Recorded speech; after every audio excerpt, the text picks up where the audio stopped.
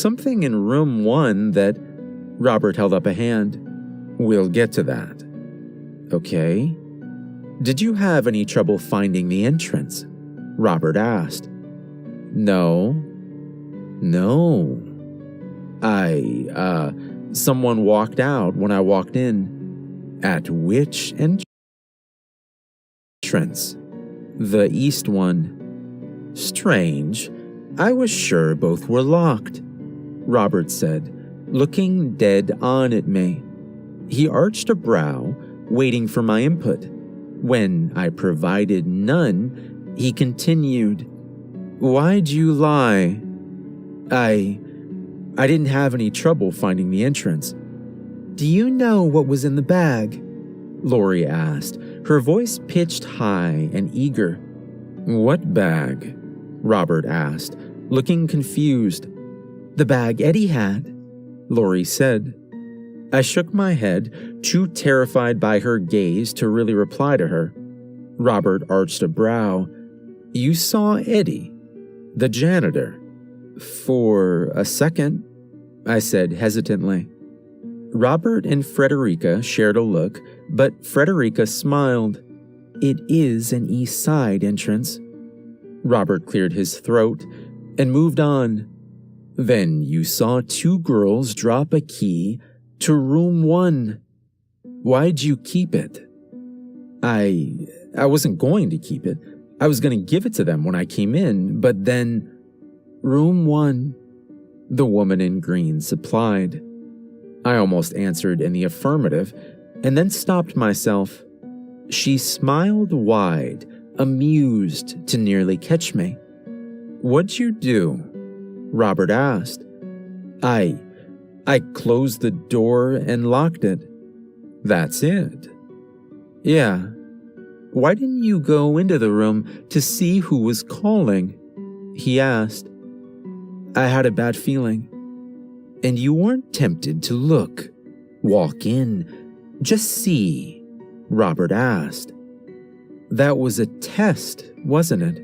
I asked. Are people supposed to look? If they don't want to be here, Lori said, with that wrinkled, overeager grin. Does she upset you? Frederica asked me suddenly, with a wicked grin. As she did, Lori's wrinkled face curled into a frown, and her eyes were still menacing, facing me. I wanted to protest, but I'm not supposed to speak to her. I started weighing how much I cared about the rules in a place already as twisted as this. She does, doesn't she? Frederica taunted. Hear that, Lori? He thinks you're disgusting. Lori stomped forward and suddenly was looming over me, and I had nowhere to go but the back of my chair as buggy eyes glared further and further down into me. Then, Robert cleared his throat.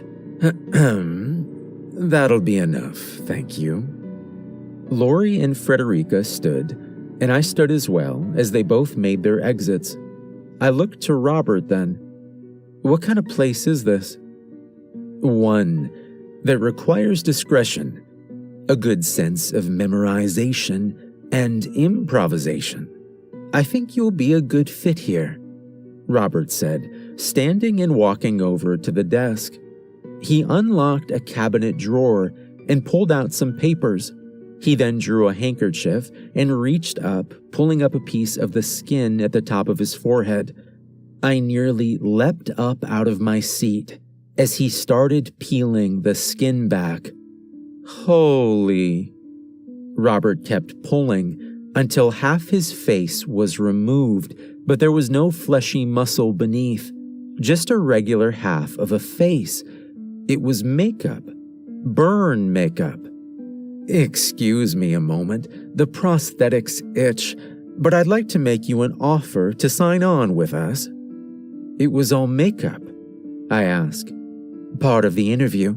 The bag Eddie carried was meant to be suspicious, and Joe gets a kick out of scaring the new guys in room 1. See, like I said, this is a job that's unpredictable, and we look for a certain personality type. We try to learn it as quickly as possible. Robert wiped off the rest of the makeup with his handkerchief and looked like a normal man in his mid-40s. Most people break with Lori or forget the rules with Freddie. I looked dumbfounded from the door to him. That's it?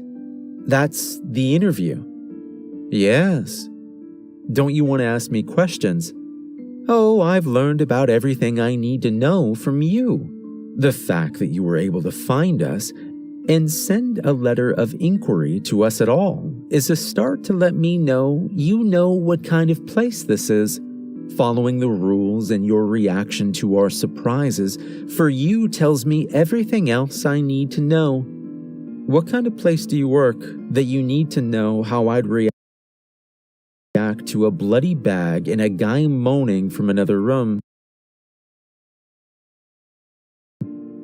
Robert straightened and smiled as if that was a question with the most obvious answer. We're a luxury hotel. Half our job is going about as if it's business as usual, but it's not. There's a lot of protocol to follow, and it requires you to know what to do in a lot of situations. Did you have anyone help you with the rules? No, I say as I rehearsed. I wasn't supposed to show them to anyone else. Also, an extreme part of this test. Good, Robert said. If you can't memorize and follow those instructions in the time we gave you, then you wouldn't be able to handle this job. But you were a natural. But you still have enough independence that you're not completely lacking in critical thought. You'll do well here. Listen, after all this, I don't even know if I want this job. Robert didn't say anything, just showed me the starting salary. This was the walk through fire, but I can guarantee if you sign on with us, so long as you stick to the rules, you'll be fine. The money was good. Really good. The first set of rules wasn't so bad. If this was some kind of weird promoting discretion, then fine. Joe and Eddie were a setup. I could keep my mouth shut. If they'd let me in and all I had to do was learn a routine, fine. So I took the job. It was better than anything I'd get in a lab, and in that moment, things had gone from terrifying to completely lax. I signed a contract there and went home with a set of rules, a schedule, and a signing bonus. I was giddy, waving my check in Brian's face. Jill came by later, and I wholeheartedly thanked her too. Jill, I'm so glad you keep good friends, I said, as I tore into the new list of rules. What do you mean? Catherine. Who? Catherine. I still couldn't remember her last name. Your sorority sister. You were sitting with her at your reunion before we arrived. Oh. Jill nodded. I turned back to my employee contract and pulled out the new list of rules, flipping to the first page. You mean that blonde girl? Jill asked. I only met her that night. I thought she was a friend of yours. Rule number 1. Never speak to Catherine. Never give her your name. Well, shit.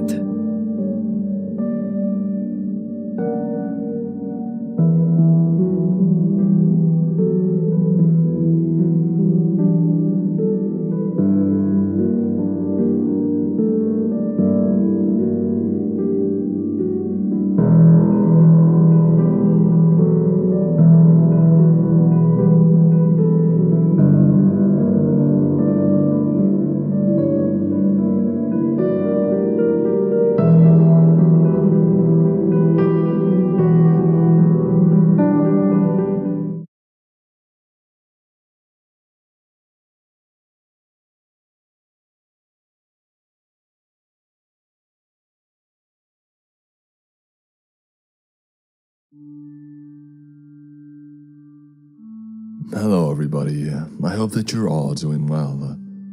We have another spooky episode in store for you this week.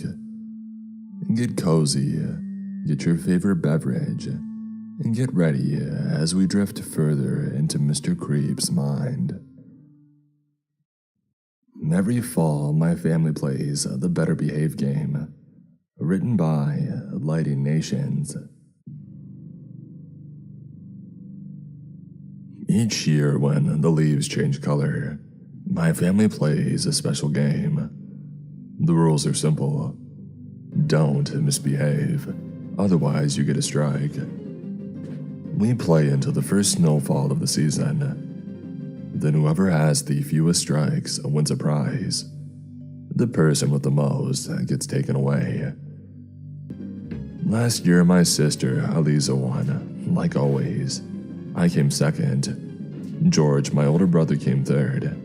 And my other sister, Mary, came last. I was sad because I liked Mary way more than George and Aliza. But Father said that if we didn't send her away, none of us would survive. The twins, Peter and Ruth, are too young to understand the rules, so they don't have to.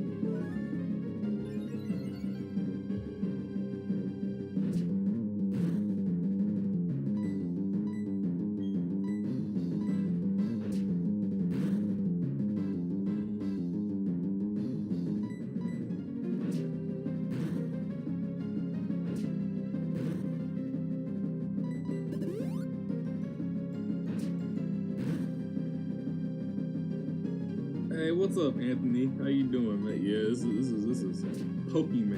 Hey, Pokemon out here.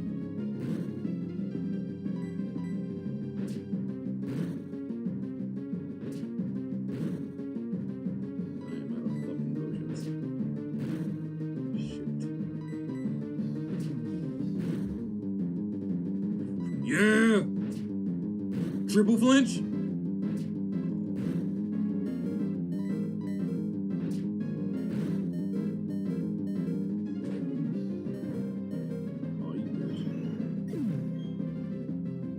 Okay, we still got Starscream.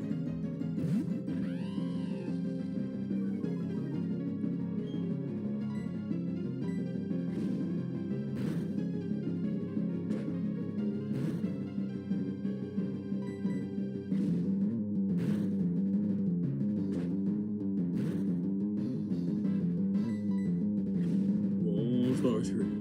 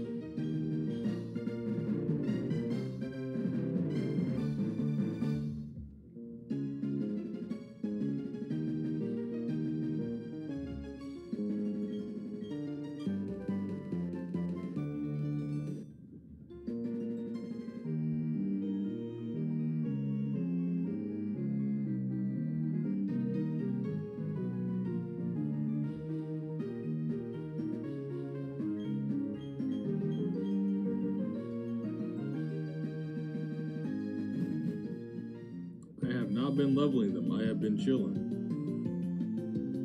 We still made it though.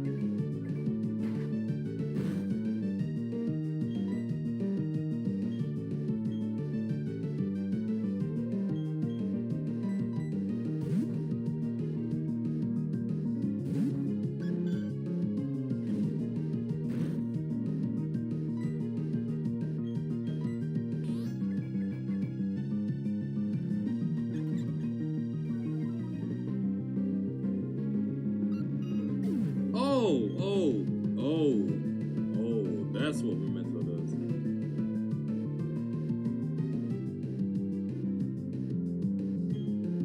I did not know what Memento did until now. Alright. Thanks for showing up, man. Thanks for showing up. Play yet. This year, I got off to a bad start because George was being a jerk. He stole from my plate while Father said grace. I heard a noise and opened my eyes right as he stuffed a handful of my berries into his big, fat mouth. Before I could do anything, he had swallowed them whole. I jumped up on the bench and grabbed George into a headlock, and we wrestled around. Right as he started biting my arm, Father slammed the table. We froze. The veins in Father's forehead were showing, which is how we knew that he was really mad. What's Mother up, said, Anthony? That's one strike for Luke. When I opened my mouth to protest, Father raised his hand. We never talked back when Father raised his hand. Doing that is an immediate strike. Even though it was totally unfair, I sat back down. Father lectured us about respecting our elders and behaving when they're speaking. We talked for so long that I thought I might starve to death. Then when he finished, he started saying grace again. I peeked open my right eye and saw George stick out his tongue. Later, when I was trying to sleep, my stomach grumbled every time I closed my eyes, so I snuck out of bed to get a snack. Our cabin is built around the kitchen. It's a big room with walls made from red bark. I pressed a chair against the wall so I could climb onto the counter and reach the top cabinet. The second that I touched the handle, somebody cleared their throat. I spun around. Mother was standing there with her nightgown. She had one hand pressed against her swollen belly. Where my next little brother or sister will come from. I'm Yeah, good. I'm serious. Animation is looking good. That's 2 strikes, she said. A few days later, George and I went for a walk. See, because I was in last place, he had been on his best behavior. And behaving all the time is super boring. But if it was just the two of us, we could have a little fun thanks to the bonus rule. I should probably explain the bonus rule. George came up with it 3 years ago to make the game more fun. Whenever he and I were alone, we never squealed if the other one caused trouble, even if one of us got really annoyed or upset. It meant that we could still have fun while waiting for it to snow. We followed the path that runs around the lake near our cabin, skipping pebbles across the surface and climbing over boulders. George boasted about how I was going to lose the game. He said that all he had to do was keep behaving and then I would be the one to get taken away. No, I won't, I said. You're an idiot. Which means sooner or later you'll do something stupid and mess up. George punched me in the arm hard, and because of the bonus rule, if Mother or Father asked about the bruise that was starting to form, I had to make up an excuse. We came to a small clearing in the forest. In the middle, there was a smoldering fire pit. Somewhere behind us, a twig snapped. George said somebody was coming and that we should hide. While George crawled under a hedge, I looked back and realized the person coming was Eliza. She was following us. Eliza always wanted to hang out with us, but George said that she was bored and told her to pound sand every time she asked. I had an idea. I dared George to pull back a branch and let it hit whoever was coming in the face. You see, if George had hit one of the townspeople, I wouldn't be able to tell on him. But if he hit Eliza, I wouldn't have to. She would race straight home and do it for me. You're just trying to get me into trouble, he said. I started mimicking a chicken. George rolled his eyes. Do you really think I'm that gullible? Block, block, block, George, I asked. George grabbed the branch and got into position. When Eliza stepped forward, he let go. It whipped around, lashing her in the face. She fell to her knees, holding her left eye. George laughed until he realized who he had hurt, and then he tried to help Eliza to her feet. He said, "I'm sorry," over and over again. She shrugged him off and started heading back to the cabin. George grabbed a stick and offered it to Eliza. "Here, you can hit me in the eye as revenge, just don't tell." He followed her out of the pit, begging her not to say anything, apologizing again and again. I punched the air. Strike one for George. When George realized that he couldn't stop Eliza from squealing, he charged after me. "You knew that it was her." He had the same vein in his forehead that father gets. I ran, but not very far. George tackled me to the ground and punched my chest repeatedly. Mother and father wouldn't notice the marks there. We waited until sundown to return. George thought that father would have calmed down by then. Boy, was he wrong. Mother and father were waiting for us on the front porch. Eliza was sitting on Mother's lap, her eyes all red and puffy. And Peter and Ruth were running around, chasing fireflies. Father stood as we walked up the path, and George gulped. "That's strike one for George," Mother said. George walked right past them and straight into his room. He didn't even come out for dinner. 2 weeks passed and nobody caused any trouble. I got this sinking feeling in my stomach like I was falling. We were getting really close to the first snow, and I was in last place.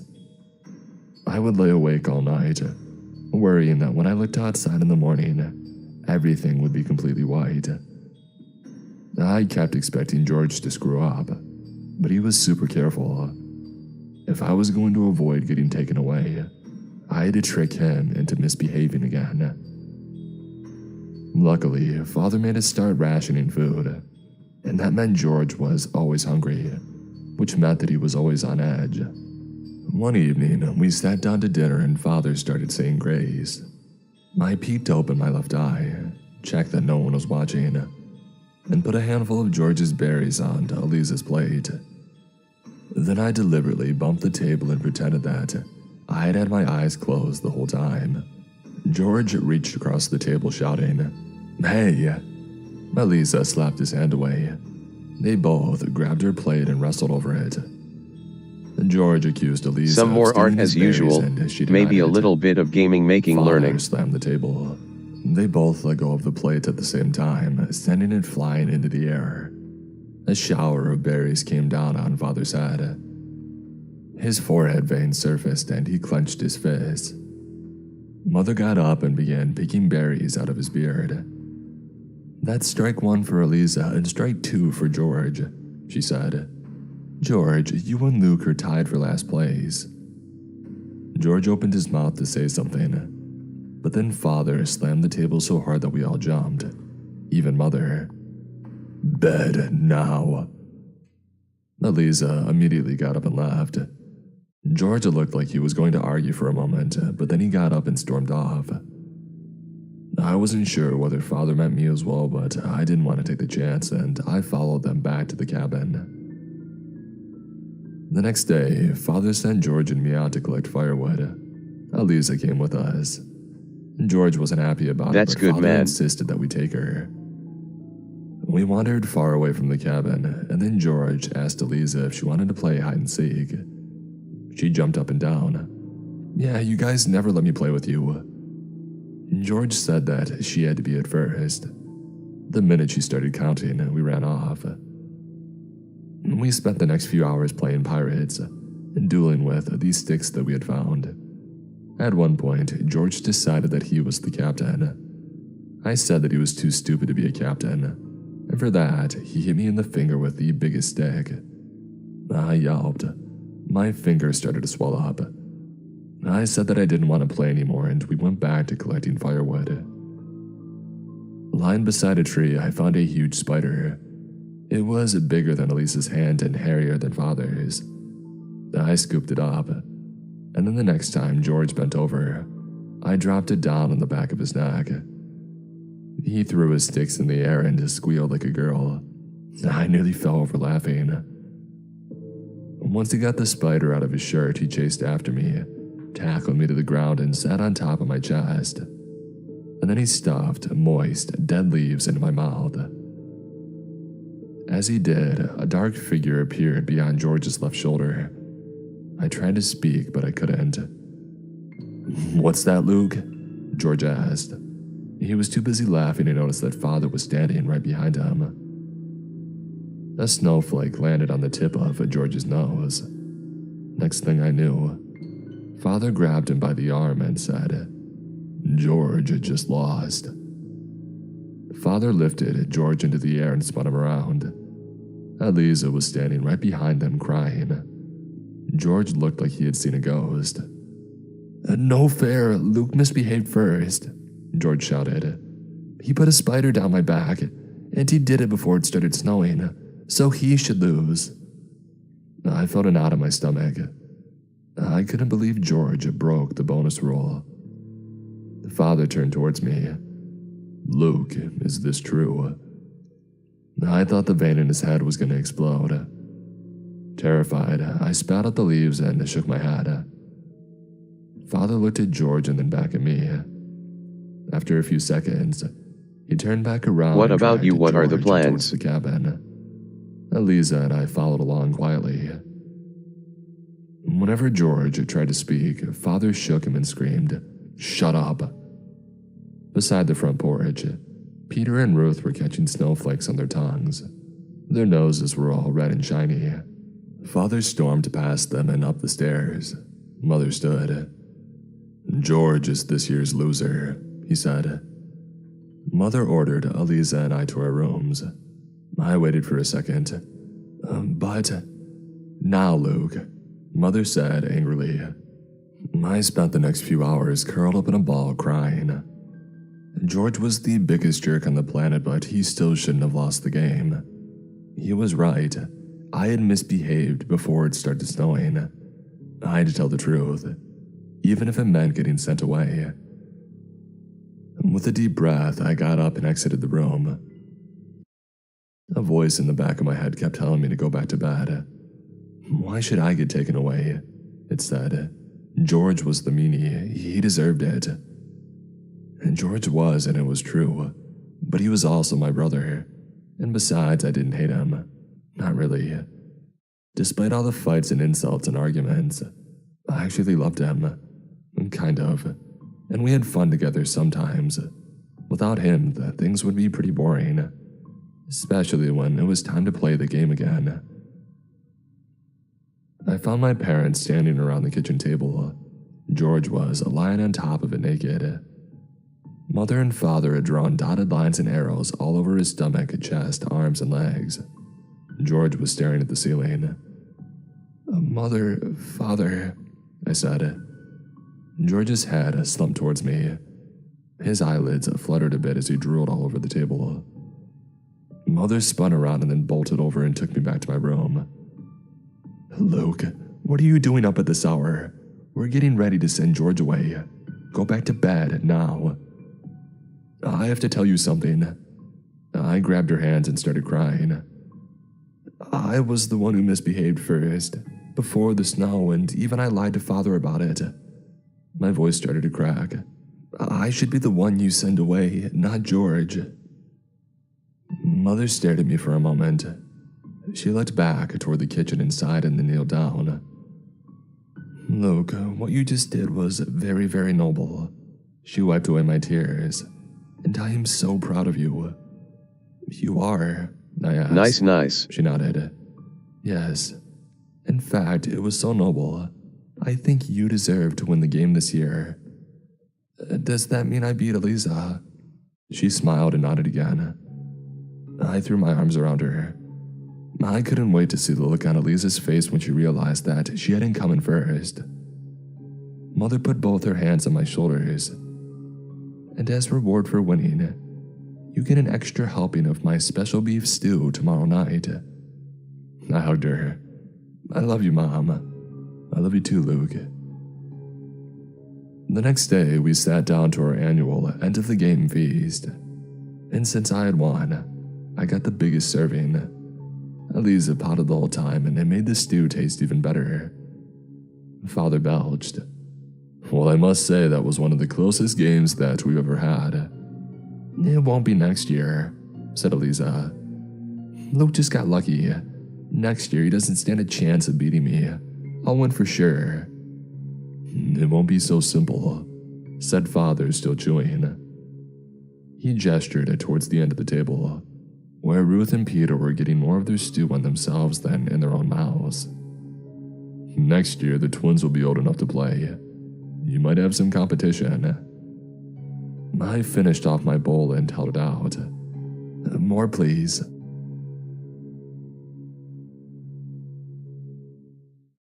This week's episode of Creepscast is sponsored by the Audible Original Impact Winter. Listen to the new Audible Original Impact Winter from executive producers of The Walking Dead and the writer of Pacific Rim.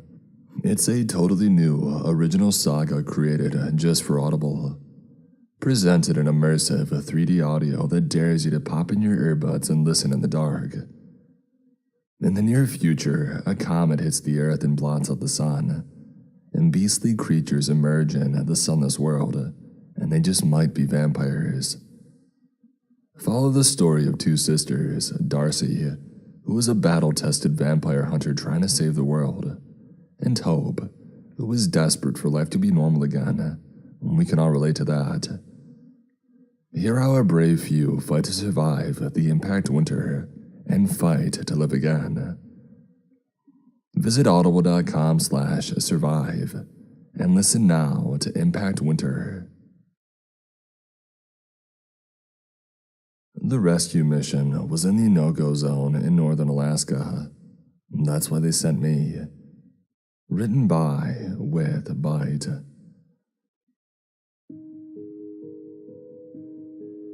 I was working in a bar when they found me. The bar had seen better days, and so had the customers. The greasy, shabbily dressed men with zero personal hygiene who sat at the corner drinking beer and complaining. There was nothing too petty for them to moan about, and I had long ago tuned them out. I stood there, blank-faced, wiping down the bar and pulling yet another drink all day long and into the night.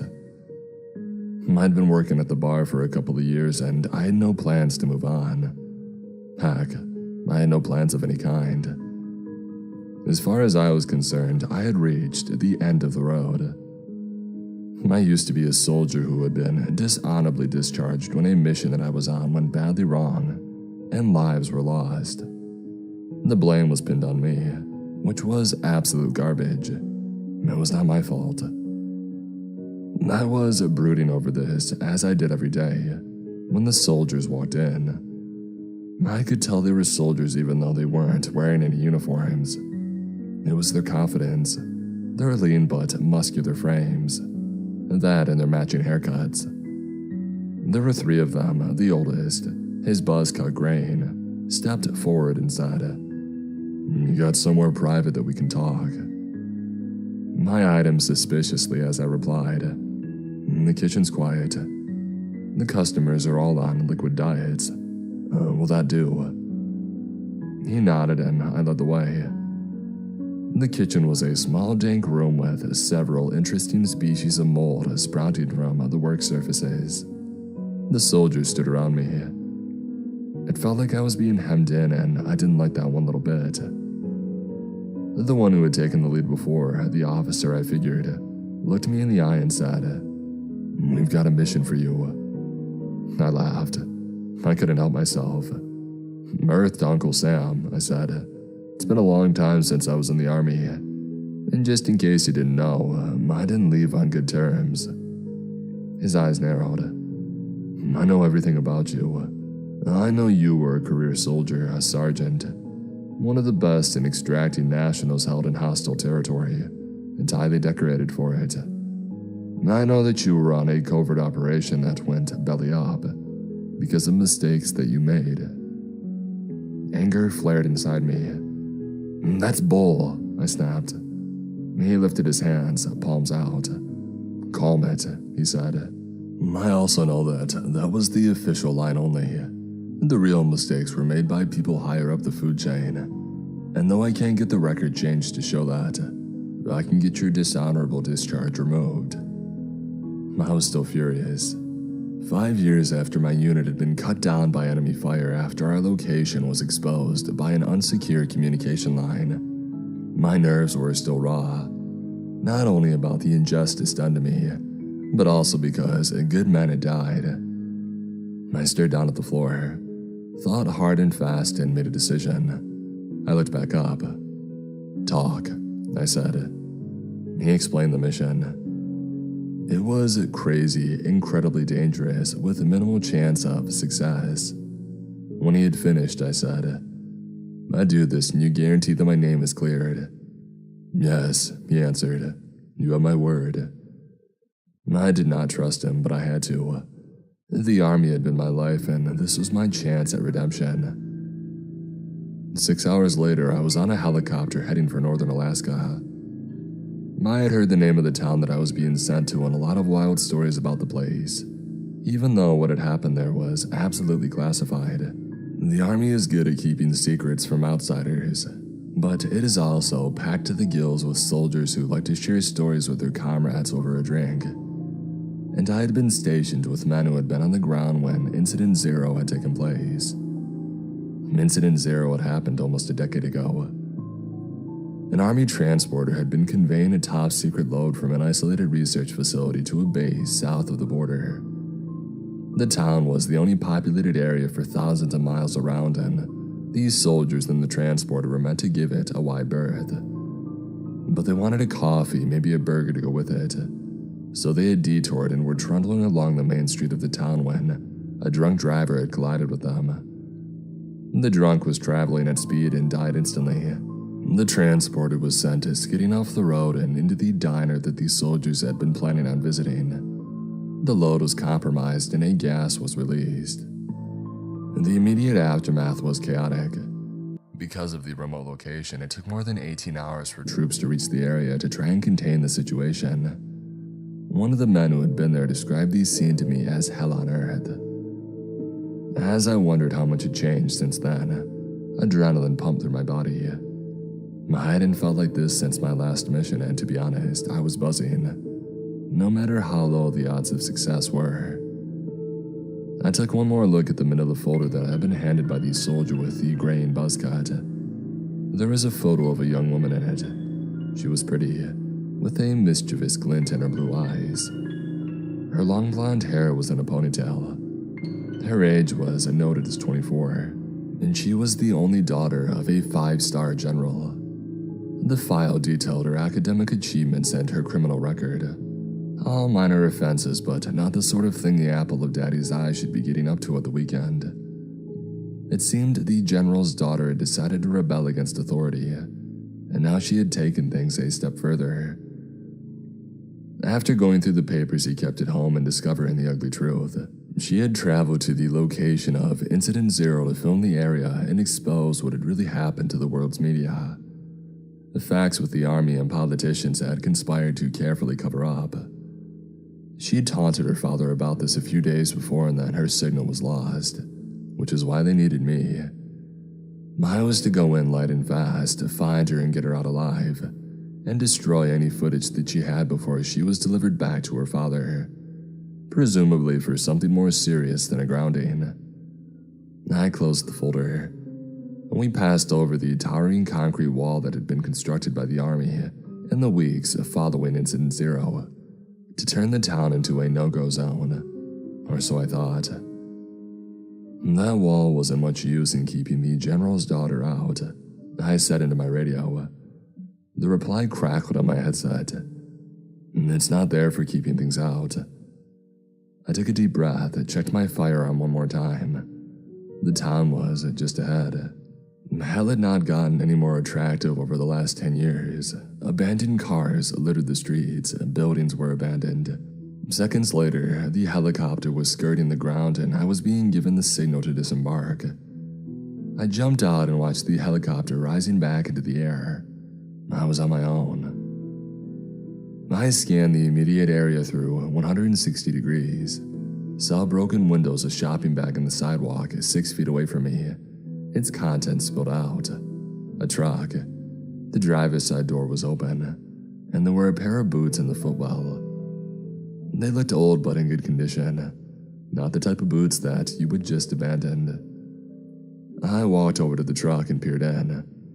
There were foot bones in the boots, 2 complete sets, and dark stains on the dash that could have been mistaken for rust if you didn't know any better. I moved away from the dried blood that spread further throughout the interior of the truck, and I moved on. To my left, the open door of a bar was banging against its frame in the wind. A sign painted on a still broken pane of glass in its window advertised, "Half-price drinks all day Sunday." There was more dried blood smeared across the inside of the window. The wind that was keeping the bar door in motion was biting cold. Despite this, I was sweating. My shirt was sticking to my back and my palms were slick where they held the gun. I told myself that this was all fine. I was a professional doing what they did best, extracting people from bad situations. I started to move down the street. The traffic signals were dark. I passed the wrecks of more cars. Most would have been four-wheel drives, the type of practical, sturdy vehicles needed to live out here. Some of them had crashed into each other before their owners had passed into history. There were still keys in the ignitions, flasks on the passenger seats, a child's backpack in the seat of one. I swallowed back down sick which had risen into my mouth. I was starting to get the shakes. I had heard the stories from these soldiers who had been here, but seeing it up close was a different ballgame. I kept moving, kept checking my left, my right, alert and ready. The only sounds were that dang door banging and my own breathing. My heartbeat was beating too fast and I could feel it, like an alarm that you couldn't turn off. In her last message before the signal went, the general's daughter had told her old man that she was heading for the diner where the transporter had crashed. There had been a map of the town in the manila folder as well. I studied it and had the route to the diner clear in my mind. I needed to turn left at the end of the main street. Walking more quickly, fighting back the urge to run, I got to it. I had just reached the turn when I saw my first survivor from Incident Zero. The only survivor is the wrong word. I thought it was a pile of rags at first. Everything else was lying around abandoned in the street, so why not clothing as well? I thought. But then the rags began to move, and I saw the bones inside and the flesh still hanging on in places. This thing that was crawling towards me had been a person at one time, a resident of this town.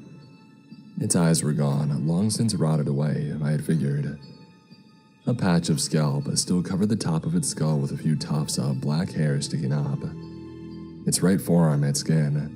A faded tattoo of an eagle was clearly visible.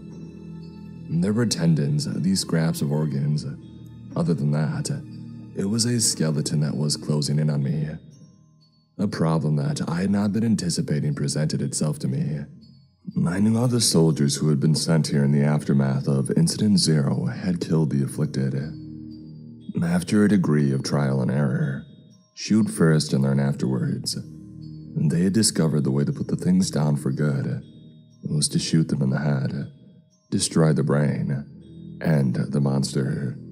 And I leaned over to try and see better through the empty eye sockets. This thing did not seem to have a brain. Another few seconds and it would be at my feet. I swore and opened fire. Bullets tore through bone, separating skeletal limb from the remains of muscle, until the thing lay in pieces. It twitched, jerked, seemed to be trying to fight on and reach me, but it was pretty much just human leftovers now. I did not know how many more there were still in the town. Almost the entire population had been turned into chaos following the crash and the release of the gas. The drunk driver was the first. To the horror of these soldiers who had been in the transporter, the driver's body dragged itself from the car and started walking towards them. The driver's head had been close to decapitated in the crash and it hung down to one side. Somehow, this had not stopped it from biting the first soldier. and tearing a chunk out of his neck. This unfortunate soul turned minutes later and attacked his comrades. By nightfall, the newly dead owned the town. I know this because of the almost. One teenage boy managed to hide in the space under the porch of the local chapel and saw hell being born. He was rescued by the soldiers and taken to a secure hospital where he will probably see out the rest of his life. The transcript of the interviews with him had also been in the manila folder. Poor kid. And poor me, if I did not get a move on. I ran this time, left, away from the main street. The crashed transporter came into view.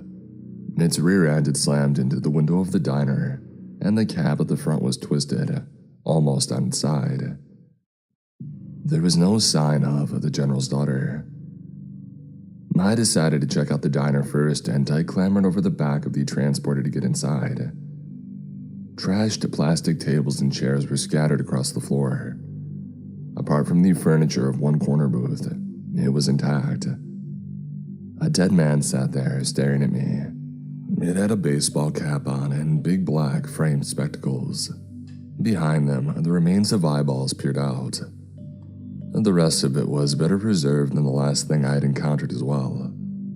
There were gaping wounds in its face, and the skin of its hands were hideously decayed. Apart from that, it looked in pretty good shape considering all things. It certainly got to its feet quick enough and started to shuffle towards me. Its arms were held out in front and it was moaning. Drool dripped from the corners of its mouth, and I swear the freak was licking what was left of its lips. I am not for dinner, I told it, and I blew a hole in its forehead. I stood there for a moment. What the soldiers had said about totaling the brain was true. And then it fell into its knees and face planted the linoleum floor. My shoulders dropped. I felt a moment of relief. And then these swing doors to the kitchen opened and a whole host of them appeared. The soldiers had taken out a lot of the reanimated corpses of the townsfolk by the time the order had came to fall back and to build the perimeter wall. But not enough. From my point at that moment in time, nowhere near enough. The thing in the vanguard of the group had one. The skin on her face hung off under her eyes, like she was weeping tears made of pale flesh. Her teeth were bare, as were those of the things crowding behind her. Men, women, and a dog. A great hulking thing whose fangs were exposed to the gums where its snout had decayed away. It looked like it was back on the menu. I felt bad about taking the dog out. The rest were a matter of self-survival. My ears ringing from the gunfire, I stepped over them and across the diner floor, and I went into the kitchen. It appeared to be deserted. My instincts were screaming at me that this was not the case. Something had drawn the things here, and I did not see any way out of the kitchen. I reloaded my firearm and raised it as I pried open the door of the freezer propped against one wall. With no escape, this was the obvious hiding place. And sure enough, there she was. Pale, shivering like crazy, even though the freezer hadn't been connected for a long time, and closing in on asphyxiation. I lowered the gun, took her arm, and helped the general's daughter stumble out. She held a mobile phone in her right hand.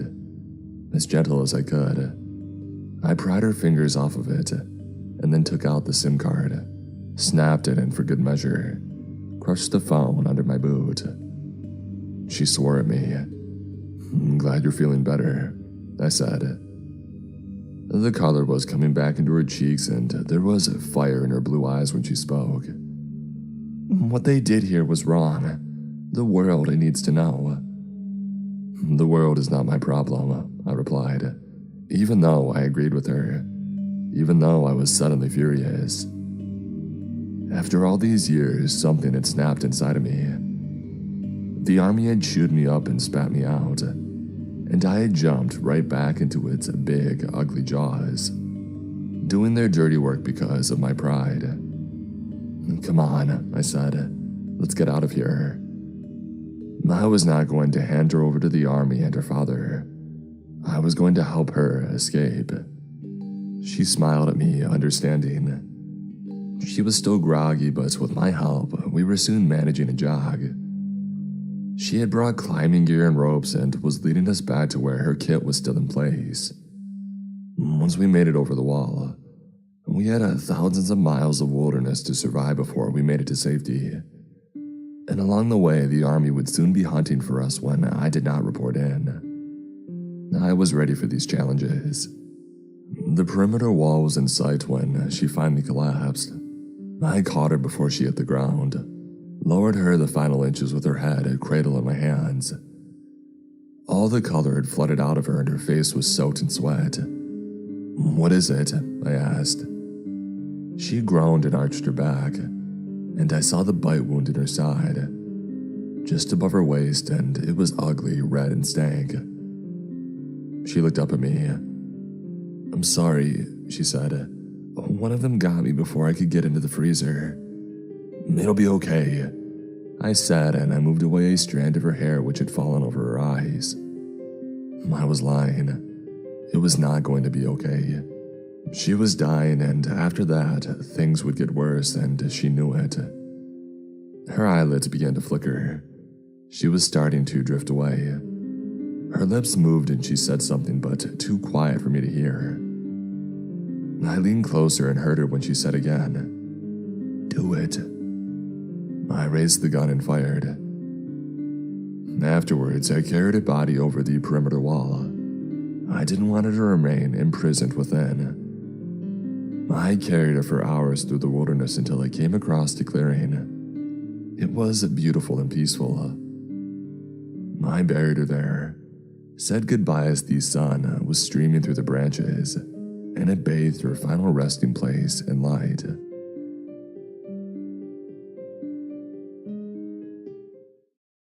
I invented a list of strange rules for my stupid office job.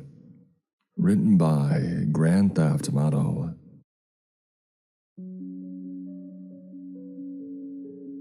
I really hate rules. Whether you call them laws or guidelines or regulations or codes or whatever, rules are just another form of capitalist BS. I don't care if you put them in a list, write them in a book, or tattoo them on your butt. I ain't going to follow them. No shirt, no shoes, no service. And screw that and screw you. How about no shirt, no shoes, and I take a leak on the wall? Idiot. Alright, if you made it past that opening, you're probably alright and open to hearing what I have to say. I messed up big time. Let me start from the first day in the office and paint you a picture with my words and that kind of stuff. So, imagine me walking into an office building around 10ish one morning, about a week ago. I look good. I've got on a freshly ironed Oxford, shiny shoes, and even a freaking tie. Like a tie. The physical embodiment of rules and structure. A silken capitalist news. I hated the tie, but I wanted to fit in on my first day on the job. You see, I had a plan, a strategy. I was going to take society down from the inside. I was Odysseus, and this random office supply store office was my Trojan horse. You see, I'd been applying to jobs and going on interviews for weeks, just for the fun of it. It seemed like a great way to waste a Tuesday afternoon, especially if I got loaded first. The goal of the game was to waste as much of their time as possible. I am wildly unqualified for pretty much every position, except for a missionary, you dig. So imagine my surprise when I actually got hired. They must have been hard up for staff like you wouldn't believe. I nearly turned them down, but that's when inspiration struck. How could I bring down the system from inside the system, you ask? With a list of rules. Rewind your brain to that image of me walking into the office for my first day. My shirt is crisp. My hair could legally be classified as an oil spill. And I'm giving off some big disco energy. I don't report to HR like they told me because that's a rule. Instead, I walk confidently into the break room for a cup of free coffee and some free food from the fridge. They actually name their food here, which I think is weird, but hey, different strokes. If somebody wants to keep a container of General Tso's as a pet and name it Alice, who am I to judge? Once I confirmed that I was the only real dude in the room, I enacted step 1 of my plan. I rolled up on the big corkboard that dominated one of the walls. It was practically festooned with flyers, rack cards, sign-up sheets, laminated safety BS, and other various BS documents and a kaleidoscope of BS formats. You know, typical office fixture from what I've heard online. I did a quick 1-2 glance to make sure that I was still alone. And then I pulled out the list of my rules from my back pocket and stapled them in a place of honor in the middle of the board. Hello, fellow worker bees. This is your friendly neighborhood collection of overlords with some updates on company policy. Rule number 1. Our dress code has been updated to reflect the fact that fashion is poison, fur is murder, leather is murder, denim is assisted suicide, and every pair of Doc Martens produced requires the destruction of an acre of rainforest. From now on, you'll wear a simple potato sack to work, and you'll like it. Rule number 2. There are no more titles or ranks here at whatever the F we do office. All positions are equal and will be paid as such, and should be referred to in conversation as such. Except for missionary, that position remains above the rest. Rule number 3. Free frickin' space. Rule number 4. There will be a mandatory burning of timesheets at 3:03 p.m. Don't forget your marshmallows. Rule number 5. Remember that we are worker bees and thus we should make buzzing sounds with our mouths whenever we move through the hallway. Buzz buzz. Rule number 6. Simon says no more bathroom breaks. Toilets are only porcelain thrones of oppression. Instead, we provided a lovely courtyard for your bladder and bowel convenience. All rules are active immediately. Failure to comply will result in summoning and unleashing Azkaban, the Destroyer, who will hunt down rule breakers, shred their souls into shrieking nothingness, and eat their physical forms from butt to windpipe. Yours truly, in warm regards, the system. I stood for a moment, basking in the pride of a job well done, and then I went searching for an empty office so I could take a nap. I fell into a deep, well-earned sleep under some schmuck's desk, until the sound of screaming ripped me back awake. The office that I had snuck into was one of those all-glass types, with blinds on every wall. I pulled up the blinds nearest to me to discover the glass was splattered with blood. So much blood. The entire room on the other side of the glass had a red tint to it. I watched men and women running from every direction. A pair of well-dressed dudes collided near the copier. One scrambled up and took off, but the second guy was stunned. That's when the demon walked in from a side hallway. Gun to my head, if you asked me what kind of person I was, I would probably say brave, even borderline heroic. Certainly hard to rattle. But when I saw the creature, I released a scream of absolute horror from my mouth, and a stream of utter terror from another part of my body. The demon was at least 8 feet tall, with reddish amber skin, and built like a freaking brick house. Even his biceps had abs. A skirt of hissing snakes hung from the monster's waist. Azkaban the Destroyer. He was real and he was here. Oh, crap, I whispered, ducking behind the nearby blinds as the demon scanned the room. I didn't think Azkaban was real. The name came up in one of the Warlocks versus the Patriarchy chat rooms that I frequented, but I assumed it was somebody's D&D homebrew or something, not a living, breathing demon. I peeked from around the blinds to see the man who had fallen by the copier crawling away from Azkaban.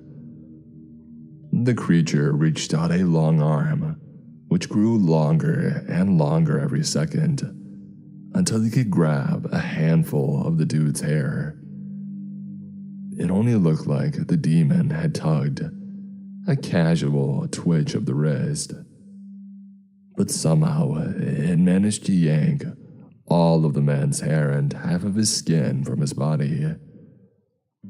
Red meat and twitching muscles lay exposed in his back.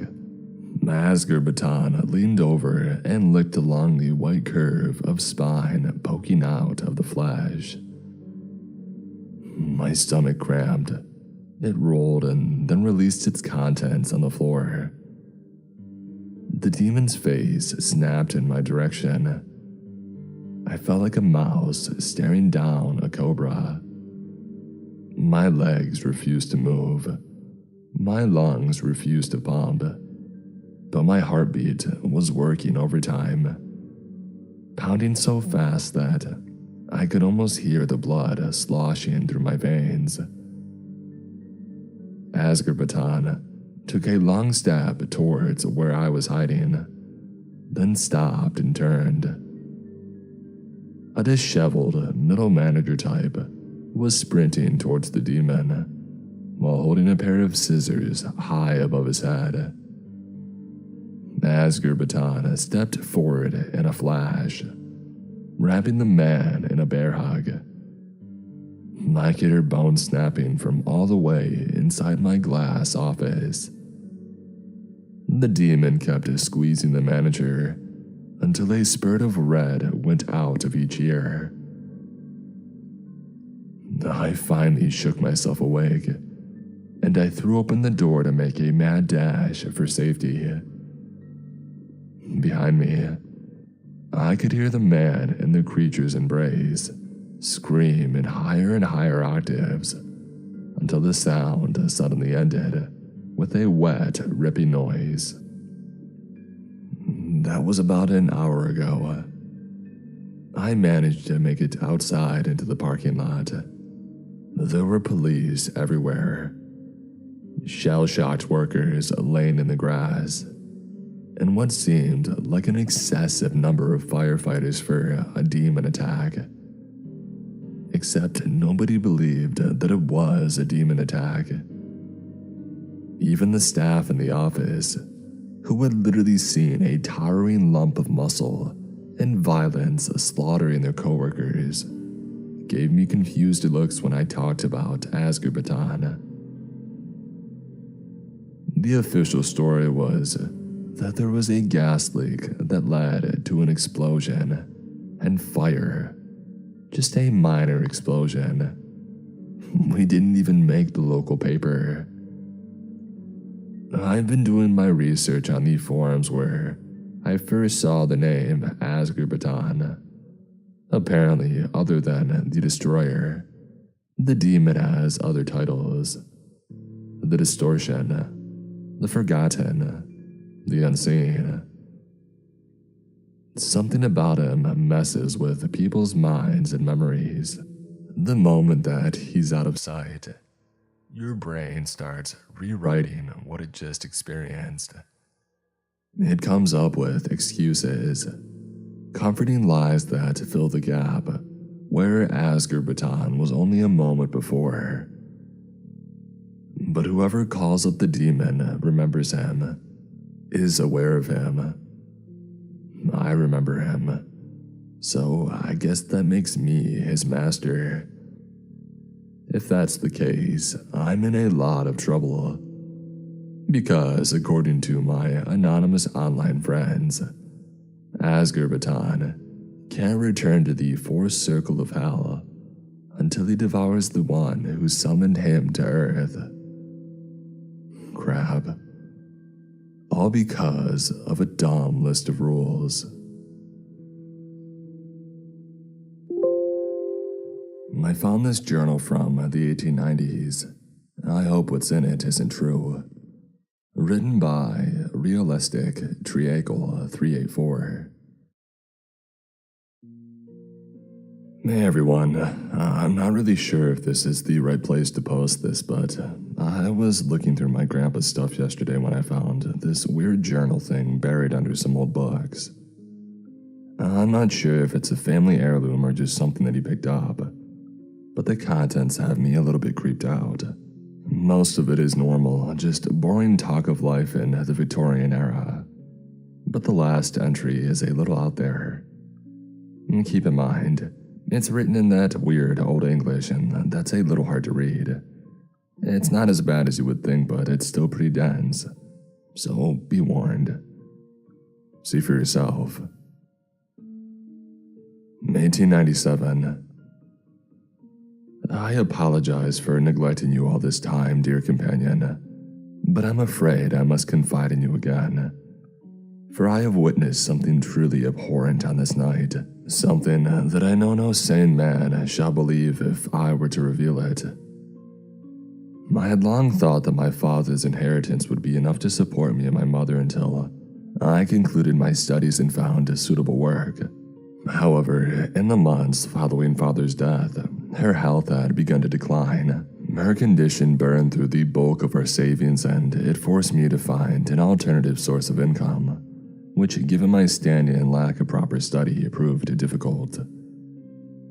For weeks, I paraded myself about town like a common harlot, begging anyone who would listen for employment.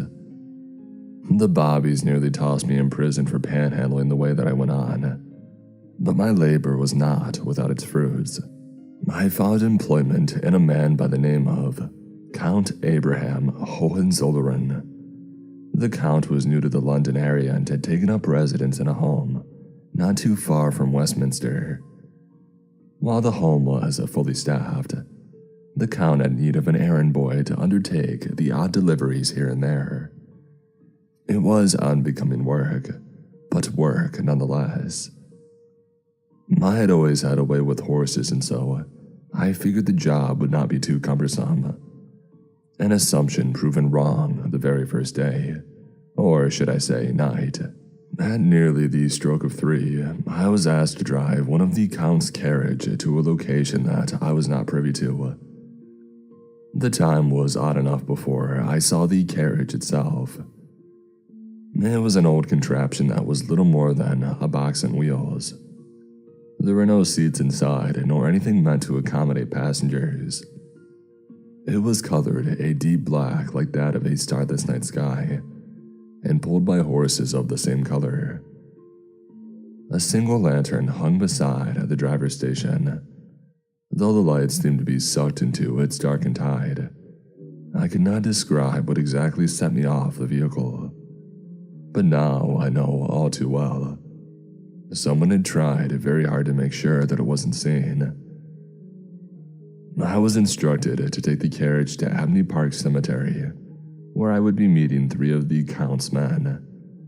They weren't the most welcoming of individuals, though I suppose nothing more could have been expected given the circumstances.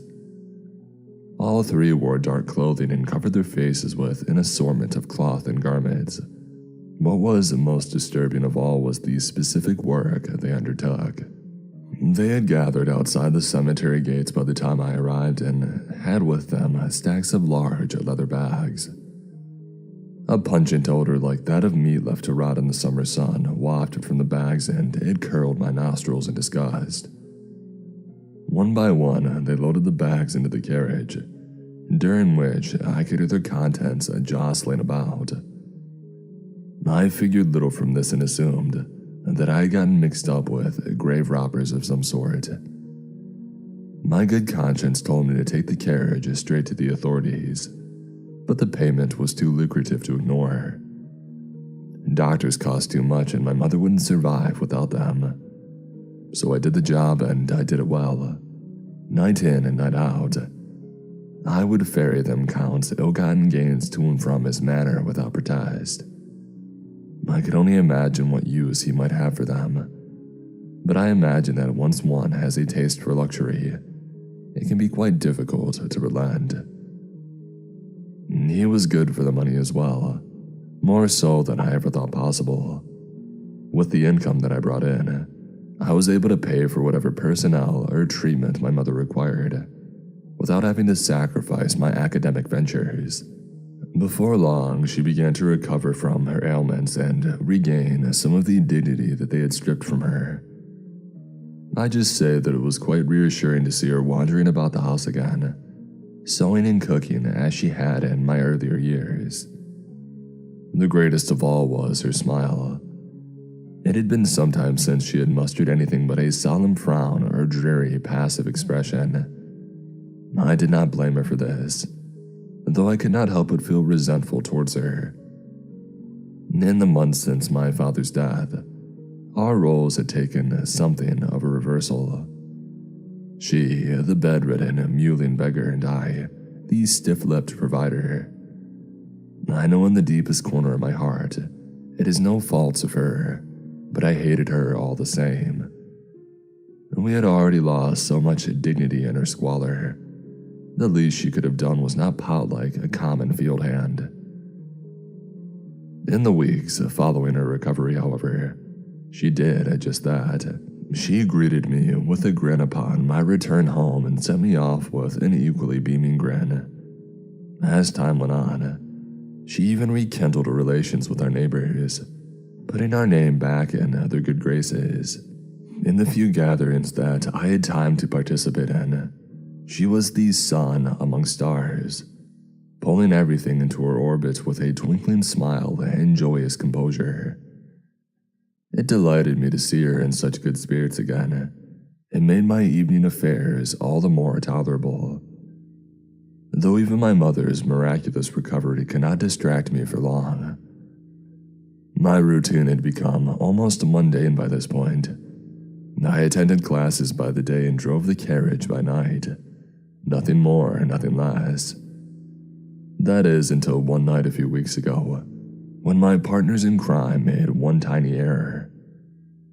It was a night like so many others. They were filling the carriage with their misbegotten treasures, while I sat in waiting at the driver's seat. My thoughts lingered on that day's lessons, when suddenly a loud crash came barreling through the night. I spun around and saw that one of the workers had thrown one of the bags into the side of the carriage, rather than through the door. An error of exhaustion, no doubt, but one that was not without its consequences. The bag's leathery hide had been split open from the impact, just enough for the dim lantern light to illuminate a tiny sliver of its contents What I saw shall forever haunt me, for I saw no jewels or coins, but a head. It belonged to that of an older woman, whose pale skin had just begun to blacken with rot. Her mouth hung agape, devoid of liveliness, and her eyes had rolled back as if she were on the verge of passing out. Silvery strands of hair hung unkempt over her features, robbing her of whatever glow she may have possessed in life. A shocking morbidity hung about the head as it rolled about in the bag, compelling me almost to madness before one of the workers scooped up the bag and tossed it into the carriage. I almost hadn't believed my eyes when the head had passed from my vision. Perhaps in another time, I would have thought it had tricked my mind and played on me, but the image of the head lingered in my mind with all too much clarity. There was a creeping sense of familiarity brought on by the head, and one that haunted me all through that night. I did my job as I had been expected to, but all the while battling the hauntingly nostalgic sight of the head. It wasn't until I returned home that I was greeted with some peace. My mother knew there was something wrong with me. She implored me to talk with one of the many doctors she saw, but I refused, knowing my ailment was not physical. All throughout the day, I was plagued by visions of the head staring back at me, its aged skin gripped with rot, and lifeless eyes turned away from my own. Only when I was in the company of my mother did I find any escape from the waking nightmares. Soon, however, she could offer me no more comfort. Grave robbery was a matter I could excuse, but I could not ignore the desecration of corpses. I had to know what sort of man would order such a action and why. So, with what little free time I had, I endeavored to learn just that. My research proved quite fruitful before long. Count Abraham was well known in his home country, where he had dined with the likes of the Kaiser. He had been born heir to their house and had spent most of his youth cultivating an extensive understanding of the sciences. By age 17, he had graduated from the University of Munich and was heralded in many circles of academia, even here in London, as one of the greatest minds of the modern era. Though what specifically he studied is hard to say, his education was such that he had expertise into all realms of knowledge, though he seemed to have something of a leaning to the sciences of life.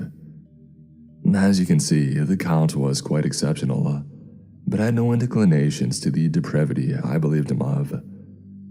It wasn't until I concluded my research that I found something of the sort. In 1895, a fire had broken out at the Count's ancestral home, the castle of his elders. All of the staff were killed, but the body of him was never found. Strangest of all, I witnessed to the event report seeing a man fleeing from the inferno while dragging a sack of something behind him. The local authorities believed this man to have been the culprit, and while I agreed, I did not think it was the full story. I am not sure what else I would have recovered had my investigations persisted. Unfortunately, the Lord had other plans in mind. My mother's health had resumed its decline in the midst of my investigations. Little by little, she inched her way back to her bed and soon passed from this world with a smile on her face. She would have been proud of the way that it happened and the events that proceeded afterwards. The entire neighborhood came to mourn the loss of her and watch as she was lowered in the earth beside my father. I hold no regrets for her, only that she could have seen how loved she was in the end. Life was hollow for the weeks after her passing. The house was left hollow without her presence and the smile that so many have enjoyed. Someday, I found myself lingering outside what had been her bedroom, praying that when I stepped inside, I would find her laying where she had always been, with rosy cheeks and flashing teeth. I never realized just how much I needed that until she was gone.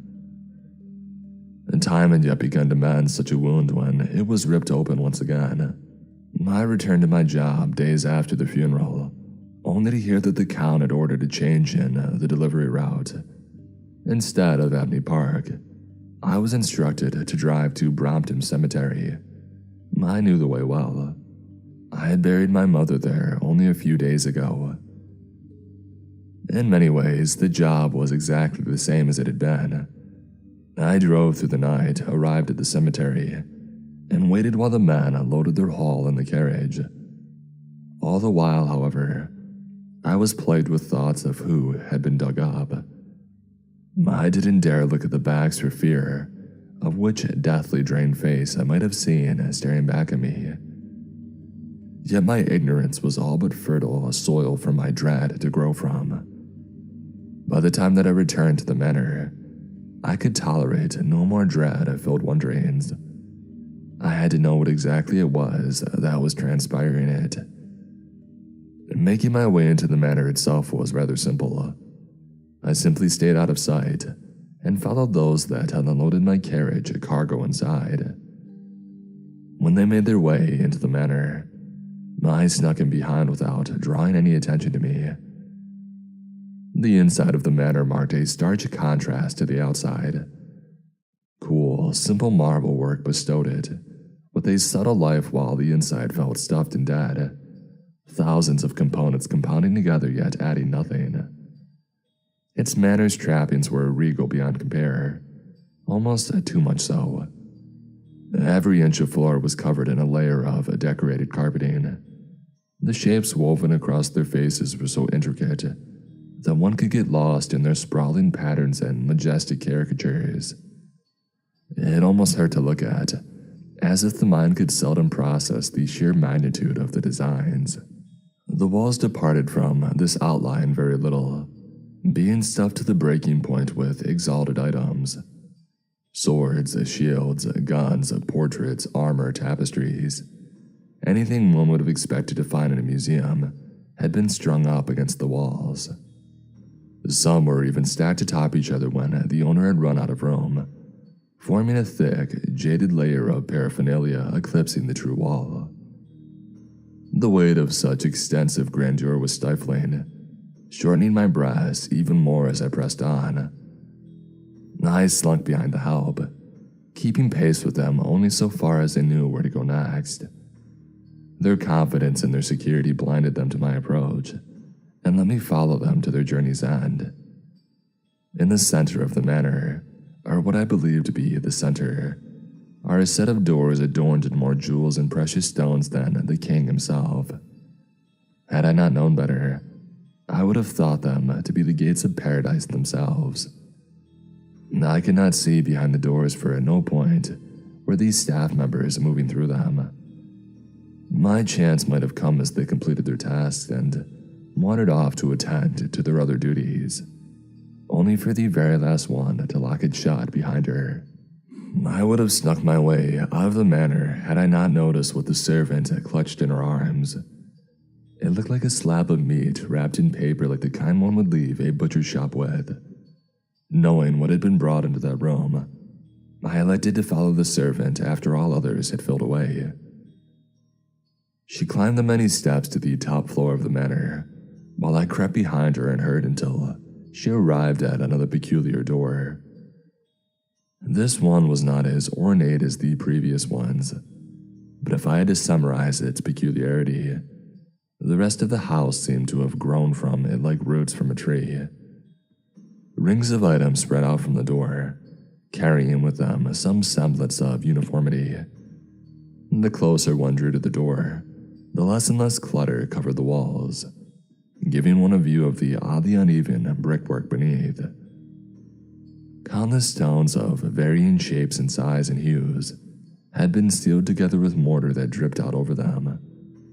The patchwork was unbecoming of such a luxurious establishment, and it unnerved me as I approached it. The servant undid the lock on the door and gently pushed it open. A vigorous beam of light came bursting out into the hallway, blinding me in its contrast between the dim halls. The servant slipped inside before long as I crept to catch the door before it shut. I did not slip inside after her, electing instead to linger by the door and peer through the crack that the light streamed from. Inside was a place I assumed was a dressing room of sorts, albeit one that had been expanded to its zenith. The ceiling easily rose another story, with the oddly barren walls colored at white as pure as snow. A chandelier hung over the room from which a flickering candlelight was cast outwards in every direction. Shadows danced across the floor, which was covered in an assortment of papers scattered haphazardly across the floor. I could make out little of what was transcribed on them, but what I could discern seemed to be anatomical diagrams of the human body. I even recognized a few from my university's medical studies. In the very back of the room, however, lay that which drew all my attention. A dressing table was propped against the back wall, but it was adorned with beautification products like my mother's had. Rather, the only items it housed were string and needles, as if he was preparing to quilt something together. Sitting before the display was a figure whose details I could not ascertain. His body was covered in a silken robe that glistened in the candlelight, his face obscured by a hood that he had pulled over his head. His back faced the doorway from which I spied and the servant approached, making further identification impossible. The woman was in clear distress as she approached. Her posture became rigid like stone and her steps slowed the closer she drew to our mutual benefactor. I could only imagine what horror contorted her expressions. She was quick to lay the package down on the dressing table, scurry back and say, "The portion you requested, my gracious lord." The figure's head turned ever so slightly to gaze at the parchment, and asked in a voice tattered and mangled like a shattered glass, "Not too old, I hope?" "Yes, my gracious lord. This specimen was 54 when she died." The man slowly extended a hand out to rest on the parchment, a simple act that elicited a surge of horror within me. The hand that slipped from his robe, a patchwork of color of every shade on God's green earth, white, black, and even yellow, all sewn together with thread into a quilt of human skin. The fingers themselves were also mismatched. Some were withered like that of an elder, another was thick and callous-laced, and one was so small and frail I swear it must have belonged to a child. I had to clasp a hand over my mouth to suppress the gasp that would have escaped. My eyes could not turn away from the sight, nor stop themselves from absorbing every detail of the scene. They raced along, every string laced through that skin, only to watch them disappear into the folds of his robe. I should have fled from the sight as any sane man would have, but a fierce union of fear and morbid curiosity froze me to the spot. The mismatched hand pulled the package in front of the figure, obscuring it from my view. "Good." The man moaned as if he were spitting out his last words before suddenly barking, "Leave!" As if a dog from the starting line, the woman burst from the spot and fled back to the door. Her rush was such that I barely had time to dodge aside, and when she did come barreling through the doors, she did not notice me crouching beside it before speeding off down the stairs. I assumed she was too desperate to flee from the man to notice someone slinking in the shadows. I should have also fled then and there, but I had only found more questions instead of answers. Against all better judgments, I stayed at the door and kept my eyes trained on the figure inside. I heard the tearing off the parcel before I spied his ill-assorted hand snatching up needle and thread from the table. A terrible sound rang through the room like the tearing of wet meat, as I saw their hands fiddle with the parcel's contents. Spurts of a dark fluid sprayed out across the table, along with tiny bits of some strange solid matter, whose origin I still refused to contemplate. Despite the gruesome connotations, I was not deterred. If anything, I was drawn in by the display of lack thereof. I had to know what depraved madness was being performed in that infernal place, and more importantly, what it was being performed on. My questions compounded with every second that I remained, and I slowly crept into the room, straining to see what work the figure was conducting. Soon, however, the figure stopped their fumbling and looked straight into the mirror. Every atom of air froze as the man turned his head from side to side. "Beautiful," he muttered like a sculptor inspecting his masterpiece. I couldn't wait a moment longer. I had to know what was going on, even if to the death of me. As it turns out, that wasn't hyperbole. In my ravenous curiosity, I leaned into the room just too much and outright lost my balance. I regained it quite easily, but I had to slam a foot down in order to do so, which sent a thunderous echo racing through the room. My heart stopped dead in its tracks at that moment, as if suddenly the entire world had turned its eyes to me. In an instant, the figure spun in its seat and showed to me the most gut-wrenching sight that I will ever see. I had hoped to merely have seen a patchwork face staring back at me, but instead, I saw that of my mother gazing across the room with that jubilant grin beaming back at me. Lined her face was a ring of stitchwork securing it in place, connected to a needle in the figure's hand by a bloody thread. Do not mistake what I say. It was not merely an elderly woman's face. It was my mother's. I could never mistake that smile. In an instant, however, such a jovial feature twisted into an expression of the purest rage a man could hope to produce. That face, which I had loved and admired for so long, flung every ounce of spite it could at me in a way I can only recall in my nightmares. The figure snapped to their feet, jabbing the needle in my direction with a mismatched hand, and howled, "Get out! I'm not ready! Get out!" I complied in an instant, fleeing from the spot with the ferocity of a true coward. I tore down the stairs, bashing through every staff member that even thought of stopping me, and I burst out into the night, chased all the while by the thought of what I had seen. I haven't left my home since. I do not dare disclose my findings, for even I do not believe them. I've prayed for madness every night, if it means what I have seen was not real. But the memory only falls into greater clarity with each passing day. My thoughts are plagued with the questions that I have been left with. I wonder what I even saw that night. Perhaps it was the content question, though I pray that is not the truth. I could not imagine a world where a man could subject himself to such a disfiguration. But what else could it be? Whatever that abomination is, its words have plagued me above all else. I fear what might happen when it is ready, or even what ready may look like for that demon. A part of me does not dare to imagine what beastly creation could be birthed from such an outcome. Yet another theory haunts me even more. I saw what that creature had done to itself, the parts that it had stitched to itself. Mangled as they were human nonetheless. I fear that its end goal is to be human enough to walk invisible amongst our ranks, and for what reason I cannot say, nor do I wish to know. I only dread the day when such a demon is allowed to tread where it wishes and to do as it pleases, when it is no longer satiated by the dead alone.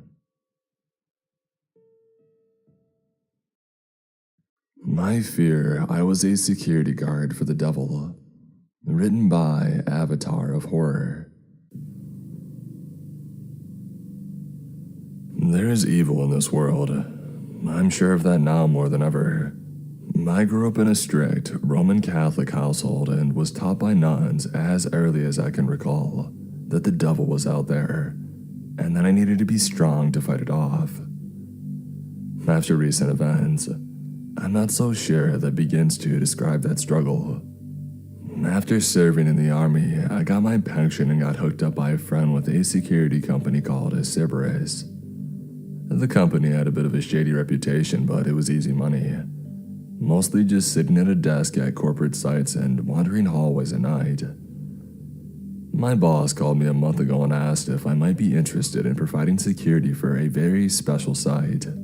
When he told me how much they were offering from the role, I dang near fell out of my chair. This was retirement level money. And after seeing dollar signs in my eyes like a children's cartoon, I blurted out, yes. My boss stated this would be a remote assignment and I would have to stay at the location for 3 months. That was beyond out of the ordinary, but for the pay, hey, I was willing to do whatever. Driving the next day, all I could focus on were the future zeros in my bank account. I was a poor kid who joined the military to pay for college, and this kind of money would change my life.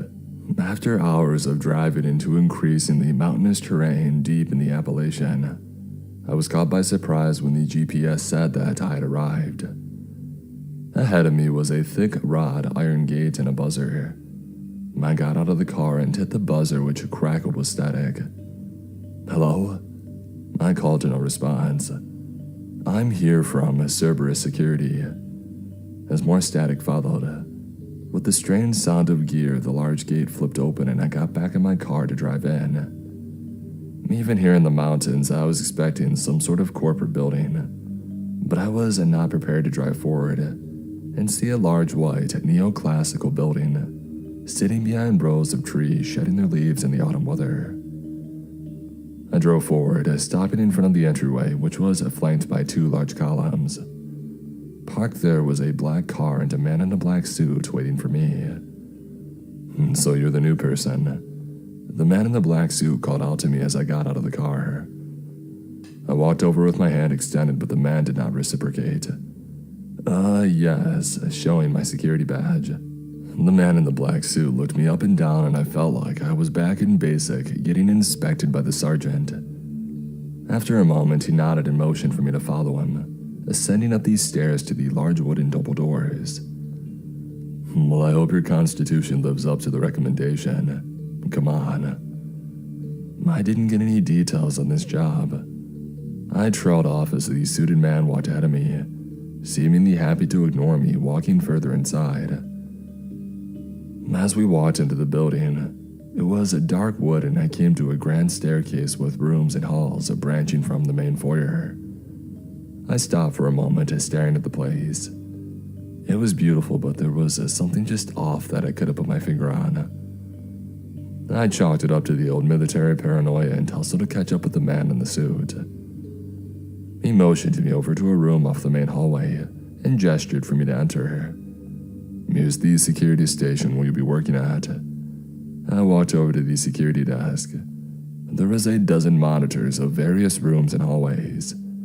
Nearby was a bed and what looked like a fridge and a small kitchen. So what does a remote place like this need round-the-clock security for? I asked. This job is for a very important client. We can't give you any more details, but good news for you, your job is to just formally watch the place at night. The suited man responded. He pointed to the kitchen area. This place is fully stocked food-wise for your term here, so settle in. You can patrol the first floor here. If a door is locked, just leave it alone. The second floor isn't off limits, but it's just a bedroom, so no sleeping up there. He paused. You are not allowed under any circumstances into any of the locked doors here. Failure to comply with that last requirement will mean immediate termination. What if there's an issue that I need to get to? There won't be. He said in a tone that broached no disagreement. There's a landline as your cell phone won't get crap out here if there's any problems. He continued, clearly trying to change the subject. Now I feel like I'm a house caretaker, not a security guard. I commented, hoping that he would take the bait and give me some answers. Your only job here is to not let anything in or out for the term. It can be a bit isolating, so if you can't handle it, call and we'll relieve you, but your pay will be drastically prorated. The longer you stay, the more you get up to the agreed upon amount. What do you mean let anything out? I asked, my head slightly cocked as if I would miss that comment. The man in the suit waved a hand of dismissal. Turn of phrase. Just stick to the instructions I gave and you'll enjoy a nice fat paycheck at the end of this. There's more details in a packet left on your desk there. Also, remember the security office is the safest place here. He began to head to the exit briskly as I followed after. This was now officially the strangest freaking job that I had ever had. And if you've ever served, you know exactly how hard that is to top. I tried calling out to the man, but he got in his car and drove off, and I watched him pull away in a hurry. The first few days at the place were uneventful. I unpacked and settled in, trying to make a routine to keep life ordered. Sleeping in the day and working at night was second nature at this point. I had gone through the instructions that were left, which gave details about everything from what keys went to what, and how to adjust the thermostat. The first floor was as grandiose and ornate as it was mundane. The place seemed like some old estate, but who the heck would want to build it way up in the middle of nowhere? It left me shrugging my shoulders. After the first week, I wasn't sleeping well. I did 2 tours in Iraq, and I kept having memories of the bad stuff that went down there. The dream ended with me being surrounded by bodies. My squad mates, enemies, civilians. Everyone around me was massacred with me at the center of it all. My alarm went off to start the night shift, and I woke up in a cold sweat. Grabbing a coffee and shaking off the dream that I sat down at these security monitors as I had for the last few days. A whole lot of nothing as usual. I took another swig of coffee when something caught my eye on the monitor in the main hallway. It was a dark movement across the screen, and I blinked a few times to make sure, but nothing was there. I walked out of the security room to the foyer to look around, but nothing was present, but there was a door open. It was the only door on the first floor that was locked when I got here, and I just figured it was a supply closet or something. Trudging over, the door was agape and I poked my head in, expecting to find someone, but it was some sort of study or personal library. I figured rich, eccentric types just had places like this. I was turning about to close the door when I saw a notebook on the desk. If you ask me even now why I went and looked, I don't know, but there was something about it that called to me. It was a simple thing in a room full of books, but perhaps sitting alone on the desk is why it stood out. The small emblem of Cerebus Security was emblazoned on its front. I picked it up and opened a random page, and was a bit disappointed that it was all gibberish. It was written over and over again, so I remember it, though even now, I don't know what it means. GUR 6 GU TNGR PNYYF. I flipped to the first page, and thankfully it was legible. It was a log. The notations were all time and location in the house, like it was tracking something. Not knowing what any of it meant, I grabbed the book and went back to the security office. I kept on the lookout that night, but no other blackness or strange things occurred. Well, until I fell asleep. Again, the dream came. I was alone, surrounded by bodies everywhere. I called out for help, for anyone to save me from these sights, and a voice came back. Release me.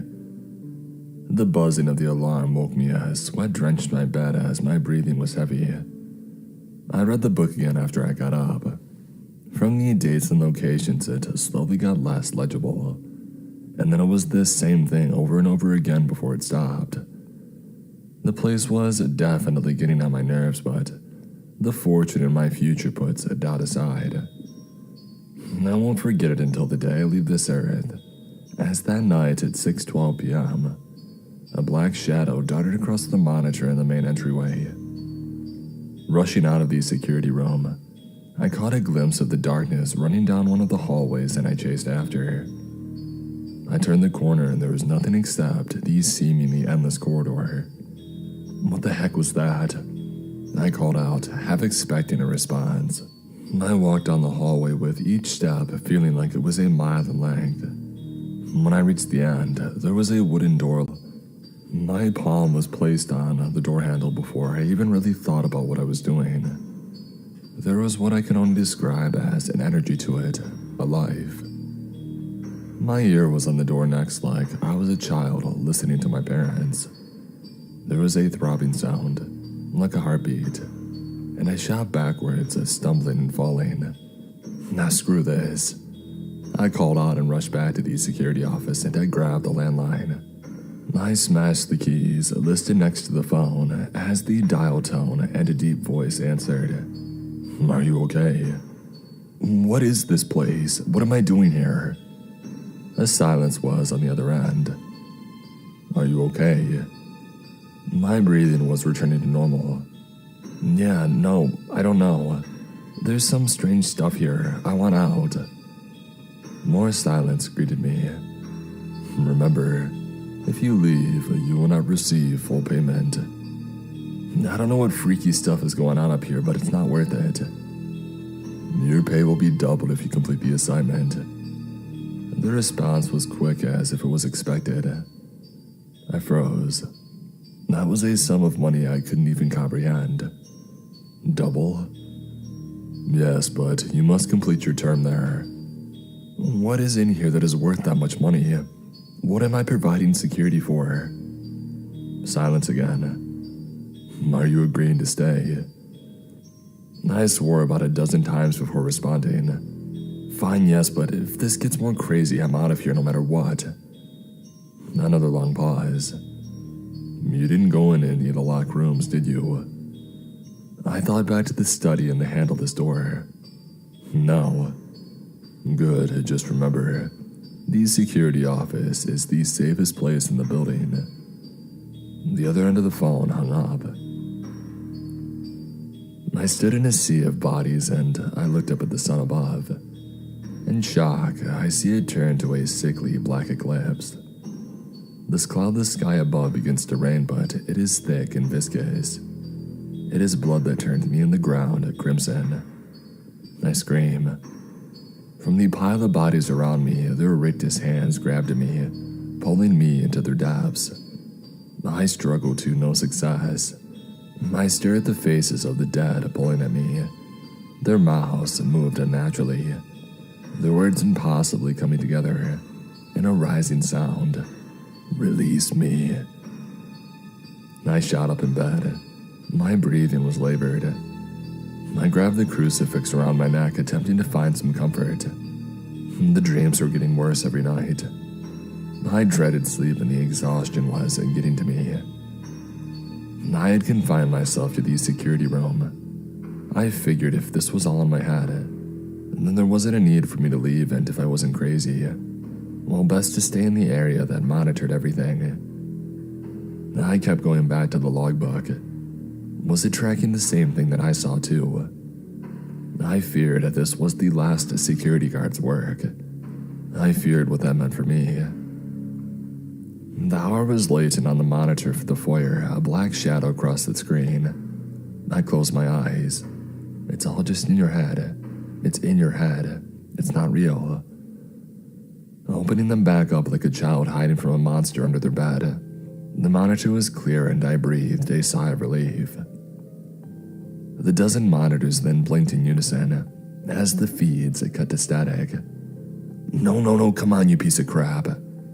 I called out in anger, hitting the side of the screens as if that would somehow fix it. A guttural and bestial cry was heard outside the security office as I froze.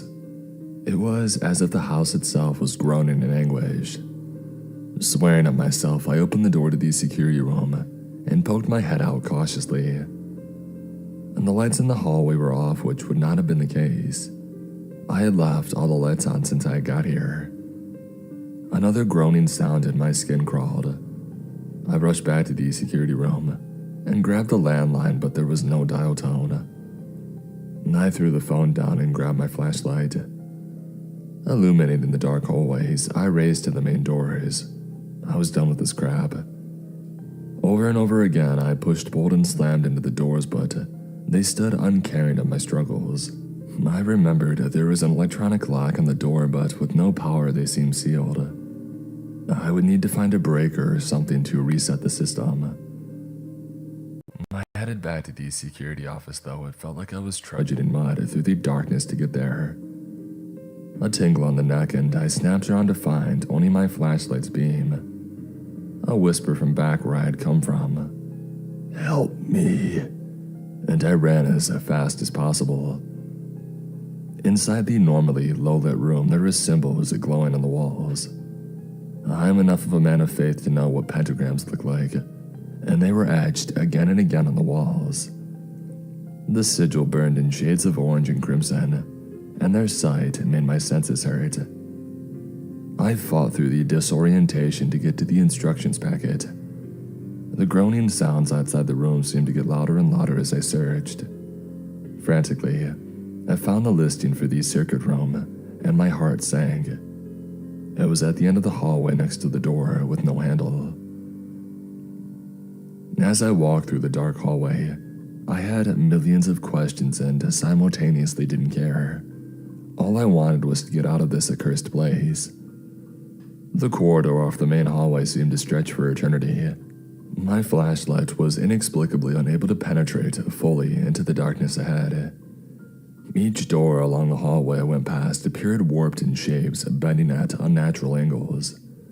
Whispers in the darkness had my head darting left and right, trying to listen for the source. Voices ranging from dead soldiers I served, with the people I had never known called to me. "Save me, release me, free me." Over and over, the bewildering cacophony threw me off balance. I stopped and put a hand to the wall to catch myself. It wasn't a wall, though. It was a door with no handles. I fell backwards, falling down as I realized where I was. The door was glowing, its arched frame illuminated. Above the door, the image of the black sun from my dreams burned brightly. "Let me out of here," I called out in equal amounts of terror and anger. "Release me," a voice called back. A handprint appeared on the door. "Let me out." The handprint begged me to put mine up to it. I could feel the power beyond, as if such a thing could be quantified. It was pulsating, breathing with energy. How I knew I could not comprehend, but I knew that if I did, if I had placed my hand there, all I could want in this world would be mine. My hand reached out as the imprint in the door beckoned it. With a hair's breadth, my hand paused. Something about the sickly black sun above hit me. It hit me as the purest expression of evil and malevolence in the world. All that I had seen in combat, all that I had done, it seemed personified in the image. It was greed and temptation, and I recoiled at the last moment. A roar of anger shook the house as my hand pulled away. The glowing door rocked and quaked as I struggled to get to my feet. The entire building seemed to shake with fury. I ran back, trying to find the door to the break room. It had to be nearly, or at least I desperately hoped. The hallway bent and stretched and compressed as I ran through searching for a door. My hand found a handle and I pushed it forward. Inside, there was the faintest of illumination. More pentagrams related around the room, burning in unnatural colors. There were stacks of electronics here, and I desperately looked for anything that might be a circuit box. A tug on my leg, and I looked down to see an inky darkness locked around my ankle. My chin hurt next as I was pulled down and I hit the floor. The tendril was pulling me back through the doorway. With every amount of strength, I tried to find anything to grip onto and hold myself in the room. A lucky glance to my right and I saw a switch for the main power breaker. The pulling of my leg ripped and tore my skin, but I fought through. The roaring and shaking of the building broke my senses. All I focused on, though, was that breaker switch. I used my strength to pull myself forward, each movement painful. My hand reached out and it was so close. The building screamed in defiance of my actions. Just another few inches and I woke up. A white-tiled room greeted my eyes as I blinked. I looked down and I was in a hospital bed. Sunlight glistened through the window. I sat up in confusion, and a nurse nearby noticed and came to me. "Whoa, easy there," she called to me. I shook my head as pain cascaded through my body. "Where am I?" "St. Michael's Hospital. You were unconscious when you were brought in." "What? Who brought me in?" "Don't know. He was in a dark suit and said that you were in some kind of accident up at the Wormwood Manor. That place never has anything good come from it." "What do you mean?" My head was so groggy. "Well, old rumor has it that place was some sort of meeting place for satanic rituals. A bunch of people went missing up there some decades back." "Satanic rituals?" I mumbled out. "I know this might be stressful, so let me get the doctor," turning and leaving me with unanswered questions. A pain on my chest caused me to look under my gown. There, in scar tissue, was a pentagram. I clawed as if it would wipe away, but it sat there stinging. I looked at the table next to my bed as I panicked over the find, and there was an envelope. It was all white, save for the symbol of the Cerberus Security Company. I opened it, and inside was a short message. "Your payment will be made in full. Your constitution met all expectations. You now have the mark of Cerberus. Guard it well." I looked back out the window, trying to even begin to process what I had experienced. As I did, a shadow was cast from the sky. An eclipse. I got out of bed, pulling wires along with me. I stared up at the dark sun. I stared and my chest hurt. My chest hurt and the symbol there glowed. I am best friends with a Wendigo. Written by Kessel the Viking. Sometimes things happen to us that we just cannot explain. No matter how many resources are available or what information we can find, there are things that can never be understood, and that is a commanding factor of life. Now, a question. I know some, if not many of you have had friends, even best friends, that disappear from your life without a rhyme or a reason. That very same thing happened to me with my friend, Marcus. We were best friends throughout high school and carried the friendship on well into our 20s, but one day he simply disappeared. I don't mean that he was reported missing and the police were involved. I just mean that he left without telling me, his best friend. I spoke to his mother and she said that he had gone on a trip to northern Alaska. When I had asked her why, she said, "He never gave me a reason." I could hear the sorrowful tone in her voice. Like myself, she missed him too. But out of nowhere, he came back. He told no one that he had returned, and one day, he showed up at my doorstep as if he had never left. I admit that he looked good, better than I had remembered. He seemed healthy, if you can understand that. "Marcus, you're back," I remarked, bewildered. "Yeah, man," he said in his smooth demeanor. He had his hands tucked into his pockets of the jean jacket that he was wearing. "Got back a couple days ago." "You look well. Where have you been?" I asked casually. I noticed that his face was a flushed red, but it was probably just the lighting outside because the sun was setting. "Yeah, thanks. I've just been traveling, finding myself," he answered. But he seemed indifferent about the conversation. It made me wonder why he came here if he wasn't looking to talk. "Well, that's cool. Did you want to come in?" I asked while gesturing my hand through the door. He nodded and brushed past me into my home. "Thanks, Derek," he said nonchalantly, as if this was a routine occurrence. "Is something up?" I asked as they closed the door behind me. Marcus flipped his wavy blonde hair inside. "No, not really. I just have a proposition for you." It was strange that this was how I decided to start the first conversation between us in a long time. A proposition. Forgive me for saying this, but we haven't spoken in quite some time, man, and I don't know if I'm really in the position to dive headfirst into something new. No, it's not like that, began Marcus. He didn't appear slighted by my response, which was welcoming to see. I was just wondering if you would be interested in coming with me on a trip. A vacation of sorts. It wouldn't be long, just a week up north. With who? You? I asked with a hint of scrutiny. Yeah, just me, he said quickly.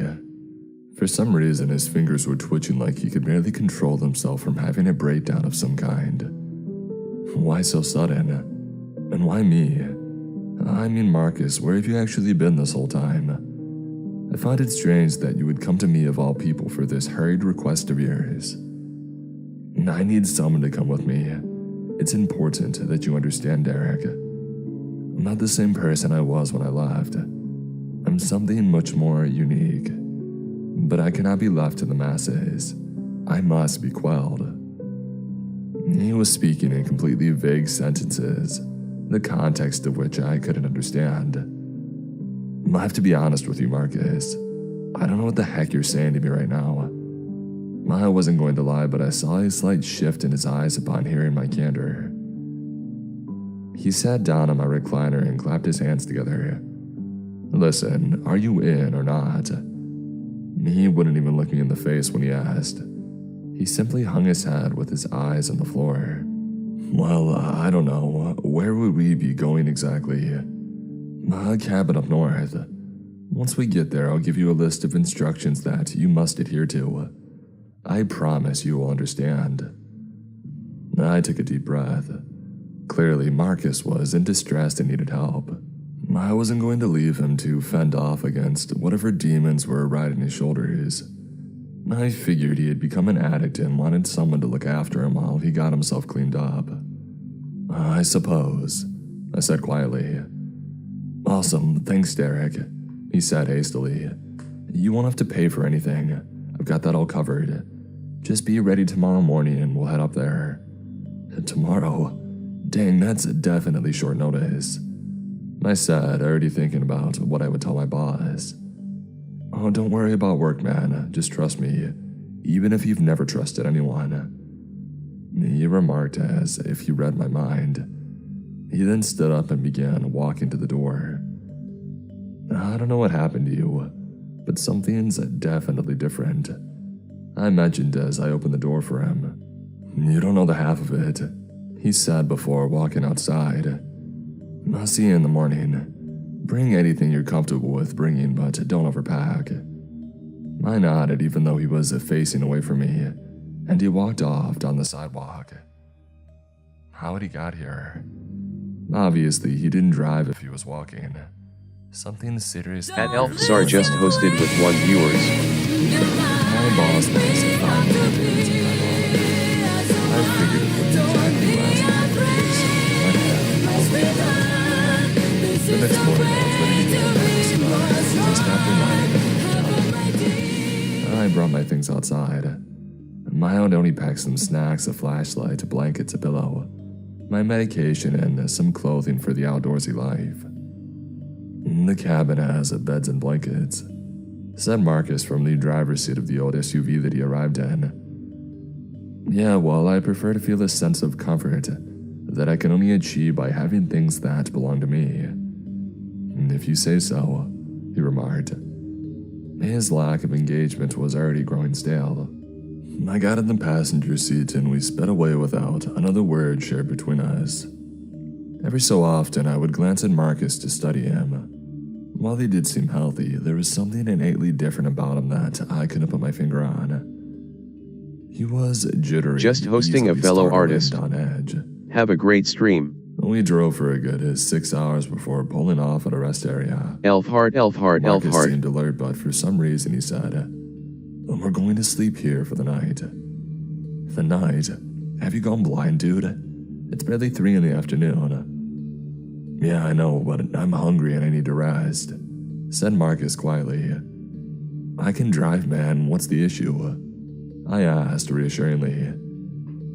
He turned to look at me with viciously bloodshot eyes, as if he had been staring at the sun the entire drive. No, you don't know the way. You can tell me the way, I have a GPS. No, Derek, close your eyes or do something for a bit. I'm hungry. The way that he said hungry was like a ravenous animal. Like his desire to feed was overthrowing his decision-making. Fine, go get something to eat then. I said, kicking my feet up on the dash and leaning the seat back. Marcus stammered when he responded, "No, not yet. When night falls, I will." "You're acting really strange, man. Is everything good?" Instead of responding, he only nodded slowly. I didn't say anything back, but I did watch him from the corner of my eye for some time. I noticed that he was watching every single person who walked into the rest stop, like a starving fiend. I passed the time by reading on my phone, listening to music through my headphones, and after night fell, I closed my eyes. Up until I decided to try and sleep, Marcus hadn't taken his eyes off the entrance to the rest stop. I can't even recall if I saw him blink once. Luckily, I managed to fall asleep relatively quickly. However, I was awoken abruptly when Marcus heaved his body back into the driver's seat, as if he were running from something. He was absolutely covered in blood, his mouth and most of his face, his hands in his shirt and pants, everywhere. "Marcus, what the heck, man?" I asked intensely. He swallowed audibly. "I feel better now. We can keep going." I could see that his teeth were stained red from the dim light produced by the rest area. "No way, man. You're going to tell me what happened to you." Without looking at me, he said, "I had to eat, Derek. We all have to eat." "What are you talking about, Marcus? What did you eat, a barrel of blood?" "Not quite." He then started the vehicle and shifted into reverse. I reached out and shifted it back into park. When I did, he turned towards me and grabbed my wrist. His grip was insurmountably strong. It felt like he could crush my arm if he had the mind to do it. "Derek, let go," was all that he said while his entire body was visibly trembling. I didn't know what else to do, so I listened to him. I carefully brought my hand back to my lap as he shifted into reverse once more before bringing us back onto the freeway. I couldn't keep my eyes off him, but he wouldn't look at me anymore, not until we got to the cabin. The overwhelming smell of blood that filled the vehicle, I had gagged a few times from it. The pungent aroma wafted off of Marcus, and it was almost unbearable. I checked my phone. Of course, there was no signal out here, and I caught a glimpse of him watching me from the other side of the SUV. "There's no point in calling the cops," said Marcus through his blood-stained teeth. "Tell me what you did back there." I shouted at him, unsure of what else to say. "I did what I had to," he said while walking towards the front door of the cabin. "Marcus, please, man, I can help. Just tell me what's going on." He froze as if he really was about to answer me, but instead he reached into his pocket and pulled out a set of keys. Then he unlocked the door and went in without saying another word. I stood outside for a long time. I didn't want to go inside and see him sitting there painted with blood. But something told me that Marcus needed help, and so I went in. He was sitting on a dusty couch, in fresh clothing. He must have showered too, because his skin was clear of the red tinge that had dominated it before. One thing was different though. He had lost most of his hair. I don't mean little clumps or bald spots. I mean there were only a few strands of hair remaining. Furthermore, he had patches of raw skin on his face, and I'm sure they were on his body as well. I sat in the chair across from him and observed his seemingly deteriorating form. His eyes were fixed on the rickety floorboards beneath us, and he had his palms placed flat on his thighs. After 5 solid minutes without so much as a twitch, he finally raised his head. His eyes met mine, but his were almost black. There were dark blue veins forming a webbed pattern from the corners of his eye sockets, and his lips were dry and cracked. When he spoke, it was with a breathy and raspy tone. I'm going to tell you a story, Derek. When I'm finished, you will do something for me. You cannot say no, you must do it. I can't make any promise. You must, Marcus suddenly shouted. He had raised himself up further, but something wasn't right. His spine was longer somehow, like it had been stretched, making him appear much taller even when sitting down. Okay, I said timidly. His shouting struck a drastically fearful chord within me. Good, he mumbled under his breath, and then he began his story. As you know, I went to Alaska. It wasn't for nothing. I had actually met a girl up there on an app. He grinned slightly, but it quickly faded. She was perfect, well, for me at least. He stopped for a moment, and I noticed that he was eyeing my hands, but then he continued. Anyway, her name was Claire, and we really hit it off. It was one of those love at first sight type of moments. Seriously, Derek, she was everything I could have ever wanted or needed in a woman. I uttered a sound of acknowledgement so he knew that I was listening as he went on. She was a simple person and she lived in an old town. I can't even remember the name of it now, but we made a life for ourselves there. However, she started acting strange. She would ask to have guests over constantly as if I wasn't enough. I don't say that in a jealous way. I mean, she literally wanted someone else over every single day, and she reeked of desperation. It was like her life depended on it. While he spoke, one of his fingernails fell off and landed with a quiet ticking sound on the floor. Marcus didn't seem to mind because he kept talking. Eventually, I caved. I invited one of her friends over, a local guy who worked at the town's bakery. About an hour before he arrived, Claire called me into the bedroom. She had this weird, almost evil tone in her voice, but I disregarded it. I thought that she may have been looking to get intimate before this friend of hers arrived, but that wasn't the case at all. Are you sick, Marcus? I asked as I watched 2 more fingernails slide off his fingers onto the floor. He didn't answer me, not directly anyway. He looked up at me and his left eye clouded over with a milky white color. Was he dying right before me? Marcus picked at one of these scaly gray patches of skin on his hand. It only made his other nails fall off. But he didn't seem to mind because he went on. As I entered our bedroom, the door closed behind me. Claire was standing there with a rope and a gag. That only solidified my assumption about her need for intimacy, so I let her tie me up. But instead of getting frisky, she gagged me and left the room. I tried to get her attention, but obviously she couldn't hear me.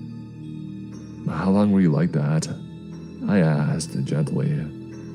I wanted him to feel like I had genuine interest. Longer than I expected. I heard her friend come inside and I tried to yell to get his attention, but it was no use. That's when the screams started. There were horrendous noises of agony coming from the other room, and they weren't from Claire. He sighed again faintly. During the conversation, his entire body had begun turning a pale gray color, and the last bits of hair that he had left fell to the floor.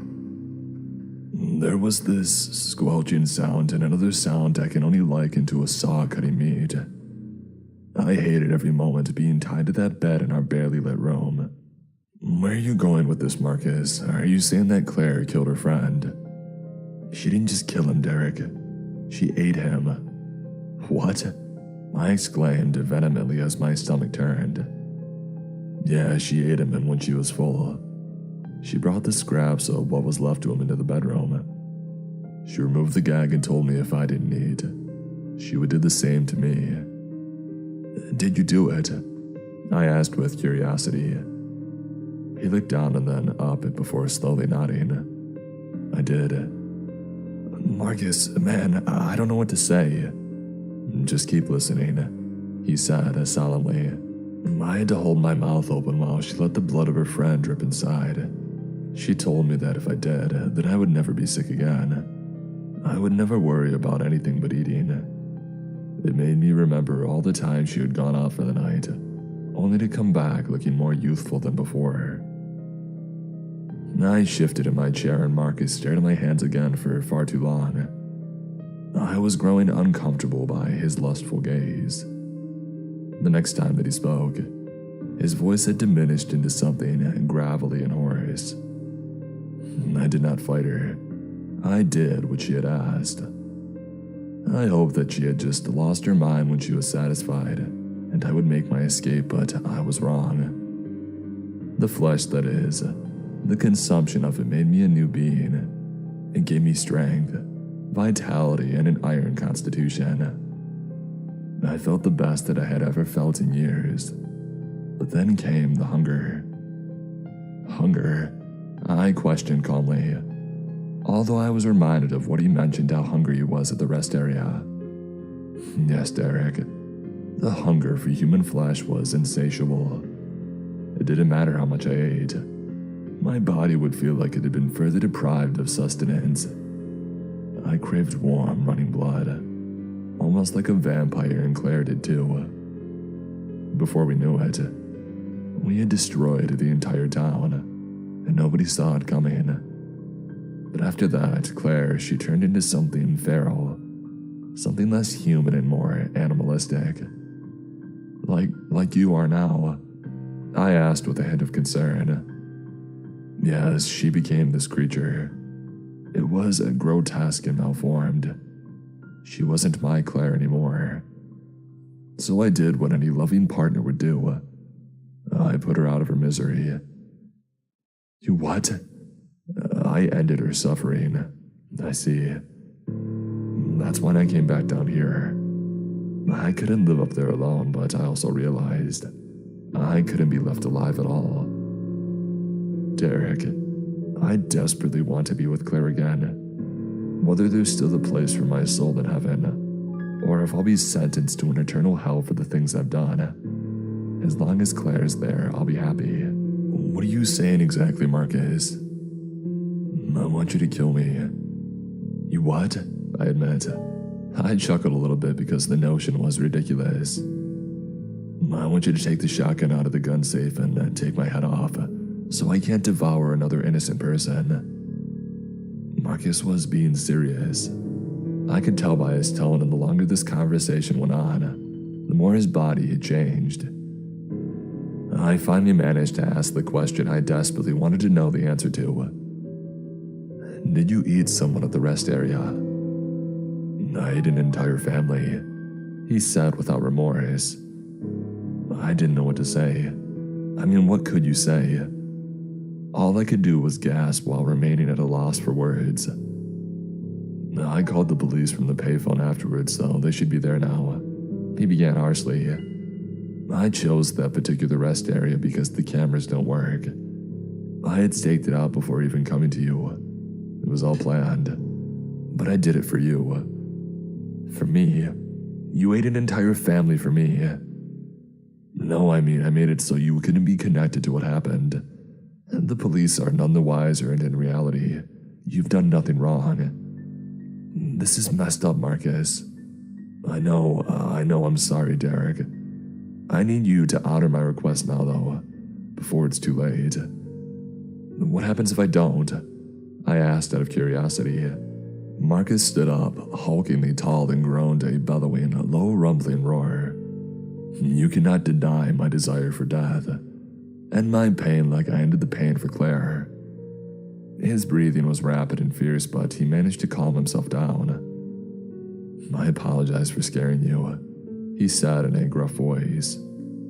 Marcus, you were my best friend once. I can't do this to you. You have to.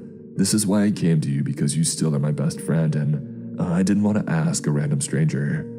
They wouldn't understand, but you can understand. His face grew long, and it was accompanied by many painful grunts by Marcus. You need to do this for me. I don't want to hurt anyone else. Even now, the hunger calls to me. It is taking every ounce of strength that I have left to resist lashing out at you. and devouring every tasty morsel of flesh, covering your ripe and ravishingly delicious body.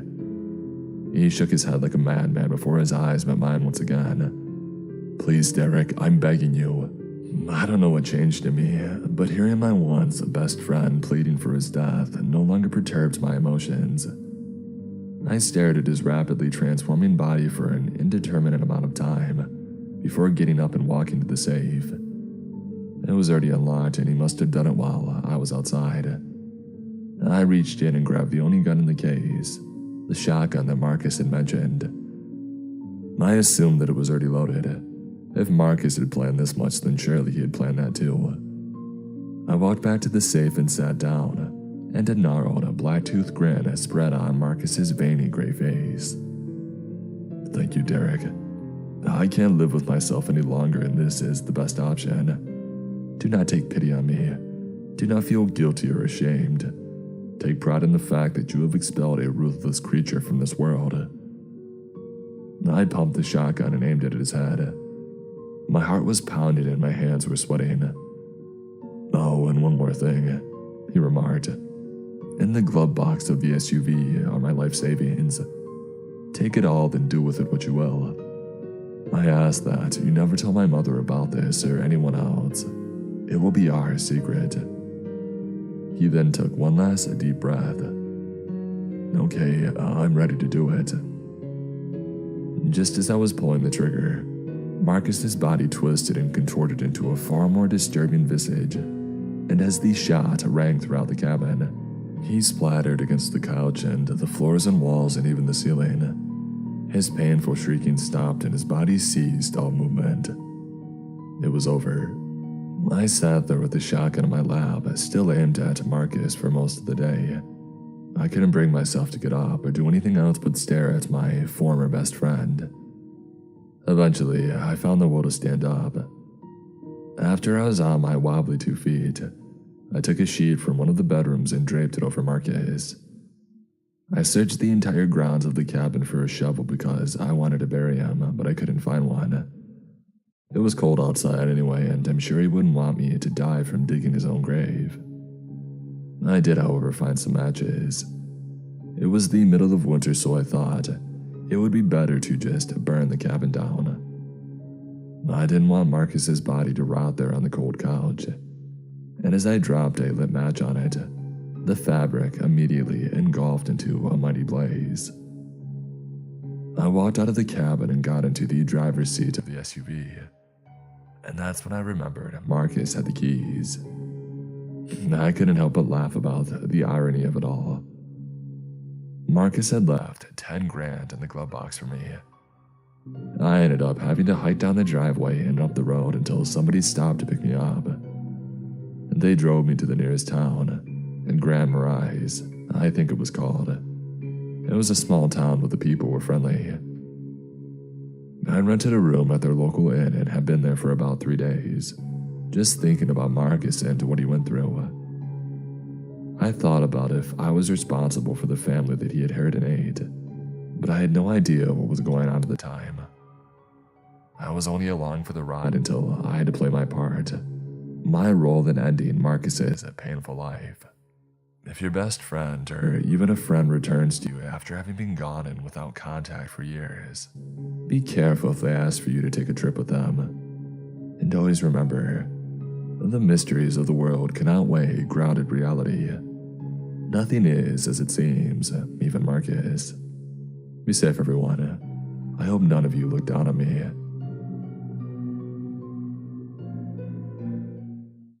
My first search and rescue experience didn't go as planned.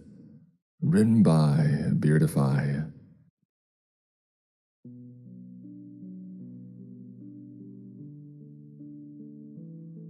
I'm gonna let you in on a little secret. She winked and swirled her cocktail. I'm what you might call a search and rescue tourist. Huh? I was sure that I hadn't heard her over the jazz piano and muffled bar conversations around us. No, you heard right. She leaned in close. Come on, what do you see in the news every day? The worst side of people. Crime, corruption, selfishness. but when someone goes missing, you should see it. The whole community comes together. What are you talking about? I got certified in search and rescue years ago, and now I go wherever there's a need. Look, I've struggled with depression my whole life. Most of the time it feels like the planet is doomed. Life isn't worth living, and things are only getting worse. But when you're out there looking for somebody, sharing hugs and hot coffee, and candlelight vigils, it feels like there's actually hope. I mean, you might actually be the one to rescue a person who would otherwise disappear without a trace, or solve an unexplained mystery. Isn't that better than a hangover, a sunburn, and an overpriced motel? How well I remember that fateful conversation. All I'd wanted was to plan a trip with my new girlfriend, Roxanne. We had only been dating for a few weeks, and we were still sort of feeling each other out, trying to see if this thing would be a good fit. That's why I was so surprised that she mentioned her little secret. One of many, as it turned out, but that was later. Back in the cocktail bar, I was still puppy love infatuated with the geeky, unpredictable redhead across the table from me. And if she had said that her hobby was bear wrestling or digging up corpses, I probably would have gone along just as eagerly. Just like a hiker wandering off the trail or a child swimming too deep, I was entering an uncharted world where what I knew no longer applied. That's how I found myself in a tacky pine-scented cabin in Halleck's Point, Wyoming, buttoning up to go look for Bryce Hartford. Bryce was 7 years old and 52 hours missing. Bryce's mother, Carmen, had been watching him build a snow fort in the backyard when she realized that she had left her phone inside. When Carmen returned, all that was left of Bryce was a small blue mitten hanging from the handle of a plastic shovel. Her son was gone. On the drive out to Halleck's Point, Roxanne explained to me that the families of the disappeared almost always respond in the same way, beginning with denial. Bryce must have just gone around front or come around the front door, Carmen supposes. Maybe he was even hiding on purpose. She searches the whole house before moving on to worry. Carmen starts screaming Bryce's name, searching the ankle-deep snow and skeletal trees behind her house, until their footprints crisscross the undergrowth. She makes calls to neighbors, her wife Abby, and finally the police, whose gloomy warnings inspire panic. Dusk turns the woods blue. Officers, reporters, well-wishers, and rubberneckers come and go from the kitchen.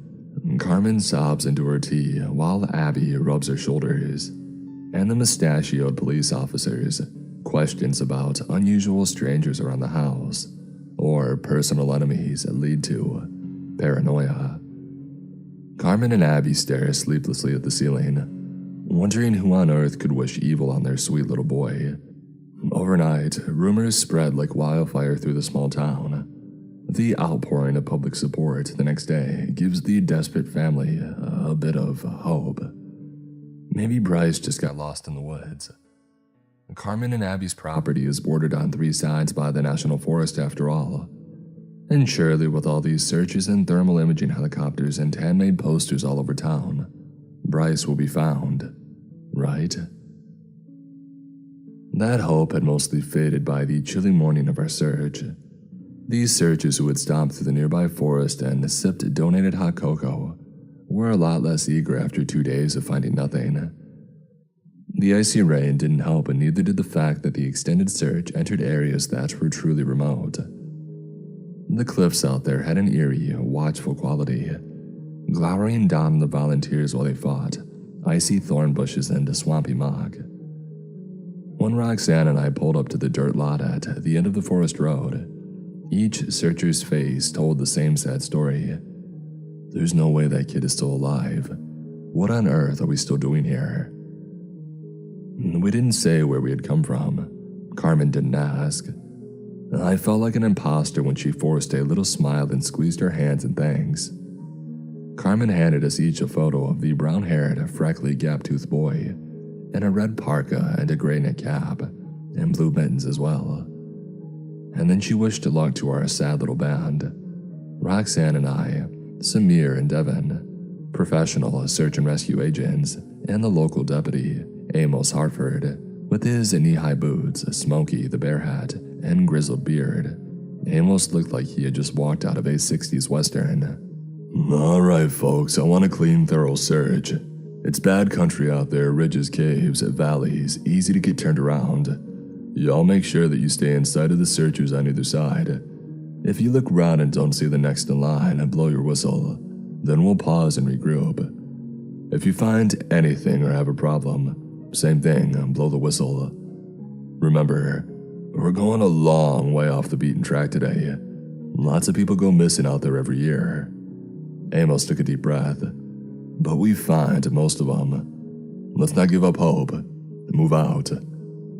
Roxanne had insisted that I complete a training course, but what I found at Halleck's Point was nothing like it. The icy woods were too quiet, and this was no simulation. That boy might really be out there. Our lonely voices echoed from the cliffs, and I realized that I was spending more time trying not to get separated from the group than actively searching for traces of Bryce. The forest was riddled with narrow crevices full of leaves and slippery cliffs. It was all I could do to keep my footing, and each step made it obvious that if a 7-year-old fell out here, he would never be found. The first time I looked to my left and didn't see Roxanne in her bright orange vest, I panicked. Not for her, I'm ashamed to say, but for me. Although I told myself that I was keeping track of our position, the truth was that I had no idea how to get back to the forest road, and I was already sniffling and shivering despite my winter clothing.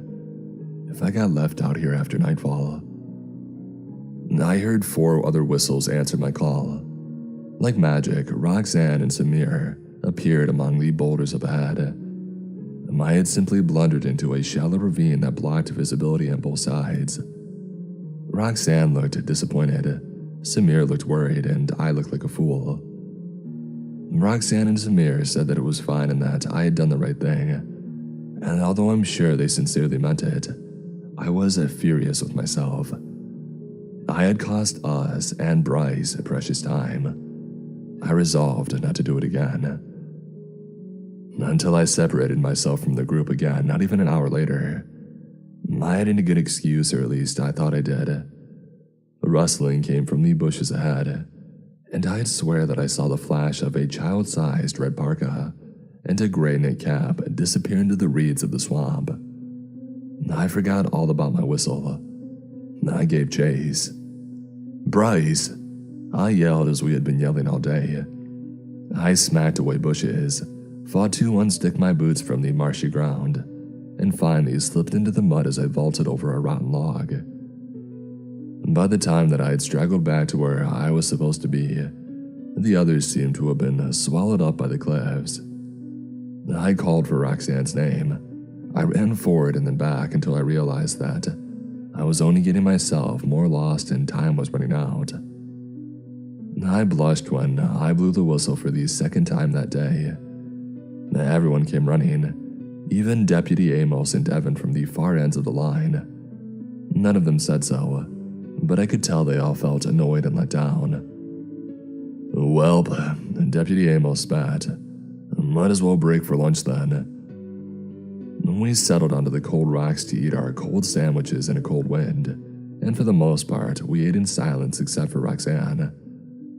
Her conversation with Deputy Amos sounded more like an interrogation, and a few parts stuck out to me later. You must not be used to this, Roxanne sighed. Halleck's Point seems like such a quiet little town. Yeah, Amos grunted. Mostly, huh? Roxanne pressed. Trouble in paradise. Well, this ain't the first kid who's gone missing. There was a girl back in '97, on the other side by the cattle ranches, just vanished into thin air. Do you think the two are related? Why? Amos finally replied after a long pause. Do you? At this, Amos gave us both a long, hard look, It felt like there was a warning in those flinting eyes. "Where did you say y'all was from again?" Back on our sore feet, we continued deeper into the woods. A few hours later, however, something more than blisters was bothering me. It wasn't just that we had gone further than any 7-year-old could reasonably have gone on his own, or Deputy Amos's unsettling story about the missing girl from all those years ago. It was the time of day. Dusk came early in those broken hills. We should have turned back by afternoon, yet Deputy Amos led us silently on, almost like he already knew what we were going to find. Lost in such a I didn't hear the whistles right away. Not just one, but 3 of them. I stood dumbly for a moment, not realizing what the shrill sound might mean. Boulders blocked my line of sight. Roxanne came running up from my left, asking what was going on. The whistling became even more desperate and disjointed, and then it suddenly stopped. By the time that Roxanne and I scrambled up to the ridge, all sound and movement on our right had ceased. It was as though Evan, Samir, and Deputy Amos had been swallowed up by the forest. We called their names, blew our own whistles, and swept the area. To no avail, though. I asked Roxanne what she thought had happened. I asked if anything like this had ever happened during her other search and rescue tourist experiences, but Roxanne wasn't paying attention to me. Her eyes were fixed on a GPS in her hand, a GPS that even I could see was malfunctioning. With a frown, she returned the GPS to her backpack, and then took out a waterproof bag holding a map of the area, a compass, and some fire starters. Roxanne apparently came well prepared. What do we do in a situation like this? I wondered aloud. Roxanne's expression was inscrutable as she surveyed the cliff top across the valley. We go back. It only took a few minutes for me to be stunned into silence by my girlfriend's unexplained talents. Apparently, there was a lot more to using a compass than pointing it north, and a lot more to maps than X marks the spot. Gorges and rocky slopes were moving in anything like a straight line, but I never doubted that Roxanne was leading us back home, just not quickly enough. After a few more hours of trudging, it became clear that we would be spending the night in the woods. We made camp in a small clearing, using headlamps for light, and we foraged for firewood and built a small lean-to from fallen logs. We dug out the bottom and used leaves and dirt for insulation. Roxanne seemed pretty on edge. She jumped at every snapping twig or rustle in the frosty undergrowth. I could understand being worried in a situation like ours, but Roxanne wasn't acting like a person who was lost. She was acting like a person being hunted. Roxanne didn't relax until the fire was lit, and she let out a deep sigh as the crackling flames warmed her boots. There was something about the orange glow that cheered me up as well. Wrapped up in Roxanne's emergency thermal blanket, with hot rocks warming our shelter, and a starry sky over Big Adventure. Surely we would be back in town tomorrow and a larger team would find Deputy Amos and the others, who must have just gotten separated from us. Maybe they had even found Bryce, and Alex Point probably had some little dive bar where we would all laugh about this later. "Help!" A child's voice called from the darkness. "I'm so cold." I wondered if exhaustion could make a person hallucinate. Surely I hadn't heard. "Help! I'm cold." Roxanne was on her feet in an instant, but she wasn't rushing toward the tree. What the heck was going on? "Bryce!" I shouted back. "Bryce," came the response. "Help! I'm cold." Even with the beam of my headlamp, I couldn't find the source of the voice out in the dark trees. "We've got to get out of here." "Shh." My girlfriend grabbed my arm. "Shut up and stay put, all right?" "Help, please help, I'm cold. I'm so cold." "Bryce." The voice came from a few feet behind us, just outside of the firelight. We both spun around, but our shaky headlamps revealed nothing more than bare dirt. "Bryce," I shouted. "Don't worry, it's gonna be okay. We've been looking for you. We're friends of your mom." "Mom, oh, okay. Please help, cold. Please help, I'm cold. Bryce, looking for Mom." "What are you doing?" Roxanne hissed. "That isn't Bryce. Who else could it be?" I almost laughed. With my headlamp bobbing, I ran into the trees toward the source of the voice. "Wait," Roxanne called, but I wasn't listening. I was following my fantasies into the dark. This was my chance. Instead of being the blundering idiot who had halted the search for nothing 3 times and left the group, I would be the hero who actually found Bryce. More so, I thought, until I had gone so far into the underbrush that our fire was a candle flame in the distance. There was no sign of Bryce or Roxanne, and in the frigid and absolute silence I realized the depths of my mistake. It sounded like 3 gunshots, a strangled cry, and then silence. Panicking, I ran for the fire. Sweat poured down my face despite the chill in my heart felt like it might explode at any moment. I had regained the comforting glow of the flames, but the one who had kindled them was gone. I called for Roxanne until my throat was hoarse, but I didn't dare leave the fire. The next thing I remember was the dawn, pale and gray as the fire's ashes. I stared at them for a while, feeling shell-shocked. I didn't know how to build a fire like that. I didn't know how to read a map, and I didn't have one even if I did.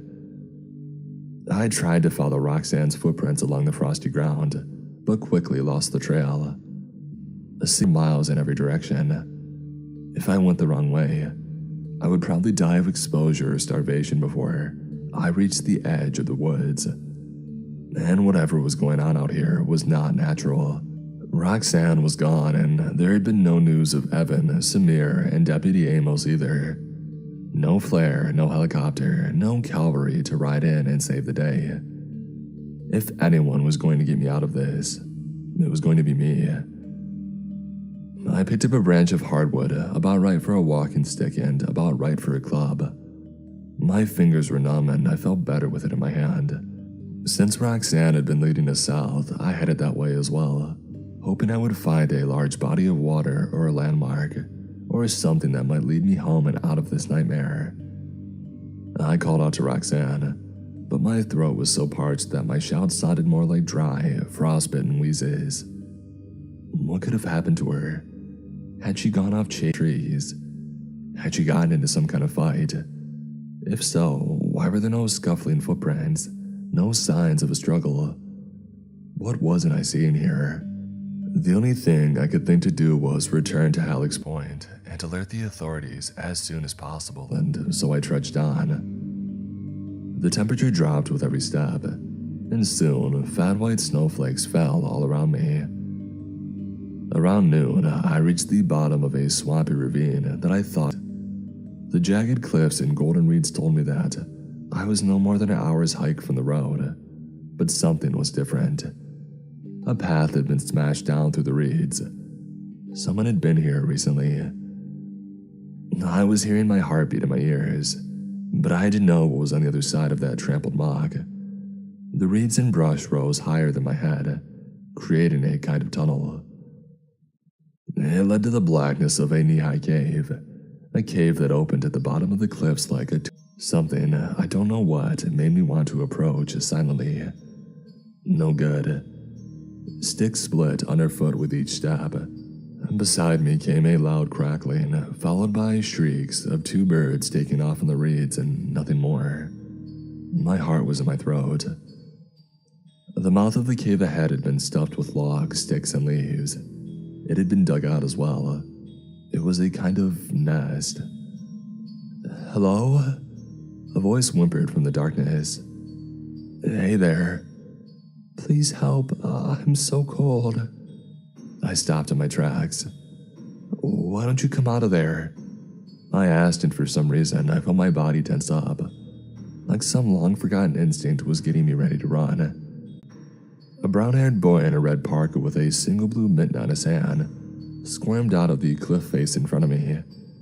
He was pale, sniffling, scratched up and scared, but all things considered, he seemed all right. "Bryce," I ventured. The boy nodded. "What happened to you?" "I don't know." Bryce shrugged. He was trembling. "I just want to go home." We stared at each other for a moment, unmoving. Bryce was scoping me out to see if I was safe, and I was doing the same to him. Why was I scared of a 7-year-old boy? The boy's face was stained with dirt and mucus. His lips were almost blue. This couldn't go on. I reached out and grabbed the child's wrist. "Do you know the way home, mister?" "I can't make any promises," I smiled, "but I'll do my best." The child seemed weak, but I was too. He struggled in the thick mud and gravelly cliffs, but I didn't have the strength to carry him. We were both beyond exhaustion when I finally glimpsed the thin line of the dirt forest road, the next valley over. I gave a little wheeze of joy and hurried downhill toward the parked cars below, dragging the child behind me. We had made it. I had more cause for joy than I knew. I wasn't the only searcher who had made it back. Up ahead, I saw a figure in a hunter orange vest and a big brown hat. Deputy Amos. I waved, but his back was to me and my voice was too hoarse to shout. We were atop the final ridge before the road when I finally caught up to him. The side crashing through the undergrowth behind made Amos turn his head. I waved again. "Deputy," I gasped. "I found—" Amos turned slowly, his hand on the pistol at his hip. But that wasn't what made my breath catch in my throat. It was him. The little figure had been hidden by the deputy's bulk until we got close. But now it was clear. A little brown-haired boy in a red parka with a single blue mitten. The boys whose hand I held stopped dead and grabbed my wrist. He looked at himself, standing beside Deputy Amos, and then looked up at me. His eyes were big with confusion and fear. And then everything happened at once. Bryce beside Amos let out an inhuman howl and shoved the deputy, who tumbled off the cliff. His arms windmilled helplessly as he fell. Gunshots rang out from the silent woods behind me, and the Bryce thing fled, whooping into the trees. "Crap!" I heard Roxanne yell. She ran up to me, hands wrapped in a professional grip around her pistol. "I told you that wasn't Bryce." "I'm Bryce," the boy holding my hand added helpfully. He looked nervously at Roxanne's weapon. "So that means you're not going to shoot me, right?"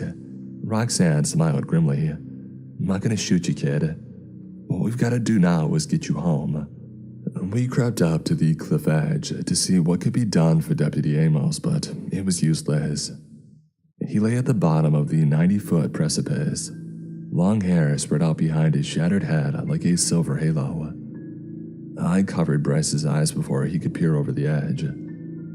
All around us, the hills echoed with strange noises. They were identical to the sound the Bryce thing had made, a howl. Roxanne covered Bryce and I as we made the last slog to the cars. Those howls made it seem like the things were everywhere, but I couldn't see anything but gnarled trees and rocks. The overcast dusk didn't help any matters. It turned everything to shades of bluish gray, except for the occasional points of light between the pines that might or might not have been eyes.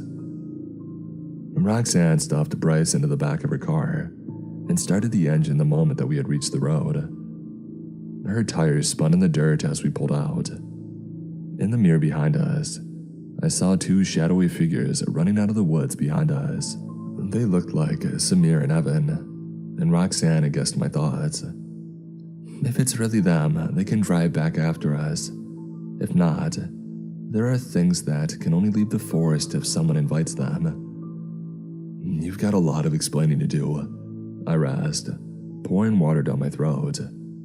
Maybe, Roxanne nodded, but let's get back to town first.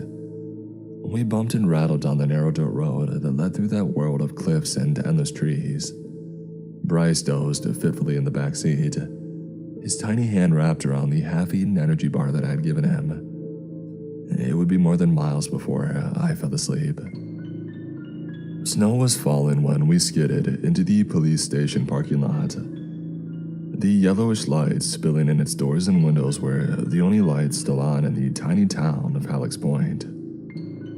My girlfriend Roxanne had much more experience with search and rescue than I did, and so it was she who lifted the sleeping child from our back seat and carried him into the tiny station to offer our grim report.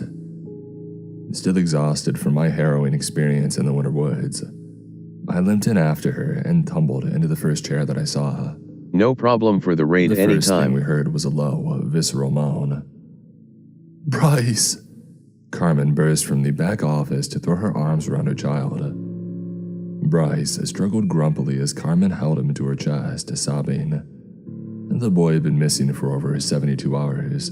Considering the freezing weather and the cruel terrain, I suspect that even his mother had given up hope.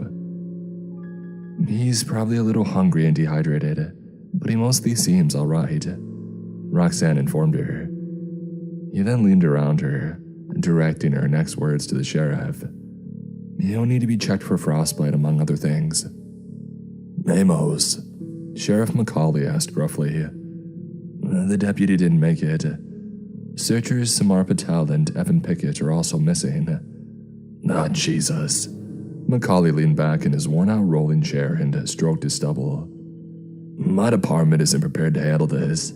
Heck, my department wasn't prepared to handle one missing kid. Now I'm gonna have to call this in. Carmen, honey, you think you can run the Bryce over to the hospital yourself?" Carmen nodded, still too choked up to speak. As she laughed, Roxanne put a hand on her shoulder. "No stops," I heard my girlfriend murmur. "Straight to the hospital. I know it looks bad out there, but don't pick up any hitchhikers no matter who they are." Okay. Well, thank you both again so much. Once things are calmer, Abby and I would love to do something special to show our appreciation. You saved our son's life." With a last concerned look over her shoulder at us, Carmen with her son vanished into the night.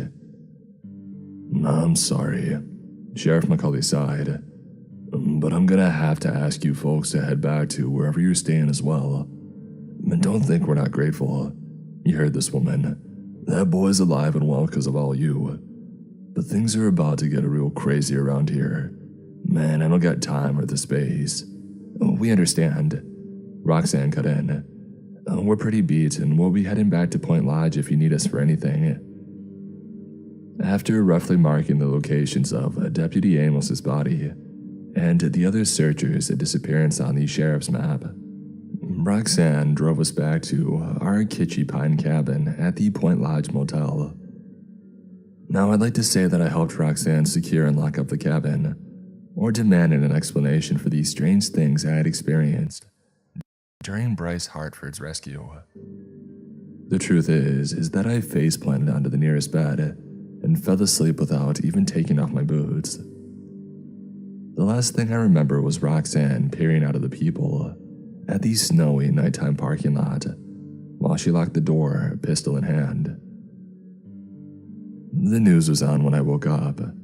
Roxanne sat at the corner of the bed with a styrofoam cup of coffee in hand, staring intently at the screen. "You're up," Roxanne smiled. "Finally, I'm gonna go wash off." She pushed her pistol into my hand. "You've used one of these before, right? If anyone tries to come in here, you know what to do."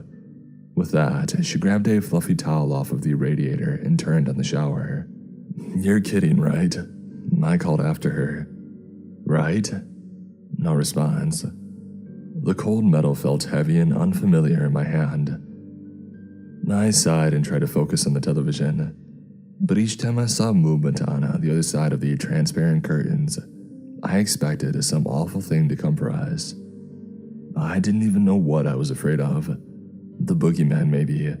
Some big, shadowy figure that would smash through the flimsy pine door and drag us away to dark places.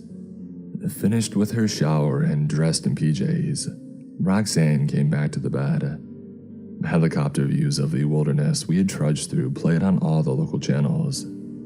Deputy Amos's death was the top story, along with our disappeared fellow search and rescue volunteers, Samir and Evan. Samir and Evan, I grunted. I thought I saw them on the edge of the trees just before we left. You saw something at the edge of the trees, Roxanne clarified. Something that might have looked like Samir and Evan, but it wasn't. With one last nervous look at the door, I gave Roxanne her pistol back. What aren't you telling me? I demanded. Why does a search and rescue volunteer need a gun? My girlfriend looked thoughtfully at the pistol and then sighed. She seemed to have made up her mind about something. I didn't expect to encounter them on your first search, Roxanne explained. I thought that I would have more time to train you in the basics of survival and navigation, so you would already be used to it when, well, it doesn't matter now.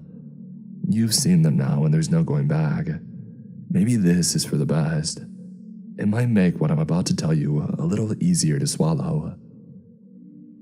An 11-year-old girl and her family stopped for lunch at a secluded mountain lake. Seems like a perfect spot. Mom can back her SUV almost down to the shore. Dad has a view of the mountains while he barbecues off the tailgate with his portable grill. While their parents fix lunch, the girl goes for a swim. She rolls her eyes when her parents make her bring a flotation device. They wouldn't let her even dip a toe in without one. There are rumors of strong currents and deep pits beneath the cheerful, bright blue water. At first, Mom and Dad look up anytime they heard their daughter squeal or scream. After a while, though, they dismiss it with a knowing smile. She's a preteen girl after all, splashing around in water so cold and clear she can see the fish beneath her toes. She is thrilled by the place and swims further out than she probably meant to. Clear as the water is, she couldn't see the bottom beneath her kicking feet. It's just a bottomless, azure abyss. She suddenly remembers her parents' warning about pits and currents, and glances nervously toward the shore. Her parents are gone. She blinks and pinches herself, but it doesn't change the empty shore in front of her. They wouldn't just leave her. There has to be an explanation. She calls out for them, swimming toward where the SUV had been parked for all she was worth. When she comes to shore, splashing, there's no sign that the car had ever been there. Not even tire tracks on the dusty dirt road. There's not a single sound or sign of life anywhere. The girl begins to panic. She tries to backtrack down the dirt road but is stopped by a four-way intersection she doesn't recognize. She had been too busy looking out the window on the drive up to remember all the turns that their SUV had made. By now, the gravel has shredded her bare feet, and a cold wind blows in front of the sun. The girl begins to seriously wonder if she'll make it out alive. And then she hears a voice. "Honey, is that you?"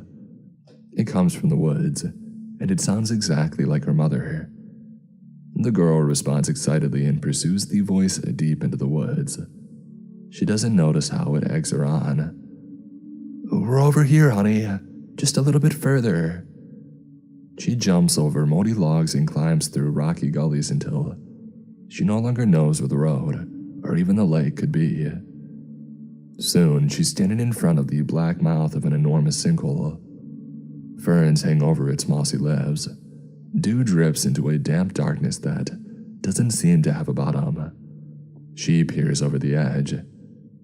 "Stay right there. I'm coming to get you."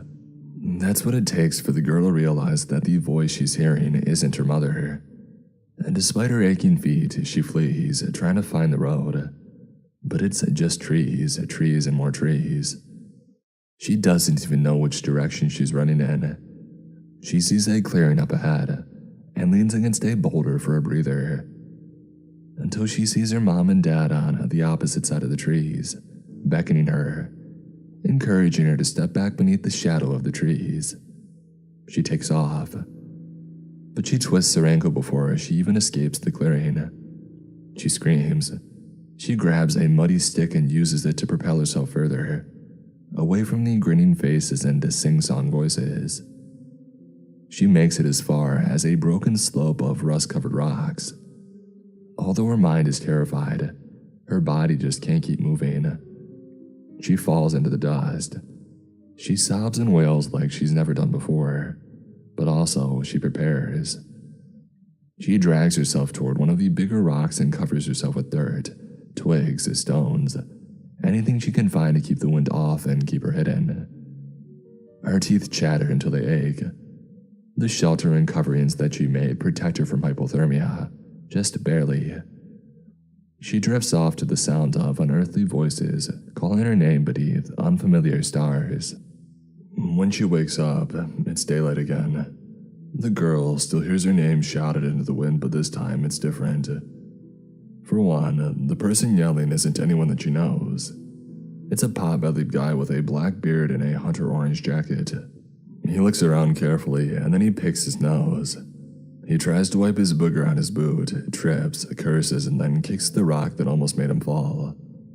That's how the girl knows that he's human. She tries to respond to him, but her throat is choked with dust.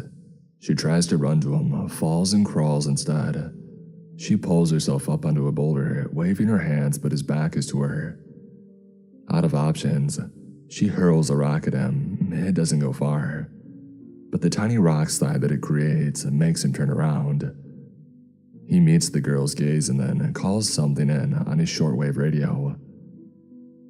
Later, the girl finds out that the search and rescue team, the big, bearded man is a part of, wasn't even looking for her, or at least, not only her. They were looking for the girl's parents who were reported missing by her dad's coworker a few days ago. The girl is confused. According to the bearded man and his rugged-looking pals, 4 days had passed, but for the girl, it had been less than 24 hours. One thing, however, is certain. The girl's parents are nowhere to be found. She wonders about what happened to them. Was their experience like her own? Were they called into the woods by her voice, led up to some dark pit and finally, what? Killed, eaten, taken somewhere else, transformed into something else? The fact is, the more she tries to tell her story to the search and rescue team, the more muddled it becomes, until not even the girl is sure what happened. The image of that black hole in the deep woods grows larger and larger in her mind, until its blackness blots out everything else. I went to a dark place, she tells police and researchers, until even she believes it. The girl swam too far out, and her parents got lost looking for her. That was the official version, and for many years, the girl convinces herself that it's true. But nightmares, hypnosis, regression therapy, and other stranger methods lead her back to the truth. Something unexplainable happened at that lake, and it might have happened to other people as well. Roxanne took a deep breath and then shot a Dixie cup of water like it was whiskey. Her story was definitely weird, but I didn't see what it had to do with Bryce's disappearance until... I was that girl, Roxanne murmured. Summer of '98. We had our whole lives ahead of us. Teardrops appeared on the cheesy black bear print quilt. I held her. That's what got you into this, I reasoned. You became a search and rescue volunteer to figure out what happened to your parents. I've done search and rescue for 15 years now, and I still don't have any answers. I still don't know how the thin places work. Thin places, I probed. That's just what I call them, Roxanne sniffed. They show up everywhere if you're looking for them. Different cultures at different times. It shows up again and again. This idea that there are spots where whatever divides our realities from other realities is weak. Thin places are spots where it's possible to pass through to other places, and maybe things from there can cross over as well. And, I peeked out the curtains at the endless rows of ridges and pine trees. Do they always show up in places like this?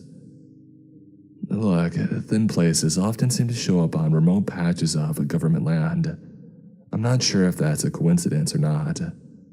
I'm not sure if they're drawn somehow to desperate people and empty spaces. I'm not sure if they're open or closed, move or stay still. I put so much of my life into this, and it's like I haven't made any progress at all. Roxanne stood and paced angrily around our tiny room. You saved Bryce, I whispered. Probably a lot of other people too. Okay, fine, Roxanne admitted. But what about me? Where's my happy ending?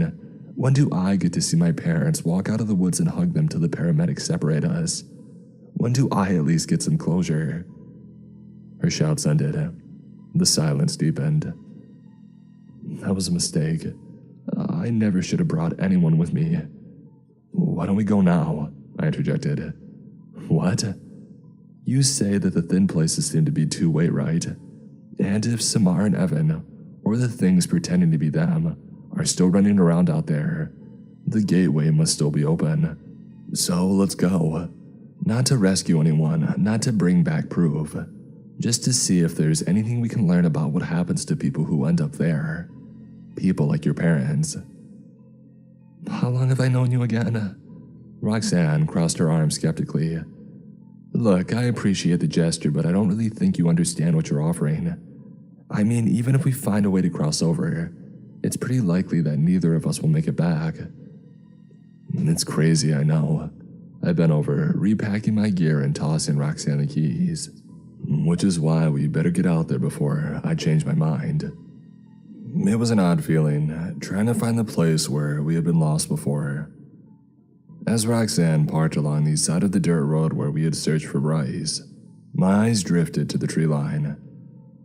I remembered how the things that looked like our friends had lingered there, just beyond the reach of light. How their eyes seemed to glow as red as the taillights as we fled. The hunt for our missing companions, Samir and Evan, continued, but from where we stood, even the helicopter sounded far away.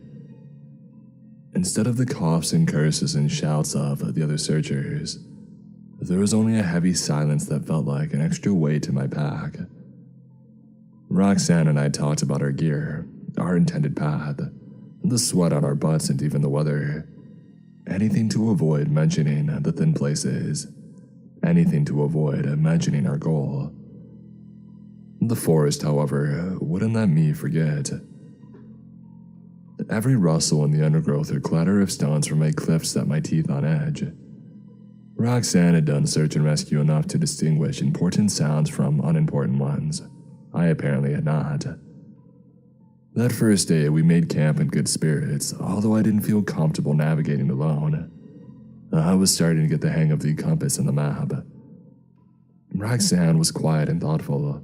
I figured that's like me. She had never gone out this far without a crew before. Huddled against Roxanne in my sleeping bag that night, I found myself hoping that things would go like this until our supplies ran out. What if we never found anything, then just returned home and put all of this behind us? We set out with the dawn in a gray haze. Damp rocks and ferns, white mist, and the loomish, greenish-black shadows of pine trees. That was our whole world. The fog had Hi an at odd way Black of muffling Liquid, sound. your channel https://dlive.tv/blackliquid is currently being featured on the dlive homepage. A while later, Roxanne pointed out 3 deer in the distance. They all stood stock still, observing us. Maybe it was just a trick of the mist, but I'd swear the deer stood up on 2 legs and walked off after we had passed by. Maybe it was the fog that interfered with Roxanne's GPS equipment. We hadn't been dating long, but I recognized that face she made when she scrunched up her eyebrows and scrutinized the little device. It was the face of someone who just added 2 + 2 and got 5. Is there a problem? I asked. We were standing in a trailless patch of knee-high ferns. The mist had lifted, but the bits of sky beyond the trees were still a sea of gray. GPS is malfunctioning, Roxanne grunted. It's happened before, usually when we're close, I finished. Yeah. Our little conversation felt swallowed up by the size and silence of the woods around us. Roxanne took a deep breath, checked her map and compass, and trudged forward. We had gone a long way by the time we realized that the compass couldn't be trusted either. I stared stupidly at the needle while it spun freely. Roxanne and I scanned the trees around us for a direction, a landmark, anything, until our eyes settled on Samir's hunter orange jacket. Hung high on several branches with the arms extended, it looked like the torso of a crucified man. Who or what had put it up there, I wondered, and why? Let's keep moving. Roxanne tugged at my sleeve. I don't know about you, but I don't relish the idea of spending the night with that thing hanging over us. She was right. It was already dusk, and a twisted ankle could be fatal out here. Roxanne headed uphill, hoping to find an open ridge where we might get our bearings. It would have to wait until the morning, though, because stars were twinkling overhead by the time that we found a spot to camp. They're beautiful, aren't they? I said, looking into the cosmos above us. It's like you don't really see the night sky until you come out to a place like this, you know. That's because this isn't our night sky, Roxanne sighed, not even turning away from the tent that she was setting up. What? I know how to navigate by the stars. Those aren't our stars. I felt the blood rush to my face. But don't be afraid, Roxanne went on. I'm not a kid anymore. This time we came to this place by choice, wherever it is. We can leave the same way. We have to believe that. Do you believe it? I do, I nodded. I didn't. Well, then let's get some sleep, cause from this point on, I don't know what we're going to find. The next morning, it was what I couldn't find that made me panic. Where was Roxanne? I had a fuzzy memory of her rustling around in the dark, slipping away outside of the tent. The sky was still gray. Nothing but trees and stony ridges as far as the eye could see. And no Roxanne. The wind whipped around me and I shouted her name. What? Roxanne emerged from behind a tree, pulling up her pants. You look like you've seen a ghost. No, it's just... I trailed off. Something was bothering me, but what? I could have put my finger on it. Nothing, I guess. Let's keep moving. Roxanne and I usually discussed our route, but not that day. She set off downhill so quickly that I struggled to keep up. Where are we going? You'll know it when you see it, Roxanne snapped. I got some idea of what she meant as we walked. The landscape was subtly changing as we walked. Instead of rugged mountains, it was taking on the shape of what might be found around a California lake. A lake like the one where Roxanne's parents had disappeared to. Gray rocks turned to a dusty red. Tall pines were replaced by shrub and cacti. Roxanne, what's going on? I shouted over gusts of arid wind. We're getting close. I could barely hear her reply over gusts of arid wind. They seemed to come from everywhere all of a sudden, pushing us forward toward a cave. A black hole surrounded by dripping ferns, the nightmarish pit from Roxanne's story. If it was really Roxanne leading me here, I froze. Back at the campsite, had I checked to be sure that it was really her and not something else? Suddenly I wasn't so sure. Roxanne pressed ahead, but I lingered, wondering if I had made a terrible mistake. Found you! I jumped and spun and slipped on a wet root, and nearly fell into Samar's chest. He gave me a big grin. Why was he still wearing his orange vest? We had seen it, name tag and all hanging from a tree. Found you, Samar said again, his smile widening. Found you! 3 pistol shots. Samar's head split like a melon. I screamed. Roxanne had just killed someone, or had she? Samar, or the thing that looked like him, didn't seem to be bothered by having his head blasted in half. It stood there patiently, repeating the same words over and over while smoking bits of skull and brain matter dripped down its visible throat. Teeth fell out of its shattered jaws it spoke, but it didn't stop. Found you, Its shrieking gurgle reached a fever pitch that echoed all around us. I looked down at its hands. The fingers splintered, and then shot towards us, some shooting through the air like vines, others slithering along the dirt for our legs like obscene snakes with dirty fingernail faces. "Run!" Roxanne shouted, firing 2 more useless shots into the thing's chest. As it lurched forward, I felt one of its freakishly long fingers slither around my ankle. I moaned, stopped, and kept sprinting, although I could see that it was hurting us toward the pit. Its dark abyss beckoned to us both. It was the feeling that I had had many times before standing on a high ledge. That little voice that whispers to jump and see what might happen, magnified by 1,000.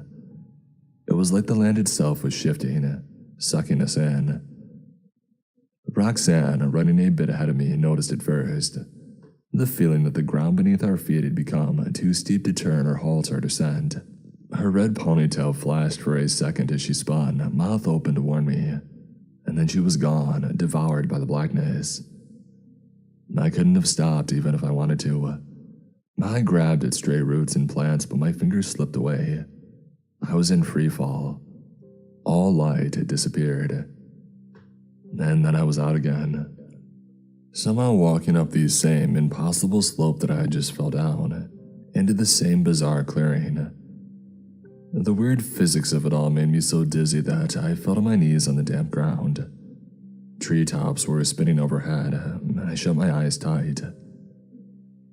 When I opened them again, the colors felt wrong, the air tasted different, and I wasn't alone. Ahead of me, Roxanne too grabbed at fistfuls of dirt and raged. A familiar-looking figure watched over her.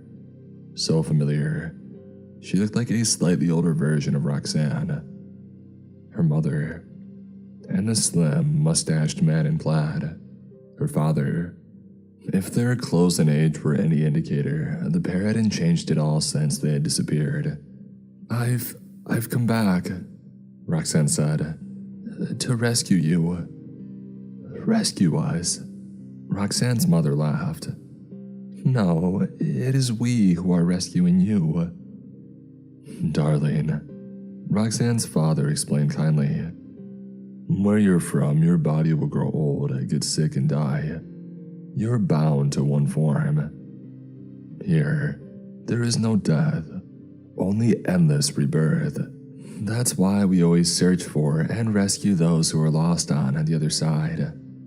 Roxanne's mother went on, "to bring them here, where our forms are infinite." As she spoke, her torso stretched horribly, extending like a giant centipede rearing to strike. Mossy antlers grew from the back of her skull, and her face warped into a nightmarish blend of human and deer. Her father's body changed as well, splitting into 3 like a folding paper cutout. The tendrils that connected his 3 parts squirmed and writhed like maggots and rotten fruit. We could hear bones snapping and watch the dark, flowing blood. But the 2 things in front of us seemed completely unbothered by their transformation. And that wasn't all. I realized that the entire glade in which we stood was alive and conscious.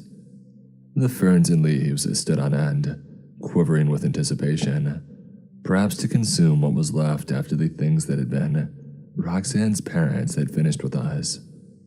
The trees, too, creaked and leaned forward hungrily, old men bending over their dinner table. Winged things settled onto the branches, and other, less describable forms twisted themselves out of the mossy ground. The ground. Even the dirt beneath our feet was shifting, closing the gap to the world that we had come from. Roxanne's parents' speech and transformation had just been a ruse to distract us while the way was shut. I staggered forward on the uneven living terrain, grabbed Roxanne's hand, and hurled myself toward the closing pit. The pit had been enormous, but it was barely shoulder wide when I passed through, even tighter for Roxanne. Dirt closed in around us, and I felt Roxanne's wrist slipping through my fingers. I clawed in the powdered dirt in front of me and realized that the physics had changed. I was clawing up instead of down. Spitting and hacking, I pulled myself into the ferny grove and did what I could to dig Roxanne out. I had barely cleared room for her to breathe when I felt something wrap around my ankle and pull. The forest wasn't letting us go. Whatever had grabbed me also had Roxanne. Her green eyes widened as she was dragged back into the loose earth. I watched her twist and flail as she disappeared. The grasp on my ankle released. I screamed my girlfriend's name and dug at the loamy soil, but she was gone, swallowed by the other side. I dug until my fingernails were black and bleeding, until I had no strength left in my arms, and I rolled over, filthy and exhausted, to stare up at a cloudy sky that was only just beginning to clear. "It's you." Samar's voice caused me to flip and climb up to my feet, ready to run, but the man in front of me was as filthy as I was, and not wearing his orange jacket. Evan limped behind him, his leg in a lashed-together wooden splint. "Feels like we've been out here for weeks, man," Evan grunted, and then he seemed to notice for the first time that I was alone. "Where's the rest of your crew?" I punched the dirt and cried. Without Samar and Evan's help, I'm sure that I would have died out there. None of us knew the way back, but whatever was affecting the area had dissipated enough for our instruments to slowly begin to work. The GPS signal was still spotty and the compass needle drifted more than it should, but they were accurate enough to get us back to the forest road. From there, we were spotted by the helicopter, and soon Samar and Evan were answering local reporters' questions about their harrowing experience. I hung back on purpose. I didn't have the heart to talk to anyone, and all I asked from the rest of the search and rescue crew was that they dropped me off at Roxanne's car, which fortunately I had my own keys to. As I opened the car door, I tried to shut out the image of all the memories we had shared in her second-hand car, but I was surprised to see an envelope with my name on it in the driver's seat. If you're reading this, it means that I'm gone. If it is an end, think of it as the beginning. You see, I didn't get involved in search and rescue to find my parents. I did it to find my way home. I don't remember what I was before I took on that little girl's appearance in memory. Something went wrong in the transformation. I forgot my purpose, what I was. I even forgot about the thin places. Fortunately, those search and rescue volunteers invited me in, and I was able to keep up the act, though this place and body have never really felt like my own. I searched blindly for many years until I rediscovered the truth. When beings like you are lost, alone, or desperate, you create the thin places yourselves. Your subconsciousness calls out to them, and I needed one of you. The more time I spend close to the thin places, the more I feel like what I truly am. Where I'm from, we don't have concepts of love or guilt or gratitude, so consider this a kind of gift. Forget me, forget search and rescue, and stay away from lonely places. They might just invite you in. Yours, Roxanne.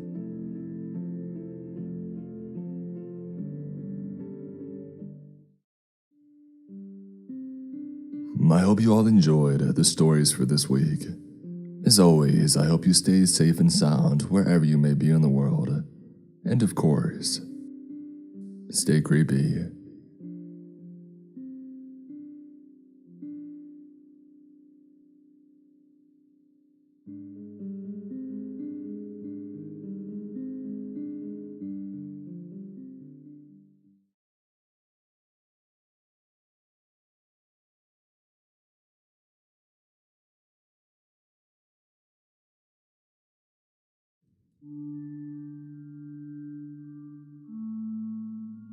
Hello everyone, I'm feeling extra spooky this week. We are creeping closer and closer to spooky season, and I just can't wait.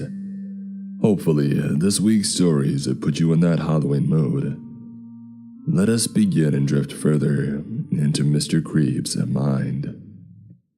I'm an astronaut investigating wormholes. Humanity Needs to Stay Away from Deep Space.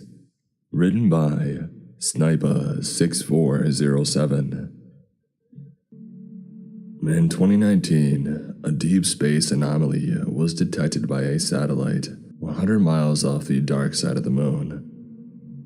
It consisted of space matter, dust, and unknown properties, and it had the general appearance of the remnants of a supernova.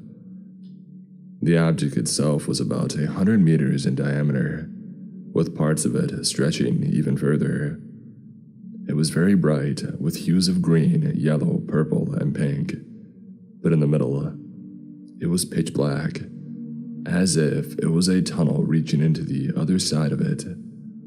Of course, this piqued NASA's interest, and they conducted multiple studies in order to collect data. It was a few months after the initial discovery when NASA detected something very strange. A strange radio signal was detected somewhere in our solar system, and the source and cause were unknown until NASA traced the radio signal back to its source, the anomaly. The radio signal itself consisted of a long, high-frequency sound, changing pitch and volume every few seconds, every time in a different order and selection. After the noise was traced and the source was found, NASA made every effort to study the anomaly. They sent a probe to the anomaly, and the probe took samples of the solid matter, the objects near the anomaly, and the materials that seemed to be emitting from the anomaly. Upon further study and investigation, NASA discovered that there was a slight gravitational pull, but instead of pulling any objects near the anomaly to it, the anomaly had an opposite gravitational pull, sending objects out of it. That's when an even bigger realization took place, something that was completely new to human eyes. And despite how insane it sounded, all the data, all the research, and observations concluded that the anomaly was most likely a wormhole. In the history of space exploration, an actual cosmic wormhole had never been photographed or seen, and some even debated on the existence of wormholes. Yet a genuine wormhole was discovered beside the moon. After the probe was sent back to Earth, it was decontaminated, and these scientists and researchers at NASA and the American Space Agency studied and analyzed it. And what these studies concluded were extremely interesting. In some of these solid matter that came out of the anomaly, a meteor particle, there were traces of organic matter on the meteor. At first, these scientists ran tests several times again, but no matter what they did, the conclusion never changed. There was biological matter on the rocks. And even stranger, the biological matter seemed to come from a living organism. The test did not, and could not conclude what the organism was, but it definitely did not come from anywhere on Earth. And if the anomaly really was a wormhole, then there was a slim chance that the organism the biological matter belonged to did not even come from our universe or plane of reality. In time, after even more funding, a second probe was sent to the anomaly, but not to collect samples and photos, but to go in and through the anomaly itself. The probe was equipped with the best cameras, audio receivers, and fuel that money could buy. After 3 days of traveling to the location of the anomaly itself, the probe arrived within 100 meters. The video feed the researchers back at NASA received was amazing. They could see the anomaly pulsating and emitting different hues of light, some of which were invisible to the human eye. Once the anomaly reached within 10 meters of the anomaly, the video and audio feed began to get fuzzy and spotty, but it remained functional. The anomaly finally entered the wormhole, and it went through at incomprehensible speeds, traveling through a tunnel that swayed and moved just like the surface of the water. Then, the connection was lost, and the video feed cut out. NASA kept sending probe after probe until the cost of the lost probes was too much, and they had to come up with a better and more efficient solution. The idea of sending an astronaut through the anomaly was immediately shot down. The gravitational waves of a wormhole would immediately crush and kill any living organism that went through. But that was until NASA developed a spacecraft, one that could withstand any type of physical damage, from extreme pressures to gravitational force. NASA also developed a special spacesuit for the expedition. It was made with very durable material, woven together to make it nearly indestructible, while keeping the flexibility in the suit. I was involved in the expedition because I was one of the astronauts chosen to go aboard the special spacecraft. The spacecraft itself looked like any other spaceship, but it was equipped with virtually indestructible metals to be able to survive the gravitational waves of an interdimensional wormhole. On January 5th, 2020, I boarded the spaceship, along with another astronaut, Louis. Once we were on the other side of the wormhole, Louis and I were directed to explore whatever was on the other side, using advanced space maneuvering technology and high-tech cameras. And believe it or not, we were also equipped with weapons. The scientists declared that there was a possibility that life was on the other side of the anomaly, whether intelligent or not, could be hostile. So, we were also equipped with tactical ARs, equipped with armor-penetrating rounds, and modified to be able to fire bullets in space or gravity-insufficient environments. Since we were astronauts, we didn't know how to shoot military guns, and we had to take a 2-day crash course. There was also come back from the mission alive, but that was a risk I was willing to take. A few hours after the spacecraft took off, the spacecraft got steady enough that we could talk. From how far we were, the wormhole was nothing more than a bright purple blip that was getting closer every passing second. "Holy crap," Louis said, talking into the built-in radio in his spacesuit. "I can see the anomaly." "You excited?" I asked. "A little, but I'm crapping bricks right now. What do you think we'll see on the other side?" "Whatever is on the other side, whether friendly or not," I replied. We were now only a mile away from the wormhole, and even from here, it was getting a little hard to keep our eyes open due to the light. We stayed silent for a while until the spaceship was about 50 meters away from the wormhole. My heart was beating out of my chest, and adrenaline pumped through every square inch of my body as we approached the wormhole. Before I knew it, the spaceship collided and went into the wormhole, and in an instant, a huge flash of light exploded around us as we went through the interdimensional tunnel at nearly light speed. I felt the pressure and force mound up in my body, and for the longest 10 seconds of my life, I went through the most intense pain I'd ever felt. But before I knew it, we had exited the wormhole, and we were on the other side. Dazed, I picked up the radio. "Houston," I said. "We freaking made it." Only static came back.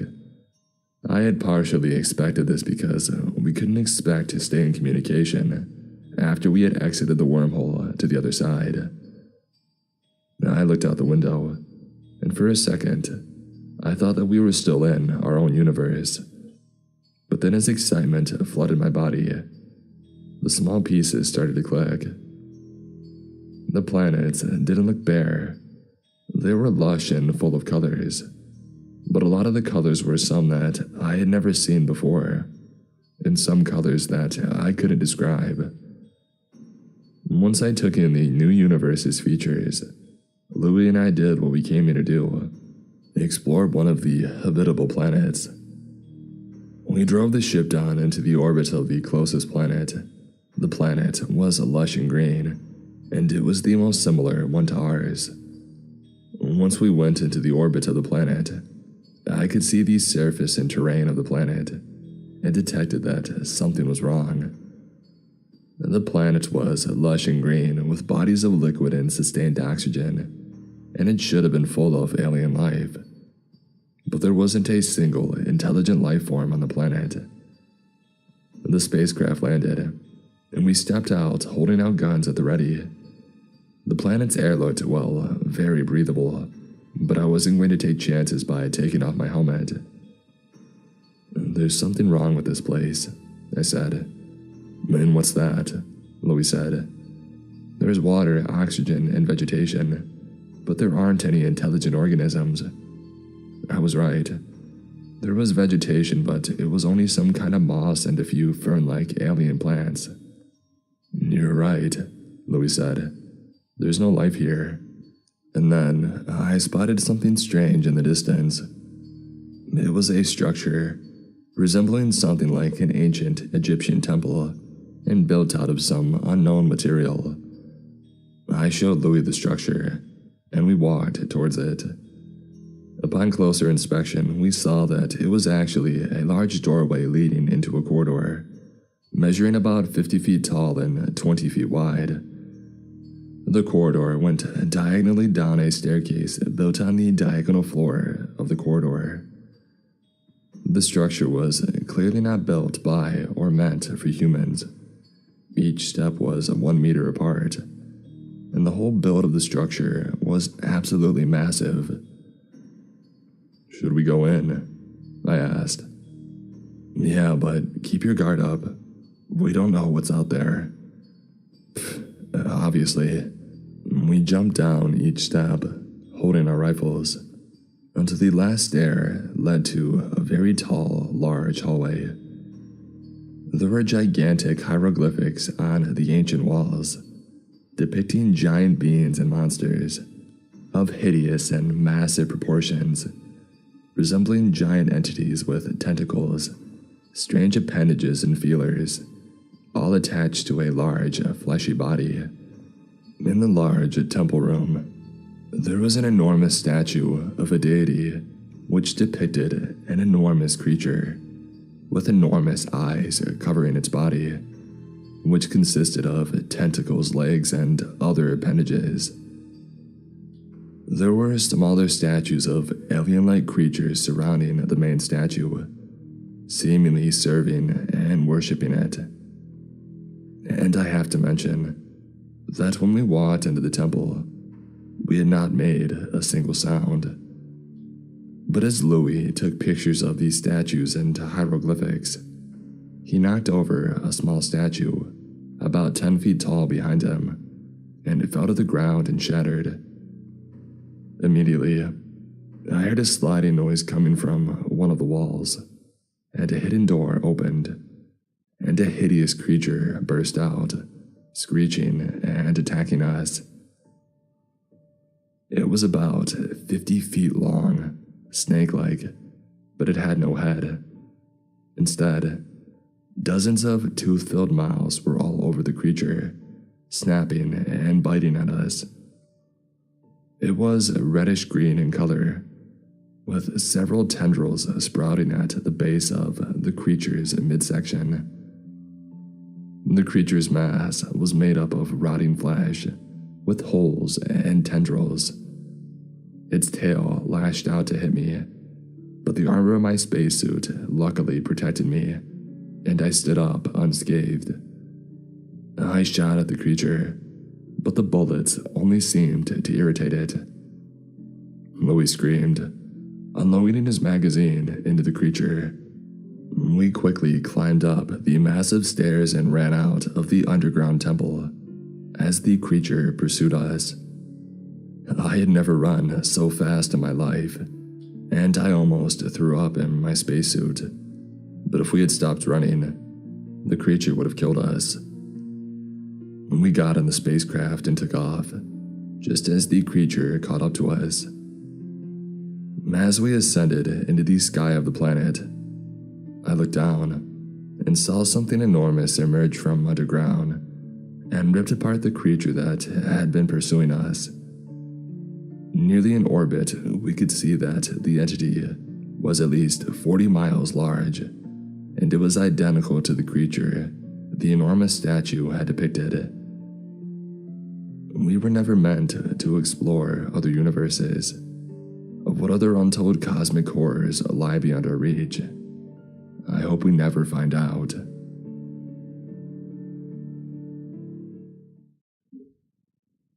It lurks when it's dark and rainy. Written by Insomniac Writer. It was the first day of summer break. I was officially done with all my finals, and luckily, all of them went pretty well. But of course, it couldn't be perfect as the rain poured heavily, painting faint lines on the window's glass as it seeped down. I checked the weather forecast, and to my disappointment, it announced that it was going to rain all day and most likely all night as well. So, having no other choice, I decided to binge watch Netflix all day. I powered through half of the second season of Money Heist, but I got bored, so I switched the TV onto a music channel and decided to hop on my PC. I didn't even notice how fast time flew by, and before I knew it, it was 10 p.m. I decided to take a break and eat something since I didn't eat anything after breakfast. I went and made some French fries along with some bacon and came back to my room. I placed the plate on my desk, and right as I sat down,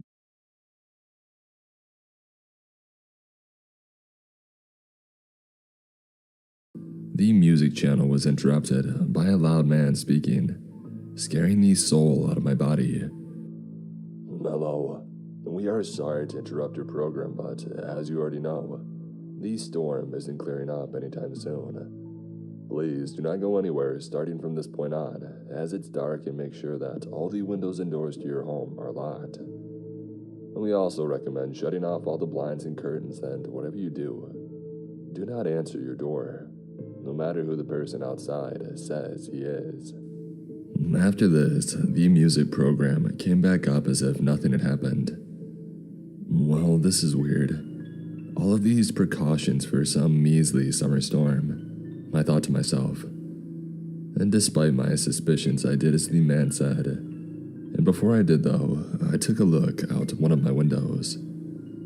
Outside, the gloomy night was accompanied by big drops of water pouring from the sky, while the street lamps barely illuminated the streets, making up for an eerie scene. Getting chills, I closed and locked the window, covering it with a curtain.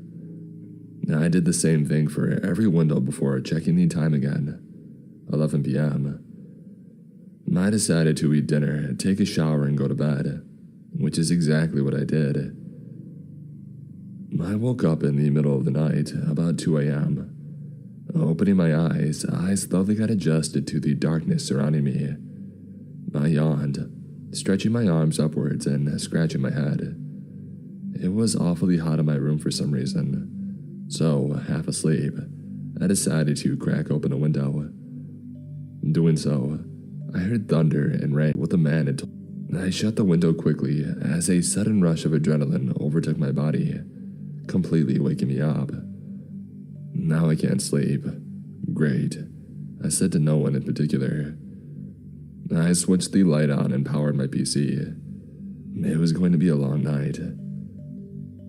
I checked my phone for any messages, and surprisingly, there were notifications from one of my friends. I had 5 missed calls from him and a ton of messages. "Yo, dude, this storm is crazy," was the first message, and the others got more chaotic as they went on. It went from saying how crazy and how unbelievably long-lasting it is to, "Screw me, man, It bit me, and now it's waiting by my door. It's scratching at it like a wild dog. All I did was go on the porch for a cig, and it caught me. Whatever you do, listen to the news reporter. He is not kidding. I tried calling 911, but it says the line is occupied every time. I guess I'm not the only one in this situation. After this, no other messages followed, and he was last online at 1 a.m. What the heck? Who bit you? What's going on? I texted him in a rush, but got no response. That's when I realized something isn't adding up. Summer storms usually last a couple of hours and are not this heavy-hitting. Unlike this one, and whatever bit my friend may be involved with it. Despite all of this, I tried calming down, tricking my mind into thinking that my pal made it to the hospital and is now resting, which was hard to believe, but I do have something to hold my sanity. I loaded up a game and played it for some time before blacking out. I awoke with a jump.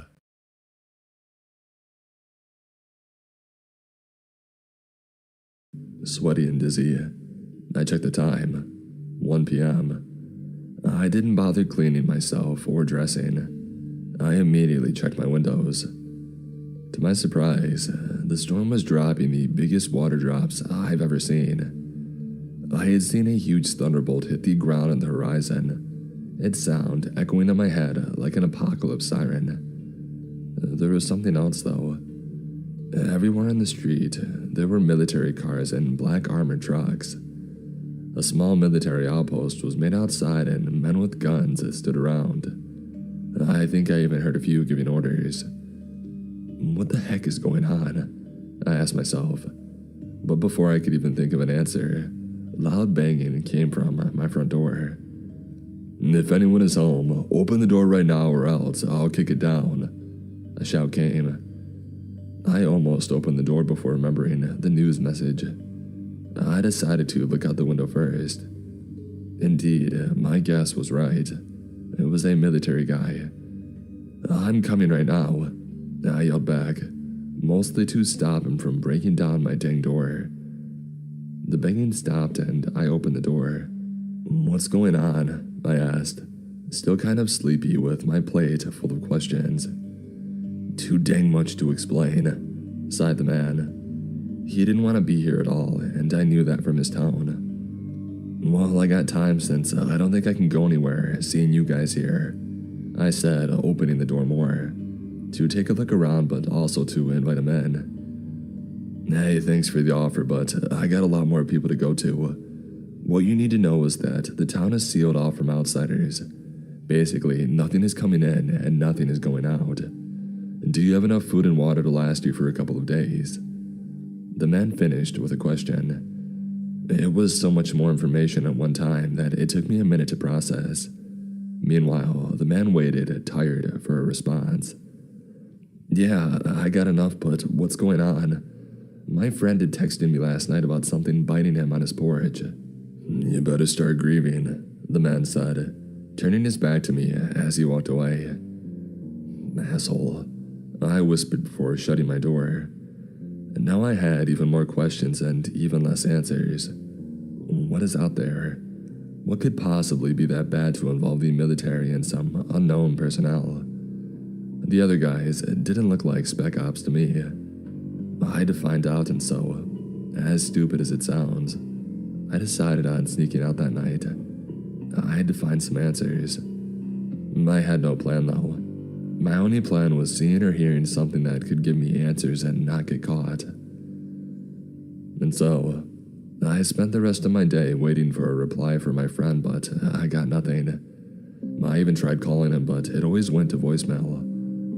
He wasn't from this town, a couple of towns over, but he was here visiting his family. We had grown up together, but he decided to move when he got into college. Where he moved, it was closer to him than if he had stayed here. Anyway, nighttime came, and I put my plan into action, slightly cracking the door open to take a peek. The storm was still taking place, like it was a part of everyday life. I looked around to see if anyone was surveying or patrolling around, and indeed, A military dude and one of the armor guys were chatting, having a smoke break.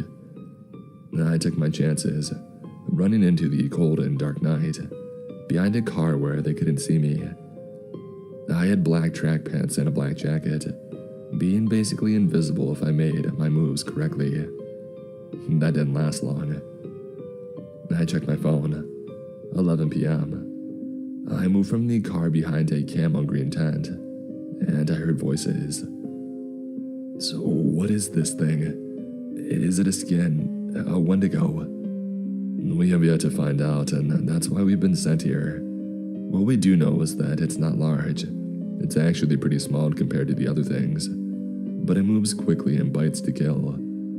We only have one case of a person being bitten. His wife said that he went to smoke. Josh, I thought to myself. The thing bit him, and as we took samples from him, we found poison in his blood. Poison? Like venom? Another voice asked. Yeah, like venom, but stronger than a cobra's. The guy died shortly after being flown to the hospital. Crap. We have to get these people out of here. I tried convincing Bossman to give us permission to, but he said, not yet. Asshole. You can say that again, the first voice said. The conversation ended. I heard them shuffling, guessing that they were leaving the tent shortly. I moved quickly behind the car again. I now knew what they were trying to hide from us, and I also knew that I needed to get the heck out of here before all hell broke loose. I decided to go back inside my house, but before I could do so, I felt a heavy touch on my shoulder. Don't turn around, kid. I'm searching you, groaned a voice from behind me. Crap, I whispered. And before I could prepare myself mentally,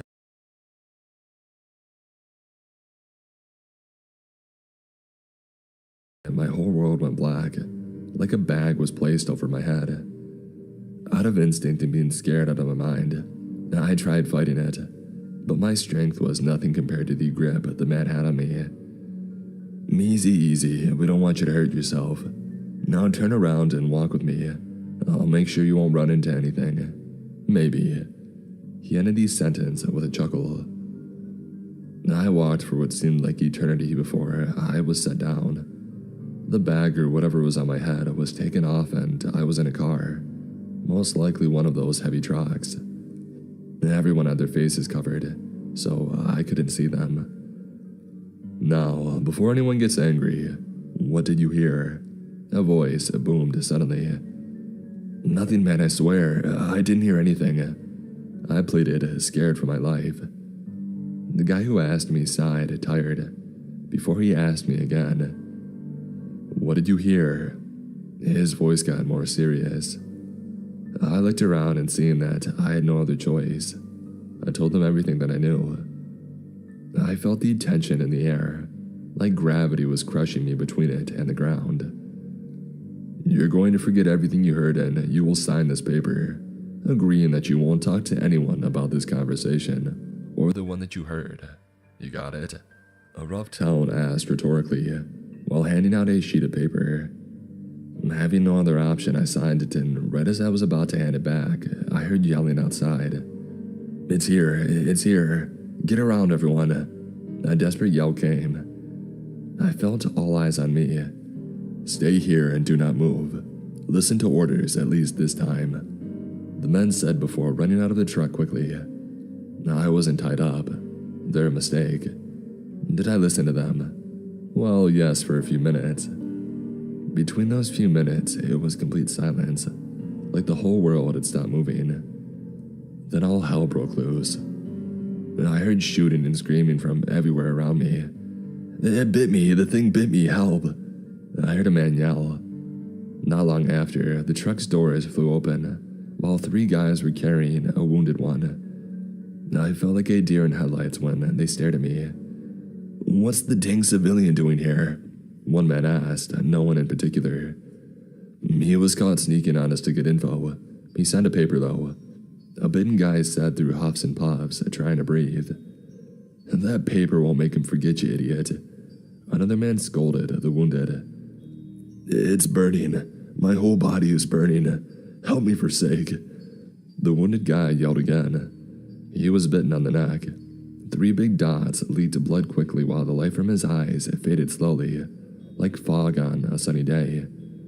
"We're losing him. He's bleeding out," the third voice howled. "We already lost him, and we're losing everyone else too. We have to get out of here.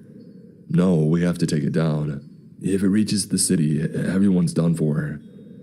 Everyone nodded, agreeing to this.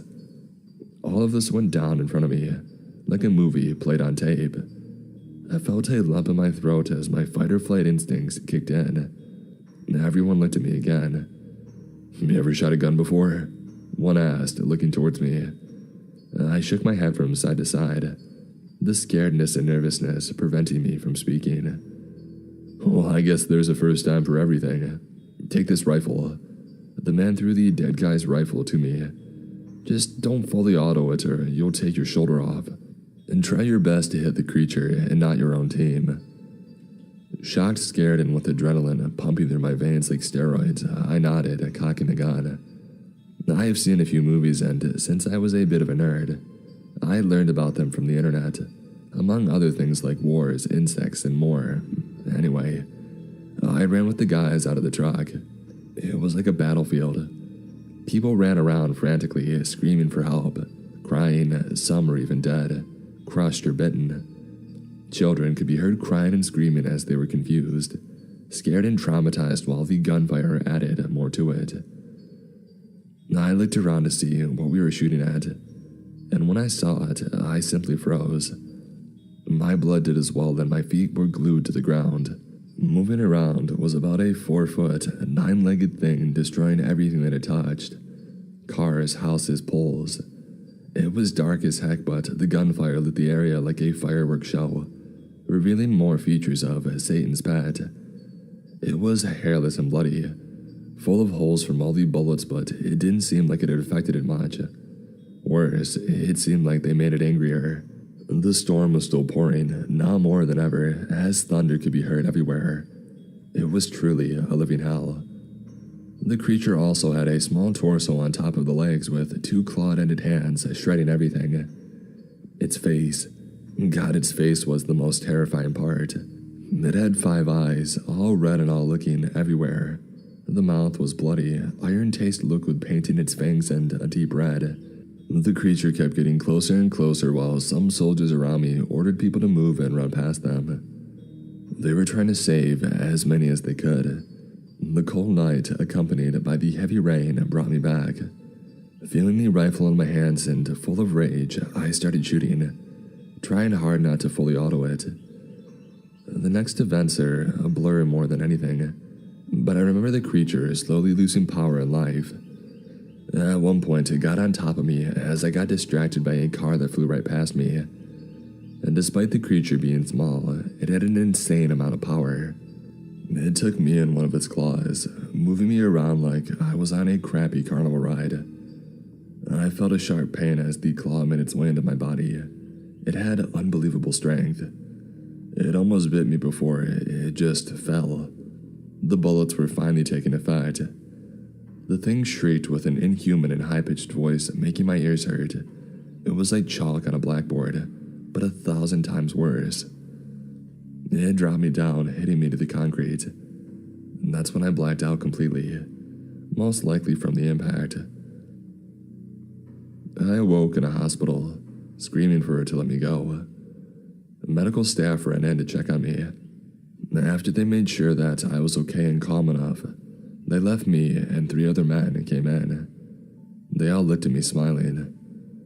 "One heck of a job, kiddo, I gotta admit," one of them said while the other 2 nodded. "Thanks, I guess, but what happened?" I weakly asked. They looked at themselves, doubting if they should tell me or let me live with the memory loss. They told me everything that I told you above. After they ended the memory, it all seemed so surreal, like it was a fever dream. I wanted to believe it. I really did, but deep down I knew that this was the harsh reality. They also added that the town is out of all maps and everyone who was rescued was forced to sign the same paper that I did, basically making everyone believe my town never even existed. The media won't write any of this either, as it's all covered up. So you can't believe me for my word or not. They also told me that I had great potential, and with some training, I could become a valuable member for the team. I agreed to the offer. You may wonder why, and Josh is one of the reasons. I'll end all creatures for Josh. I'll take revenge for him, his family, and everyone else who died at that dreadful night. That's where I am now. I'm still in the hospital for a few broken things, but I've been told that I'll recover well. I got a contract with the government facility, and I got a well-paying job now. It's risky, but I don't really care anymore. I lost everything that night. My friends, my house, and my dog. They bought me a new house with everything I needed and asked. I wasn't greedy. Ending this, I have one more thing to say to all of you. If a heavy storm comes and you hear a warning from the TV, don't try to be a hero. You may not be as lucky as I was.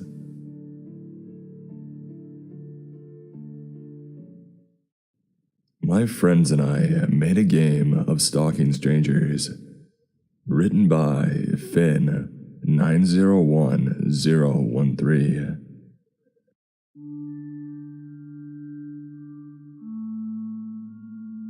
When I was a teenager, me and my friends used to play a lot of dare games. My hometown is small, suburban, great for young families or old people, but agonizingly dull for teenagers.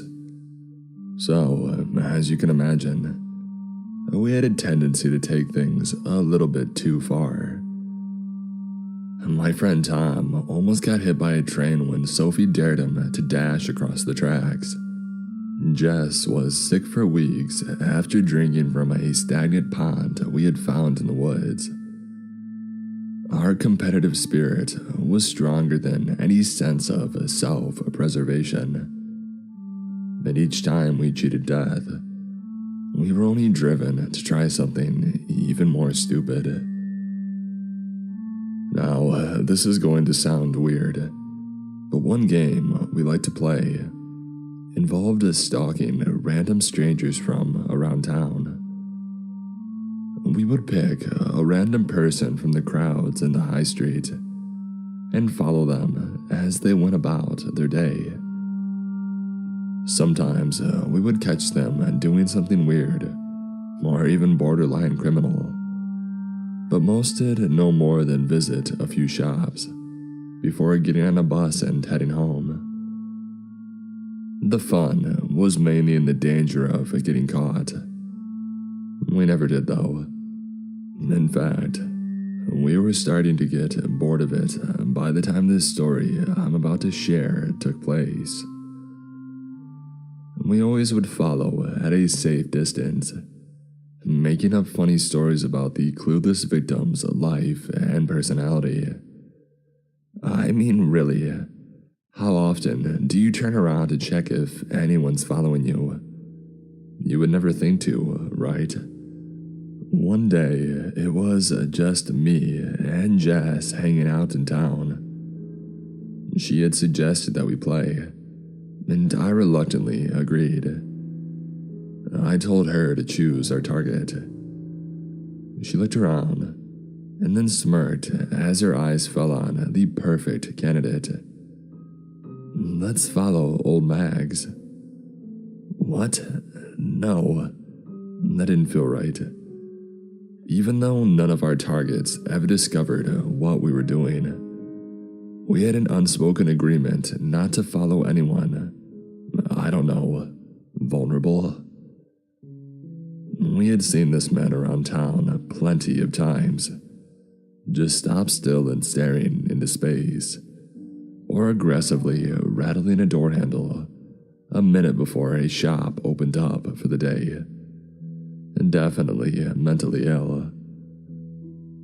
In a small town, you tend to see these same people around on the street, and boredom brings out the worst in people. All the local drunks and unchecked ill had dumb nicknames that all the locals used. So, typically cruel, he was called Mags because he looked like you-know-what. He had a face that made you double take and then look away embarrassed. I never could tell if he was deformed by some genetic condition or just incredibly ugly. He was right on the border between ordinarily unfortunate and categorically wrong. His whole head looked stretched out. His beady little eyes were two hand-whisks.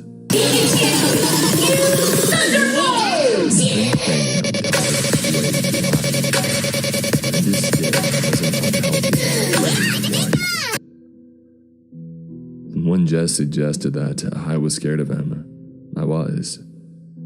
I felt that I had no choice but to agree to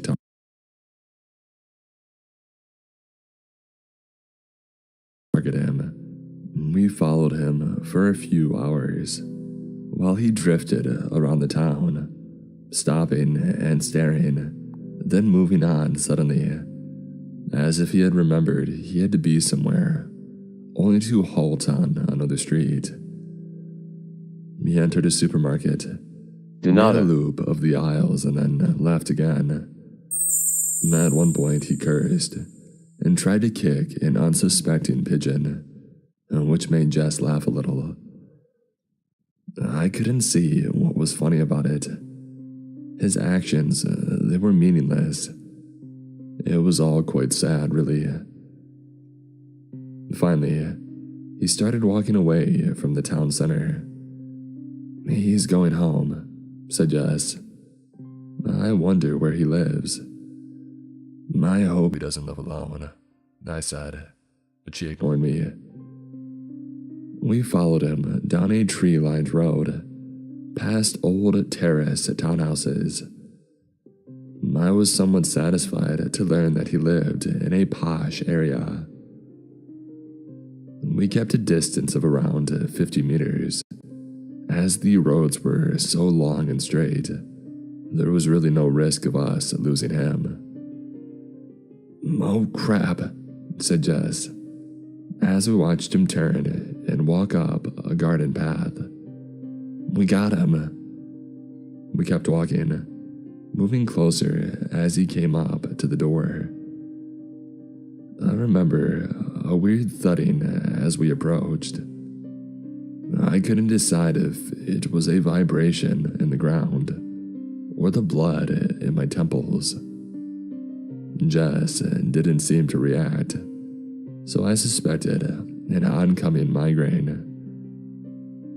Max was holding a slip of paper, a missed delivery notice. As it happened, the postwoman was still within view, far ahead down the road. Clearly, he had noticed, because as we closed the distance and came within 10 meters of his house, he dashed back down his garden path and down the road to catch up with her. As I looked at the front door that he had left open, my head throbbed painfully. We stopped outside of the house and I knew what was coming. "I dare you to go inside." "Screw off, Jess. That postwoman's miles away. You've got at least 5 minutes. Go in for 1 minute. See what kind of hellhole Mags lives in. And you're in the lead. It's even enough for you to overtake Sophie in the scoreboard." That made me pause. Sophie's lead had been untouchable since she had flashed her boobs at one of our school's teachers. We all knew that it would take something wild to get back in the running. I was young and stupid. I had turned my mind off, walked confidently up the path, and slipped inside. The hallway air was heavy, with a light smell of paint. The absolute silence quickly settled my doubts. No one else lived here. It was an oppressive silence, without even a clock ticking or any electronics humming. But the interior was mundane. There were discarded envelopes on a side table. The walls were a conventional off-white. The staircase had a decorative hardwood banister leading up to... Okay. There was the first strange thing. The top of the staircase was completely blocked off. The gap was stuffed with fabrics. Bed sheets, cushions, clothing, floor to ceiling, wall to wall. It was jammed so densely, even air couldn't pass between floors. I knew Matt. What could have possessed him to do this? I have no idea. The hallway to the right of the staircase ended in a door, and there was another door in the wall right of that. The far door was ajar, and as I moved closer, a cool draught told me that there was an open window somewhere within. In fact, the air felt restless, displaced, in a way that didn't match the narrow room. I wish I had had the sense to leave then. It had been long enough to complete the dare, but I crept on through the far door.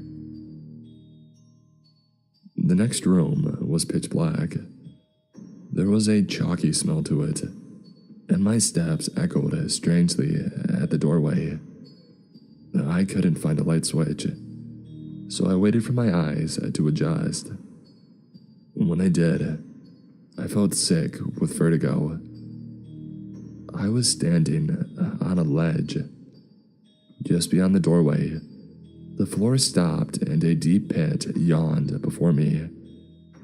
I took in the details. Somehow, the normality of the room at my level made it stranger. A white plaster ceiling, heavy curtains closed over a window. The walls were clean of dust and neatly wallpapered. And then below the baseboard where the floor should be, the world just fell away. Bricks and concrete foundation led down into darkness. How deep did it go? I dug through my pockets and found some loose change. I held a penny out above the dark and I let go. It fell and fell, and I waited.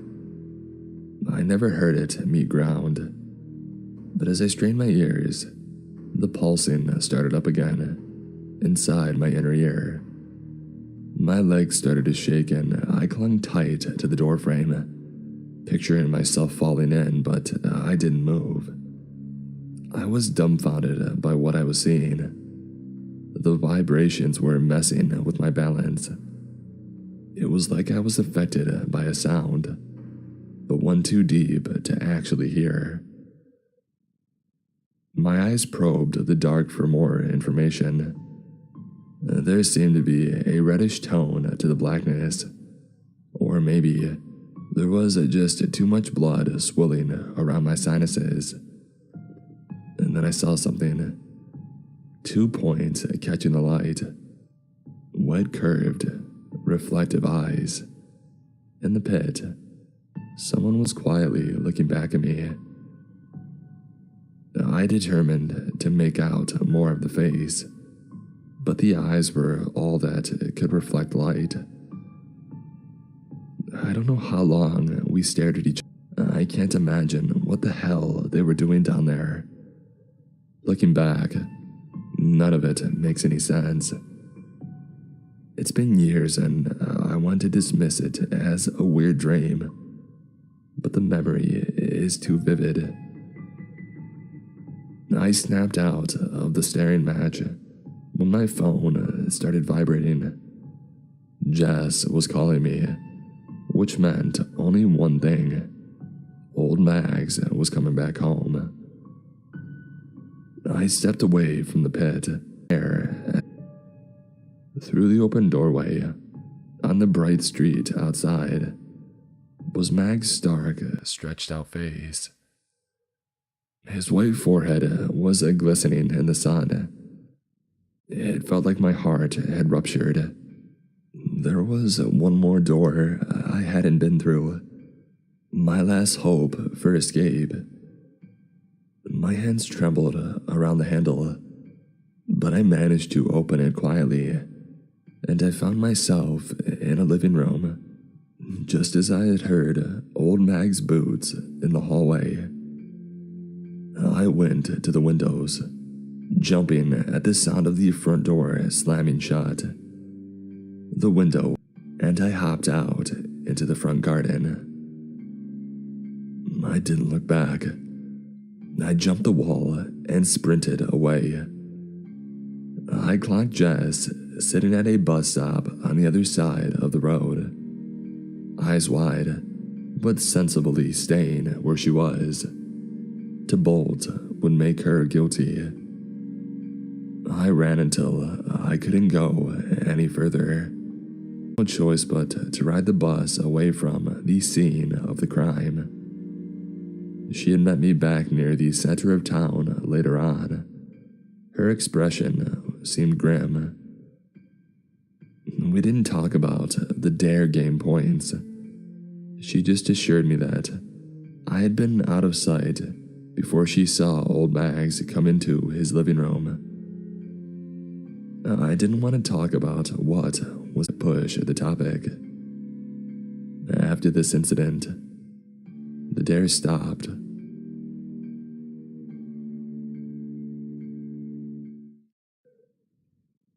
How I Became a Monster Hitman, written by 02321.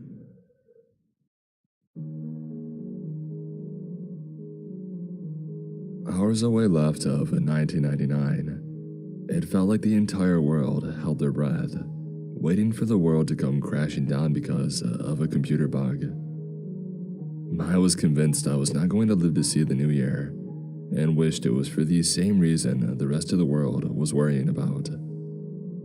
On that night, I found myself in a dimly lit warehouse, tied to a chair, desperately trying to get out of this.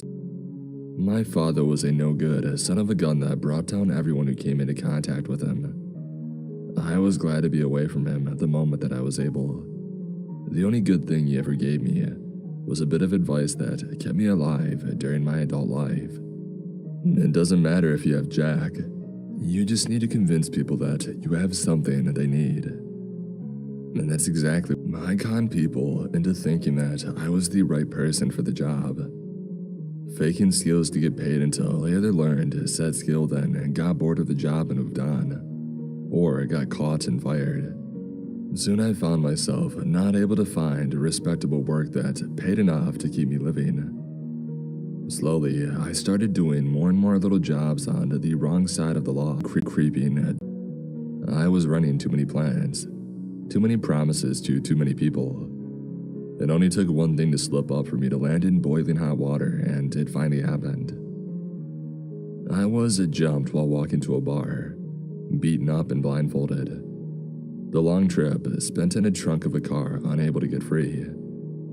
I tried sweet-talking my captors, giving them more promises I swore that I could keep, until I was forced into a rough wooden chair and strapped down, off in one piece. I have many bosses, but the man before me was the toughest and meanest of the bunch.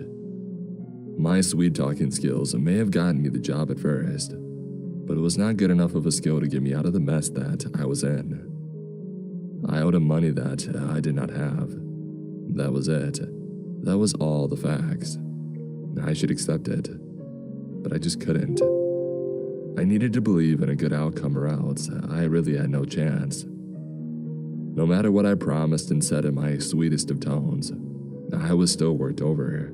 I was alive, so I thought that he must have thought that I had something of worth. Feared what would have friends or sisters that I could sell out. No hidden money or a crappy car to my name. I didn't even own my own fridge. If I ever moved out from my apartment, it would stay with my penny-pinching landlord. The only way they could make money off me was to sell my organs. My blood type was a rare universal kind that meant anyone could use it for transfusions. In my darker times, I sold my blood to get by-in, and that's how I knew.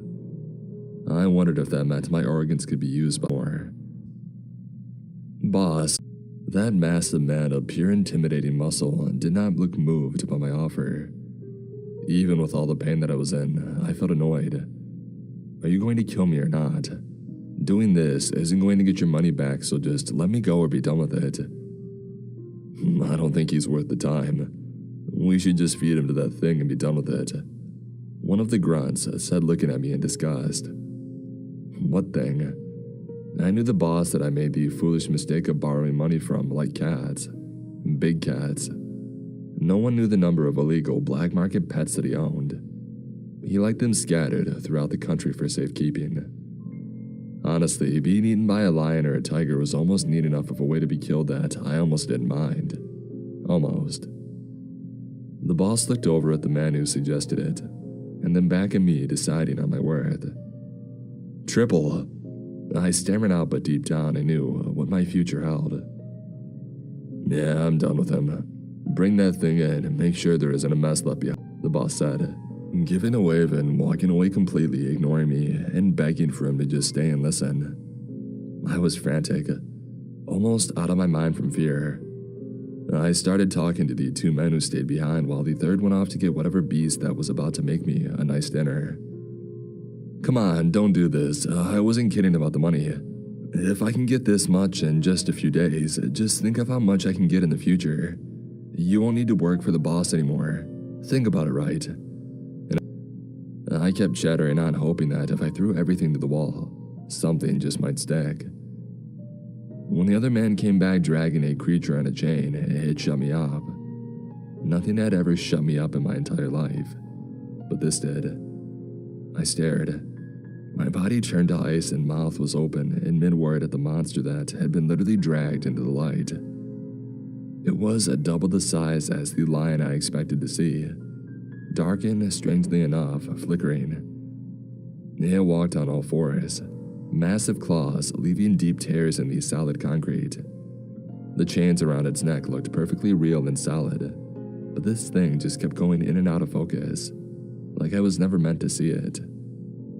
As if those chains not only were dragging it along towards me, but also dragging it into our world. It fought hard against the chains that left a deep wound where they touched its skin. The beast let out a loud roar of protest, but that too sounded unreal and out of focus. It had a mane of dark fur that at some point must have been a proud feature of a glossy black. But now it was just matted and dull. A sheet was over the top of its head, leaving only a snout of jagged teeth exposed. Seeing the countless scars etched into the poor thing's body, I felt as if we were both in the same boat, caught these things. After seeing it, I was still afraid of whatever supernatural creature that had just been dragged in front of me, but I also felt sorry for it. I wanted to do something, anything to help it, even though I was not in the position to do so. Come on, you overrated mute, behave. We have a nice snack for you. Eat him and you can go back to your cage. The man grunted, trying to drag the thing even closer. With a quick jerk of its head, the beast tore the chain from the man's hands for a few seconds. The other two ran in and helped him get the monster under control. It shrieked again, just wanting to be free of them. One peeled away to grab my chair from behind to drag me closer. The chair legs made a horrible sound across the ground, like nails on a chalkboard. But in the end, I couldn't do a dang thing as my chair was placed within reach of the dark monster. The monster stopped struggling when I got closer. It could smell my blood, and I knew it. Its nose got right up close, nearly touching me as I felt hot puffs of air ruffle my hair. I expected it to smell horrible, but oddly enough, it smelled almost minty. It would only take one bite to end me. I really hoped that my head got taken off first and not my legs to suffer through being eaten alive. Suddenly, the idea of being didn't feel like a neat way to go out at all. It just felt like the end. Drips of drool came from its mouth and dropped onto my jeans, soaking them through. It made my skin crawl. I tried backing up the chair only to see a man was holding it in place. "Come on now, eat him. That's an order." Those words made the monster tense. Before, it just looked curious about me, but now, it looked like a cat ready to pounce. It now had orders and it needed to obey them. I was hoping that wet feeling was because it drooled on me and not because I had peed myself seeing the sudden change. I was so out of my mind in fear that I didn't even stop and think what the heck this thing even was. A crushing force came down on each of my arms as I was strapped to the chair, as the beast placed huge claws on them to stand up. Those countless teeth just above my head and jaw opening, ready to take one massive bite. In my last moments, I wanted to pray but couldn't find any kind of thoughts in my head. I took a large inhale, waiting for death to come. To my shock, I didn't get my head torn off. Instead, the monster turned that deadly set of teeth on the man holding my chair from behind. The dark fur covered my vision. I only guessed he had gotten his head bitten off instead of myself. Fear came from the other man. A flurry of motion started. The beast was dragged back, the claws digging into the flesh on my arms, leaving cuts, but also snapping the restraints that were keeping me down. My body moved before my mind did. My bleeding arm shot down trying to get my legs free, as I kept darting my head up to see the other two men trying to get control of the monster. One pulled a gun from who knows where and started shooting. The monster took some hits but darted away so the one holding the chains received some friendly fire. The man collapsed and the dark creature was free. It thrashed, slamming into wooden boxes surrounding us. Packing peanuts, coffee grounds, and what I guessed to be bundles of drugs poured out. I really didn't care. I just had to get the heck out of there. These straps on my legs felt nearly impossible to undo. Because of the noise, more people came rushing in, trying to first catch the monster.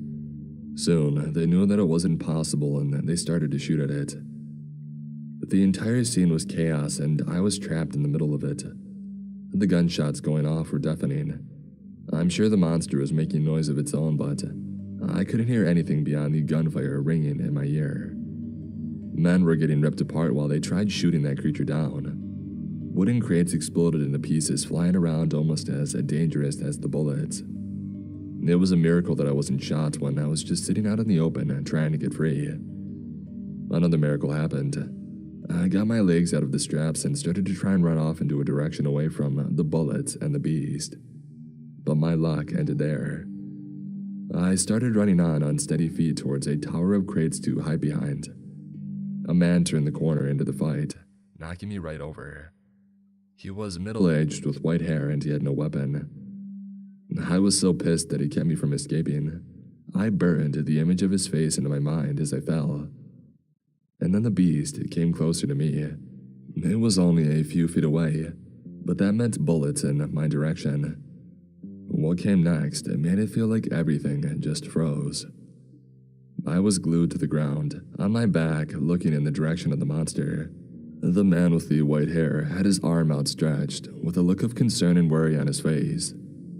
The monster had its head turned to look at something that was just tossed towards it. I didn't hear the explosion from my ears already being shot, but I felt the shockwave in my head hit against the concrete floor so hard that it knocked me out. There was no way to know how long that I was out from it. A few seconds or a few minutes. My ears rang and my body was so stiff. I couldn't move, so I just tried looking around to see what had just happened. Debris from the small explosion were scattered around. The overhead light flickered, making it hard to see clearly.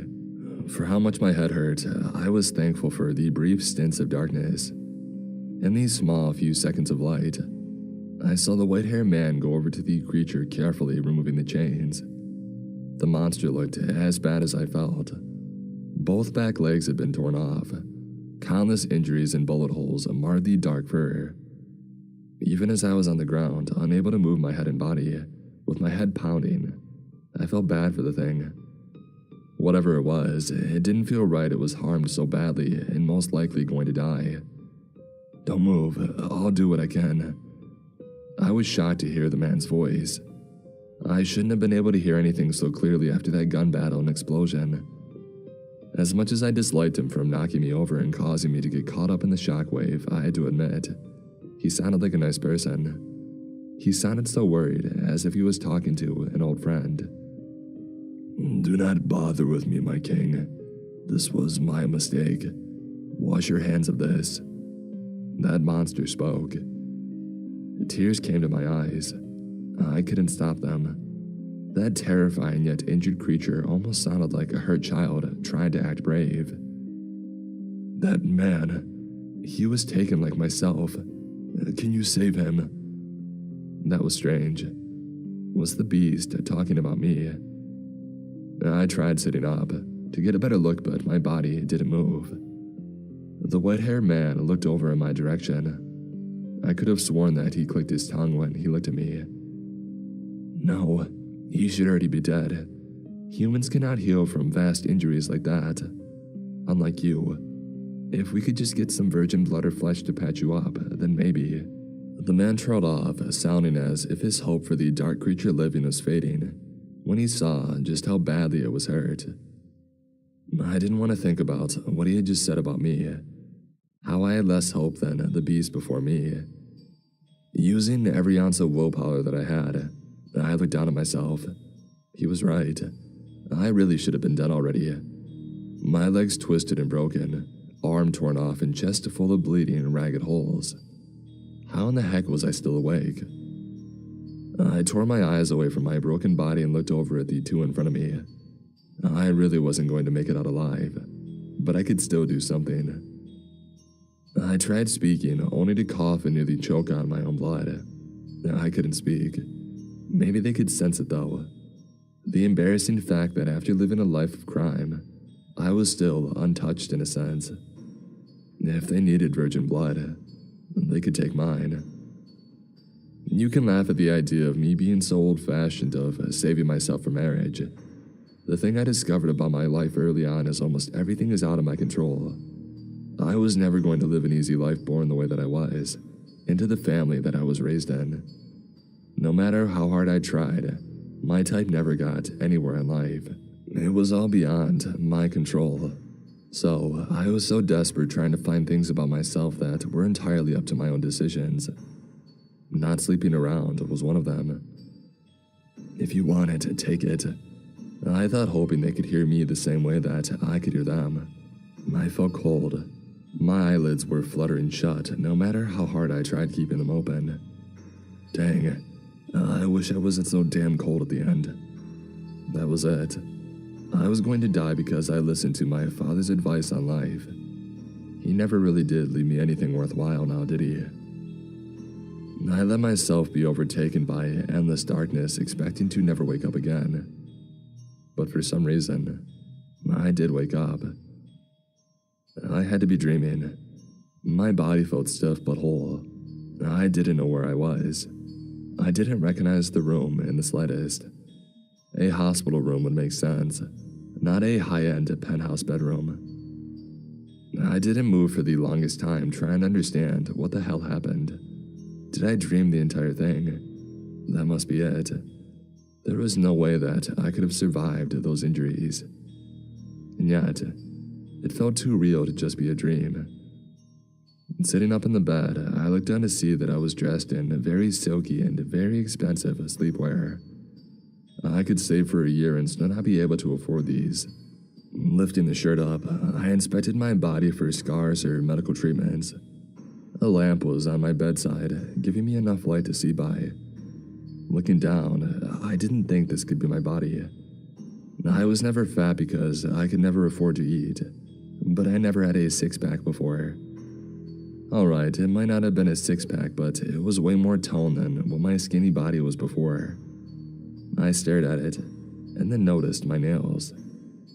Each long and pointed like those ugly things women pay to have.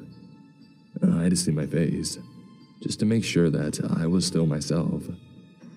Stumbling out of bed, I slowly made my way over to the bathroom on the other side of the vast, plush room. Flicking the light on, I gave myself a good look over. My face looked the same, just healthy as if I was getting the right amount of sleep and eating good meals. I've never looked like this. My hair was dyed a dark black instead of a mousy brown color that I hated, and my eyes looked more golden than the brown that matched my hair in the past. Aside from the eye and hair color change, I looked about the same.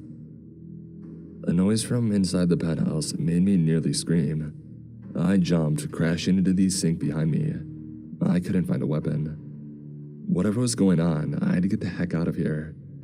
Someone else was here, and I didn't want to stay and find out who. Creeping along the place felt like a castle. I shuddered to think of how much just renting it for a month would cost. Even with all my efforts going into not being spotted, a man that I recognized came peeking out from the kitchen as I tried to make it as far away from this place as I could.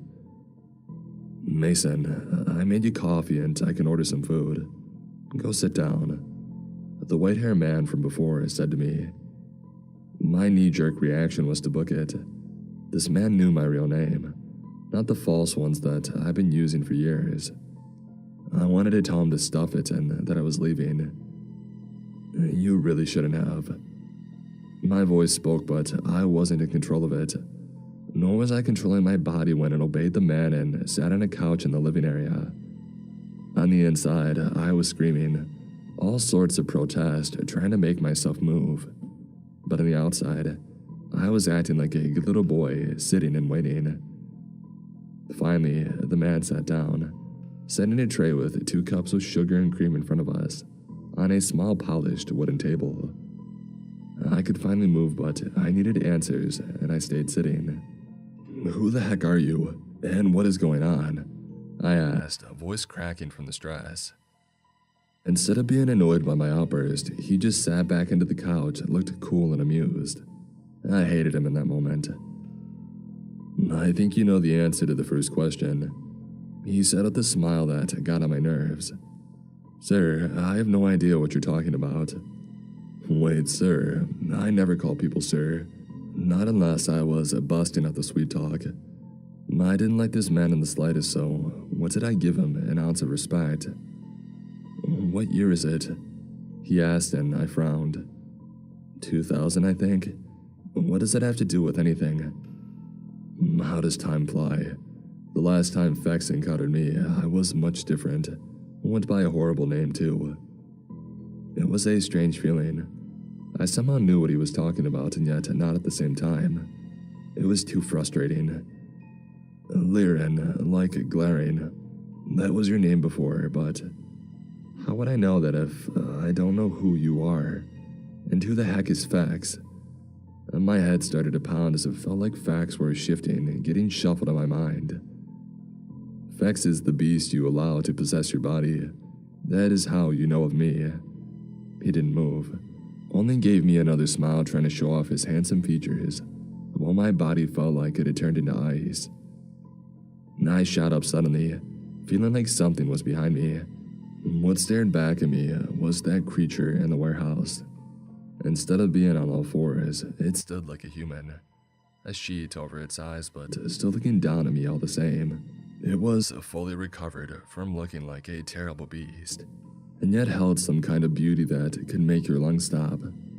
I nearly fainted at the sight of it, but instead, I collapsed back into the chair, head between my knees as vague memories started to flood into my brain. The man beside me I knew to be important, to be a king of some sort. The beast behind me loved that man and was completely loyal to him. I was about to die when that king asked me to give my body over to the beast. We would both live and benefit from the agreement. Wanting to keep living, I let them do what they wanted. Do you need a few minutes?" "No, I just need a straightforward answer," I said, not raising my head. "All right then. For who I am, I go by Silverman. I am the king of all the creatures of the dark. I was able to try and save Fex from those humans, and you saw how that turned out. Sadly enough, if rules are being followed, there isn't much that I can do. They knew enough of Fex's true name to capture and control them. I wanted to do more, but rules are rules." Silverman sounded a bit distanced and paused for a few seconds to collect himself. "Fex was about to die, and he could have just eaten you and lived, but this beast is far too kind on humans. Instead, he let you take him into yourself. In a way, you are now a half-demon. I suppose that's a term for it. You shall not age, and it's nearly impossible to kill you. Because half-breeds do not have true names, they do not have that weakness and cannot be killed or controlled by it. Facts, he only wanted to kill the humans who captured him. And now that it's done, he has nothing else to live for, and he gave up himself so that you may also live. I sat up looking behind me, trying to see the monster that had saved my life. He was invisible, but I felt like he was still there. He would always be there. Wait, when did he kill those people? And isn't there, like, a way to split us back apart? Silverman gave my questions a wave of his hand, as if I should know the answers already. No. Once you two are together, you shall always be one. Fex has the stronger will of you two, so he can take control of your body at any point. Like I said, he is kind. He took over, killed the ones who had wronged you, and tucked you back into a comfy bed. You should have no memory of this, as if you were asleep. Although, it is possible to be aware of his actions while he is in control. But Fex forced you asleep because he guessed you would not wish to see humans dying by your own hands. I felt sick with each passing word. My hands shook and I grasped them together, feeling as if they were no longer mine. I wanted to be angry at what had happened, to have my body just taken from me like that. In the back of my mind, now I knew he was there. I felt Fex's stress and worry about my reaction. Slowly, I forced all the attention out of my shoulders to accept what was being said. Yeah, it was pretty alarming to hear my body was borrowed to commit murder, but Fex really did me right by considering he could have left me to die. He only wanted this one thing. I should really just let him have it. Fex also relaxed wherever he was hiding in the back of my head. The whole thing was very, very strange and needed time to get adjusted to, but it was much better than the alternative. Now, the issue is that you are wanted for murder. Drink your coffee. What? I sputtered out. My body acted on its own. I now knew that it was Fex taking over. He could not ignore any order from his king, so he took the mug and made me drink some. Fex did not have the forethought to cover up his crimes. After taking out the entire crew, you're on the top of a few lists. But because you are now under my care, you shall not be arrested.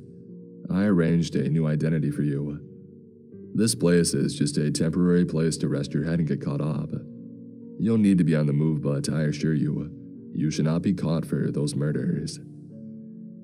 I still felt a little sick just from how much information I needed to go through. Murder wasn't right at all, but I thought about what they had put Fex through. Yeah, he was a monster, a creature that saved my life, and that's more than what I could say about the people that he had killed. I was sitting and trying to take everything in when Silverman got my attention. Normally, he was the type of person that I would never get along with. Handsome meant he knew it all. A killer smile that could seduce anyone he wanted, and I felt like he probably abused that power fairly often.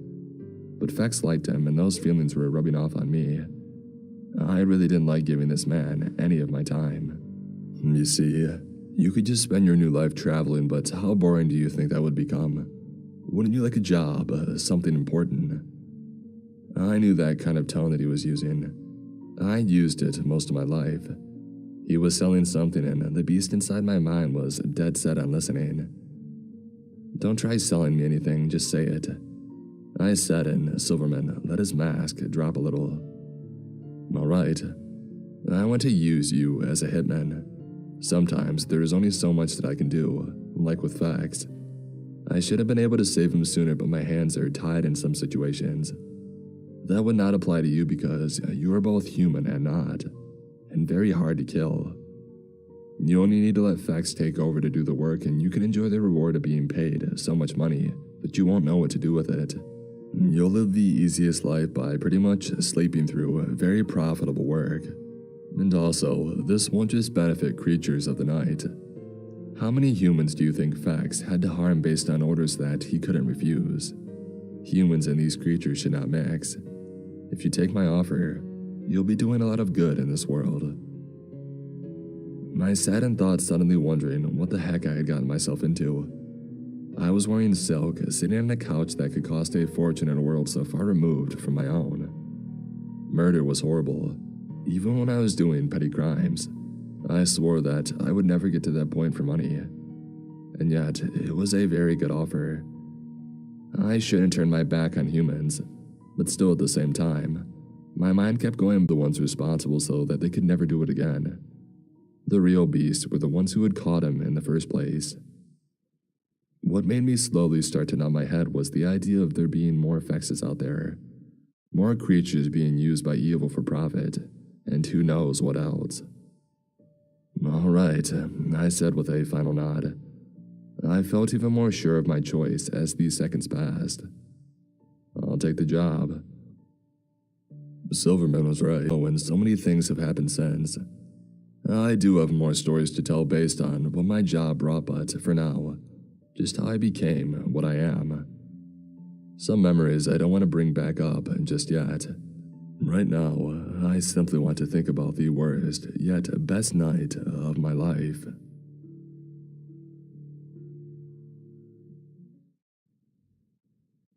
I used to work as a psychologist. My last patient made me quit. Written by Harold Keba.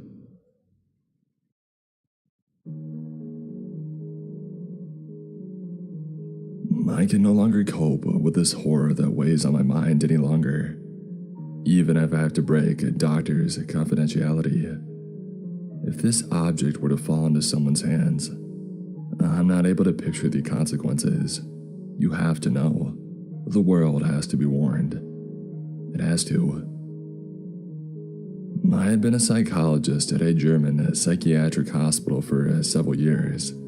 My area of expertise are cases of phobias that are rare or even completely unheard of. During my times of work, I often dealt with the most obscure phenomena of the human mind and tried to help my patients as best as I could. I already encountered cases of spectrophobia, the fear of reflections, before the 12th of July in 1978, but there had never been any complications. In most of these cases, I could deal with the phobia rather quickly, and although my patients would probably never get over their fears completely, surely their suffering was reduced through my help. And because of this, it seemed nothing special at first when Maharu Hamano was sent to me, suffering from said strange phobia. Maharu Hamano was a 19-year-old Japanese girl of fragile stature and long black hair flowing down from her shoulders, which she seemed to take a lot of care of. Her face was graceful and she had a small, petite lips that gave her a young look, but even at our first meeting, there was a strange shadow in her eyes, an underlying fear, making her face seem distant and alien. Her outward appearance was, however, not unusual enough to make me worry, and I had observed the strange dark who had walked through life with deep fears. This is why Maharu's case did not appear to me as being remarkable or out of the ordinary. When I met Maharu for the first time on July 12th, she was accompanied by her mother. The good woman seemed a bit upset, but no serious worry could be read in her face. Now I led her out to my consulting room, because a conversation just between me and Maharu seemed the wisest, and didn't seem to worry Maharu. She appeared to be a bit ashamed and was even somewhat relieved to be able to speak with me alone about her worries. It had been her own decision to come to me as an expert, and she seemed to hope for a quick and easy recovery through weekly consultation hours. After a short greeting, she sat down in a comfortable leather armchair, which was placed next to my office chair, her arms dangling useless at her sides. Please tell me, what exactly is worrying you? Why did you decide to come visit me, and how do you expect me to help you? Well, since lately, I've gotten this fear of my own reflection. Made it to describe. Every time I see my mirror image somewhere, I get this strange feeling, as if something alien is staring at me, something from beyond the mirror. I know, of course, that this is completely ungrounded, I am not superstitious at all, but nonetheless. Maharu was nervously moving her hands around. I just hope that you could help me get rid of this feeling, I guess. It was never this strong, but... She stopped and gulped nervously. What exactly happened? What changed? What do you want me to help you get a grip on? I tried to dig deeper. Well, I should probably tell you about the events that made me visit you. I came to Germany as a very young girl, 2 years old to be precise. And that is why I always felt home in this country. But my parents and grandparents who also moved here are still thinking back to Kanosawa, a small town near Tokyo. They are extremely superstitious, and my grandmother often spoke of the myths and tales of Japanese culture. I loved listening to most of them, but one scared me somehow. The tale is about a girl whom her dying mother gives a mirror, and in times of hardship, she can still see her after the woman died. It is a comforting tale, but something always felt creepy about it. I often thought of the tale when I was young, but I must have forgotten it with the passing of time, until my friends and I discovered a strange mirror on the side of the road last week. When we were on our way back home from our last exams at school, and passed a small shrubbery wherein something twinkled, one of my friends reached down into the bushes and pulled out a hand mirror. It was made from a mysterious dark material, almost coral-like, and shimmered in the light of the midday sun. The mirror wasn't very large, about as big as my hand, but the thing seemed to possess something menacing. I remembered the Japanese tale and what had crept through my soul every time I thought about it. It was not the story itself, but something different, I think. When I took the mirror and looked into it, I held it in front of my face, saw the street behind me, nothing special. But then, suddenly, I saw this thing behind me. This. She stopped and started shaking, while gazing at the ground, ashamed. It took some time until she calmed down and was able to look up again. Her eyes were cloudy and distant. Please, tell me what you think you saw. This is important. I suspect something has been occupying your thoughts for a long time now. Maharu resumed her story reluctantly. A skinny, shadowy entity. I barely could make out its outline, but that was enough. I will never forget feeling its gaze. I did not see its eyes, but they were there, staring at me. I must have collapsed, screaming. I thought about her words. It was likely some childhood memory manifesting itself, a violent experience or some kind of shock. Sometimes another child jumping out from behind a corner for a scare or another similarly menial thing was enough to trigger these thoughts. I had already cured people suffering from those problems. Listen carefully. What you just told me surely must have been terrifying for you, but its origins should be quite innocuous. I think that you are probably trying to cope with some repressed memories. If people see things in the mirror that are not supposed to be there, it is likely an attempt at communication of their subconscious. In many cases, the mirror is seen as some kind of gateway. If you want to, I can offer you some other methods to try and lessen your fears besides conversing. Confrontational therapy is a possibility. Another method would be getting to the cause of your fear through hypnosis. You have to decide for yourself what suits you best. If the situation is getting worse than just being uncomfortable, or if something else, like the encounter with the black mirror that you described, happens, you should not wait to make an extra appointment. While we're at it, do you still have the mirror? I would like to take a look at it. She hesitated. I guess it broke when I had my anxiety attack. At least I hope so. Thank you very much. I'll be back next week. The young woman slowly got up and I led her to the door. Her mother was still waiting outside and they hurriedly left. Nothing out of the ordinary had happened and her problems promised to not be very severe, because I was sure that the repressed memories were easy to recover. If I had only known back then. The next consultation hour arrived rather quickly. On the 19th of July, 1978, Maharu arrived on time for her appointment. As her mother led her into the room, it became apparent that something wasn't right. The eyes of the poor girl looked tired and her skin was pale. "Doctor, you have to do something. Maharu isn't herself anymore," Maharu's mother pleaded. I asked her to leave the room, and shortly after, me and Maharu were alone again. She sat down in the armchair and I noticed her hands shaking violently. "What happened?" I asked. "It got worse, well, I guess you can see that. I can't explain it myself. Every time I get close to a mirror, my fear makes me dizzy. I'm afraid to see something in there, something that watches me, that hungers for me. It's terrible. I just can't cope with it anymore. When I went to school, I couldn't even go to the bathroom because it has a giant mirror on the wall. I can't stand it anymore. Do something." She was beside herself and got louder, starting to panic. "Please, calm down. You're safe here, completely. You didn't see anything else. I'm sorry, I have to ask. Did you?" "No," she said, hesitating. "No, nothing. No, I'm just afraid to see something. Afraid of it coming back. It's just horrifying." "Would you look into a mirror right now to see whether there is something in it? We could do it together if you'd want." This was, of course, a suggestion that Maharu would probably not touch upon, but I had to make sure that she was aware of that possibility.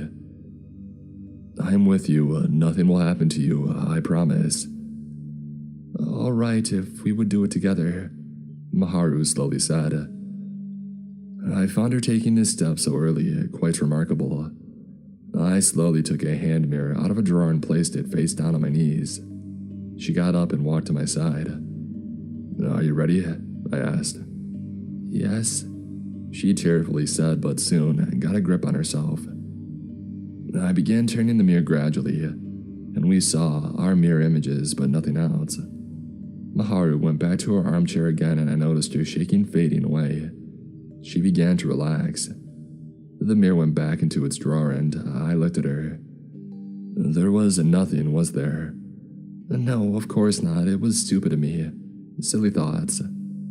They were in no way silly. It was just this silhouette you believed having seen that upset you this badly. Because of it, you started to build up fear of confrontation. It'll take some time, but your phobia will soon fade away. At least you'll be able to visit the bathroom again. Maharu started laughing. Yes, thank you very much. It certainly will be. But is it possible to try hypnotherapy next week? I want to know what exactly I got so worked up over. I have hallucinated something after all. I looked at the time. We could also do that right now. After all, only 10 minutes of our session have passed. If you want to. Yes, of course. I want to leave it behind me. It's been enough. Who knows? The fear might come back someday. I don't have the nerves for that happening. And so I hypnotized her. It was admirable how hard she fought against her anxiety, and I had high hopes for a quick recovery of hers. She sat there, eyes closed, relaxing her limbs. I asked her to go back to the day that she and her friends had found the black mirror. It seemed to put some strain on her, but finally she admitted it. I'm standing next to a road, together with my friends. We take our time walking home. Leah suddenly stops and says she had seen something. Something in the bushes twinkling. She reaches down and grabs it. It's the mirror. I'm afraid. Afraid of what? The tail? You don't have to be. You are safe, understood? Yes, I'm safe, but I've got this feeling of discomfort. I think it's because the mirror is so weirdly black. It seems evil. I fear seeing a ghost, an evil ghost. Something monstrous from the beyond or another horrifying place. What if something is inside the mirror? I don't want to look. There is nothing inside. You are just imagining things. Ghosts don't exist. You are completely safe. Don't be afraid. Maharu's face muscles tensed and she appeared to be under a lot of stress. I look into the mirror. The road is behind me. Cars are passing by. Beyond the road, there's a field. There it is. The silhouette. No. She grew even more tense and her breathing got heavy.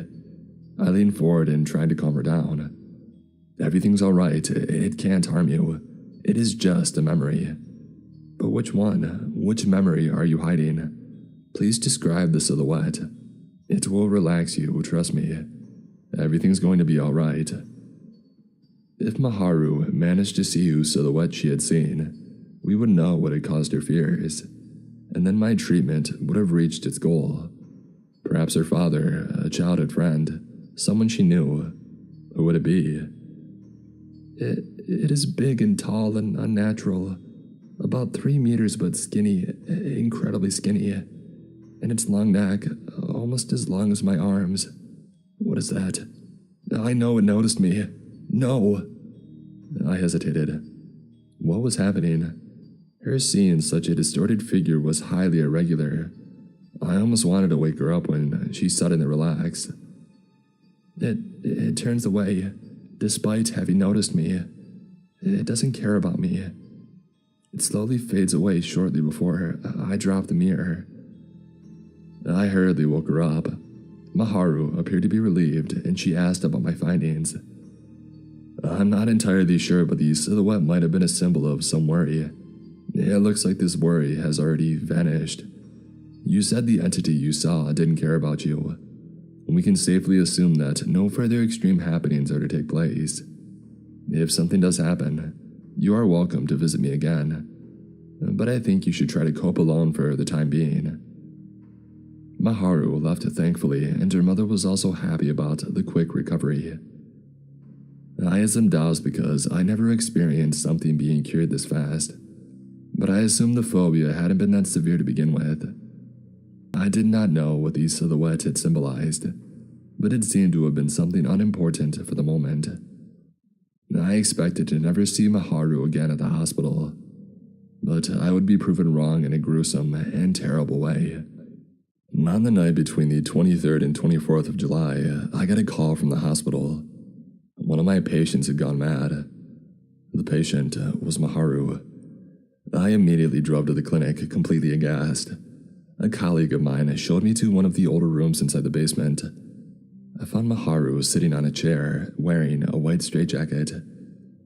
After I had closed the door behind me and sat down at a table opposite of her, shivers ran down my spine. Maharu apparently did not manage to harm herself in any way, but her face looked like a mask. She crazily peered into my eyes and had a wide, surreal grin on her face. A strange biting stench made my eyes tear up. However, I was not able to make out its source. Maharu turned up her nose and cheerfully asked about my well-being. What happened? What did you do? I wanted to know, ignoring her question. Maharu started laughing, joyless, coldly. Do you really want to know, Doctor? Do you really want to know? Yes, why else would I be here? What happened? I was at home, all was well, so well. No worries, no fear of mirrors, everything was magnificent. Magnificent. Until it was there. This hideous thing. Maharu was whispering. The silhouette? I asked. Maharu laughed again. The silhouette, no, the mirror. The black-handed mirror. It was lying in the sink in the bathroom, just in the sink. How did it get there? How on earth did it get there? I don't know. I have no clue, but it was there. Just there. She laughed even louder, hysterically, and then suddenly stopped. She looked at me, her eyes feeling unnaturally huge, almost trying to suck me in. A friend of mine must have placed it there. Who else? It didn't break, no, but it doesn't matter. I threw it away. She started humming, quietly, but kept staring into my eyes. Another shiver went down my spine when I noticed that she didn't even blink anymore. And it came back, I asked. No, of course not, you idiot. Mirrors can't walk. No, it stayed away.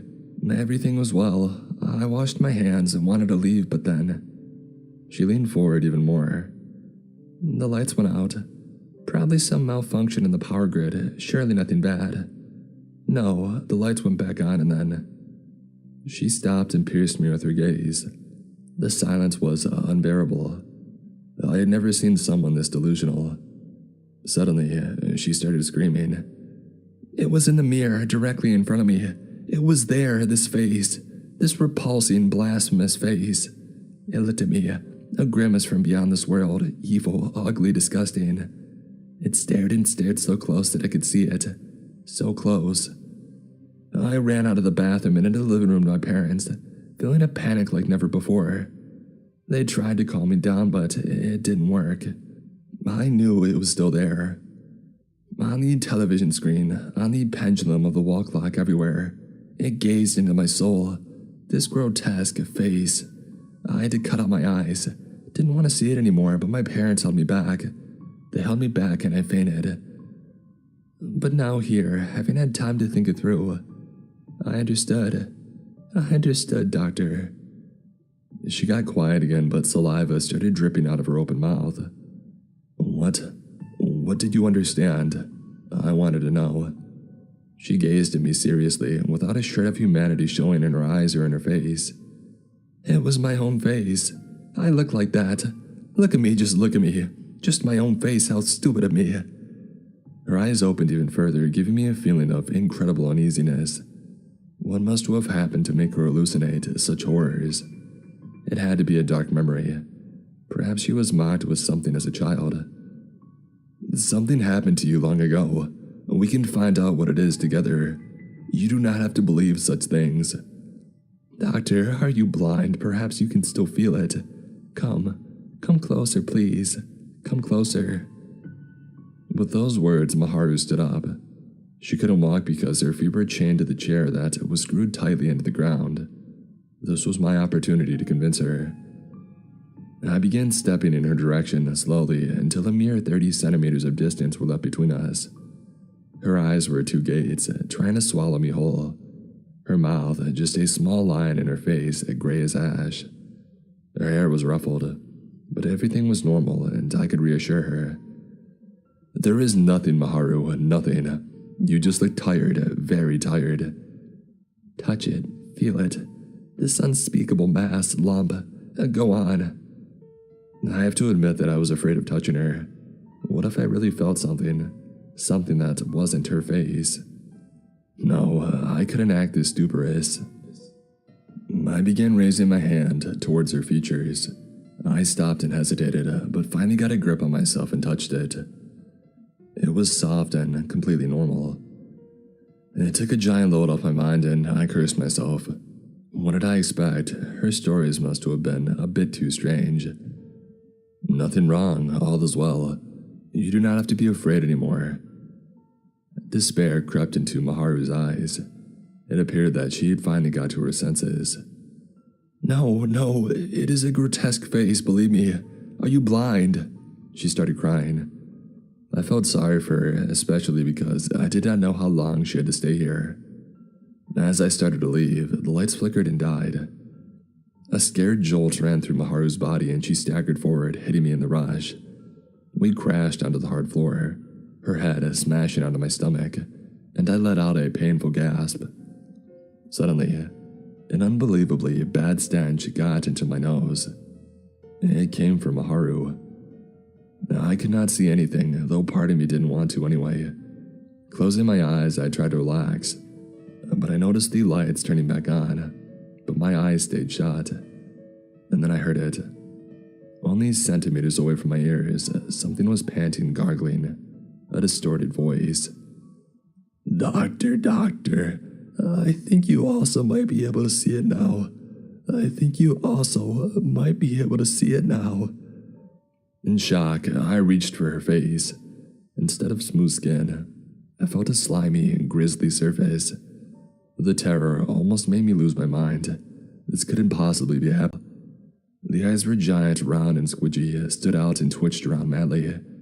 Her hair was black and disheveled, sprouting in all directions. The skin strangely blue and her nose unsettlingly normal. The jaw, however, had mainly gone back into the skull, so the creature had a huge overbite and the mouth was twisted and turned, almost like a mirror image on a pond that got distorted by waves. Her eyes were fixating me in a gruesome way, and her hand clung to my ankle, strangely having been freed of the straitjacket. I do not remember how I got loose and ran away. She just sounds like me hallucinating, but it was reality. Then the following night, Maharu vanished from her guarded locked room. No one knew where she went, and no one ever saw her again. There also never was another person who saw this gruesome, no, her true face. I was notified about her asking for a black hand mirror that had been found in her bathroom shortly before I came to visit her. Where the accursed object is now, I do not know. If anyone were to find it, I can only hope that due to this report, it will be destroyed immediately. Luckily, I never saw the thing myself. Who knows what horrendous things would now gaze at me from inside the mirrors. I am afraid even now of seeing this sacrilegious gruesome face from another world, in a reflection one day, and of it taking me. And never again did I sleep in peace. In the dark, I remember this nasty voice. Sometimes I imagine hearing it right beside me, feeling another being in my bed. I might be able to see it now. I think you also might.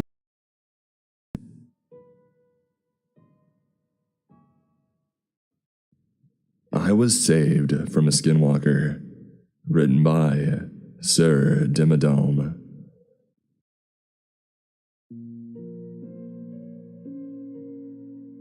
For about a year and a half, I, a 22-year-old male, dated my ex, a 23-year-old male who was Native American, specifically Navajo. Our relationship got serious enough that we introduced each other to our parents. During spring break, his parents invited me to come with them to a log cabin that they and their extended family had rented for a weekend. I accepted, and honestly, I got kind of excited, as I felt like my boyfriend and I were moving up in our relationship. I also could count the number of family vacations that I had taken growing up, and such as that. The night before we drove to the cabin, my boyfriend's parents invited me over for dinner. And after, they sat me down to talk to me about the next couple of days. I already knew my boyfriend's grandparents were extremely in touch with Navajo traditions, and they could be harsh to certain people they saw as outsiders. To me, that they may not accept me immediately, and that they apologized at the point they offended me. I thought about what they said the entire drive to the cabin, and it honestly only made me even more nervous the closer that we got to our destination. Meeting my boyfriend's family for the first time was stressful enough, but adding on the fact that we were the same gender, and that his family may view me as an outsider, made my chest unbearably tight. As we drove up to the cabin, immediately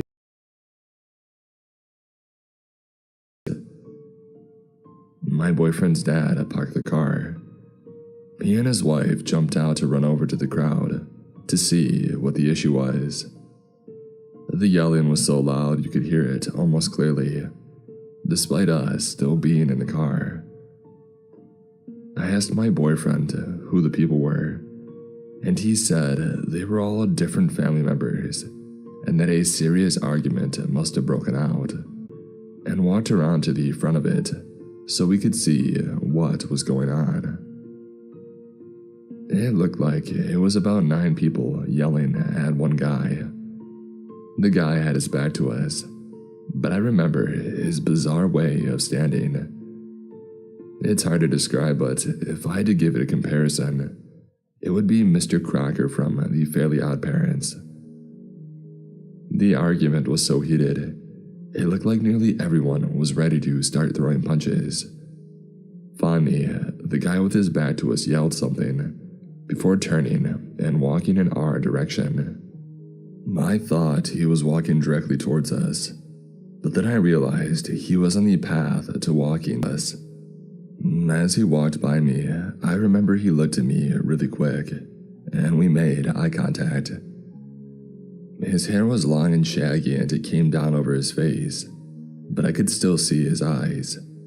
They looked immensely glazed over, like the guy was beyond high.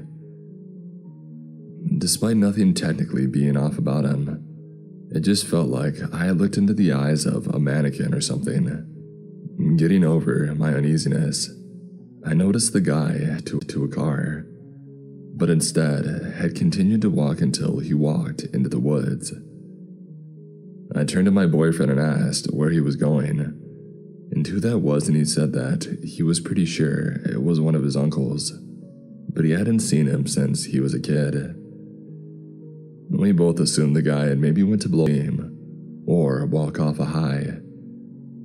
My boyfriend's parents came back and said everything was fine now, and that we could take our bags out of the car to head inside. Log cabin was honestly an understatement. The house that they had rented for the weekend was massive.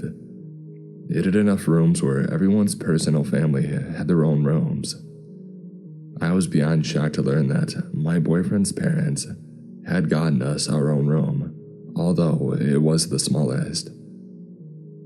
We settled down and then I got to go around and meet my boyfriend's family. Unexpectedly, everyone was beyond nice. I kind of felt like I'd be treated like an outsider, given how traditional my boyfriend had said his extended family was. But nearly everyone that I met greeted me with a giant hug and a warming smile. I guess the two exceptions were my boyfriend's grandparents. Both seemed very contained and had this very serious look on their faces. As I approached them to introduce myself to them, they both looked me over a couple of times before moving. Soon, they both stood and gave me a very strong-handed handshake and a pat on the shoulder. It wasn't a dream come true, loving welcome, but it was at least a gesture of acceptance.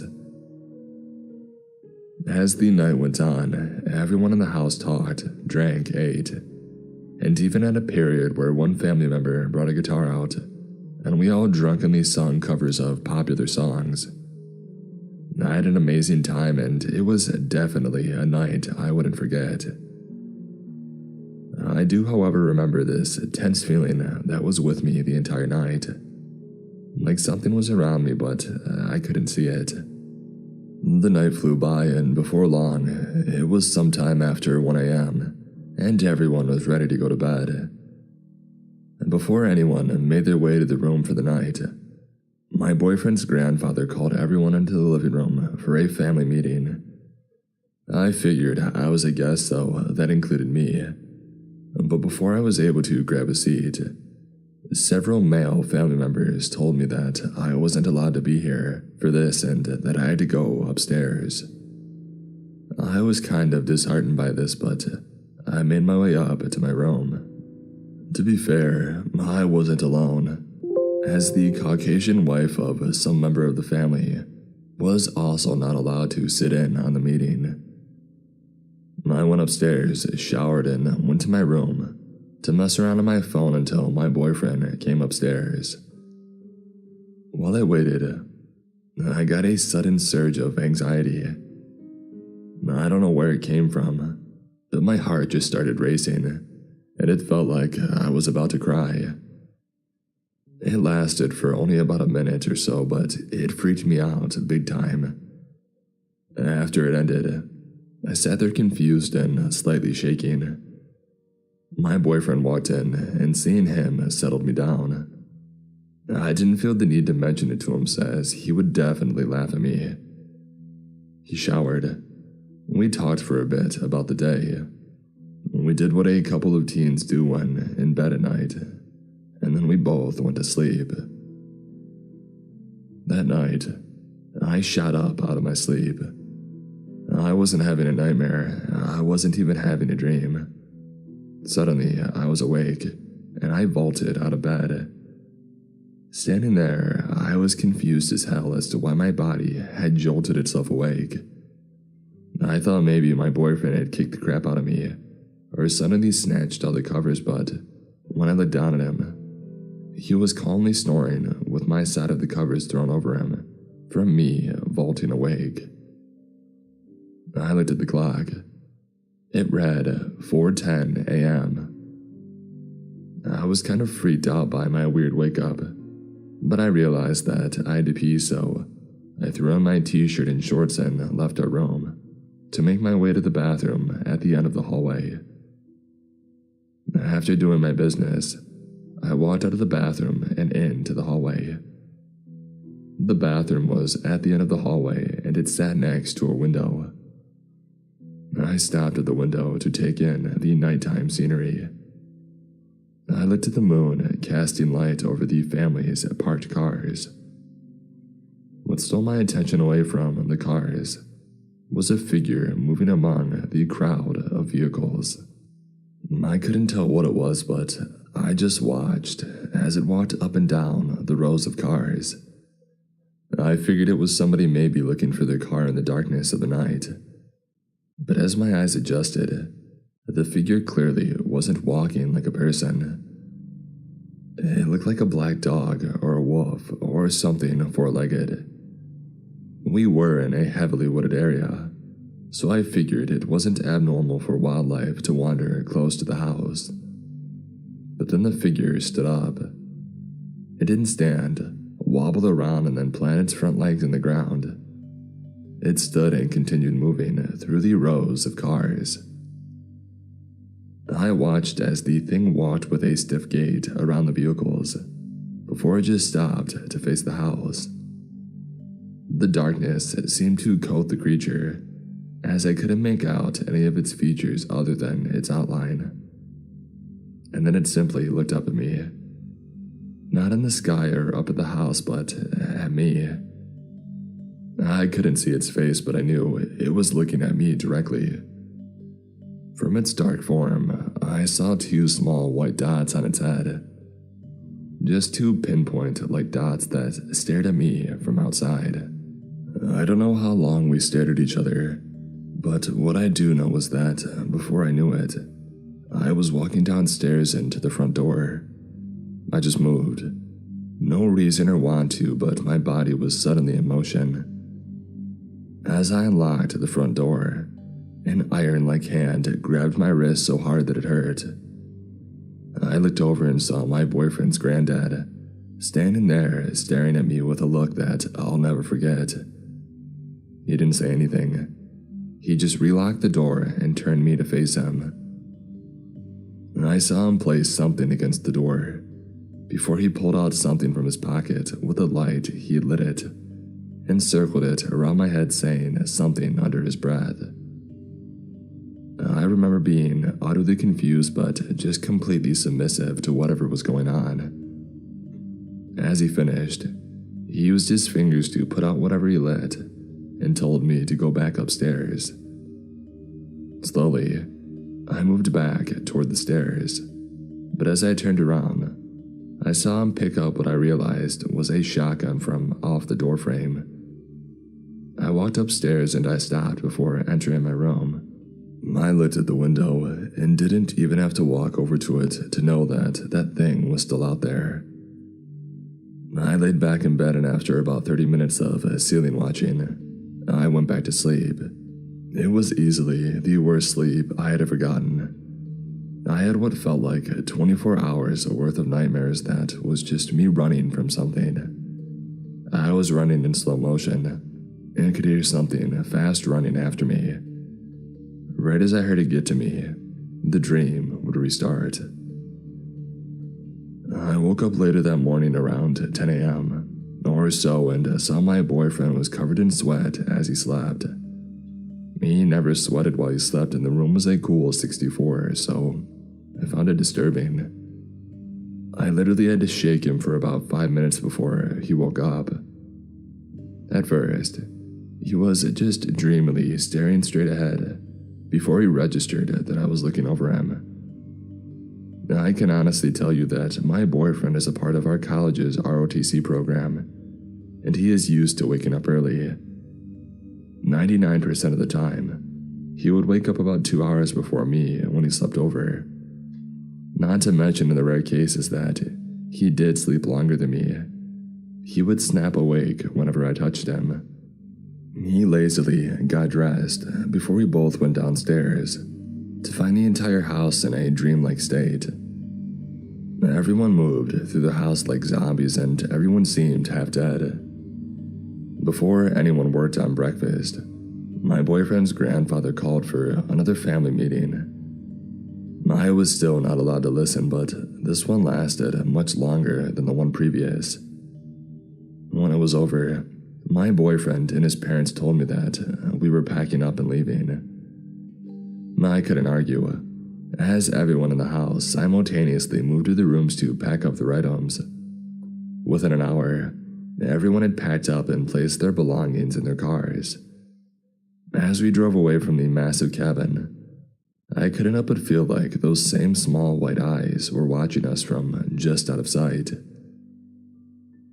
During the ride home, my boyfriend was quiet. When we had stopped to get gas, I tried to ask my boyfriend why he had left, but he just looked at me and said that it was hard to explain.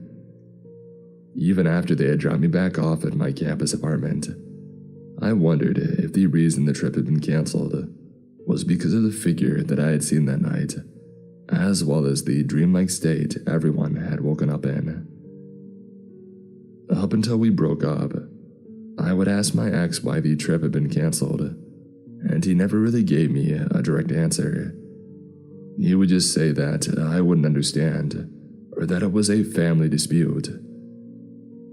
It wasn't until after we broke up that I saw a documentary on skinwalkers. It made me shudder to think what would have happened if I had opened that door and walked outside.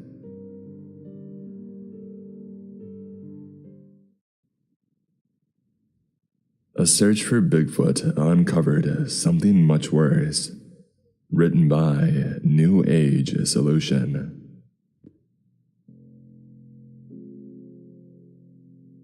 I work for my hometown's local paper as a reporter. Being a small Appalachian community, any newsworthy happenings in those parts occurred sparingly. So when an opportunity arose to cover a paranormal group investigating a nearby national forest, I thought it would make a compelling story. Known as SCAR, Supernatural Cryptid Anomaly Researchers, they were filming a docu-series after having modest success with a previous documentary. SCAR gained some notoriety when they released strange unknown recordings that they captured on an expedition in western Pennsylvania that even got attention from some mainstream news outlets. They conducted expeditions from spring to fall, primarily visiting locations throughout the Northeast United States, where they looked into supported stories of cryptids, hauntings, and other unexplained phenomena. SCAR was here looking into Bigfoot reports, which I learned came out of this area fairly often. I never really dwelled on whether such a creature could exist, but their arguments and hypotheses admittedly kept me open to the possibility. Our base camp was a primitive site in a remote section of the forest that had no cell phone reception, and was miles from the nearest house or paved road. The team was quite impressed with my prowess and know-how, probably figuring a young woman like myself would be out of their element in the wilderness. In actuality, I've always been an outdoor enthusiast, and I will participate in anything involving camping and hiking. The team consisted of 5 individuals, who dubbed themselves as ordinary people exploring the unknown and unexplained.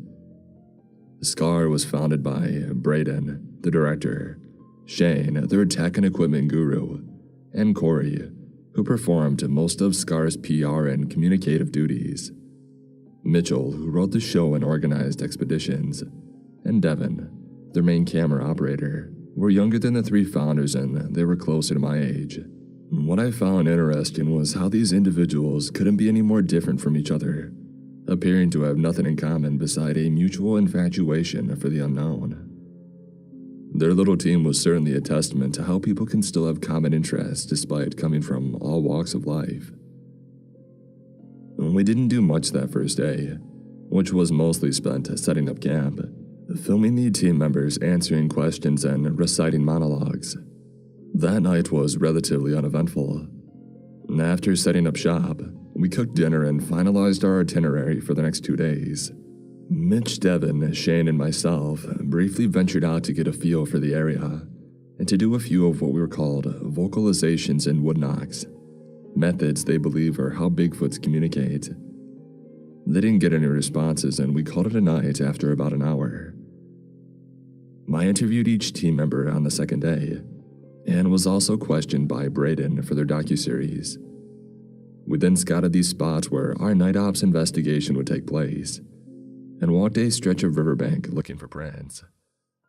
I was impressed at how much research and preparation went into these outings, and while the degree of belief in Bigfoot varied among each individual, their professionalism and organization were exemplary. I actually became really excited about the night investigation. We had split into 2 groups, mobile team, Mitch, Devin, and myself, and a static team, Shane, Corey, and Braden.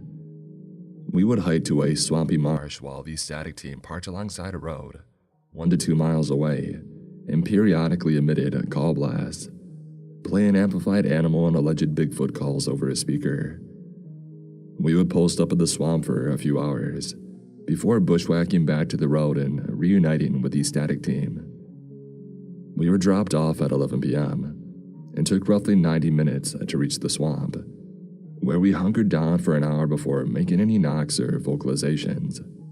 Armed with red headlamps, digital recorders, a camcorder, and thermal imaging, Mitch and Devin thoroughly scanned our surroundings, looking for any signs of movement where they weren't filming.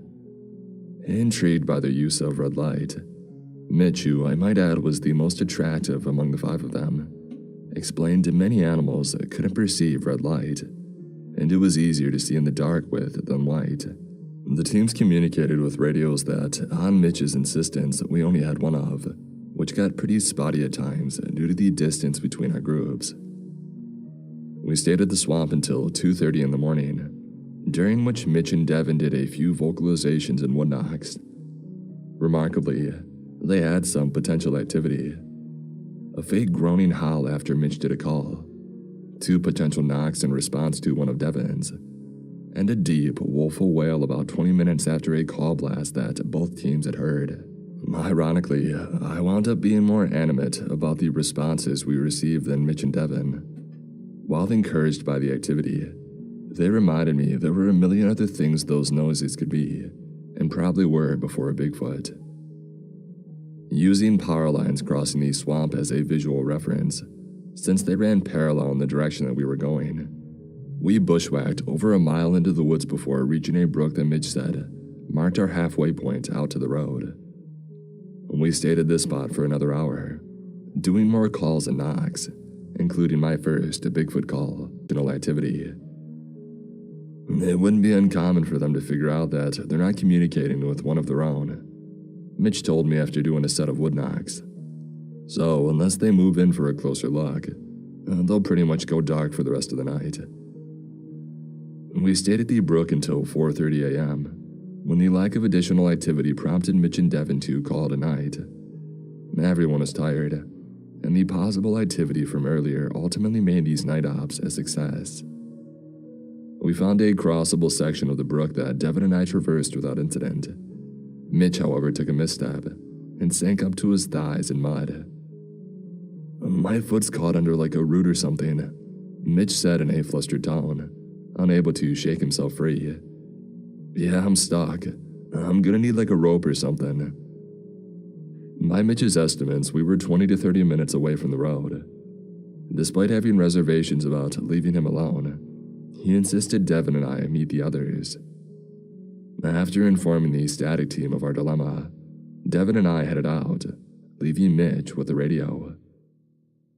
I give him a lot of credit for staying there by himself, stuck like that, in the middle of the night and the middle of the woods. I said to Devin, who nodded in agreement.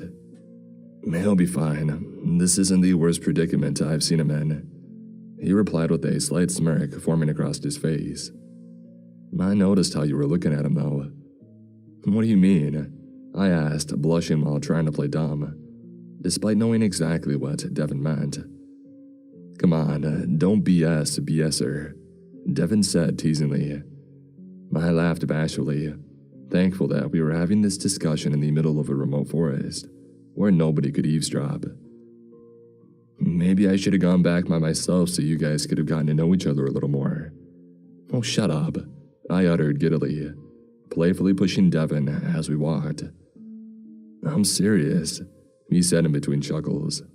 There's no way you let one of us walk this alone. But the good news for you is that I think he's also interested. Devin eventually changed the subject and told me a few stories about some of the shenanigans he and Mitch got into, while also noting the irony of Mitch forcing them to take one radio. Shane wants each team to have at least 2 radios, specifically in case something like this happens, Devin said, chuckling. Mitch doesn't like bringing 2 because they both go off at once when someone says something. He thinks noises like that will deter anything nearby, especially since he's the kind of person who always has to be right, and the others won't let him live this one down. And we walked for another 15 minutes when something caught Devin's eye. Is that a person? He whispered, coming to an abrupt stop. About 10 yards in front of us was a slender human shape standing with their torso backwardly bent across a narrow tree stump. The moonlight only revealed its vague outline, which didn't react to our presence. Despite feeling uneasy, we warily approached the motionless figure, and gasped in fright as its details became clearer. It was indeed a person, a man to be precise. He was held in this awkwardly bent posture by a tree stump's narrow-pointed tip, which was impaled through his chest.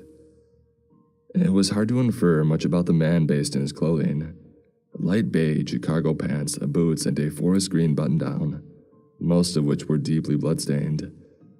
The top half of his head was missing, and the man's mouth hung agape, being permanently frozen at mid-scream. We have to call someone, Devin said, staring nervously at his cell phone, which had no service. Whatever killed this guy did it recently, like tonight recently, and it's definitely still nearby. What about Mitch? I asked, which only made Devin, who was visibly shaken by the grisly sight, even more uneasy. He can't stay out here alone, Devin said, unable to take his eyes off the body. We should get back to him, get back to the brook and take it from there. We reversed course and hurried back to Mitch, speculating about what living in these woods could have killed that man along the way. I think he may have been with the Forest Service or one of those branches, Devin remarked. I saw a rifle in the ground next to his pack, which had some kind of logo on it. I couldn't see what it was though, but it looked pretty official. Why didn't you take it with us? I asked about the rifle coming to a halt. It's a crime scene, Devin quickly replied. We would probably get in more trouble if we touched anything. I didn't want to say anything, but what? I asked, staring sharply at Devin, who was clearly unnerved over what he was about to say. Devin sighed. Pretty sure that I saw a footprint or 2. Devin revealed before he resumed walking. Human footprints. Barefoot human footprints. So I don't think an animal killed that guy. Devin, who was more of a skeptic, immediately dismissed any possibility of the culprit being a Bigfoot, assuring me the prints he saw were actually human. We agreed not to tell Mitch, who we heard talking on the radio as we neared the brook, or at least wait until he was freed. When we got closer, however, it became evident that the radio chatter we heard was between Braden and Corey. Mitch was nowhere to be seen upon returning to the spot. While Devin called for Mitch, I found the radio lying at the base of the tree next to the muddy bank. Did Mitch throw the radio? I thought while staring at the device. I was about to fill in the static team on our current situation, when Devin screamed my name and stumbled back from the brook, losing his footing and feverishly gesturing with his trembling finger as he stumbled. Following the direction that he pointed, I dropped the radio and cupped my hands over my mouth. Sticking out from the mud were the bloody stumps of Mitch's severed legs. Shining my flashlight on an overhanging tree limb protruding over where Mitch once stood revealed more gruesome details. Blood smeared on parts of the limb was still dripping, while bits of flesh and skin were visible within its appendages. Whatever did this to Mitch must have attacked him from directly above, I thought, before spotting something circular and white and glistening in one of these smaller branches. Initially noting whatever it was had a red tadpole-like tail, I began retching upon realizing that it was a human eye. After my puking episode, I took a few recollected breaths before grabbing the radio, but was bear-hugged by a pair of arms that violently dragged me from the brook. "We gotta go now," Devin exclaimed as he hauled me away until I ran on my own 2 feet. I heard something big rustle in the nearby brush that further motivated me to follow Devin's lead. Sobbing in between quick, frantic breaths, I kept my eyes fixed on the back of Devin's head while running through the woods, feeling certain that I heard thumping footsteps coming from behind us that were effortlessly keeping pace. We didn't stop running, even when the road came in sight. After getting this far unscathed, however, I lost my footing and fell hard when we had reached the dirt road. Devin quickly came to my aid, but I shooed him away to have some space while regaining my composure. "We gotta find the others," Devin said in between breaths, standing hunched over alongside me, grasping his knees. "We gotta get going, Arya. We're sitting ducks out here." It felt like my legs physically gave out, so attempting to stand at that time would be an adverse task. Devin sensed this and pulled out his thermal monocular to scan our surroundings. A few seconds into his 360-degree survey, he quickly lowered the camera and emphatically pointed at a pair of oncoming headlights. "That's them. I think that's them," Devin said eagerly with some giddiness in his voice. Seeing the headlights was rejuvenating and gave peace of mind, knowing that we wouldn't be out here much longer. I got into my wobbly feet and walked up alongside Devin, who like myself was matted in sweat and dirt. Devin stepped back when the car drew nearer, which was when I noticed the worried look on his face. "That's not Braden's truck," he said, clearly unsure whether we should stay or run. After stopping about 10 feet from us, a man and woman emerged from the vehicle. The pair looked clean and very approachable, their eyes showing genuine concern as they took tentative steps towards where we stood. "Do you guys need help?" the man asked, his sincere, sympathetic tone causing me to yet again break down in tears, while Devin began explaining our situation. "My name's Gabby," the woman who walked up to me said, while Devin spoke to the man. "That's my future brother-in-law, Tobias. Are you hurt? You guys don't look okay." Our friend is dead, was killed in the woods," I stammered, while jitterily pointing in the direction from which we came. "We have to get someone, have to call for help." While offering me some water, I noticed the gold bracelet Gabby wore that had a pink heart-shaped charm. Graciously taking the bottle, I took a few gulps and finished catching my breath before being able to speak coherently. "That's a nice bracelet," I heard myself blurt out as I was hit with a sense of calm. "I'm Arya." Looking at her wrist, Gabby smiled and politely chuckled. "Well, that's actually why we're here," Gabby said before ushering me towards the car. "We're looking for my sister, Claire." I nodded at Gabby as we rejoined David and Tobias by their SUV. "We're looking for Bigfoot," I muttered softly. "They'll help us find the others," Devin said, motioning for us to get into Tobias's vehicle. We climbed in the back, relieved our nightmare ended before it could start, but we're still shaken by what we saw. "We're looking for his fiancée, Claire, who vanished here a few days ago," Devin told me as we sat in the car, while Tobias and Gabby went to get some blankets from the truck. "Gabby's sister," I added, to which Devin nodded. "They're gonna get us to help quicker," he said softly. I was distracted by another set of headlights approaching from behind the SUV. Thinking that it must have been the static team, I was surprised when a black two-door Jeep pulled up alongside Tobias and Gabby. They briefly spoke with the driver before he rolled forward and stopped in front of the SUV. They've got something to do with what happened to Mitch. Devin motioned for me to stay quiet when Tobias and Gabby started to head back to the car. "You're in luck," Tobias said as he and Gabby got into their seats. That was the game warden. We told him what's going on, and he's taking us back to the station. What about the others? I asked with visible concern. They're still out there, with whatever had killed Mitch. He wants us to get to the station first, and then I'll find your friends, Gabby said while handing me a blanket. It's only a few miles down the road. Tobias remotely closed the trunk before he started following the Jeep. Nobody said anything for the first few minutes, which I spent scanning the road for any signs of the static team. So you're looking for Bigfoot? Gabby asked, breaking the timid silence.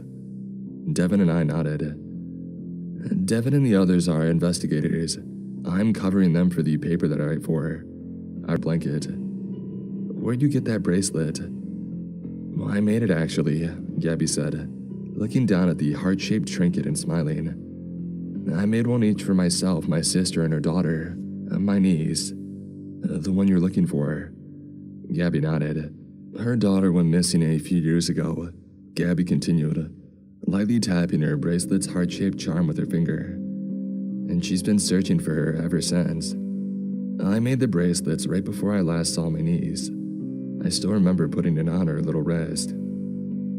My eyes locked into the rearview mirror when I saw a brief flash of something light red. About a week ago, Claire's search brought her here, Gabby continued. She arrived earlier this weekend and nobody's heard from her since. And that's why you guys are here, Devin asked. You're looking for your sister and niece. Gabby's smile vanished and was replaced by an expression of shock and panic. She screamed, but it was drowned out by an even louder, deeper, guttural shriek as the reddish-white figure sprung from the trunk. Plopping in the back seat between Devin and I, its slender arms violently thrashed about, trying to grab one of us with its massive, oversized hands. The few glimpses I caught of our attacker revealed it was a man with bare reddish-beige skin, covered by light ashy gray, blotchy patches. I noted its roundish jaw, massive forehead, green eyes, scrunched nose, and a few small clumps of scraggly gray hair growing from his balding head. The entire car erupted into screams as the deranged maniac went straight for Gabby and Tobias. Failing to control violently swerving the SUV, Tobias couldn't simultaneously focus ahead of him and fend off our attacker. Unaware of a sharp turn that nobody spotted until the Jeep ahead of us had rounded it, he was engaged with the monstrous assailant savagely clawing at him when his car drove off the road down an embankment. The SUV quickly picked up speed before crashing into a small tree, a sequence that unfolded in seconds. I was dazed but managed to open my door and plop onto the ground. Crawling from the car, I slowly got on my back, only to watch the tree Tobias's SUV had crashed into snap completely. The car resumed sliding downhill, whose brake lights signified its location, while careening down the slope, before getting swallowed by the darkness. All I could do was gasp and helplessly extend my hand when this happened before laying back down, unable to cope with my distorting blurry vision, pounding headache, and excruciating body aches. Minutes later, a few gunshots rang out, after which someone made their way down the incline to my location. The first thing I saw were a pair of muddy boots and light beige cargo pants. The darkness prevented me from making out any of the person's facial features, but I saw that he also wore a forest green button-down, his clothes reminiscent of those worn by the corpse Devin and I found. I heard the man mutter, "Oh shit," along with something along the lines of, "This'll just make things harder." I faded in and out of consciousness, later learning that I suffered a nasty concussion. All I remember was being dragged back onto the road, thrown in a trunk. Upon finally coming back through, I lay on my side, still suffering from a pulsating head and body ache. I tried moving but realized that my hands and feet were tightly bound. Despite feeling so groggy, the panic that set in while comprehending my current situation manifested as a naughty queasiness. Examining my surroundings, I was laying on a dirt floor in an L-shaped enclosure with concrete walls. Looking directly above me, my confines didn't have a ceiling, and I quickly noticed a partial set of stairs that cut about 7 or 8 feet from the ground. I was trapped. "You're awake," I heard a female voice say that, which instantly revitalized my alertness. A silhouette emerged from around the corner. It squirmed and crawled like a limbless life form, which was when I realized that it was another person, whose limbs were also tied. She looked very thin and frail, her pale skin, clothes, and scraggly dark red hair covered in dirt and grime. She had a small face with animate blue eyes, whose intent, hopeful stare locked with mine. "You can free us," the woman said, and maneuvered toward a pipe sticking from the ground. "If I push this pipe down, the other end will jut out of the ground right by you. Its edge is sharp enough to cut through your robe." Not waiting for my response, she pushed on the extruding pipe, which slowly sank into the ground. Just as she had said, the pipe's serrated opposite end rose from the ground right where I lay. I slowly nudged towards the pipe in fever. I was a little unsteady standing, but I managed to untie the woman. While getting up, something around her wrist got stuck in the pipe. She tried shaking free, but had to manually unsnag I'm really herself, excited to see which the was final when I noticed animation. a bracelet she wore had gotten caught. It was gold with a familiar-looking pink heart-shaped charm dangling from its chain. It took a second, but upon remembering where I saw that same exact bracelet before, the realization hit me like a knockout punch. "Claire?" I heard myself ask the woman. The woman stared at me blankly. "You know my name?" she asked suspiciously, posturing herself like she was ready to attack or defend at a moment's notice. "I was with your sister Gabby earlier," I said, stepping back and putting up my hands to indicate that I meant no harm. "Her and Tobias, your fiancé, they picked me and my friend up. They're here looking for you, Claire. Do you know where we are? Why we're here?" "Gabby and Tobias are here," Claire asked with surprising concern as she eased her uptight stance. I was about to reply, but Claire continued speaking. "Let's worry about getting out of here first," she quickly said, wiping away muddy tears from her eyes before turning towards the out-of-reach staircase. "Do you think you can give me a boost? I'll be able to get you up afterwards." It took a few tries, but I gave Claire a boost using my intertwined hands for her to climb onto the stairs. It took a little longer to pull me up since I still lacked adequate upper body strength and required Claire's assistance, especially for someone who had clearly been trapped in that hole much longer. I truly admired Claire's persistence and tenacity, casting doubt on my ability to possess such strength if I was in her position. After emerging from our confines, I saw we were being held in the basement level of an old abandoned, dilapidated foundation in an advanced state of ruin. The sky was a luminous shade of dark blue, indicating nighttime was transitioning to dusk. Unsure what to do next, I patted myself down and cursed when I realized my phone nor any other communicative devices I had were in my possession. "I'm pretty sure he took my friend this way," Claire said, nodding towards a trail that I wouldn't have noticed if she didn't bring it to my attention. "When he dropped you off, I heard him drag someone else away. It sounded like a man. I'm assuming he was with you. I just want to know what's going on. We were attacked by something before we wrecked out. I don't know who this person is that put us here. I'm just so confused." I babbled to Claire, trying to repress a sob. Confused and scared. Really scared. Claire slowly shook her head in agreement. "Well, I'm sure by now you've figured out that they aren't game wardens," Claire replied. "That's what worries me about my sister and fiancé being out here." "They?" I asked curiously. "There's two of them," Claire said. "The one you probably saw, his name's Kurt. I don't know who the other one is, but they're working together. I recalled seeing the body with Devin when we were walking back from the brook. Pretty sure the other one's dead," I said flatly. "Devin, the guy I was with when your sister and fiancé found us. We found a body earlier. Something had tore it to pieces, but I remember he wore the same thing as Kurt. You said his name was." Claire nodded. "I guess he got what was coming to him," she said coldly. Trying to remain stealthy, we quietly proceeded down the trail, keeping an eye out for any movement. Despite our wariness, we lightly conversed, during which Claire brought up her missing daughter. 7 years ago, Claire said that she was in a bad place, where life was all about catering to her hopeless addictions. Having a child didn't quell their dependency, and it drove her to sell her own baby for what she described as a life-altering amount of cash. After getting back on her feet, Claire spent these last few years trying to find her daughter. After finding the man that she had sold her daughter to, who turned out to be Kurt, Claire spent time tracking him and learned his ways for an organization called Gen. All she knew about them is that they run some kind of underground operation, and one of their compounds is located in this national forest. Claire said that she had infiltrated the property a few days ago, but got caught before being able to uncover anything more about Gen. She clearly had been held in that abandoned foundation for quite a while, and didn't appear to fabricate anything that she had just disclosed. So her story, although outlandish, was believable. "Stop," Claire said sharply, holding out her arm to keep me from walking further. Tensing sharply, I froze. Just ahead of us was a small clearing, where we heard something squirming on the ground, whose movements coincided with an unrhythmic metallic rattling.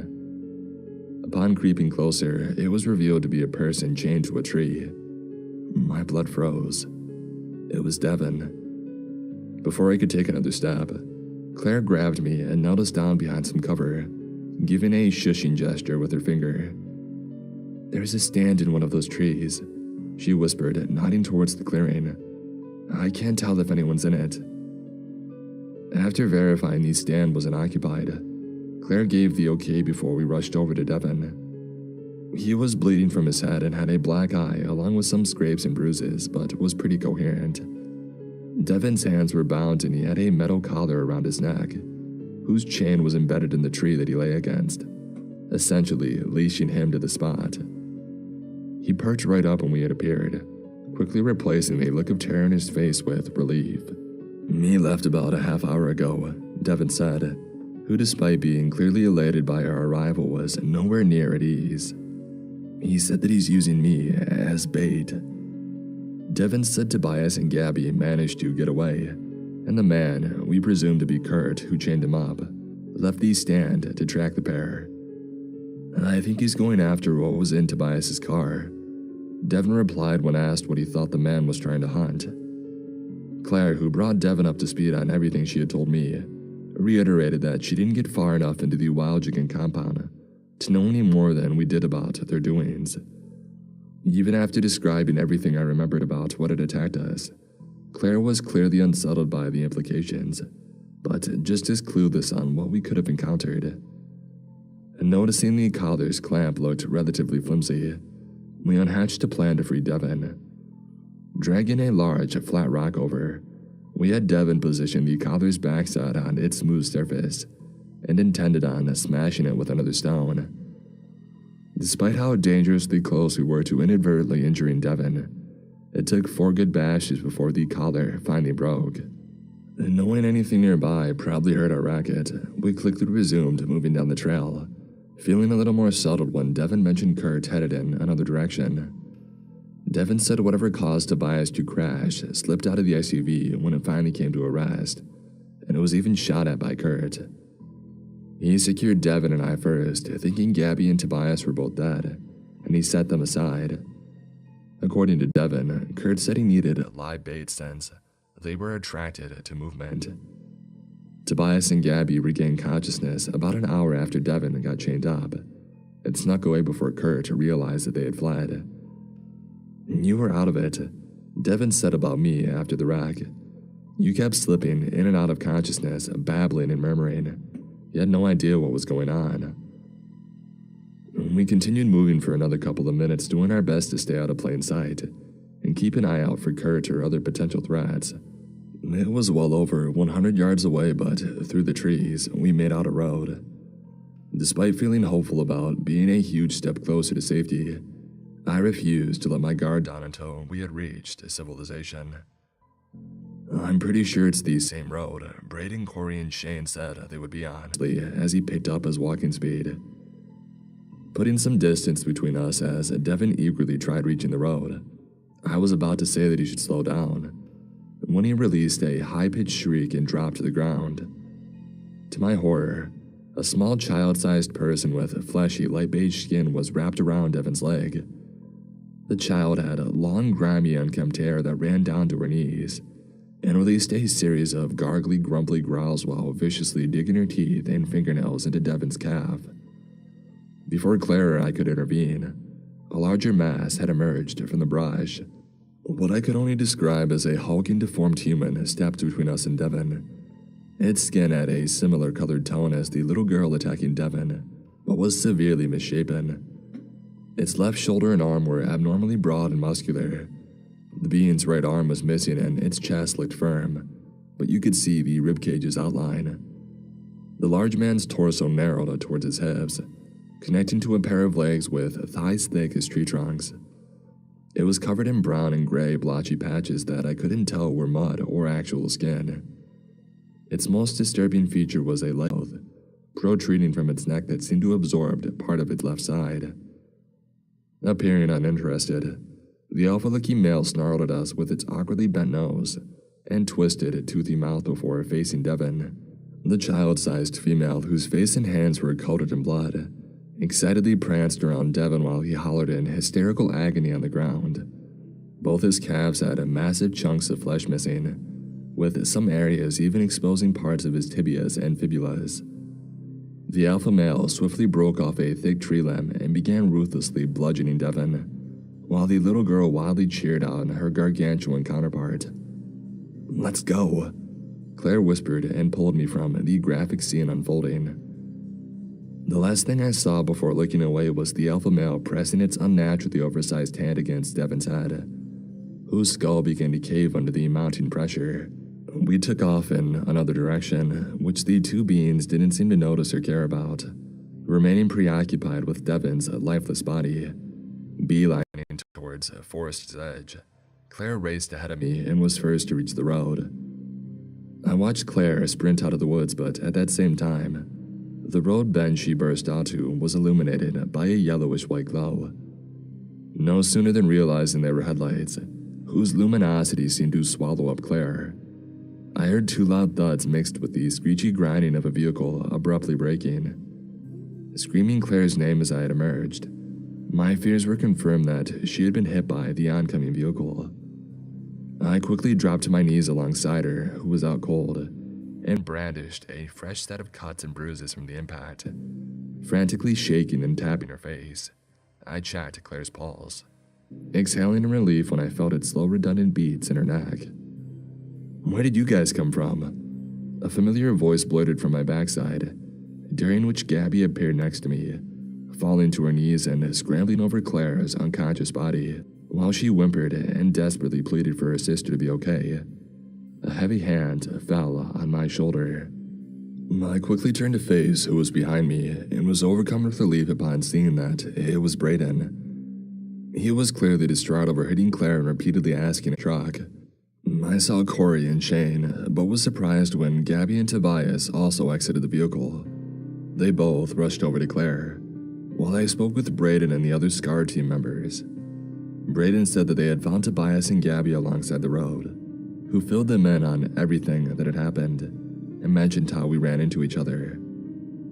I was suspicious about the other SCAR members running into Tobias and Claire at first, but ultimately figured it wasn't that great of a coincidence, since we were probably the only ones running around out here at this time of night. Fortunately, Claire came back through and was having an emotional reunion with her sister and fiancé that I had to cut short after reminding them of our dire situation. Nice, let's go. The other SCAR members didn't comprehend the magnitude of what was happening until I revealed that Mitch and Devon were both dead. Shane was really rattled by the news, who neared a point of hysteria before Shane and Brayden got him in the truck. After we had loaded up Claire, I made sure the trunk was empty before Brayden began driving. Claire was still dazed from the impact and fell in and out of consciousness throughout the drive. Gabby tried keeping her awake and alert, fearing she might have suffered some sort of head trauma, and didn't want her sister dozing off if that were the case. We initially intended on heading back to civilization for help.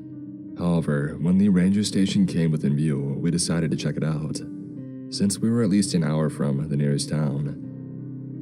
Braden pulled into these stations a dirt lot as we briefly inspected our surroundings before exiting.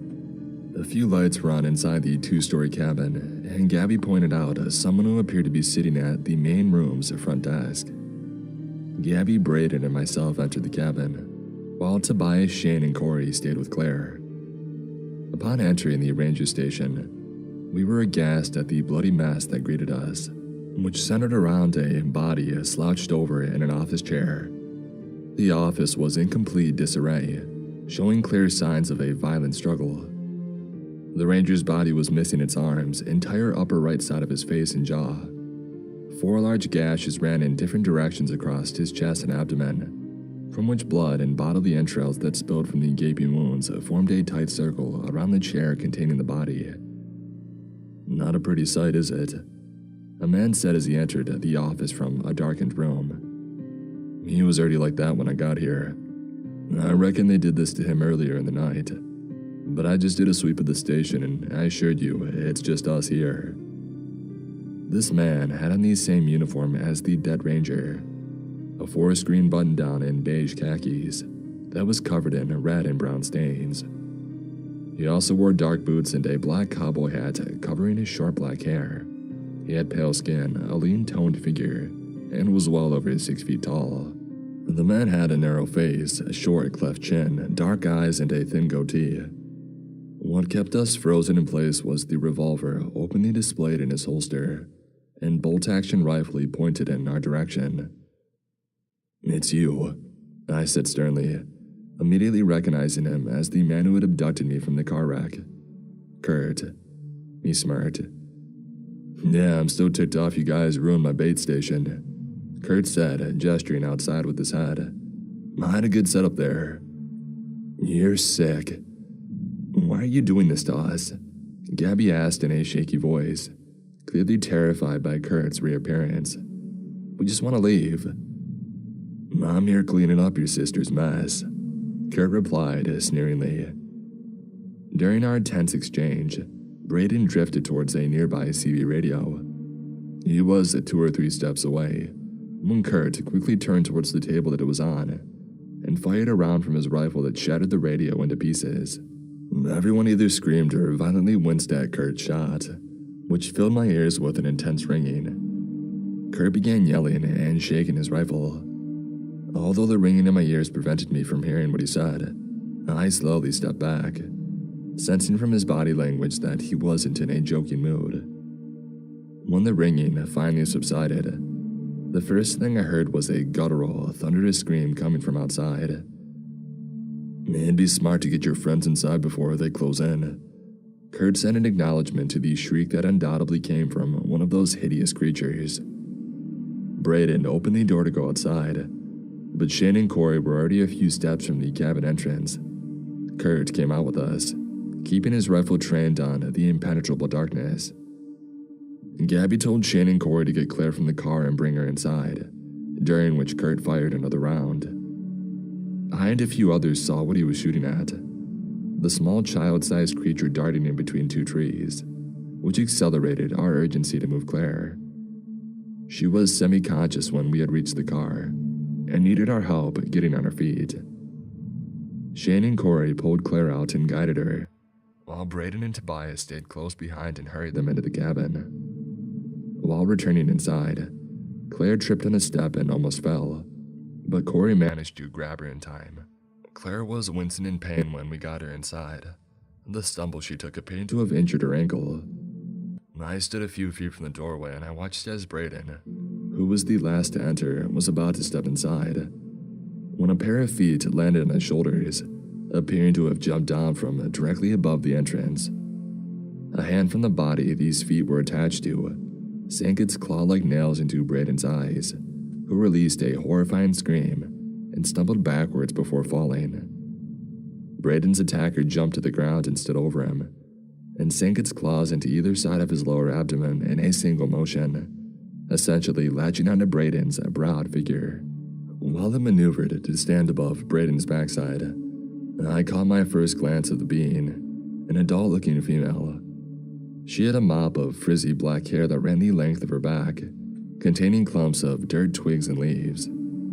Her lips looked like they were torn off, exposing her reddish-gray teeth and gums, while her large, manic black eyes were surrounded by thick dark red circles. Her saggy, wrinkled skin had a brownish-orange tint, and was also littered with gray and brown blotchy patches that were indistinguishable between actual skin or grime. The feral-looking being started dragging Brayden from the door, but not before Kurt grabbed onto his arm. He tried heaving Brayden back into the doorway, taking the female by surprise, whose one hand slipped out of Brayden's side. I caught a brief glimpse of the fiend's claws, more so resembling thick fingernails about 3 to 4 inches long, with pointed triangular tips, before she thrust them into another spot right above Brayden's hip. He continued wailing in torment as Shane rushed over to grab Brayden's other arm, during which the female firmly planted its feet on the ground and started dragging Brayden from the door. The pitch of Brayden's screams heightened and were accompanied by a sharp ripping sound, which was the being's embedded clawed fingernails slicing through his sides, creating deep wounds that slowly began stretching his abdomen. I stared, horrified at Brayden, whose beet-red face was matted with perspiration, and expressed the blatant unbearable agony he was undergoing. It prompted me to run over and help, when a whitish-pale flash slammed into the doorway. I could tell just by looking at its menacing green eyes that this was the same being that had attacked us in Tobias's car, which looked like a mature male, but significantly younger and physically inferior to the mammoth alpha figure Claire and I had encountered. While trying to force itself through the doorway, the fiend didn't acknowledge me while opening its gaping mouth filled with misshapen teeth and furiously clamped down on Kurt's arm. As Kurt hollered in pain, Tobias and Corey rammed their shoulders against the door, trying to prevent the male being from getting inside the cabin. I was completely speechless, unable to budge while comprehending everything going on. Kurt and Brayden's simultaneous screams, the ongoing tug-of-war over Brayden between us and those monstrous savages, and the same creature that had attacked us earlier on the verge of bursting into the ranger station. I was on the verge of succumbing to panic when I noticed Kurt's rifle leaning against the wall unattended, along with his holster being completely exposed. Rushing over, I instinctively grabbed Kurt's revolver and cocked the pistol, while Kurt screamed for me to shoot the fiend whose jaws were still clenched around his arm. I shakily held out the revolver and squeezed the trigger, firing a round that at the very least grazed the creature's head, which was enough for it to release Kurt's arm and retreat. Corey and Tobias pushed more of the door shut, but wedged Brayden, who was now convulsing and spurting blood from his mouth, in the entranceway. Shane grabbed Brayden's arm, urging him to hang on, which was when I noticed a growing bulge protruding from his stomach. He released a gargled scream as the bulge grew bigger, until 4 distinct points formed under his shirt and cut through the fabric, revealing it to be the female's clawed hand. The vile being literally sank its hand into Brayden's back and pushed it completely through his body. Shane was so petrified that he lost grip on Brayden's arm, who was swiftly dragged outside in what felt like an instant. Tobias and Corey slammed the door shut, while Kurt reeled on the floor. Shane, who I stood behind, remained frozen in terror, staring at the spot where Brayden once lay, his lip quivering and widened eyes containing an expression of astonishment and fright. Kurt was completely focused on his arm, which had 2 bite-sized chunks of flesh missing, and bled profusely. I was closer to the rifle now, which I brought to the other's attention before taking 2 quick steps and snatching the firearm with one hand, while pointing the revolver at Kurt. Tobias rushed over, who quickly retrieved the rifle and trained it on Kurt. Still grimacing when he faced us, Kurt seemed to disregard the 2 guns aimed at him, remaining more concerned about his mangled limb. Shane wedged a chair beneath the doorknob and noted the first-floor windows had bare shutters over them, clarifying that the ranger station was more or less secure for the time being. Corey checked the rest of the cabin while Gabby tended to Claire, who she had laid out on a couch in the adjacent room. Despite Brayden's ongoing muffled screams and sounds of him getting torn apart, we didn't take our eyes off of Kurt. "All right," Kurt gasped, grating his teeth while undoing the button-down he wore and began wrapping it around his arm. "I guess I got a bit of explaining to do." Braden's screams and any sounds of movement outside faded after a few more minutes. Corey threw a sheet over the dead ranger and wheeled his body into a back room. Tobias and I kept the guns trained on Kurt, while Shane made sure both cabin entrances were secure. Gabby, who I learned was a nurse, found a first aid kit for Claire, who regained consciousness. "I cut them," Kurt said nonchalantly after he noticed Shane and Corey trying the phone lines and internet. "I'm trying to keep this as quiet as possible. You're all struggling to realize that." "The heck are you talking about?" Tobias asked after a brief pause. Kurt took a deep breath and exhaled slowly. "The people that I work for." "Wild again," Claire said, unexpectedly walking up alongside and staring menacingly at Kurt. "He works for a group called Wild again." Kurt was silent for a few seconds before awkwardly nodding to confirm Claire's comments. "Who are they?" Tobias asked sternly. Kurt smirked. "They'll keep this quiet if you prevent me from doing it." "Who are they?" I repeated demandingly. Tobias had to ask a third time before he finally responded. "They're a hunting club." "Elaborate," Tobias barked. Sighing, Kurt slowly hung his head, clearly apprehensive about revealing this information. "They're a special kind of hunting club. A very, very unique, exclusive, secretive one." That sly smirk returned to his face. The group was supposedly found in Germany sometime in the 30s. They breed and raise humans to be completely feral, primal with predatory animalistic instincts. They pump them with steroids, hormones, and other chemicals to manipulate their maturation rates, physical growth, bodily senses, and their brain development. Our jaws dropped as we exchanged perturbed glances. All of us clearly unsure how to respond. "Why?" Shane, who migrated over to us with Corey and Gabby, had asked. "Think about it. For these elitist big game hunters who bagged every conceivable trophy out there, what better feat to pursue than an apex predator of their own kind? One that's smart and strong enough to hunt you back. It's the ultimate challenge for them, one that they'll pay top dollar for." Kurt nodded towards the door. "They're simply called Untamed. Those things outside that we're hiding from. They're Wild Jagan's creations. They breed and raise them in controlled, cordoned off environments where they spend their days killing before being killed. Those things out there, they're humans? Actual human beings?" Tobias asked excitedly, his grip tightening on his rifle. Kurt shrugged. "Genetically, just as human as you and I." "And this is the group you're loyal to?" Gabby asked. "I'm loyal to circumstance," Kurt quickly replied. "I'm loyal to the moment."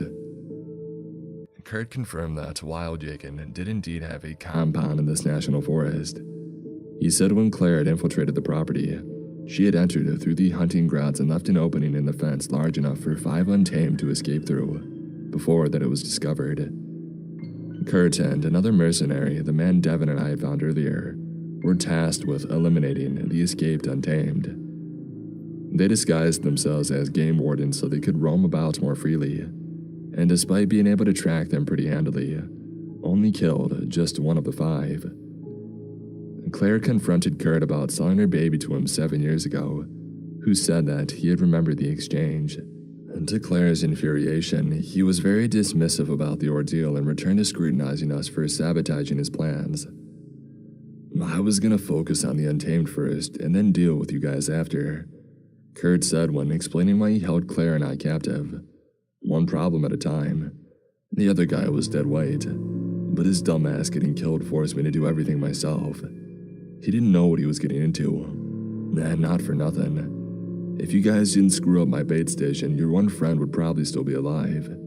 You just made things worse by freeing him." "You were using him as bait," Corey snapped, stepping towards Kurt, before Tobias held out his arm to keep him from advancing. "Like I would actually let him die," Kurt replied pompously, rolling his eyes. "I'm a marksman. I would have picked those guys off before they got anywhere near him, but you all decided to screw it up." "What happened to her?" Claire asked in regards to her daughter. Kurt scoffed at the question. "How am I supposed to know? That was 7 years ago. I don't even do that kind of work anymore, getting new specimens, Kurt exclaimed, acting like Claire's question wasted his time. If what you saw outside is any indication, she's probably all messed up like they are by now, assuming she already hasn't been bagged by a client. And what are you gonna do even if you find her? Recondition her to be normal when she never was in the first place. Gabby and I had to restrain Claire, who tried charging at Kurt. I'm sorry, but that's what happens when you stick your nose where you're not supposed to, Kurt said arrogantly, his cocky smirk only making Claire irater. We had nothing to do with this, Corey angrily shouted. We were only doing our Bigfoot show. We were minding our own business. We got pulled into this unknowingly. Kurt burst out laughing. Well, now you know there are scarier and realer things in the woods to watch out for. Take me to the compound, Claire demanded, freeing herself from mine and Gabby's grips as she stomped towards Kurt. I know that's where she is. It took years, but I'm getting answers now, and I'm not leaving here without her. Pulling out a knife that she had concealed on her person, Claire pressed it against Kurt's neck.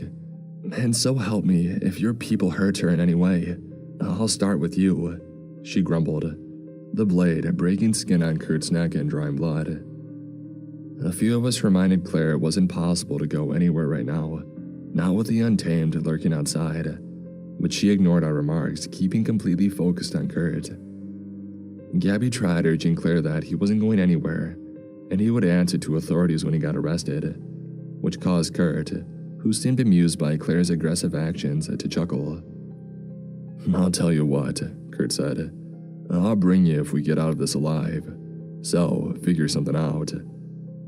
Claire pressed the knife harder against Kurt's neck, while Gabby and Tobias begged her to stop. Just ignore him, Gabby pleaded, clearly afraid Claire might do something bad. I know he's a bad man, but you'll be right back here where you started if you do anything to him, Tobias added. We've got things under control right now. Listen to them, Claire, Corey chimed in, locking his hands together to make a begging gesture. Claire didn't budge until the sounds of glass shattering came from upstairs, followed by thumping footsteps of more than one individual that moved in different directions. They were getting in sooner or later, Kurt said softly as Claire eased up on the knife against her neck. They're smarter, craftier, and more cunning than they appear. Don't underestimate them. This is practically an art form for them. They kill things just to kill them. While trying to track the footsteps overhead, everyone formed a tight circle around Kurt and Claire. 3 thunderous bangs jolted the front door, followed by a deep grating roar-like scream that completely occupied our attention. Dropping from the catwalk directly above us was the child-sized Untamed. It landed on Shane's shoulders, similar to how the other female had jumped on Brayden, hooked one of her arms around his neck, and began furiously attacking him with a sharpened stick. Chaos ensued in response, during which the female Untamed that attacked Brayden rushed down these stairs, blindly swinging her sharpened clawed fingernails. Shoot it! I heard Corey yell at Tobias, who stood near Shane. Shane's frantic shrieks and cries filled the room, as blood spilled and spurted from his face and neck. Although shaking, Tobias nervously raised a rifle, looking like he was trying to set his aim as he loaded a round into the chamber, while Corey and Claire repeatedly screamed for him to shoot. In what felt like the blink of an eye, the child-sized Untamed jumped off Shane right before Tobias fired the rifle. Shane's entire jaw and right side of his face exploded in a plume of red mist from the shot, causing Gabby and I to start screaming hysterically as his body dropped to the floor. Tobias was in absolute shock, preventing him from noticing the adult female Untamed, which tackled him and started fiercely slashing at his face and arms. At this moment, I realized the revolver was no longer in my possession. Panic set in, while I manically scanned my surroundings as Tobias desperately cried for help, and Gabby screamed incoherently in the background. I spotted it near the front door, but Claire scooped up the gun first and didn't hesitate to empty its remaining rounds into the Untamed on top of Tobias. Her thick crock of hair made it hard to see if and where any of Claire's shots had hit, but the Untamed stiffened posture and it slowly falling over indisputably confirmed that it was dead. That's how you get him off someone, I heard Claire whisper, clearly referring to Tobias's fatal mishap of Shane. Claire and I got Tobias back up, who suffered some serious wounds. The worst was a deep gash across his face that split open his left nostril, gums, and a side of his lip, which dangled off at the edge of his mouth. "Where's Kurt?" Corey asked, whose question made me freeze. Kurt was gone. Gabby pointed out that he left through the back way, which was now slightly ajar, and viewable from where we stood. Another rattling thud jolted the front door, which started to splinter. Unconfident that the barricades would hold, we hurried towards the back door, during which we heard 3 more bashes come from the front. We managed to get outside before the front door finally broke down, and the large alpha male entered. Outside, however, the child-sized Untamed stood between us and Claire, who was trembling uncontrollably. From where we stood, I noticed more details about the tinier female Untamed, namely, its deformed right arm, resembling 2 sausage links or an hourglass. Of a small section of her central right forearm became abnormally narrow, with any part beyond that point appeared completely limp, and covered with patches of gray brownish-purple discoloration. The non-functional hand's short chubby appendages, however, did have what looked like different-sized hooks and fingernails embedded in their stumps in lieu of fingertips. A flash caught my eye when the Untamed shrugged its shoulders, while slightly turning her right arm in our direction. My blood ran cold. I now understood why Claire, who stood quivering with tears rolling down her cheeks, was so emotionally paralyzed. The flash that caught my eye was a pink, heart-shaped charm. It dangled from a thin gold bracelet that made up the narrowed area of her disfigured forearm. The most disturbing detail was how the bracelet appeared permanently embedded in her skin, whose arm apparently grew around the band, causing the malformation. Reminding myself she was a little girl, I whispered a soft, "No," under my breath when I put everything together. This was Claire's daughter. She found her daughter. I was partially unnerved by the child Untamed's grotesque face. The sides of her mouth had deep cuts into her cheeks, making it appear like she always brandished a wide, fleshy grin. It was what the Untamed proudly perceived as a standoff. Claire was actually having perhaps the most revealing moment of her life, facing the morbid reality of her past actions' consequences. "I'm sorry," I heard Claire whisper as she slowly dropped to her knees. "I'm just so sorry that I did this to you." She started sobbing as the girl walked up to her, whose face's rabid, hostile expression beamed with anticipation. Claire continued weeping and tightly embraced her daughter when she came within reach. Unfazed by Claire's affectionate gesture, the Untamed didn't hesitate to bite into her neck. As the life slowly drained out of Claire's body, she looked accepting of her fate, like she had achieved peace of mind and a means of reciprocation for depriving her daughter of a chance to live a normal life. The child viciously extracted a mouthful of Claire's jugular, whose body went limp. And despite his grave injuries, Tobias screamed in anguish and broke away from us to make an already vain attempt to save his fiancée. He managed to take just 4 or 5 steps before getting blindsided by the other male Untamed, who had emerged from behind the cabin's natural gas tank. The being tackled Tobias to the ground and chomped down on his hand that he had extended towards Claire. The struggle made me jump into action. I grabbed a glass shard that I had spotted near the dumpster and raced towards Tobias, who had 2 of his fingers bitten off by the Untamed. The fiend was exacerbating Tobias's facial wounds by slashing and digging his fingers into his gashes, while he screamed and writhed on the ground, trying to escape from the monstrous fiend's unforgiving grasp. The Untamed turned towards me at the last second when I ran up and jammed the glass shard in one of its oversized eyes. Shrieking in agony, the being fell off Tobias and desperately grabbed onto its face around the glass shard protruding from its eye, as it wildly squirmed on the ground. Although Tobias was reeling from the additional trauma that he had suffered, I started dragging him away with Corey's help, who unexpectedly froze and looked back at the cabin. "It's burning," Corey blurted out, pointing at the ranger station, from which black smoke was pouring out of the back entrance. Unless one of the Untamed did it inadvertently, I suspected Kurt had started the fire as a distraction to help him escape, or destroy any evidence of what had happened that night. Probably both. I became alarmed when flames started emerging from the back door, which I realized was adjacent to the cabin's natural gas tank. "We need to go, now," I barked at Corey while trying to keep Tobias moving, who could barely stand on his own. Before rounding the cabin, I looked back to see the Untamed that had attacked Tobias was gone. The little girl, however, remained and continued playfully dismembering Claire's body. She bit off so much of Claire's neck that her head was bent at an unnatural 90-degree angle. Her body made unsettling and grotesque twitch-like gestures as the girl continued on, alternating with a sharpened stick and bare hands. Pausing, I blocked out Corey furiously asking me why I had stopped, and completely zoned in on Claire's daughter. It just wasn't right, I thought, and this little girl should be an ordinary person, but wasn't given that life. Instead, she was brought into this unfathomable existence.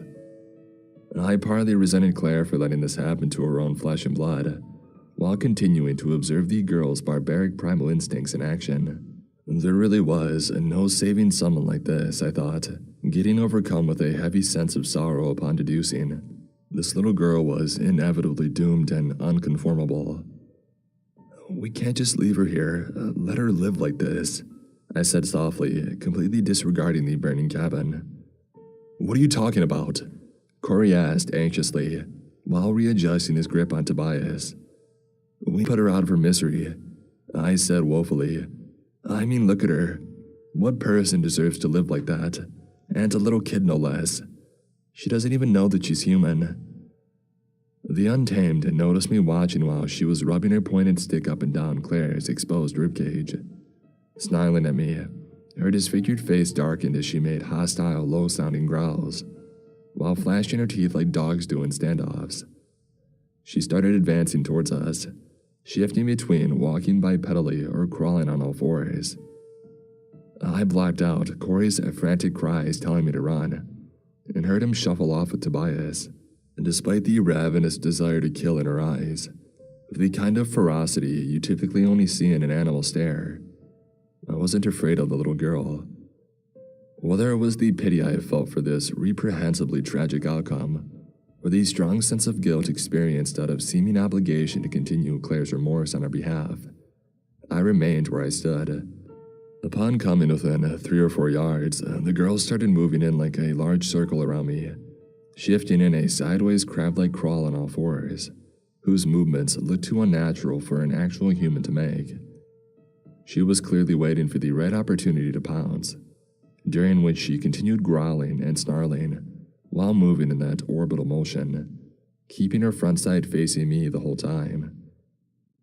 The Untamed was about to rise from standing on all fours, when a loud crackling boom rang out, causing my ears to ring.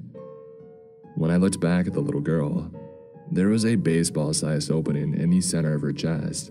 I watched its eyes roll in the back of her head as the life escaped her monstrous face, as the Untamed dropped back on all fours before collapsing on her side. I looked behind me and saw Gabby standing a few yards away, holding Kurt's rifle. She started jogging in my direction, urging me to get away from the cabin. Flames continued shooting out from the back doorway, and they were beginning to envelop the gas tank. My dire sense of urgency returned as I gave the body of Claire's daughter one last glance before making my way around to the front of the cabin. Smoke poured from under the crevices of the ranger station's front door and the window shutters, while an orangey glow came from the second-story windows. Scanning the vicinity for Tobias and Corey, I quickly noticed the smears and splatter marks of blood, along with other bodily pieces scattered across the cabin's front porch, the wooden ramp, and the dirt lot. There was a large hunk of meat wearing tattered remnants of clothing on the ramp that I quickly identified as Braden's remains, who they had torn to pieces. Before adequately processing the macabre scene, Gabby and I stood before. My eyes drifted towards Braden's truck, which was our best means of escape. Corey emerged from the other side with a worried look across his face and confirmed what I already dreaded. "We don't have the keys," he exclaimed, gesturing towards the car with his hand as he came up to myself and Gabby. "It's unlocked. I got Tobias in, but he's in really bad shape. And Brayden, he still had the keys." Corey's voice faded as he visually acknowledged what remained of Brayden's body. The three of us looked at each other, knowing a search of his body with time not on our side was inevitable. We warily moved towards the ramp where Brayden's body lay, our cautious approach largely influenced by the hands-on task we were about to perform. Then the sweltering heat and flames now seeping out from under the cabin's front door. Forming a semicircle around Brayden's body, we hurriedly inspected it and the surrounding area, obviously hoping to see the keys laying somewhere so we wouldn't have to start sifting through the body's pockets. "There," Gabby said softly, gesturing towards the bushes growing alongside the ramp. Gabby pointed at Brayden's severed hand, which tightly clenched his truck's keys.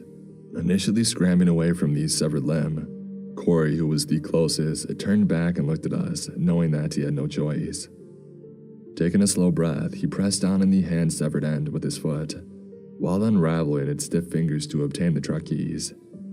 Corey's face was green when he had retrieved them, and started running towards the truck but stopped about halfway to vomit.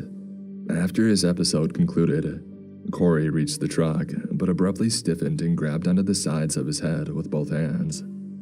"No," Corey murmured, his face filling with dismay. When I realized what Corey was reacting to, my heart sank. We didn't realize it earlier, but all four of the truck's tires were flat. While coping with this crippling setback and realizing our only way out of these woods was now on foot, a rush of fury swept through me as I envisioned the individual who was definitely responsible. Kurt. "That son of a..." I whispered under my breath, looking at Gabby and Corey, who both had wide-eyed, aghast expressions of trepidation and uncertainty. We walked around to the passenger side where Corey loaded Tobias in the back, and were greeted to a grisly scene. Blood was splattered across the vehicle's entire side, and its back door was wide open. Along the tree line, we saw the alpha male Untamed standing over Tobias, who lay face down. Whether he was conscious, we'll never know. As we helplessly watched the alpha male grab Tobias's head and make a series of sharp, twisting motions, completely turning it like he was removing a bottle cap. Each turn produced a series of squishes, crunches, and pops, while the hulking Untamed stared at us with a deranged, maniacal expression, clearly exhibiting the pleasure it got from killing Tobias. Corey screamed for Gabby to shoot the beam when it finally severed Tobias's head, which he began to inspect with majesty and wonder.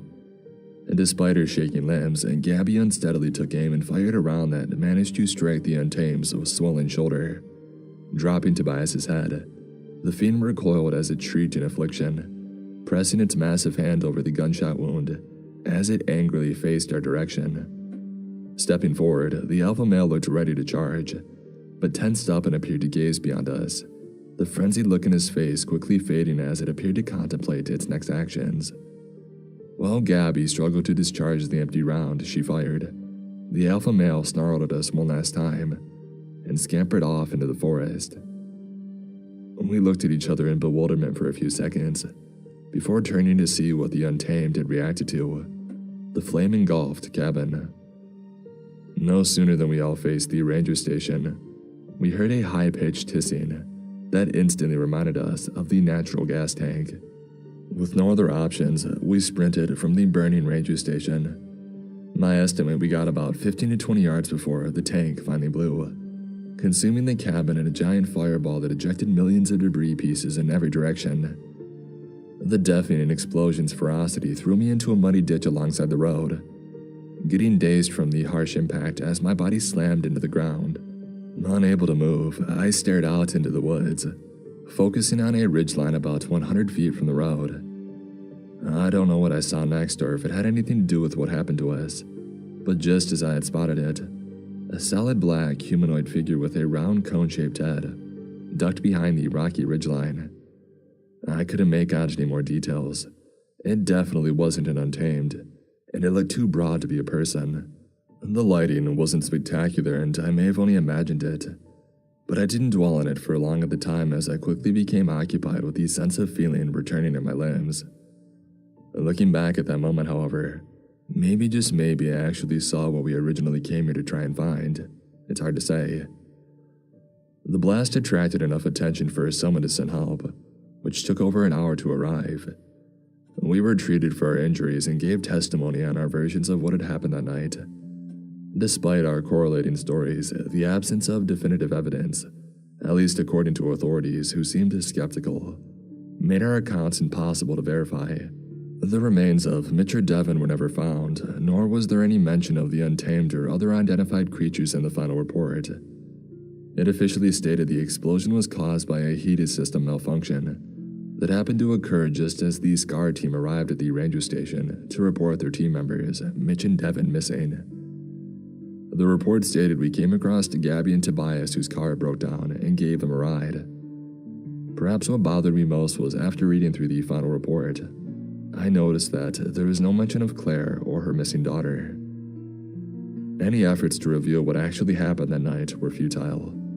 As far as I know, the untamed that got away are still lurking in those woods. Kurt is probably still working for the mysterious Wild Jaeger organization and might have succeeded in hunting down the remained untamed for all I know. I've tried contacting Gabby and Corey, but neither are willing to revisit that night. It's hard to function regularly knowing a heinous organization like Wild Jaeger exists, whose sole purpose is turning innocent, unsuspecting humans into monstrous, predatory game that gets hunted for sport.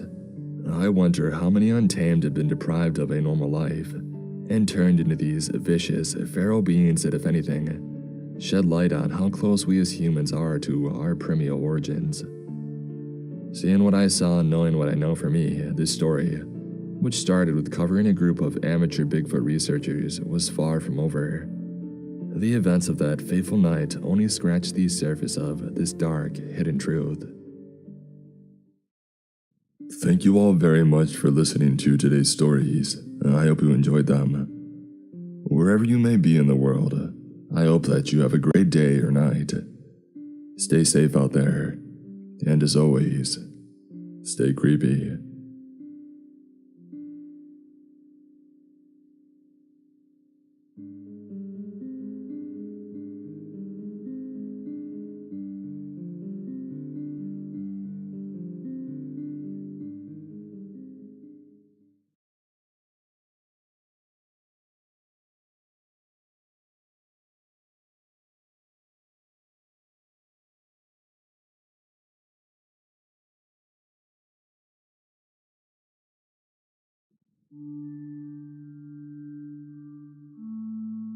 Hello everyone. If you're like me, you must be getting amped up for the Halloween season. Hopefully these stories can put you in the mood. Let's drift further into Mr. Creep's mind. There was a strange door in the middle of an aisle in the grocery store. I went through it. Written by Weird Bryce Guy.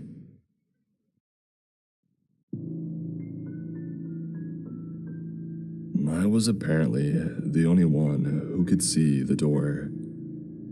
I looked around, expecting everyone to be gawking at this suddenly appeared structure, but no one seemed to notice it. Everyone went about their business, completely ignorant to the steel rectangle in the middle of the aisle. My first thoughts were, of course, that I had, somehow, gone crazy, was suffering from some suddenly onset psychological issue. Acting in accordance with this thought, I proceeded to walk ahead, thinking I would pass through the door, hoping that, upon seeing it, it was just some sort of mirage, and it would then disappear. But I instead walked right into the door, smacking my face on the cold metal surface. I cried out and nearly fell back. Tears welled in my eyes, and my nose burned. A few nearby shoppers turned and saw me, and knowing that they couldn't see the door, I quickly blurted out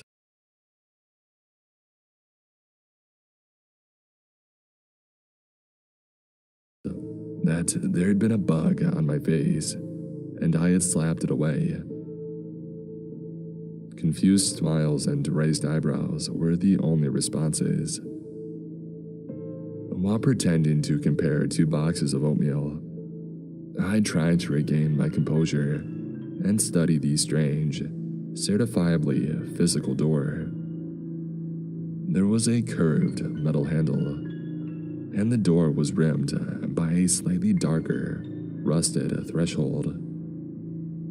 Its height was about 10 feet, with maybe 4 inches. Peering past it, I saw only the rest of the aisle. There was no indication, outwardly at least, that it led anywhere. It was as if someone had simply plopped a model door in the middle of the grocery store.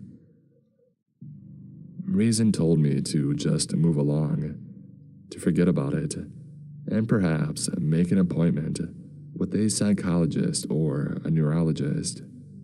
I tried to think of an incident or issue in my life that might have precipitated door-based delusions, but I could think of nothing. My natural human curiosity, however, compelled me to investigate. I had come into the store with the intention of buying banana peppers, arugula, pizza dough, provolone cheese, and sausage to make a delicious homemade pizza. But instead, I stumbled upon, or rather walked into, a bizarre phenomenon, one that begged to be investigated. Returning the oatmeal to their shelves, and shaking my head to theatrically express my feigned disappointment in both, I ambled up to the door, and I gripped the knob. There was no getting around the gesture. Couldn't think of a non-obvious way to perform the action. To any observer, it would have looked like I was grasping at nothing. Taking a deep breath, excited yet anxious, I opened the door. There was a moderately lit corridor ahead. Its source of illumination wasn't immediately obvious. There were no lights on the ceiling or walls. At the very end was what looked like another door, but this one was closed too. And yet, I could see the space ahead with decent enough clarity. There was nothing visually strange or unusual about the corridor, and yet I nonetheless felt an eeriness about it. Got the impression that the corridor existed elsewhere, was not as mundane as its featureless surfaces would have you believe.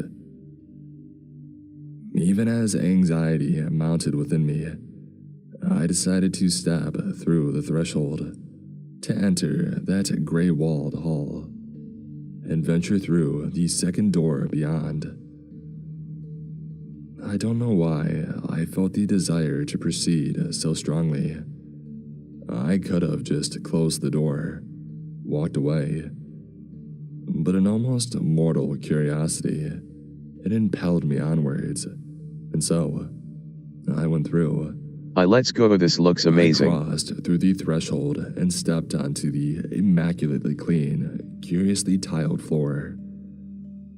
I hadn't noticed the oddly head-shaped pattern from outside, and for some reason, this unsettled me.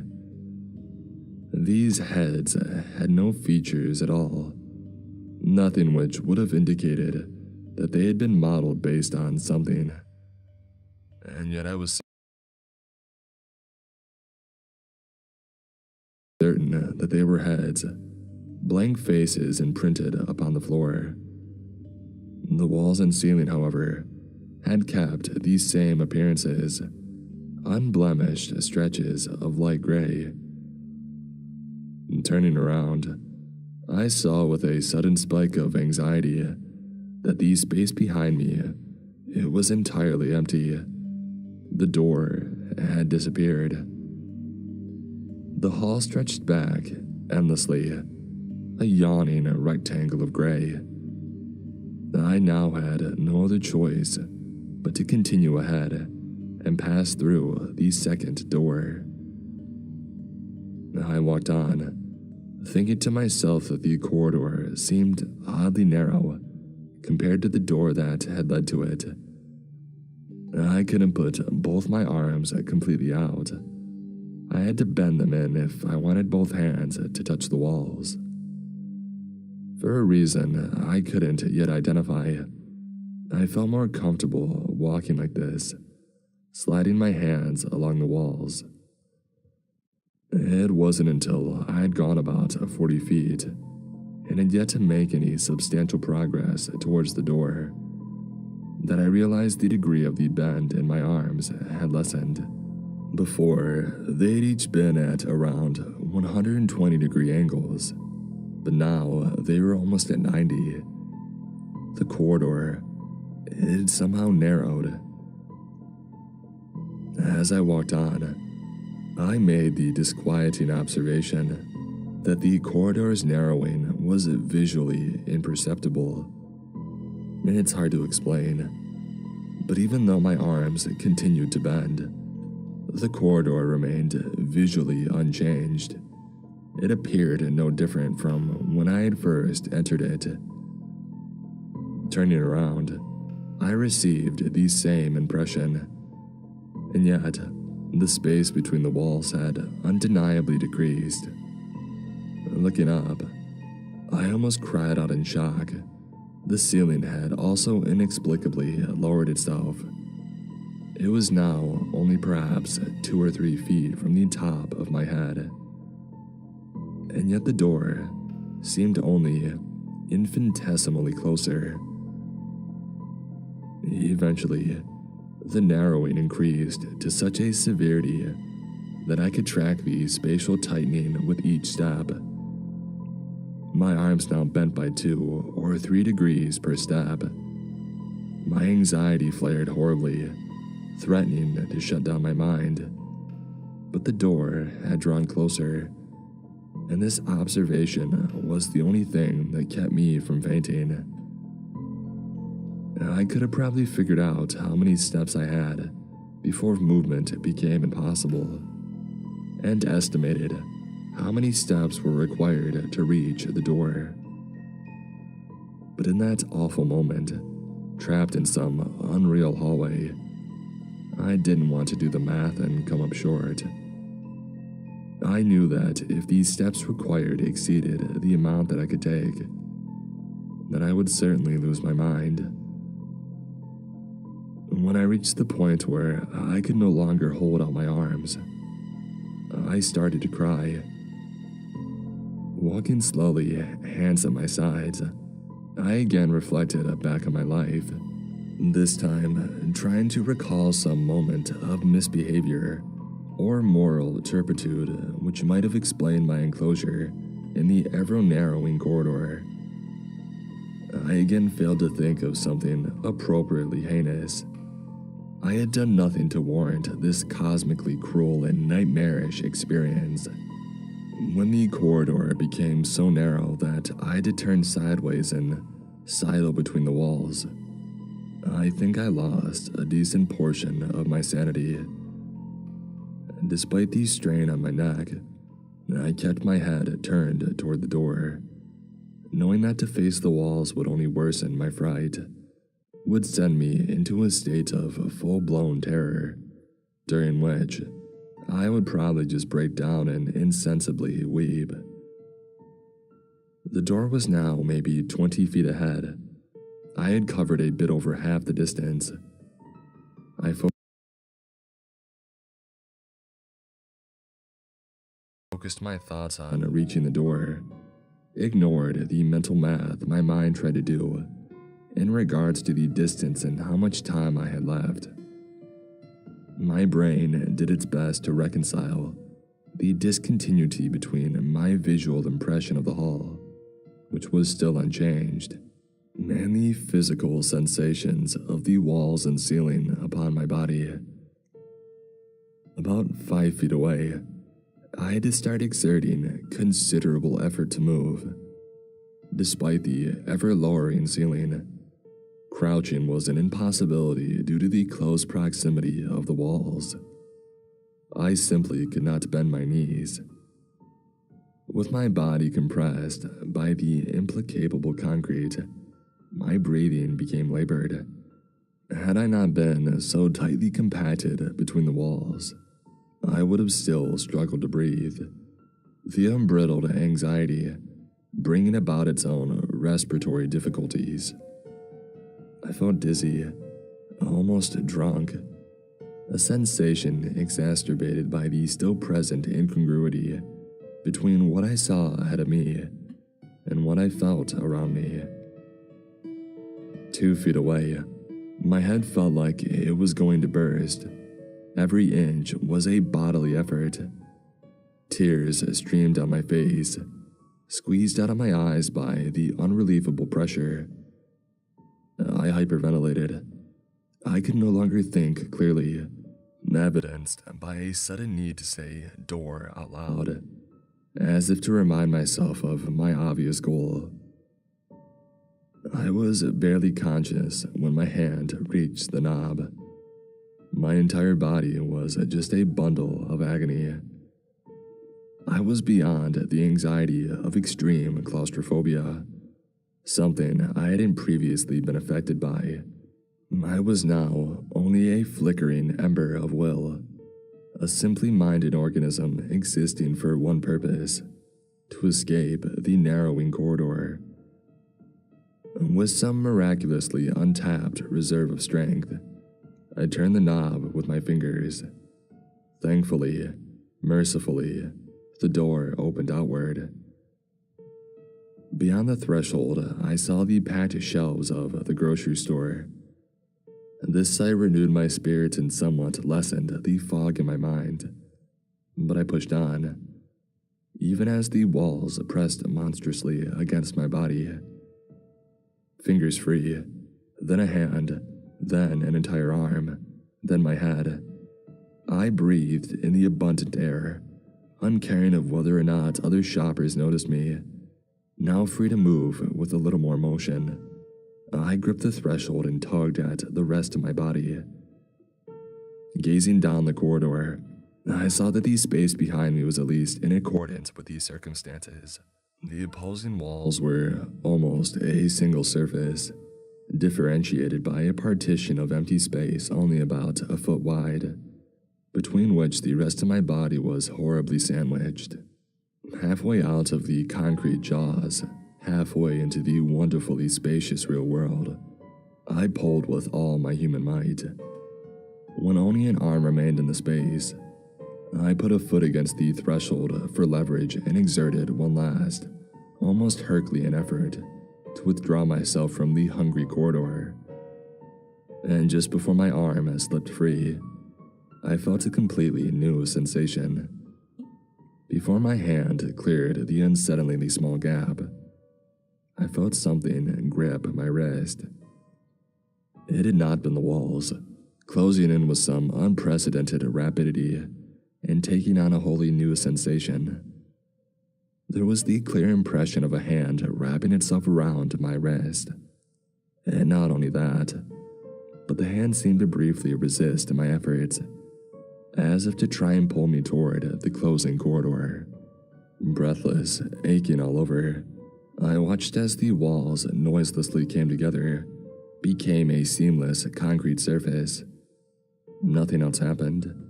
The door remained open, only now the corridor beyond was inaccessible. Exhausted and pained, but immensely relieved, I closed the door and I leaned against the shelves. People passed me and I saw a few of them grimace or whisper to others. Glancing down, I understood why. I was a mess. My clothes were now mangled and dusty. My skin was red, and I'm sure my hair looked gross, disheveled and matted with sweat. But I didn't care. I had escaped the corridor, and whatever had sought at that last moment to keep me there. Eventually, I regained a bit of my strength and continued on with my shopping, forsaking but not forgetting the door. No one else seemed to notice its presence, but part of me now thinks that I'm not the only one who has gone through, that maybe others have explored its deceptive corridor, and now simply ignore it for their own peace of mind. Have you seen it? I was asked to watch over a house for the weekend.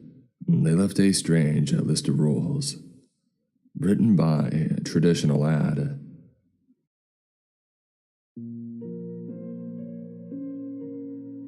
I am in my last year of high school. Now, most of my friends and classmates by now have already gotten some kind of job, whether that's working at a fast food place or even helping their own parents with a little business they had set up themselves. I was one of the few who just couldn't manage to get a job.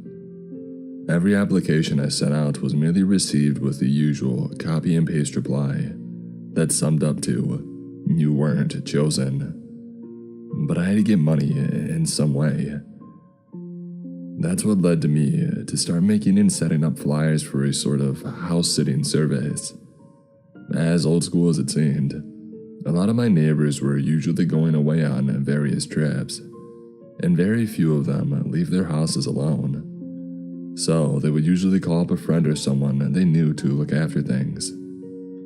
To be honest, I wasn't expecting to really get any offers for that reason. That was until I got a call from a friend of mine. To keep it brief, they called because he and his parents would be going out of town for the Easter weekend, and their usual house sitter had recently bailed. They almost canceled the trip until they saw my flyer. I accepted the offer and was told to go to his house early in the morning on Friday to give me the basic rundown of what to do and how to take care of things. Thankfully, they were bringing their dog with them for the trip, so I wouldn't need to worry about that. I got to the house at around 6:30 in the morning on Friday. My friend was already waiting for me at the front door of the house to give me the standard tour. To provide a little detail, the house itself was a standard one-story suburban home. From the front door, there was the living room, which held a reclining sand-colored couch facing a large flat-screen TV. From the living room, straight ahead from the front door, led into the kitchen to the immediate right, and a large dining room ahead. The kitchen had a door that led into a laundry room, and the dining room led to 3 other areas. Midway through the dining room, there was an alcove that had 3 doors, or 4 if you counted the towel closet beside the door straight ahead from the alcove entrance. That door led to the guest bathroom, and to the left was a room filled with various creative supplies and materials. To the right was the den, which had a second TV and a computer within. At the end of the dining room were a set of glass doors leading to the back porch. The blinds were half closed, so I was able to see a little bit of the backyard as well. And to the left of that was my friend's room, and to the right was his parents' room, or the master bedroom as others would call it. After the tour and a basic rundown on what needed to be done, my friend waved me goodbye before heading off with his parents. I decided to check over each room before heading away myself. They had told me to come by each morning and each evening to check over the house and tidy things up if needed. They left me their phone number in case anything went wrong, although I wasn't expecting anything to really happen. As I was checking the kitchen, my eyes caught a glimpse of what seemed like an envelope of some kind resting in the middle of the granite countered island at the center of the kitchen. I picked it up, assuming it was just some mail from their other family members, until I saw what was written on the front. In black pen ink, it read, "Additional house rules." I thought to myself that there might be some other things that they may be used to with their usual house sitter that they would want me to do as well. I opened up the envelope and unfolded the paper inside. I was not expecting what I was about to read. On the paper, it read as follows: Additional house rules. Rule 1. Arrive and enter the house at the exact same time each morning and evening. No exceptions. Rule 2. Make sure any and all doors of any kind are closed. If you find a door opened and you don't remember opening it, close it and avoid entering that room for at least 5 minutes. Rule 3. If anyone calls the house phone past 7 p.m., do not answer it, even if it's our own number.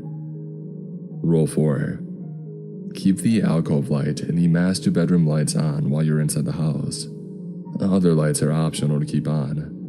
However, if any of the lights you turned on happen to turn off for any reason, go to the alcove or master bedroom until the lights turn on again.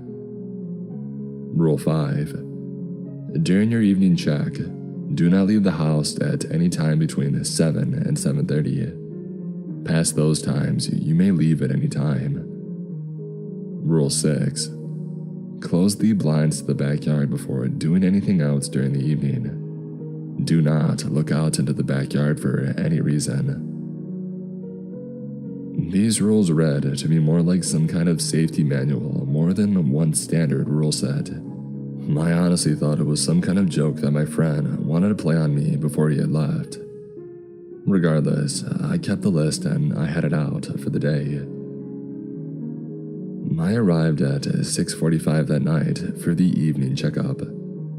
I entered the house and began looking around the house for anything out of place as instructed. The house was brightly lit, as I had turned every light on so that I could see. Any doors were closed, so I had to open them to check inside. It wasn't until I had reached my friend's room when I started noticing anything unusual.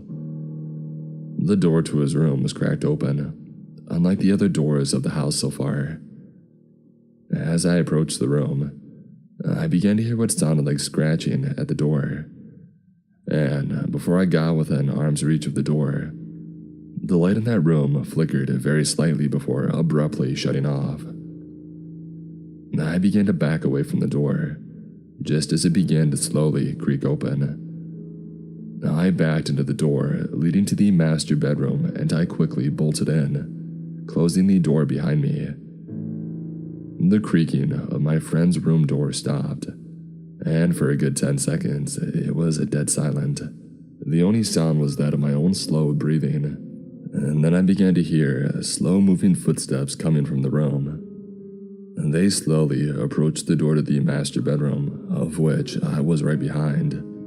I looked under the door in hopes that I could see who or what it was, but there was nothing.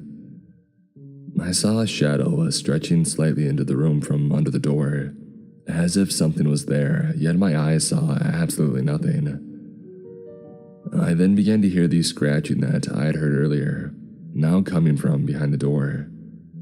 I had no idea what to do. What could I even do? Whatever it was, I couldn't even see it. Eventually, after about 5 long minutes, the scratching abruptly stopped. The shadow under the door was gone. I hesitated before cracking the door open to peek inside of the room. My friend's room was lit up once again, and the door was wide open. I checked the door that I was cowered behind, and there was no evidence that anything had ever been there, let alone had been scratching at the door. I checked the time on my phone. It read 7:05 p.m. I stepped out into the dining room and noticed that the blinds to the backyard weren't closed. I went over to close them, but not before catching a glimpse of the outside. Out in the backyard was a tall, animalistic, shadowed figure. Its appearance almost looked like an 8-foot-tall deer standing on its back legs. It turned its gaze towards mine. On what I assume is its face were 3 bright purple eyes staring right at me. I took no time in closing the blinds at the moment that it looked at me, hoping that I would be safe from whatever it was that was out there. My phone read 7:17 p.m. when I heard the home phone ring. I was about to go over to answer it before I remembered one of the additional rules. Rule number 3. If anyone calls the house phone past 7 p.m., do not answer it, even if it's our own number. At this point, I was willing to follow these rules to the letter. I had already had a few close calls due to me nearly not following these strange guidelines. So, I let the phone ring on a few more times before it went straight to voicemail, and I let out a sigh of relief. My phone read 7:31 p.m. I decided to start heading home. I was shaken by what I had seen, as I had no clue if it was all some kind of nightmare. But it wasn't a nightmare. It was very real. I hardly got any sleep that night, and by morning, I was running late for the morning check. I drove down to the house and went up to the front door. I was about to unlock the door before I began to hear scratching behind the door. I froze up, not moving. I remembered the first rule. Arrive and enter at the same time each morning and evening. I decided to back away to my car. I wasn't sure what was behind the door, but I didn't want to find out. I got into my car and began to pull away. Just before I started driving away from the entrance, I saw those 3 purple eyes from the front window of the house, gazing at me just as I drove off. That evening, I arrived at 6:45 to the site of my friend's car in the driveway. Confused, I got out, walked up to the front door and rang the doorbell. After a minute, my friend answered the door and greeted me with his usual smile. "You guys are back early." I spoke, confused. "Oh, right," my friend answered. "Our family couldn't all make it to my grandparents' Easter dinner, so we had to head home early." I nodded as he handed me the money that I was promised. He wished me a good night and was about to close the door before I remembered the note. "By the way," I began to ask, "what was this note about? What's up with your house?" He looked at me, confused for a second before he got a look of realization in his eyes. He chuckled to himself before he answered, "I didn't really expect you to take that little joke seriously." "What do you mean?" I replied. "I just left that there to mess with you, man." He laughed. "None of that was anything you needed to worry about." It's been 1 day since I looked after my friend's house. The events of that night, even now, are still as clear as day. At first, I thought it was all just some kind of nightmare that I had as a result of reading that list of house rules. Yet it couldn't have been just a nightmare, and it was this day when I found that out. I got back to my house on Saturday around 7:15 in the morning. I, still being in a state of being half asleep and shaken up from last night's encounter, didn't realize until I got into my house that I had kept the paper that had the strange set of rules in my pocket. I pulled out the now crumpled up sheet of paper, just to make sure that the rules that I saw were real. While I expected the original list of rules, instead, my eyes saw a new list of rules. They read as follows. Additional house rules. Rule 1. Keep the front blinds of the house closed at all times. If you find them open for any reason, close them immediately. Rule 2. If you hear knocking on the front door at any time between noon and 1 p.m., or between 5:30 p.m. and 7 p.m., do not answer it. Do not look outside. Do not respond to any voice that may be behind the door. Rule 3. Avoid looking outside between 8 p.m. and 6 a.m. If you happen to look outside during those hours, close your eyes and turn the other direction. Stay like that for at least 10 seconds before leaving the room that you're in. Avoid that room until 6 a.m. Rule 4. If you are awake at 1:30 a.m. and you hear the sound of scratching, stay still. Do not move until the scratching stops. If instead of scratching, you hear something approaching you, hold your breath and stay still until you hear it leave. Rule 5. Listen closely to any room you are about to enter. If you hear nothing after at least 5 seconds, you're safe. However, if you hear breathing, avoid entering until it goes silent. Close the door if it isn't already. They changed. The rules changed, I thought to myself. I rolled the paper into a tight ball and threw it into the trash can in the kitchen. I hoped that it would nullify the rules in some way. When I turned around, I nearly backed into the trash can and knocked it over when I saw the paper on the kitchen table. Not only was it there, but it was back in pristine condition. I knew that I had no choice. I had to deal with these rules, no matter what. It was 12:30 in the afternoon. I was attempting to take my mind off the list by watching some TV, when I heard a knock at the front door. I began to approach the door when I stopped myself. I heard another knock at the door. I simply stood there, unmoving, as if thinking that whatever was knocking on the door would stop if I simply didn't move. I heard a third knock at the door, after only a few moments. I held still, waiting until I heard nothing. Eventually, nothing came. No further knocking. I let out a long, relieved sigh, not realizing that I had held my breath for the duration of that. I leaned over to check the front blinds. Closed. I headed into the kitchen to refresh myself of the rules, making sure that I had made the right choice. Later that night, around 7:30, I had started to wind down for the evening. Nothing had happened other than the knocking, and I thought that I was in the clear. I approached my bedroom door and started to open it, when I heard a very faint, ragged breathing from behind the door.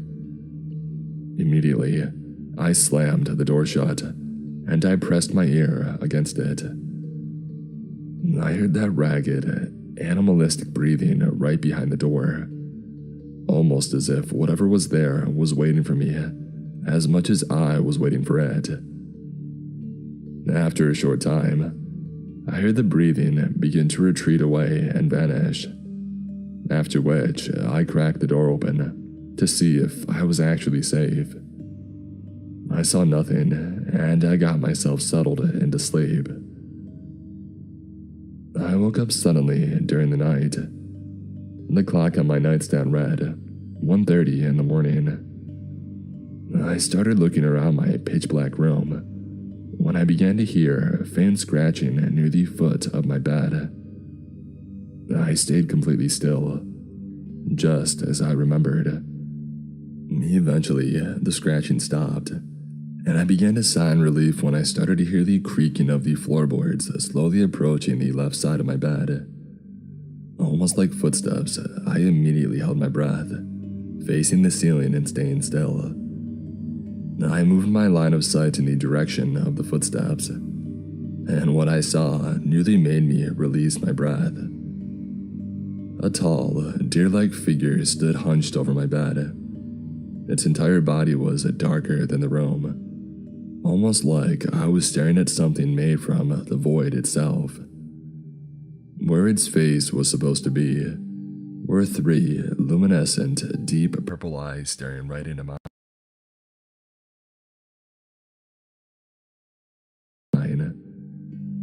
It began to climb out of my bed, its thin, almost skeletal limbs on either side of my body like prison bars.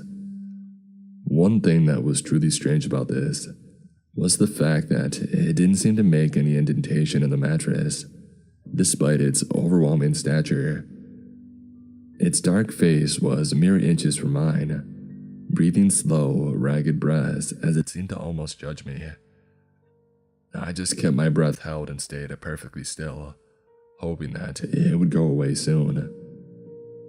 It soon climbed off my bed and stalked out of my bedroom.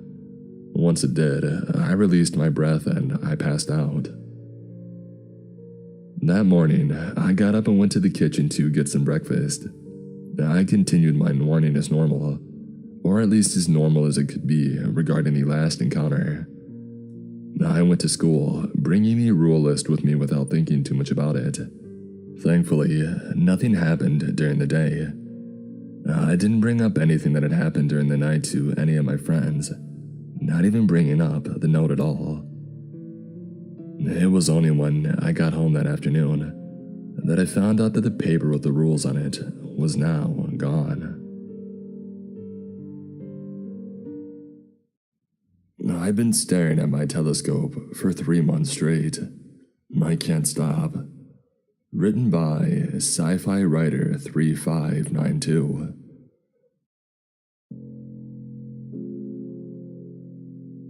I was hired by a very wealthy billionaire who invested a considerable amount of money into the construction of his very own telescope.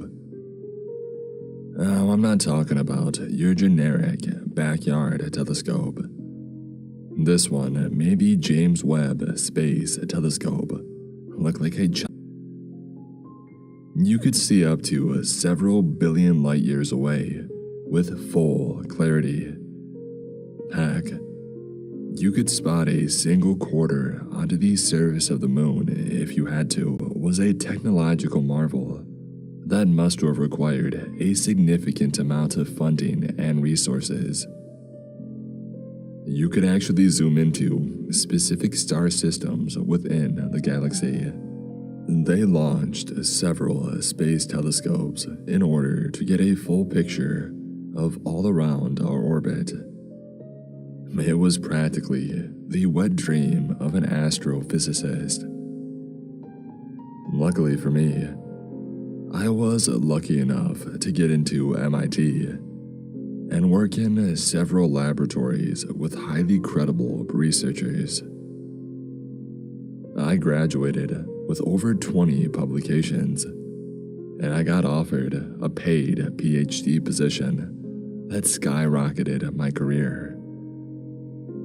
I was sought out by NASA, and as much as I really wanted to be with them, the pay was pretty much garbage, and they were pretty underfunded.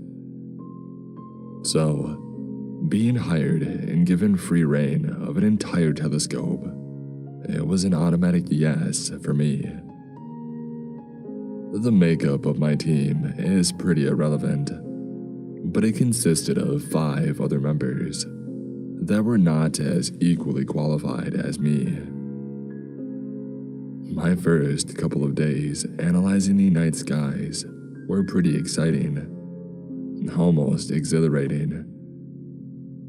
I recorded hundreds of galaxies and wormholes that weren't discovered yet.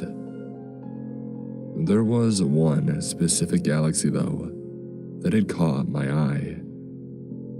It was located behind the Canis Major dwarf, obstructed by the light of our closest neighbor. It had the appearance of a massive galaxy, similar to the Milky Way, yet its solar systems were becoming misaligned. It was as if the galaxy's gravity that contained its systems had started weakening, causing thousands of galaxies to start scattering into the void of space. Out of curiosity, I started recording and analyzing the different solar systems within the galaxy. I managed to record 5 solar systems with habitable planets for future purposes. I couldn't think of a suitable name for the newfound galaxy, so I decided to leave it for another time.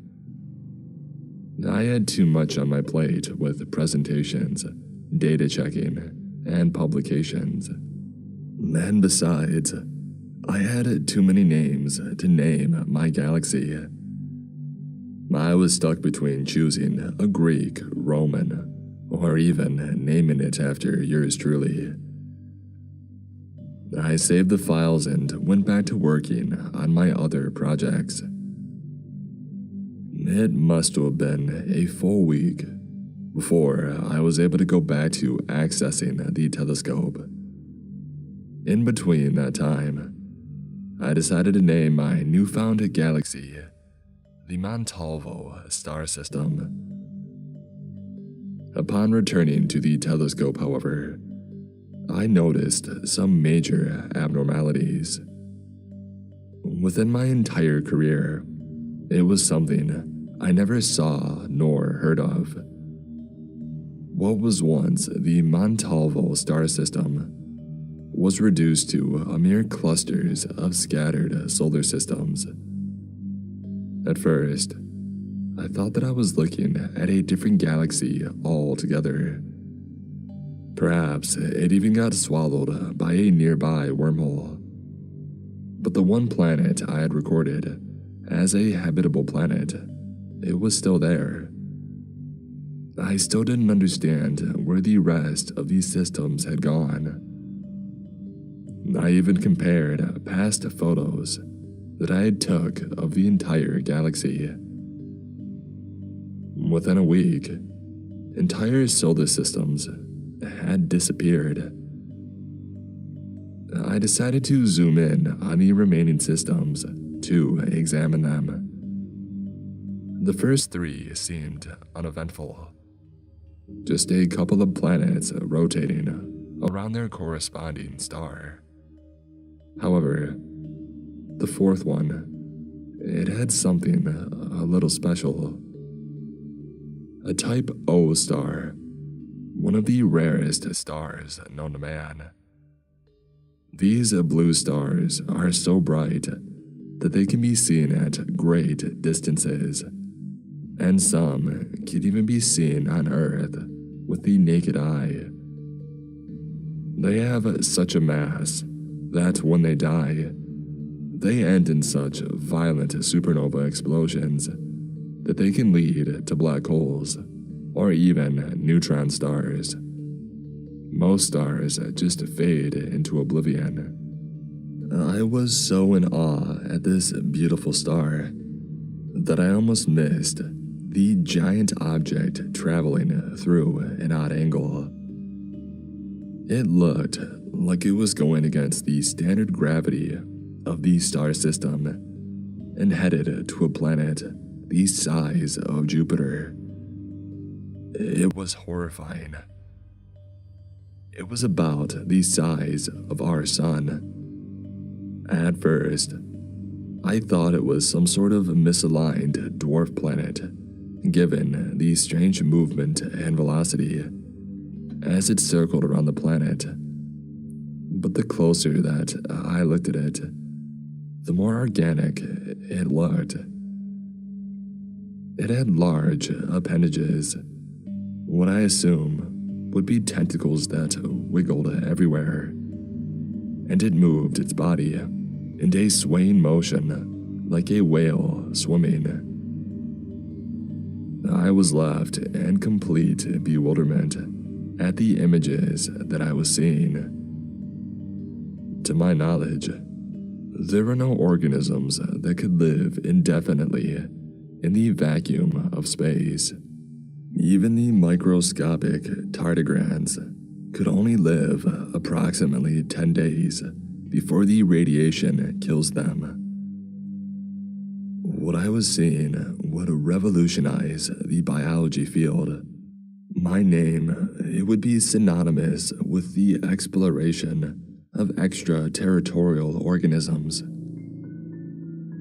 I zoomed in to get a closer look, and could see that it opened some sort of flap and started releasing bigger tentacles from what I assumed to be its mouth. It started penetrating the planet, and I'm assuming it must have started absorbing the planet for nutrients. I'm not sure how its digestive system worked, but it must have somehow evolved to break down every possible element to sustain itself. It took a matter of hours, but soon enough, the planet, it was reduced to nothing as it was devoured by the gigantic Titan. In only a couple of days, the Titan devoured the rest of the solar system, including the sun. Its act of eating the sun was fascinating. It must have produced some strange liquid component that it used to extinguish the flames of the fiery star. Its body, it must have adapted to the incredulous amounts of radiation to be able to withstand the temperatures of any star at such a close range. When the star dimmed, I tried to locate the beast, but I had lost it in the void. Instead, I located the nearest solar system I deemed as Marana. The solar system wouldn't have caused me to blink an eye. It looked pretty ordinary. One star with 5 circulating planets. It wasn't until I saw several lights on the planet's surface that it caught my eye. It was the 4th planet away from its star that had several lights in a grid-like pattern, similar to that of Earth when seen from a distance. It couldn't be, but it was. This mysterious planet had some semblance of a very advanced alien civilization. I was getting ready to jot down some more notes when I noticed something very peculiar. A sudden bombardment of smaller lights started leaving the planet's surface in a very organized pattern. It was like they were sending out ships. Thousands and thousands of very little dots, from my angle, started making a protective stance around their home planet. I watched in fascination as they merely circulated around their planet. It was like they were ready for something. I waited for a couple of hours, when all of a sudden, some weird portal opened up in the middle of Marana. It's difficult to describe, but between the edge of the Marana solar system and the 5th planet, a hole similar to the shape of when water drains opened up, releasing small bits of what I could describe as pure plasmic energy. This time, 2 of the Titans I encountered earlier emerged from the hole. I'm pretty sure that one of them was the same one that had devoured the solar system from before, but it brought along a smaller Titan. I assumed that it must have been its offspring, but it raised further questions as to how that was even possible. Could it be that it reproduced asexually? How does it create those wormholes? I had so many questions circulate in my brain, but I was cut short by the events that started unfolding right in front of me. The smaller beast headed towards the 5th planet, while the larger beast moved towards the 4th planet. The alien ships must have tried firing every weapon they had, because flashes of light erupted all around the vicinity of the great beast. But I watched in mere horror as the Titan merely waddled through the formation of ships like nothing. Instead, I saw the tentacles shoot off random projectiles that took some of them down, like they were sentient themselves. The beast itself hovered over their planet and began releasing its large tentacles that must have penetrated deep within the planet. It only took a couple of hours for the entire ordeal to be over. It sent a chill down my spine. How could an entire civilization have been wiped out by one organism so giant? It didn't even acknowledge the billions of lives that it took. The idea that such a beast came into existence sent a dreadful feeling to my core, but I had to know more about it. So I continued to monitor that sector of space. I didn't leave the observatory for weeks, getting to the point where my other coworkers started to complain about the smell. I had too much to do and not enough time. The updates that I kept sending over wasn't nothing exciting. New galaxies that were discovered here and there, but I didn't send them anything groundbreaking yet. I kept that stuff to myself, for now. It took another couple of days for the beast to devour the Marana solar system, and as soon as its star went dark, I lost them to the void. They resurfaced in the nearest star system once again, this time bringing a third. This went on for another month. Each time a solar system would be completely devoured in a matter of days. When the stars went dark, they would use some sort of wormhole opening to pop up in a new star system and to bring in another one. They always traveled in 3, and when they reached their capacity, they would send off the 4th one by themselves. As dreadful as it was to witness such acts, it paled in comparison to what I had discovered. I noticed that the path they were moving through was headed in our direction. When you consider the fact that the light that was reaching from their destination was about 30,000 light years away, the entire galaxy must have been devoured a long time ago. I was simply looking into the echoes of a violent past showing us our imminent future. Based on my calculations, which I had to take into account their exponential growth and the fact that they travel faster than anything we could ever think of, I estimate it'll be another year before the other scientists notice that the Canis Major dwarf galaxy will start to go dark. In 2 years, they'll have wiped out half the solar system within our reach. In 3 years, they'll hit our solar system. We don't have much time before our planet becomes another victim to the horrors of space. The progress and advancement of our technology isn't rapid enough to escape our inescapable fate.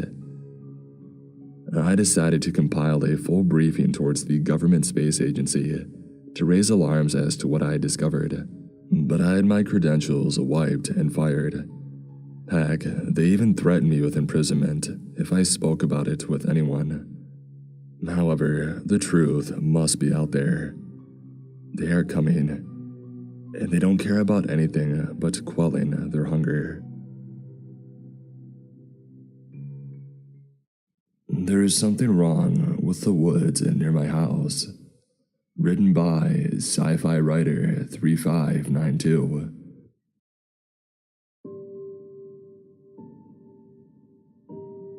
My family and I recently moved away from the city, settling in a gorgeous house in the middle of a developing neighborhood. Our house was one of the first to be built in the area, so aside from a couple of other houses, there wasn't many people around yet. Instead, we were surrounded by a vast ocean of trees and greenery, untouched by the hand of man. I first noticed it when I left my house one morning to go on a run. I suffered from depression, an invisible illness that my parents never took seriously, until they found me in the hospital drunk and disoriented. I had tried to throw myself in the middle of a busy road, ranting about wanting to end it all. Luckily for me, my friends were able to wrestle me down, and someone called an ambulance. That's one of the main reasons we moved so far away from the city, so we could spend more time as a family recovering. I was always restless, so I would often wake up at dusk and go on a jog to sort out my thoughts. I would grab my earbuds and a windbreaker and quietly enter in the security pin for the alarm system and head out. The air was cool and crispy, full of microscopic drops of the last night's storm. Although it was the middle of summer, it felt more like fall. I started off with a light jog, running down the street full of half-finished houses and out into the trees. The closest thing to nature I ever got was Central Park, back when we lived in the city. Unlike Central Park, however, there was no pavement full of cyclists or random tourists taking pictures everywhere. It was just me and the sounds of crickets, swaying trees and the cacophony of birds. Eventually, I got tired and decided to stop near a fallen tree. I leaned back against the log and sat down, taking a sip from my water bottle. I looked around a little before putting on my earbuds. As nice as nature was, my thoughts and memories were overpowering the scenery. All I kept thinking about was the day our life turned to hell. It was barely a year since the incident, but I could still remember it like it was yesterday. My parents had to go out to work like always, and I stayed home to take care of my little brother, Diego. I was in charge of watching him ever since I was little. I would wake him up, feed him, bathe him, and help him with his homework. I would drop him off on my way to school and pick him up. One morning, I woke up to find him still on the kitchen floor, surrounded by a mess of flour and other ingredients. He had tried to make some breakfast and choked on a slice of banana. He choked because I didn't wake up in time. His death was on me, and now my baby brother was gone. I was so deep in my thoughts that I didn't notice the music had stopped in my earbuds, instead being replaced by a faint static. "Sissy, leave." A very faint and familiar voice had whispered through the static. It almost sounded like Diego's voice. I tried to raise the volume on my phone, but when I pulled my phone out, it shut off. I tried to turn it back on, but it only displayed the message of low battery. Weird. I always charge my phone overnight. I took off my earbuds and put them back in their case when I heard a branch snap to my right. I looked over and saw a little boy wearing Bob the Builder pajamas. It was Diego. It couldn't be. I had to be dreaming. His big innocent brown eyes stared up at me, and with his finger, he motioned me to follow him. I wanted to follow him, but something wasn't right about this entire situation. The area had gone completely silent. The birds and even the insects had left. There wasn't even wind. The hairs in the back of my neck had started to stand up, and my heart was pounding faster. I looked away from his direction and I ran towards home. As I ran, I looked back and saw that the area was empty. I made it home out of breath, but I didn't care, as long as I was away from that place. I spent the rest of the day distracting myself until my parents came home from work. And when they did, I didn't mention anything out of the ordinary. I didn't need to give them another reason to diminish their perspective of me. I laid in bed that night, thinking about what I saw. I probably dreamt it all. I was tired. It was probably grief. I kept thinking about ways to rationalize what I saw, but I knew deep down that what I saw was real. And the next morning, I went downstairs into the kitchen where my parents were sitting down and making breakfast. "So, how are you settling in?" my father asked while scraping his fork around the scrambled eggs on his plate. "We have another month before school starts. Your father and I were wondering if you wanted to go camping," my mother said awkwardly while stirring the spoon in her cup of coffee. She had a tendency to fidget when she was nervous. Yeah, it would be nice to do something as a family before you start school. Plus, we could explore this area a little bit, my father reiterated. If that's okay with you. My mother raising an eyebrow while taking a sip on her coffee. I merely nodded while sitting down to pick at the eggs in front of me. For a brief second, I remembered about yesterday's events, but I was disrupted by my parents' awkward conversation. I think we should go this weekend.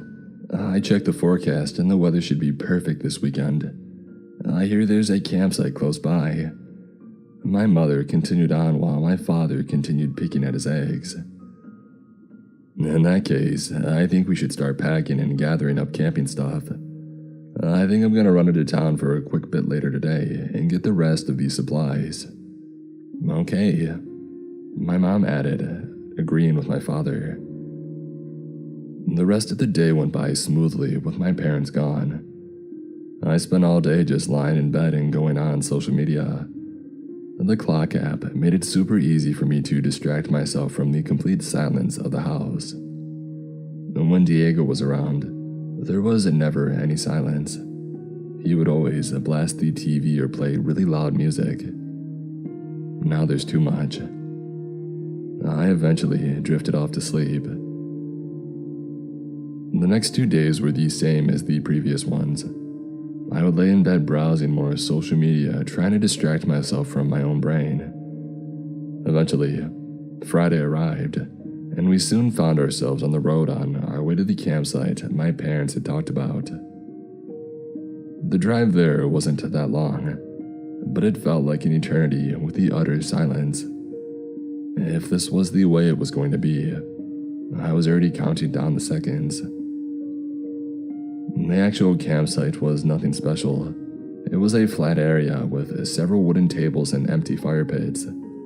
But the area surrounding it was covered in a light mist that made it a little eerie due to the trees limiting our vision outside of the campground. Why is it so misty?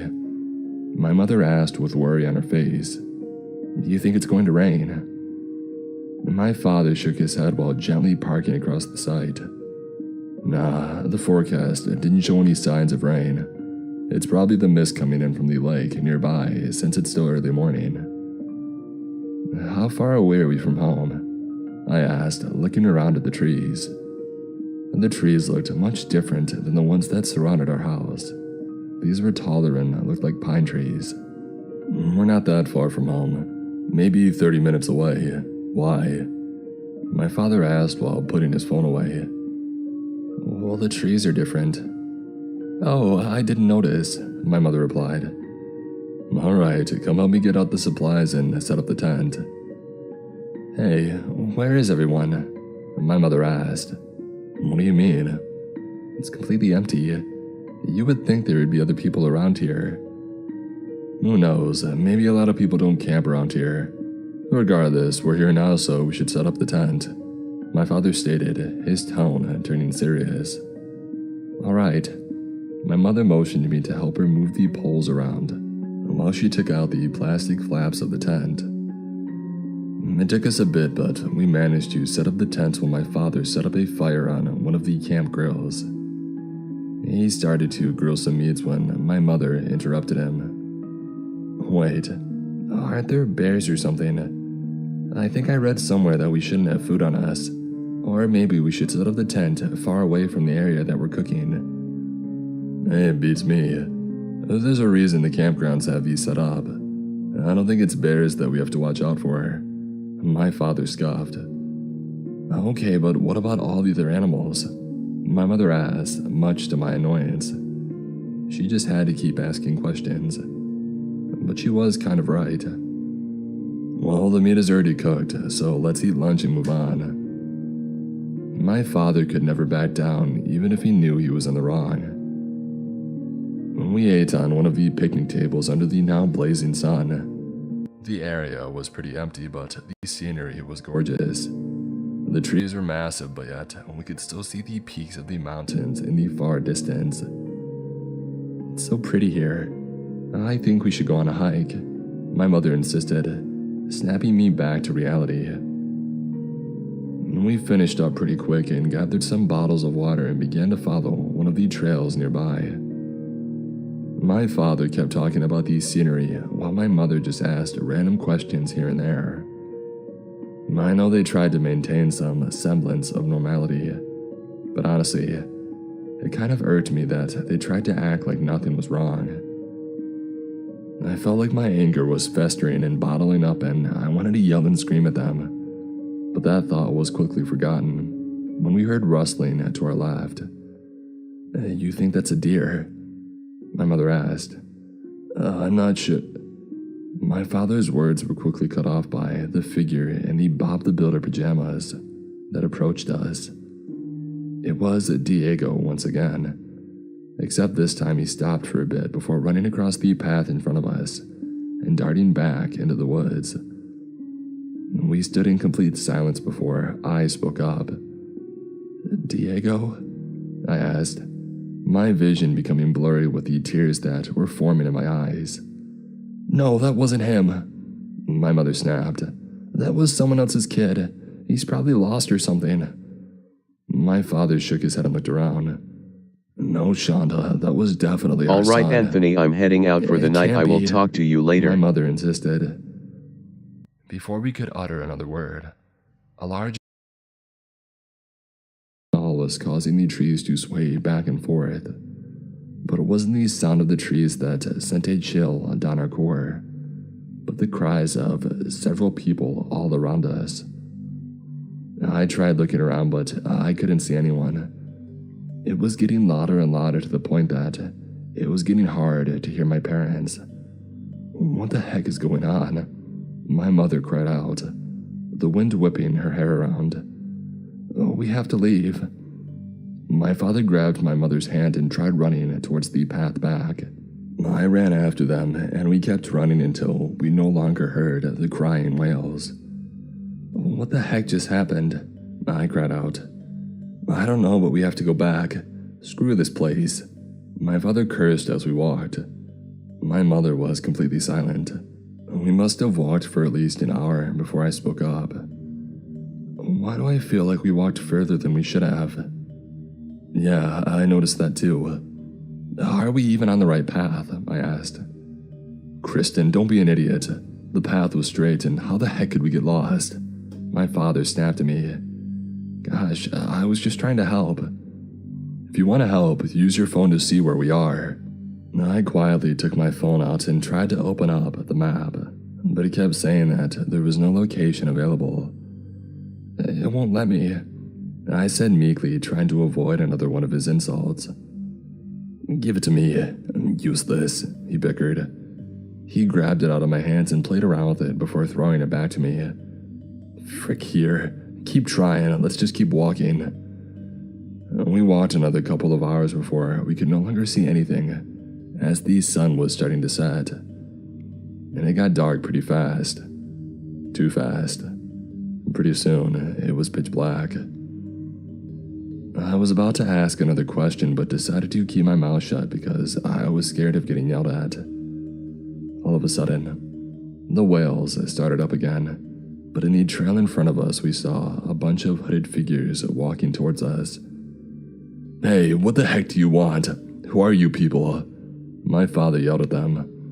I looked at my mother, who was in complete shock as she cowered behind him. As they got closer, I could see that there was something off about them. They were taller than the average person, and they walked gracefully. Their heads didn't bob up and down like a person when they walked. I looked down and saw that they were almost gliding over the ground. They were floating. I felt my body tense up, but I motioned to my father to look down, and he bolted into the woods, dragging my mother along with him. I tried to keep up with them, looking back every so often to see that they stood still, just watching us run away. There was something so wrong about them. I looked in front of me, but I could no longer see my parents. "Mom, Dad," I yelled out. "I can't see you guys, please wait." I began to hyperventilate, and I took out my phone and activated the flashlight, but it was so dark that the light barely helped. I walked and soon found myself in front of a wrecked and rusted car. The windows were long busted, but the doors were still closed. I quietly opened one and crawled inside. I cried in complete silence, telling myself that I would just have to wait until morning to begin to walk back to the campground. I just had to hang on until the morning. I tried calling the police, but my phone wouldn't let any phone calls go through. It was acting pretty strange, only letting me use certain apps like this one. I'm not sure where I am, to be honest.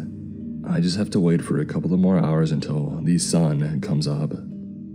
It's 8 a.m. and the sun still hasn't come up yet. It's completely dark. There's not even the sign of the moon. I stayed in the safety of the wrecked car, just waiting for any sign of my parents, but nothing. I couldn't even hear the cries of any birds. It was like time stood completely still.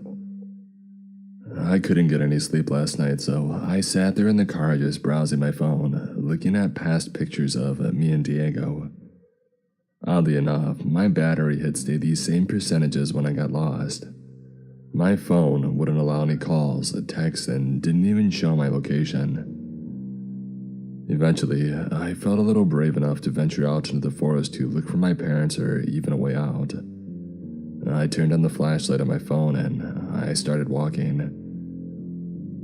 It was so dark that even the light of my phone did little to reveal the obstacles that stood before me.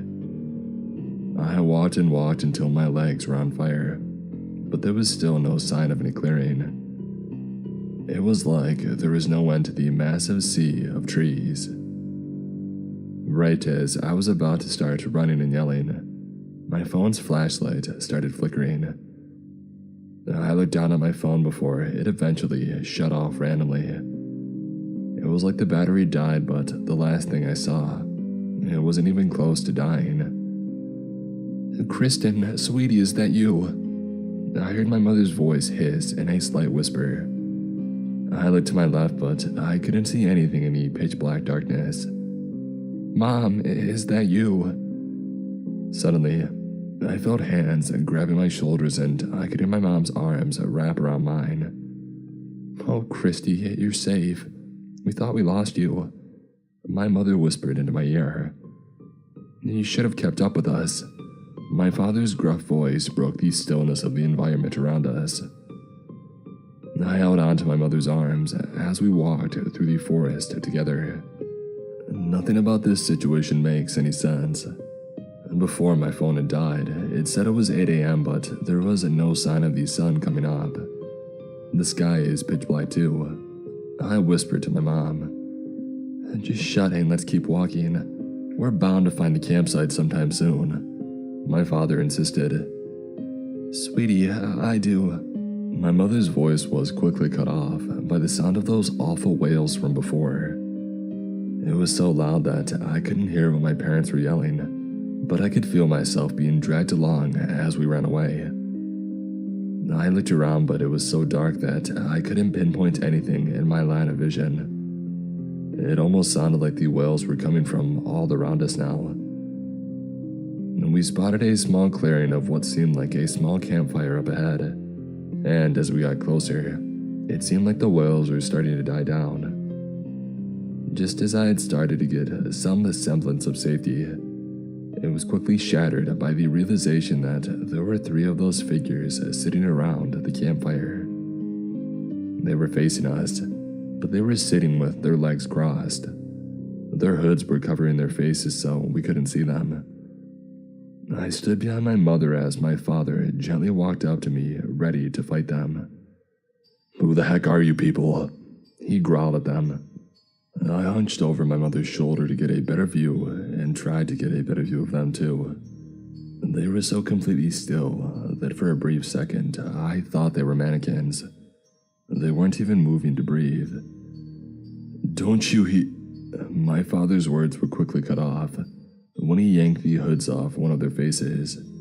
It was a person, yet they were wearing a porcelain mask that lacked any features other than its lips. My father crouched beside them and started to pick off their mask. I'm not sure what he must have seen, but it caused him to fall back on the floor. What the heck are you? He yelled. His voice had now changed from hostility to utter terror. My mother tried to shield me away, but I pushed her arms aside and got a look at what he was facing. The person, or whatever that thing was, had a wide smile full of shark-like teeth. But that wasn't the only thing that unnerved me. It had no eyes. I don't mean that there were empty holes in its eye sockets. It looked like there were straight up no eyelids or anything. Yet somehow, it knew to look at my father's direction. I'm glad you came to join us, Mr. Clarkson. It said with a slight growl and a sick smile.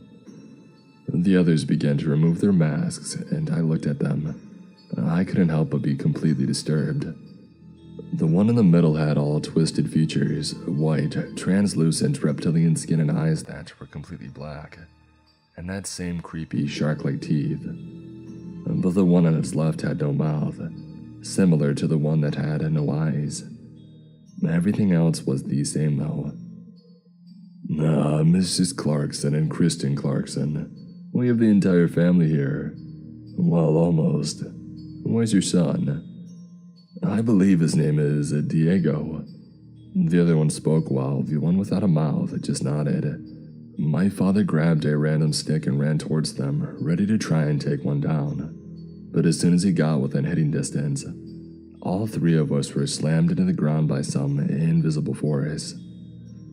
My father was thrown backwards and into the floor, whereas my mother and I were thrown onto our knees, and the three of us were dragged right in front of all three of them. I felt a sharp pain throughout the skin of my knees. I wanted to cry in terror, but I felt too petrified to even move another muscle. From my peripheral vision, I could see my father struggle against the invisible force, but it was a futile attempt. So, tell me, Clarksons, why is it that your youngest son is not with you?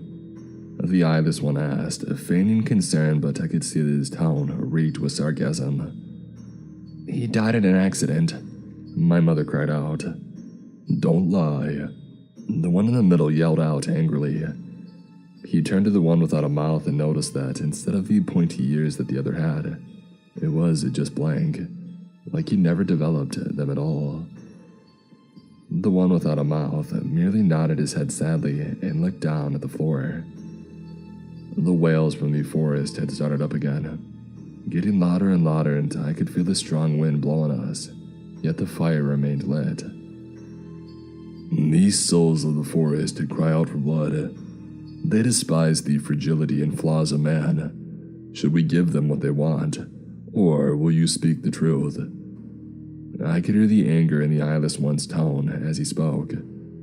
Tell us, what happened to Diego Clarkson? The earless one demanded.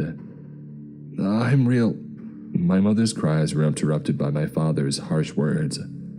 Shut the heck up, Chandra. They don't know anything. The mouthless one got up and walked over to my father, putting his scaly claws on his forehead, slightly cutting open his skin. My father winced in pain, but couldn't do anything to stop it.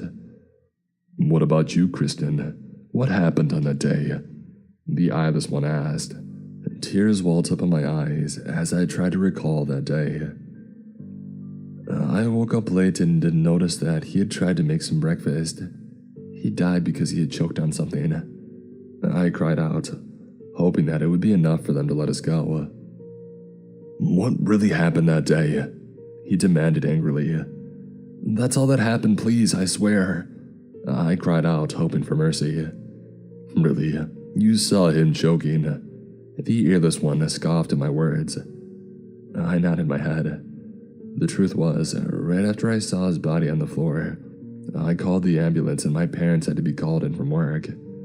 I knew right away that he was no longer alive. His eyes were wide open. What about you, Shonda? Got anything to add? The eyeless one questioned. I'm sorry, Chrissy. My mother cried out. I'm really sorry. Her cries were almost joining the chorus of the wails coming from all around us. What are you sorry about? I asked in confusion. My parents had to work and I was in charge of my brother. It was my responsibility. We knew he had died before you did. Daddy and I had stayed home that morning. We were just a little stressed out the night before, so we took something to help us sleep. My mother was cut off by the sound of gurgling and coming from her. Enough lies, the deaf one yelled furiously at her. The more you lie, the stronger the hold gets. The eyeless one spoke. Come on, Shonda. We did coke. We were freaking coked out of our minds the night before and we left some out in the kitchen. Diego got in and overdosed while we were all asleep. It was like time had frozen once again for me. I tried to remember that day again. Every time I recalled that day, the only memory I had was his little body surrounded by flour and random stuff. I was sure that he was surrounded by flour, but it was freaking coke. How could my own parents let me feel guilty this entire year? But why wouldn't they be locked up for child neglected less? I knew they had money, but I didn't know they had enough to buy off some freaking low-life cops. That explains why we moved away. They didn't move me out to the middle of nowhere because they wanted to recover. They were running away from the truth. They killed Diego. How could you? I screamed out, trying to push through whatever was gripping onto me to try to attack those two. Now, the eyeless one spoke. Giving in to your anger does little to help our situation, Missy. What would little Diego say? The deaf one questioned while giving off a slight smirk. That sick idiot was getting some twisted pleasure out of this. Screw you, I yelled out angrily. I didn't care anymore about any of this. I wanted to hurt someone and I didn't care who. Sissy, I heard a little voice ask from my left. I turned and saw that from the woods a little figure in blue pajamas had emerged. Diego. My mother's cries had come to a stop as she questioned the little boy in front of us. Diego, come to Mama. Right as she had said those words, he ran to my side and hugged me so tight that I could feel the warmth of his little body. I didn't understand how this was possible, but I didn't care. I hugged him back so tight because I was scared that he would disappear. I'm so sorry, I cried into his shoulders, covering his pajamas in these stains of my snot. I looked around to see that both my parents were still being held by the invisible force, which was tightening its grip on them. You too will be let go. Go into the woods and do not look back. A soul for a soul, the eyeless one said, while the mouthless one pointed at the woods. The wails had died out completely, leaving behind only the cries and moans of my parents. I grabbed Diego's hand, and we began to walk through the pitch black of the woods, not looking back at my parents. We walked and walked until we could no longer see the faint light of that campfire. We must have walked a while before I noticed that the sun had started coming up fairly quickly, until soon it was shining down on both of us.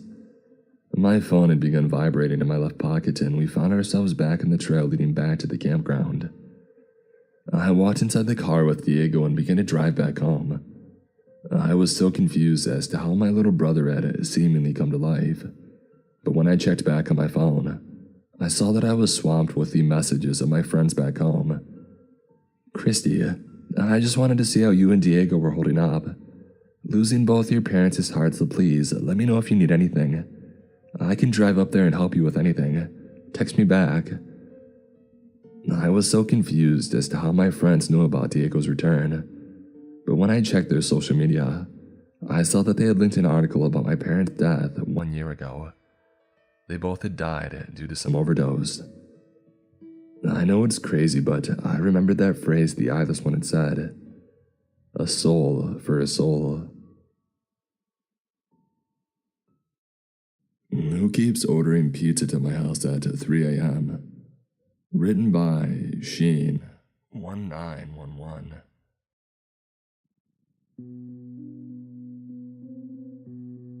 Okay, so I'm not gonna lie, I'm kind of freaking the heck out right now. This has been happening for the past 3 days and I don't know how to deal with it anymore. Some background. I am from Malaysia, and I live alone in a budget apartment.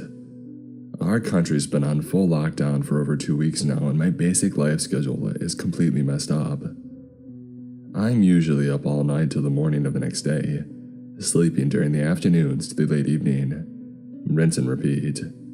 This was largely okay for me. Being up all night by myself is invigorating since it's so peaceful and calm. The air is cooler and the world is quiet. Most of the times I just fool around on the internet, reading and watching videos after getting some work done. However, as I mentioned, starting 3 days ago, I've been getting delivery riders coming to my door at the dead of the night, usually around 3 a.m.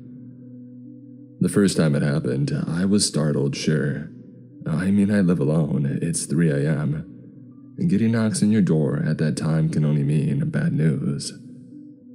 I quickly opened my door, only to see a guy dressed in a polo shirt with a cap holding a box of pizza.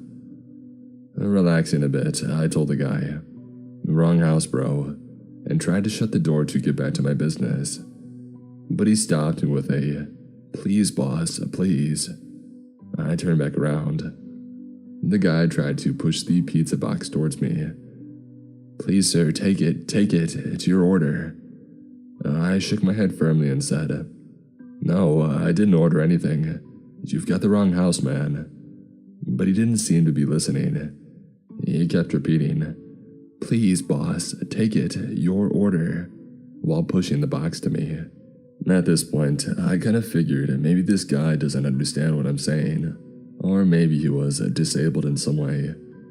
So I took the box thinking maybe the delivery address would be on it or something. The first thing I noticed was that it wasn't the usual chain store brand like a Domino's or a Pizza Hut. The logo was just Gab, G-A-B, in black letters, which isn't a brand that I know of. There was no delivery address tacked onto the box or anything, so I tried asking for a receipt from the guy. But he just shook his head and said, No receipt," while backing away, ready to leave. I tried to stop him to hand him back the box, but he just wouldn't have it. He left hurriedly, and I ended up with a free box of mystery pizza. Now, I probably should be stoked because, hey, it's free pizza. But it is at 3 a.m. It's from an unknown place from a brand that I've never heard of. And it was delivered by one of the shadiest dudes that I'd ever met in my life. So, I did what any reasonable person should do, and I left it outside of my door, thinking that I'll just throw it out to my trash in the morning. My sister always told me to never pick up strange things from outside. It's the easiest way to avoid bringing any bad luck or trouble, she had said.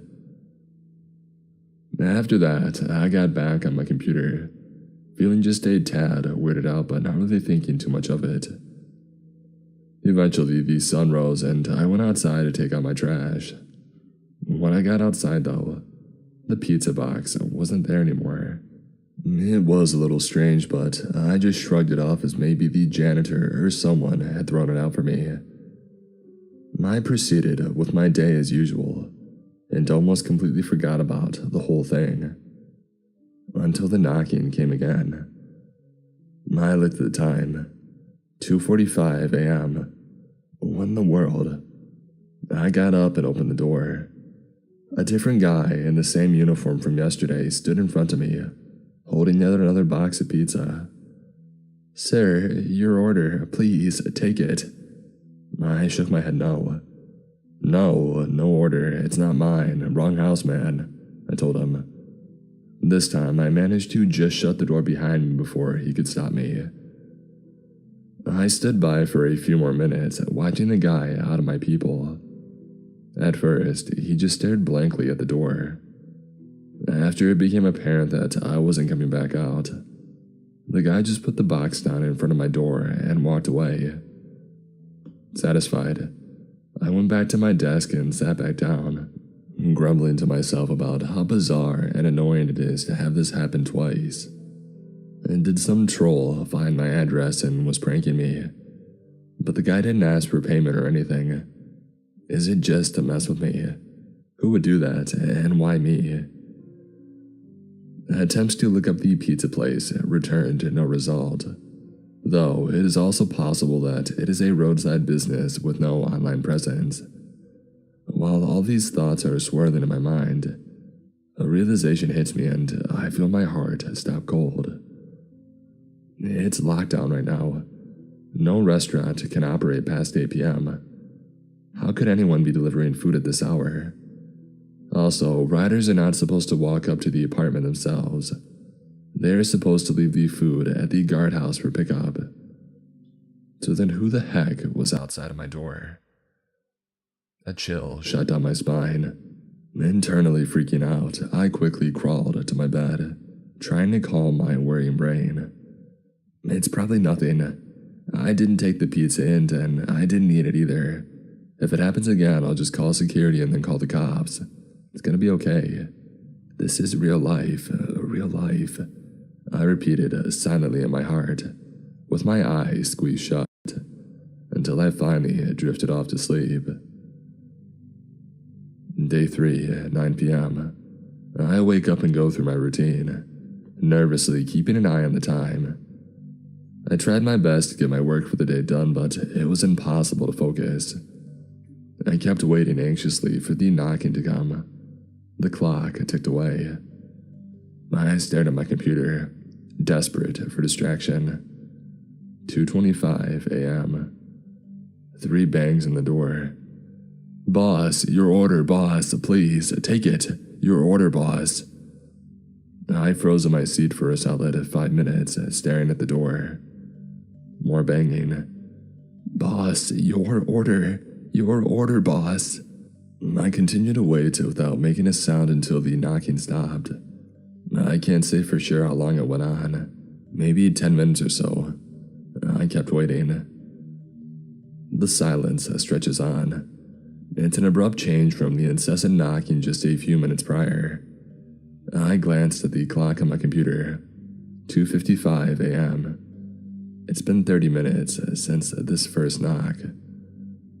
Gathering all of my courage, I stepped quietly towards the door and peeped out at the people, hoping that it's all just a big misunderstanding. It's all just a simple mistake and whoever was outside the door has left like a normal person. But to my absolute horror, the guy was still there, standing straight and staring blankly at my door, holding the pizza box. I gape in shock. All of a sudden, as if sensing I was there, the guy snapped his head up and stares straight back at me through the people. I got so startled that I almost fell backwards. He has no eyes. This guy or thing has no freaking eyes. It's just 2 gaping eye sockets where the eyeball should be. I stare on, frozen in shock. Slowly, his lips started to quirk upwards, curving into a smile so wide that it looks downright unnatural. And then, in a cheery voice bordering excitement, he said, "Sa tahu you ada katsana." This time, I fell back with a loud thud and a yell. I scrambled away from the door as fast as I could, backing into the corner of the room while keeping an eye on the door. This is when the banging started. "Boss, your order, boss, your order, boss." And then 4 more bangs. The thing outside kept repeating cheerily in between the non-stop banging. To say that I was going to crap my pants was a major understatement. I was ready to die on the spot, quite frankly, and honestly saw no other way out of this at that moment. I kept my eyes closed, huddled in the corner of the room just thinking, this is it. I'm gonna die here. This is it. Suddenly, a loud, angry yell came from next door. "Who the heck's making all that noise?" I hear thudding footsteps and the sound of my neighbor's door opening. There's a pause, and then it's back to silence. There's no more banging, no more cheery voice repeating, "Your order, boss, your order." I hear my neighbor's door shut and footsteps retreating. Shakily, I stood up and walked to my bed. I curled up under the cover with my eyes shut tight, but sleep didn't come. My entire body was on alert, dreading when that thing would come back knocking, calling me in that cheery voice. Racked with fear and anxiety the entire night, I was still absolutely exhausted when the first rays of sunlight peeked into the room through the window blinds. I checked the time, 6:30 a.m. I crawled out of bed, got dressed, and walked down to security.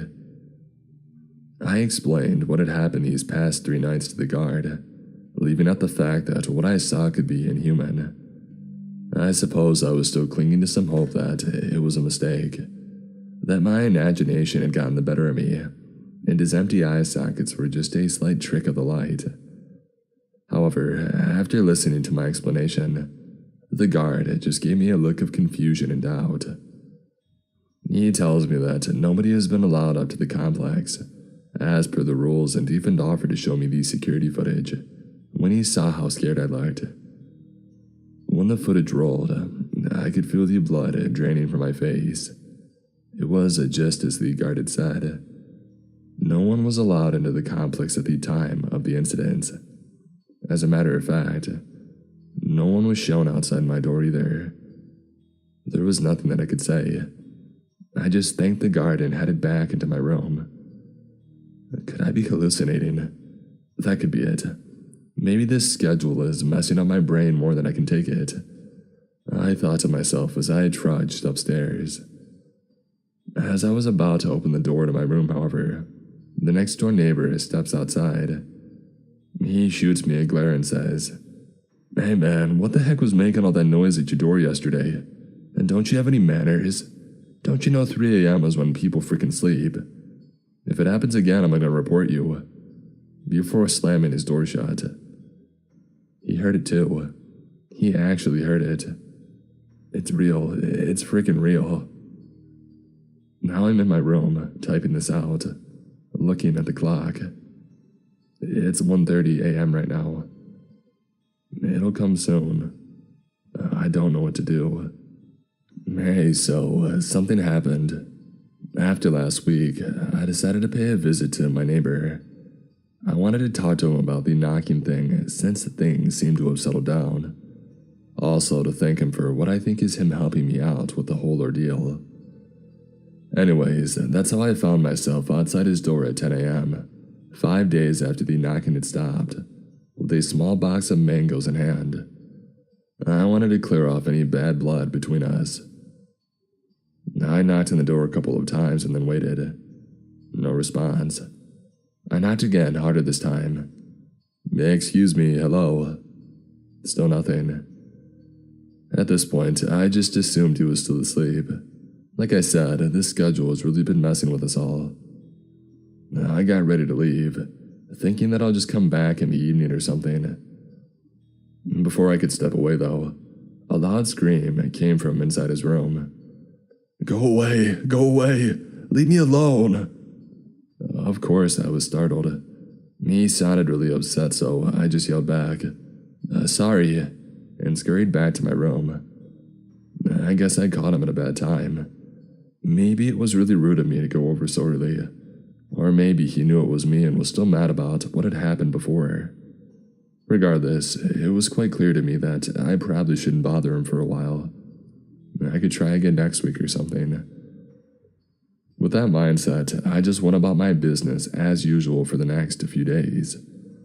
I've been trying to keep my schedule more normalized, up in the day and sleeping at night, just in case something came bothering me again. Like the wise man in the comments had said, I can't know if there's a ghost or demons trying to get me if I'm asleep. Plus, if anything did happen in the day, I know other people would be around to help. Everything was normal. Good even. But yesterday, something happened. I woke up in the morning as usual, but not to my alarm. There were loud sirens coming from the window and what sounded like people outside of my door. Thinking there was a fire or something similar, I quickly jumped out of bed, put on my mask, and headed out the door. The first thing to hit me was the waft of unbearable stench. It smelled like something that had been rotting for days. It was so pungent that it still got me reeling back even with my mask on. The second thing was my neighbor. I haven't mentioned this before because I didn't think it was relevant, but he was a fit man in his early 30s. Very much the kind of guy who works out on the irregular and watches what he eats. But right then, as he was being carted off on a stretcher by the paramedics, he looked more corpse than human. Now I know why people use the phrase skin and bones. He was literally just that. Barely a person at all. His limbs looked like fragile sticks, with his head lolled to one side facing me. I could see that his eyeballs were sunken deep into his sockets, reminding me of what I saw at my door just last week. "What's going on?" I asked the policeman by my door. He glanced at me and told me to go back inside. The rest of the onlookers were also shooed back into their own homes. There was nothing else I could do. I went back inside and tried to calm down and go about my day as usual, but I just couldn't get the image of my neighbor, what was essentially just his bones on the stretcher, out of my mind. What the heck had happened? Is he dead? That's all I thought about for the rest of the day. When night came, I couldn't even sleep. The whole thing's got me paranoid again, and my mind was in overdrive. I can't help but think that what happened to my neighbor had something to do with me. Or more precisely, the thing. I mean, it makes sense, doesn't it? The thing stopped bothering me the day after my neighbor had yelled and went outside. Did that thing make him like that? Is it my fault? I tossed and turned all night, feeling worse and worse by the minute. In the end, I couldn't even feel safe lying down, so I sat up and just stared at the door again. It's like I was back to last week, full of dread and anxiety. The clock kept ticking, and I kept watching, just squirming and staring, waiting and waiting until daybreak. At 7 a.m. when it got bright enough, I went down to the security guard again, hoping that he might know what had happened. I'm not sure if it was good luck that he did know, but it turns out my neighbor had been starving himself for almost 5 days inside of his house. It was just pure luck that the cops had managed to get to him in time. His brother had asked for a checkup since he hadn't been answering his phone and hadn't been showing up for work. Why was he doing this to himself?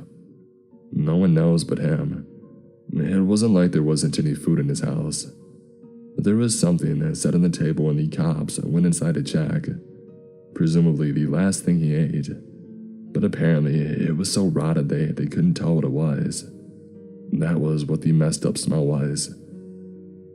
Now, here comes the part that brings me here today. The guard told me he found something strange that he wanted to show me in motion for me to come into his office. He still remembered me from when I had asked him about the delivery men coming in. I followed him and he showed me the security footage of the floor from last week. The first video was from last Monday the 21st, 3 a.m. I remember this was the second day of me not getting any locks on my door. In the bizarre video, my neighbor had flung his door open, seemingly quite upset. However, after he just stood by the doorframe, it looked as if he was talking to somebody in front of him, despite there being nobody.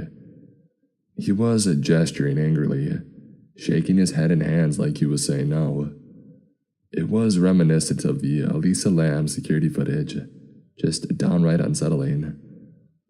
After a few minutes of that, he seemed to stop abruptly, picking up something from the bottom of the screen, and then he turned around back into his house and shut the door behind him. I paled.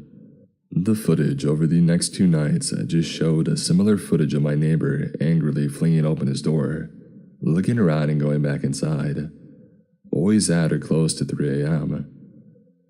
On the 4th day, though, I saw myself with the box of mangoes awaiting outside of his door. That was the day that he had screamed at me to go away. My worst fear was being confirmed right before my eyes. It got him instead of me. I just know. You guys might think it's just me overthinking, but how else would you explain it? It could have been me on that frickin' stretcher. It could have been me starving in my own house. The only reason the thing left me alone was because it got someone else. After seeing that, I just rushed back to my room as quickly as I could. I've got to leave this place. I'm not sticking around until whatever the heck it comes back to get me. I packed up my things now. I'm moving back into my parents' house tomorrow. I can't deal with this. I don't want to deal with it anymore. It's currently 12:52 a.m. I'm still looking at the door.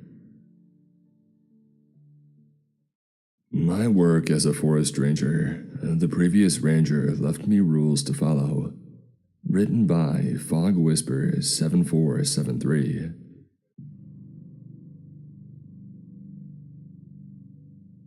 I always liked the quietness of nature, and the peace that comes with walking through the trees and into the woods.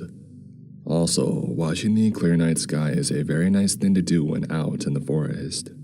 Seeing so many stars just remind me of how small we really are, how insignificant is our existence. We could really disappear in an instant, and the universe wouldn't even notice.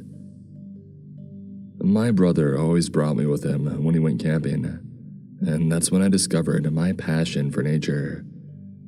Now, I just like to go hiking or camping with my friends, as my brother has moved out of the country. I hope that I'll see him soon. I really miss spending time with him.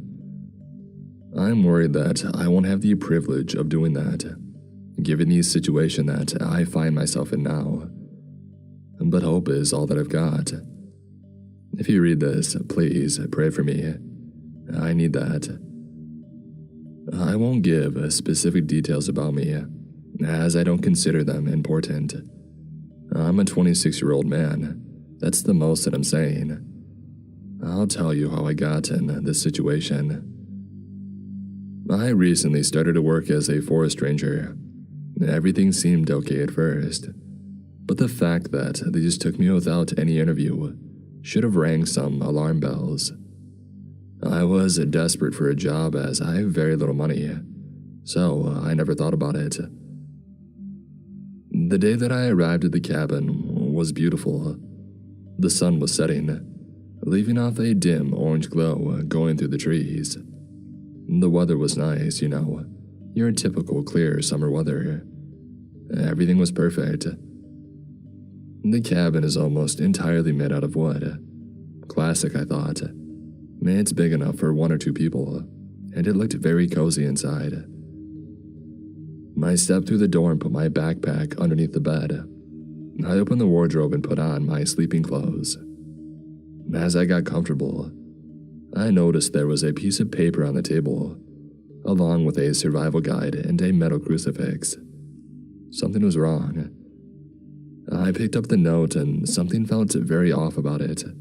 I could feel the liquid running cold in my veins as I started to read it. Hello, my name is Killian Sutter, and I am the former ranger who worked here. I don't want to scare you, but this job is not as you would expect. You see, weird things happen here, and they can prove to be deadly if you don't follow carefully what I tell you. In order to be able to survive, this note will be your Bible. The rules that I've written for you are things I discovered on my own while working here. I don't know if this is everything, but it's mostly what usually happens here. 1. If the light bulb in your cabin suddenly starts to flicker, lock the door immediately. Close the curtains and turn off the lights. The thing will come close to your cabin and it will try to enter. Do not panic, as it will leave if it doesn't find a way in. 2. Always lock the door behind you when you go outside. Failing to do this will result in the thing waiting for you in the cabin, hidden somewhere. 3. If you hear scratching coming from outside the cabin, do not be tricked by your ears. It's not coming from outside, but from inside. Stay still and hold your breath. The thing is blind and it won't know where you are if you do that. It should leave by the time you can count to 10, rushing back through the door. 4. While outside, be as quiet as you can, or it'll hear you. If it does, rush back to the cabin and barricade yourself in there. 5. If at any point you get injured, clean the wound fast and bandage it so that you can't see any red. The thing can smell it from far away, and it makes it go into a feral frenzy. Also, change the bandage often. When you do that, throw the old bandage in the fire. 6. Never leave your cabin after the sunset and before the sunrise, no matter what. The thing is much more aggressive when it's dark outside. 7. Before you go to sleep, put the metal crucifix that I left you in a direction facing the entrance to the cabin. 8. Set your alarm at 3 a.m. and wake up to check on the crucifix. If it has any red on it, ignore rule number 6 and get out of the cabin as fast as you can and run to the storm shelter. I have marked it for you on the map and the survival guide. 9. Don't try to escape the woods until your contract expires, or the thing will follow you wherever you go. You have been warned. Some situations will require you to combine the rules, so be sure to remember them all. And good luck and keep yourself safe. Oh no, what did I get into? Thoughts rushed aggressively through my mind. I was both angry and confused at the same time. I didn't know if the note was a prank or if it was real. Maybe this guy Killian just wanted to scare me, but I would rather not take any chances and follow what is written on that piece of paper, at least until I realize if it's fake or not. When I got hired, nobody told me that somebody left before I was about to get into this. Maybe they knew I wouldn't accept if they had told me this. Soon after, it was dark outside. I was sleepy and I almost forgot to put the crucifix to face the door. And then I went to sleep. The next day, I woke up and noticed a big scratch on my right arm. I was bleeding. I quickly cleaned the wound and applied a bandage to it. I also threw my shirt and the stained bed sheets in the fire because they had my blood on them. I froze then. How did this happen? And then I remembered the rule. Set your alarm to 3 a.m. and wake up to check on the crucifix. If it has blood on it, ignore rule number 6 and get out of the cabin as fast as you can and run to the storm shelter. I didn't check the crucifix. I have to admit, I was scared. The list of rules were not a prank. Killian knew something that I didn't, and he wanted to warn me about it. I haven't seen this thing that he was talking about in the notes until now, but I'm sure that I don't want to see it. Not after what happened today. I checked to see if the crucifix had blood on it. Yeah, I know, I should have done that hours earlier. It seemed to be fine. Why did I wake up with a big scratch on my arm then? What was going on? I spent the rest of the day in my bed, afraid to get outside of the cabin to check the woods. That night, I followed the rules exactly as I should have the night before. I put the crucifix to face the door and I woke up at 3 in the morning to check on it. It was fine. The next 5 days were peaceful and I finally summoned the courage to do my actual job and go check the woods. I was quiet and I didn't attract any unwanted attention. Those were the best days. I could actually enjoy being out in nature and relax for a while. I felt so disconnected from the troubles of my life. I felt a sensation of peace. It was almost like the rules had never existed, apart from the night ones and the door locking one. I was out there enjoying myself. I didn't miss my normal days before I got the job. I enjoyed every last moment of those quiet days, and I'm glad I did because things started to get bad. On the 8th day, I was inside the cabin, reading a book while I was in bed, and then I'd heard it. Scratching sounds coming from outside. I remembered the rule. If you hear scratching coming from outside of the cabin, do not be tricked by your ears. It's not coming from outside, but from inside. Stay still and hold your breath. It should leave by the time that you count to 10. I quickly closed my eyes and stood frozen in the bed, holding my breath. I could feel the breath of the thing as it was sniffing me. I think it sensed the smell of fresh meat, a quick meal. I started to count. I was about to reach 10 when I heard a loud noise. The thing rushed out of the cabin through the door. I ran and closed it, locking it in the process. And then I passed out on the floor. When I woke up, it was almost midnight.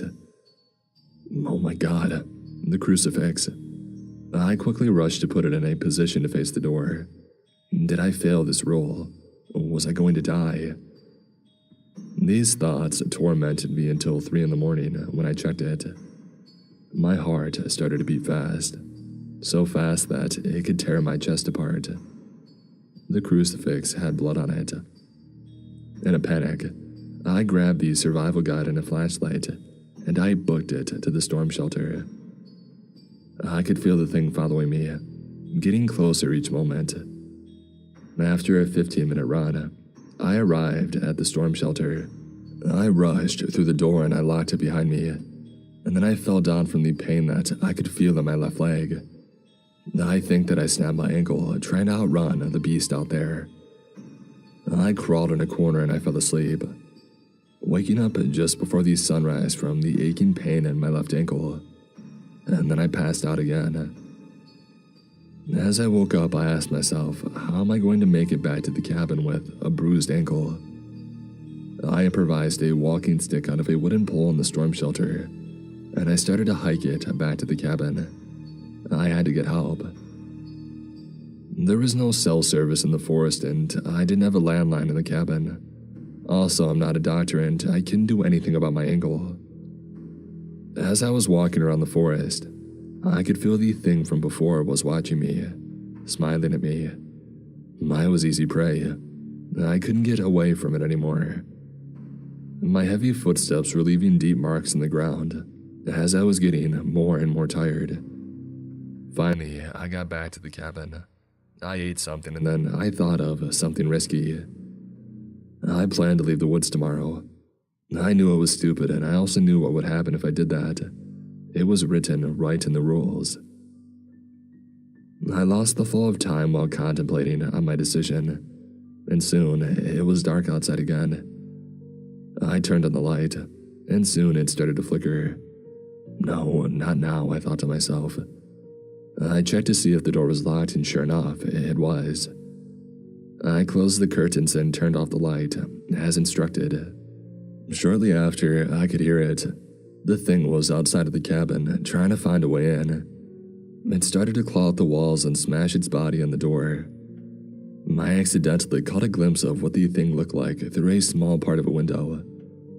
It was tall and it had pale skin, like it was made out of snow.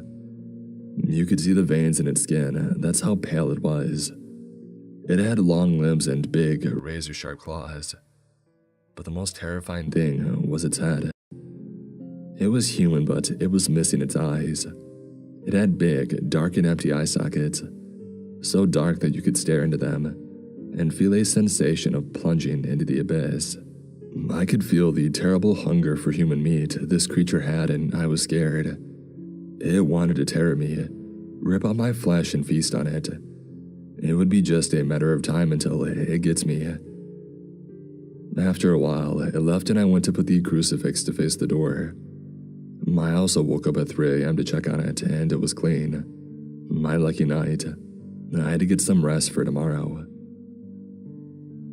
I woke up the next day and geared up to leave the forest once and for all.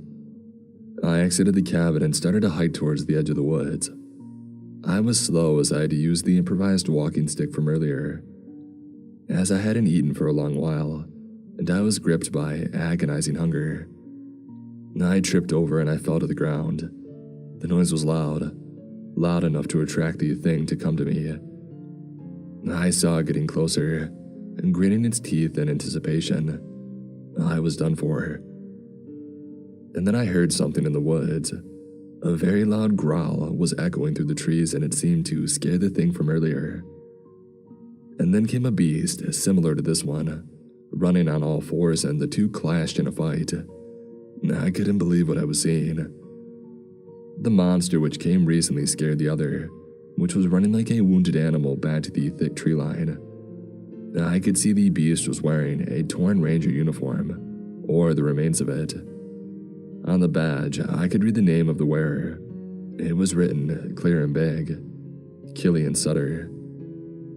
The thing ran back into the woods, chasing the other beast. What just happened? I was very confused until I remembered that Killian Sutter was also the name of the last ranger who had worked in this forest. Why was he a beast? And why did he attack the other one? I'm grateful I picked myself up and continued to hike out of the forest. I arrived at the road and got into my car. I called 911, as I was injured, cold, and afraid. I passed out after. I woke up later in the bed of a hospital. There's something clawing at the door though, and I know what happened. I broke the last rule. Don't try to escape the woods until your contract expires, or the thing will follow you wherever you go. Now I'm just sitting in the hospital bed, afraid of whatever got out of that forest and is now following me. I can sense its hunger. It wants my flesh, and I know that a door is not enough to stop it. As the hinge gets looser and looser, I'm preparing for the impending doom ahead. I accepted the fact that I'm not going to make it. But I got lucky again. As it left before the door was broken. I feel like it's playing with me, preying on my fear, and it knows that I can't do much about it. As I'm writing this, I got discarded from the hospital and I'm sitting in my bed at home. I know it's only a matter of time before I will see that creature, but this time I won't run. I'm going to face whatever the heck that is.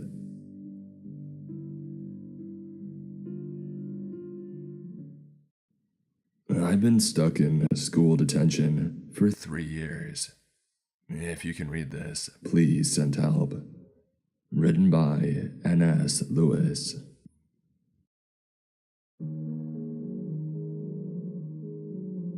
It was stupid and immature. I'll be the first to admit that. But it's not like I did anything bad to anyone. If you want to try to understand things from my perspective, there was really no way that I could not do it. First, because his name was Mr. Hilrow. Second, because he acted like an idiot. Always calling on you the one day you didn't do the reading, and then dragging out the embarrassment in front of the whole class. And third, he sort of looked like a you-know-what, with his ring of puffy hair surrounding the bald top of his head. It was like I had to do it. I got Billy's older brother, a previous student of Mr. Hilrow, to give me the you-know-what. Then, before class started, I stood it up on Mr. Hilrow's desk. I taped a pair of tiny glasses to the head, wrapped a tiny necktie around it, and propped up a little name tag that read, Mr. Hilrow, but with a D instead of the R. At first, everyone laughed, and then Mr. Hilrow got upset and started yelling in a scary way, demanding to know who had done it. The class got real quiet. Nobody ratted me out. I gave myself away. Hey Anthony. I took another look at Mr. Hilrow, and I started cracking up again. So, that's how I ended up in detention. But it was only supposed to be for 3 afternoons, not 3 years. The school is different at night. It didn't take long at all for me to find that out. The first afternoon of my detention went about like you would expect. I had to sit there and read that book about the I don't show up much in stream, but here I am. Everything I had, and not How to make goes another everything? joke, because Mr. Hilrow was sitting at his desk, just angrily glaring at me the whole time. At 4 on the nose, Mr. Hilrow stood up. I grabbed my backpack, ready to get the heck out of there. "Your actions are unspeakably vulgar," said Mr. Hilrow. I thought about the name tag again, and almost lost it from the effort of not cracking up. Not much, just Mr. trying to Hilrow figure went out on. what to do for the night, lol. You will stay here through the night, and reflect upon the proper manner in which to conduct yourself while enrolled in this educational institution. And then he flicked off the light switch and left the room. That threw me for a loop, but I shrugged it off, stood up, and went to get out of there. The door was locked. What the heck? Okay, Mr. Hillrow. I shouted through the door. I looked through the little window at the top and saw the back of his half-bald mushroom head as he walked down the hall. You got me, I gotta hand it to you. That's a good one. I've definitely learned my lesson. What you drawing? Mr. Hillrow disappeared around the corner. I stood staring out of that little window for about 15 minutes, before it started to dawn on me that the guy really meant to keep me locked in that room all night. I wasn't even mad at him. He had got to me. When I pulled out my phone to call my parents, it wasn't to rat him out. It was because I had no intention of staying in that room all night. No reception. I hadn't told my parents about detention, but knowing them, I figured they would put the pieces together soon enough. They would start calling my friends who did know about detention. I just hope my friends wouldn't feel like they were ratting OMG, me is out it by a telling my Pokemon parents trainer? where I was. I walked over to the exterior window and held my phone up to it. Still, no reception. I tried to open the window, but it was jammed shut. I lit down to the parking lot below. People were leaving for the day. I thought about breaking the window and jumping for it. I only But I know was on the Pokemon second trainers floor to and it have was way animals too on far their down to the shoulders, pavement. LOL. Plus, I knew I would just get a bunch of crap for breaking school property. I tried to flick on the light switch, but the light didn't come on. And then, for the next hour, I did something that I'll never forgive myself for. I burned through my phone's battery playing some dumb Noise. game. I don't even remember what. As my phone lost battery, I looked up and noticed that the room was dark. The light coming through the window was getting dimmer and dimmer. It started to feel really eerie. I banged on the door for a while, trying to get someone's attention, but no one came. As the last bit of light faded away, I took one last look outside through the window. The parking lot was now empty. Now the room was very dark. I started to panic. I did not want to spend the night in that room, but it was looking like I didn't have a choice. After a bit of mindless pacing, I heard a click and the door to the classroom slowly swung open to the hallway. Is this a seemingly creepypasta? of its own accord. The dude talking? Hello? I asked into the darkness. Mr. Hillrow, look, I've learned my lesson, really I have. I'm truly sorry for doing what I did. Haven't heard a creepypasta in It so was dead long. quiet, and I didn't see anybody there. That creeped me out, but I was happy to get out of the room at least. I walked down the hall, which was now lit up by a few dim lights up at the top of the wall. I knew where I was headed first, the bathroom. I'd had to go for like an hour, and it was getting me now. I had thought about just taking it out and going all over Mr. Hurdle's desk, but I figured that would only get me in more trouble. I was walking past The girls' a long bathroom. row of lockers when I heard it. It started as a slight rattle coming from one of the lockers. I tried to play it off as just the building settling or something, but then another locker door started to rattle. And then Now's the another perfect and chance another. to see what it looks like in And there. soon Oh, the whole row was rattling. When I heard a scraping sound, like something sharp being dragged against the metal of the locker doors, followed by what sounded like a low growl. That's when my urge to go to the bathroom was suddenly relieved, right down my leg. It's also when I started running see if they like really heck. do have full soap bars. As I ran down the hall, the rattling turned into banging. Now I could see the locker doors shaking, straining against the hinges and latches. Whatever terrible things were inside were on the verge of breaking free. All at once, the horrible sounds coming from the locker stopped, just as I came to the end of the hall. I didn't slow down though. I booked it down the stairs and only felt the slightest bit of relief. Nice, haha. When I saw the entrance to, and more importantly the exit from, the school in front of me.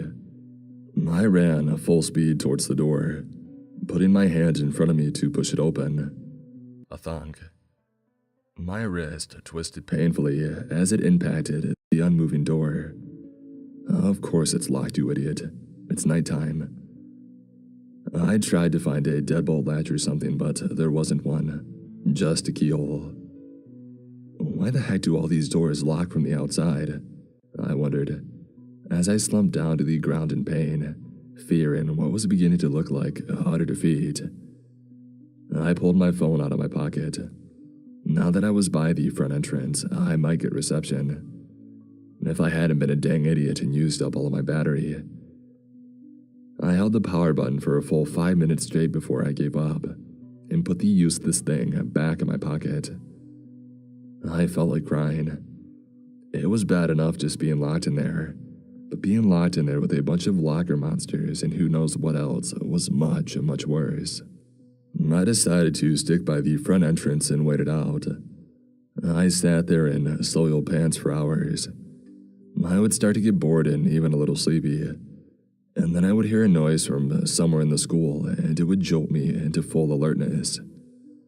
Sometimes it was a soft rustling sound that I wasn't quite sure I was actually hearing, and sometimes it was a loud, unmistakable bang.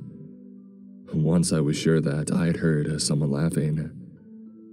Finally, it got to the point where I couldn't ignore how hungry I was. The cafeteria was right by the entrance, so I figured I could risk it. I didn't have any money for the vending machine, but I thought that I might be able to get into the kitchen and scrounge up some food. I'd always wondered what the heck went on in there anyway. I turned the corner and was surprised to see that the cafeteria was brightly lit. I could smell something delicious wafting out from there. I took a cautious step and was shocked to see Miss Hadley, aka the lunch lady, standing there behind the counter in her hairnet. "Young man," she said when she saw me, "you're just in time." "Miss Hadley, what are you doing here?" I asked.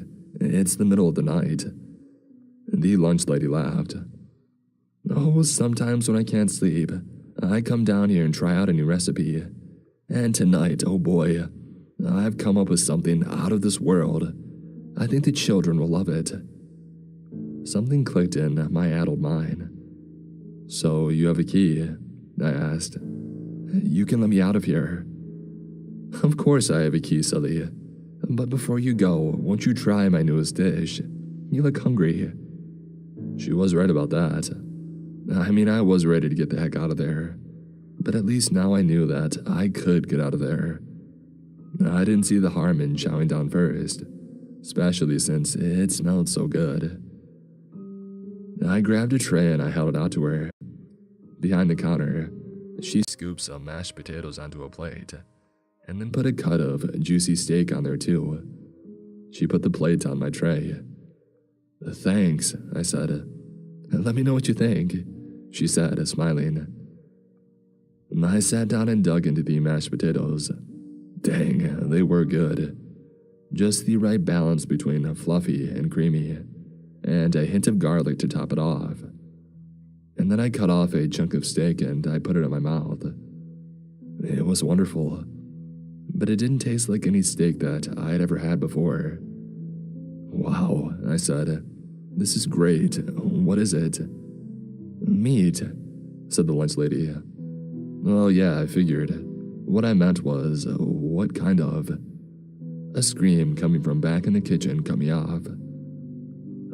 Miss Hadley, can I go now?" "You don't like your meat, young man?" asked Miss Hadley, frowning.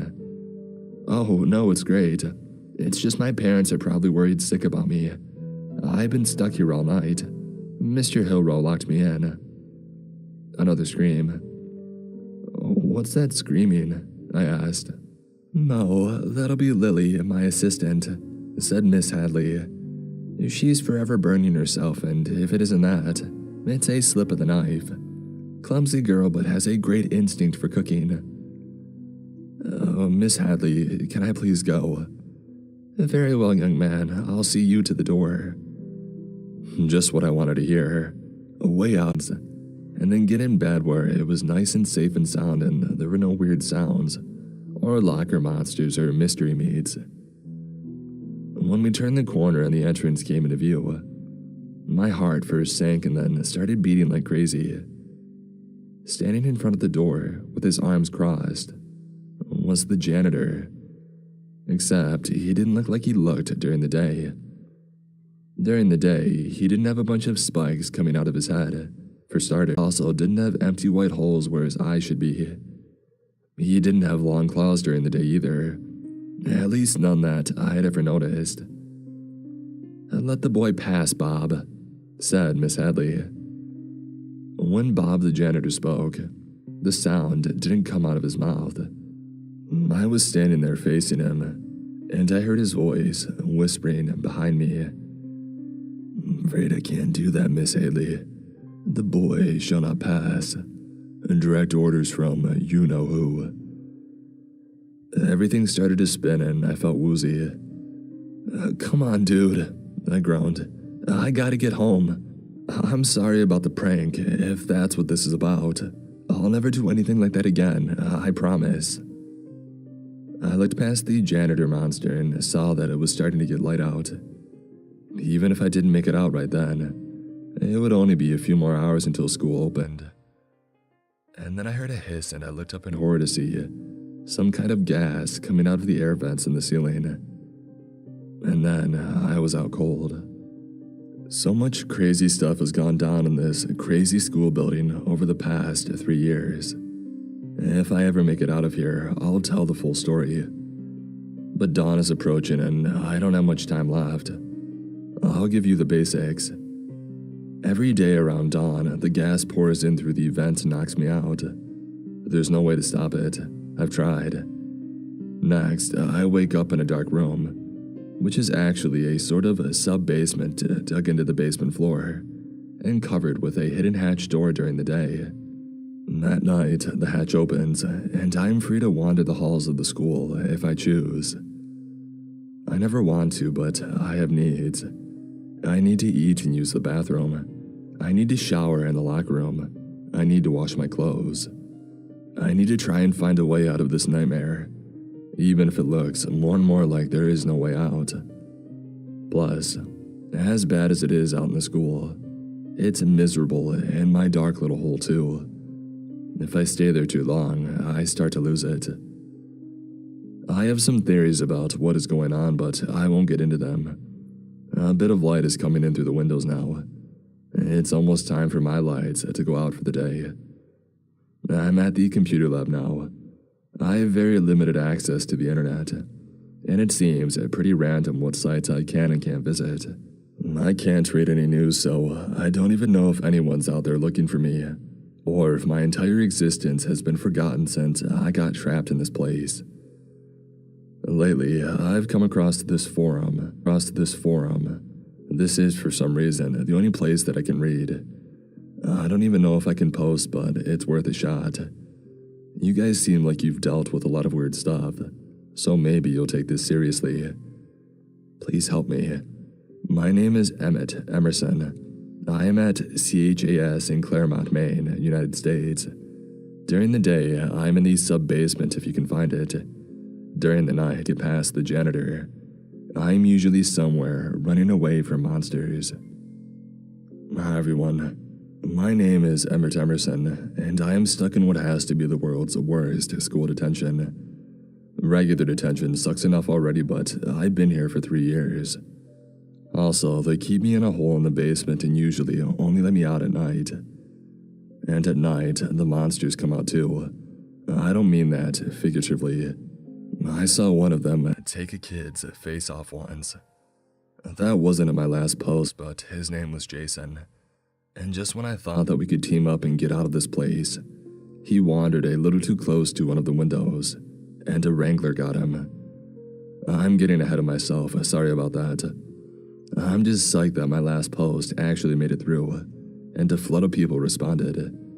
I've got hope for the first time in at least a year. And does it suck that some of you are telling me that there is no record of me existing online? You bet it does. Is it bad that some of you are telling me that my school burned down recently and that I went down with it? Again, yes, it stinks very much. I don't know if you're messing with me or if that stuff is true, but either way, it's at least good to hear from actual people again. Assuming you are real, this isn't just a trick set up by the school. The lunch lady isn't so bad, but she's a little out there. And Jason, like I said, I didn't get to know Jason very well before he got his face taken. Other than that, it's been mostly me, all alone with monsters for the past 3 years. Some others have come and gone, usually in a horrible way, but mostly I've been alone. So, if you read my last post, thank you, and thank you for trying to help. A lot of you offered up ways that I might escape. I've been here 3 years, and I've tried pretty much everything that you guys have suggested. Some of these stuff took me years to come up with, so I'm kind of blown away that you all came up with it right away. If you were here as long as me, I'm sure a lot of you would have already found a way out by now. I thought about responding to all of the comments, but I figured it would be best to just continue my story. That way, you can see more of what I'm up against, and maybe you'll come up with some more theories and suggestions. So, here is how the second night went. When I woke up that second night, I had no idea where I was.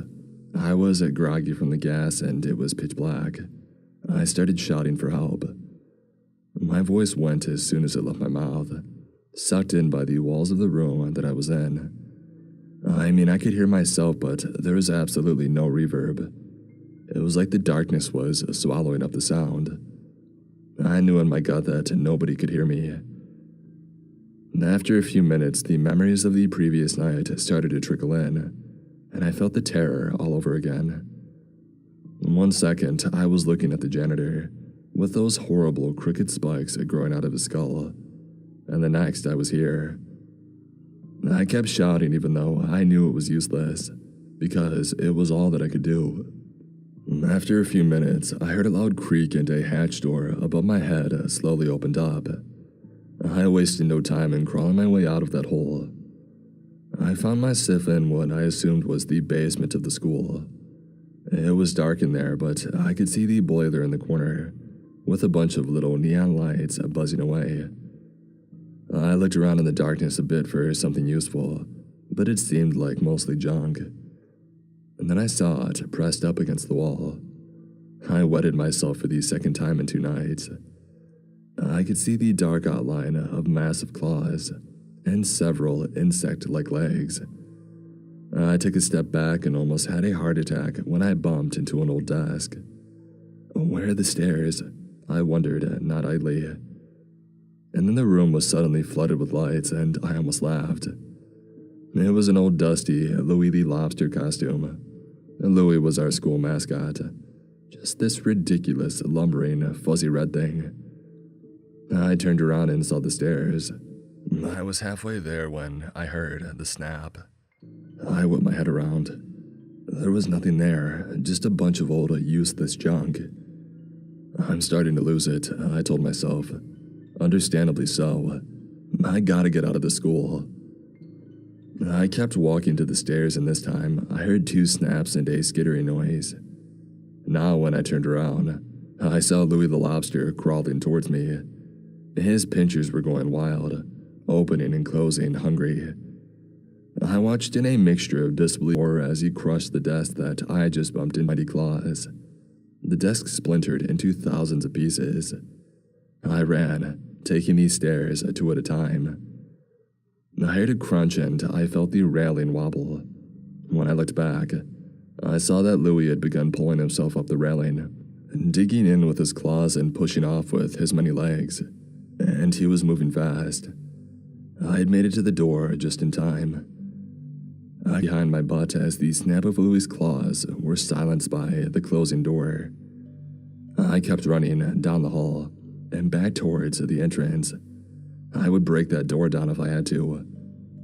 When I got to the door, I almost added some solid waste to go along with what was already in my pants. The janitor was there, mopping the floor, whistling away. His back was to me, and I was at least relieved to see that there were no spikes coming out of his head. But when he turned to look at me, I saw those same 2 empty white holes where his eye should be. "Can't walk here, bub," he said in that crazy whisper, that didn't actually come from his mouth. Wet floor, not safe. I didn't need any more convincing. No way was I prepared to take on the janitor, at least not then. I backed away, my mind whirling. The lunch lady, I thought. Sure, she had fed me a cut of what was almost certainly human, but at least she had seemed willing to help me get out of here. I ran to the cafeteria. The lights were on, but I didn't see anybody there. Hello? No answer. I looked around and saw a tray of steaming food on one of the tables. There was a note next to it. I walked over and read it. A growing boy needs his strength. Eat up, my dear. This is my best creation yet.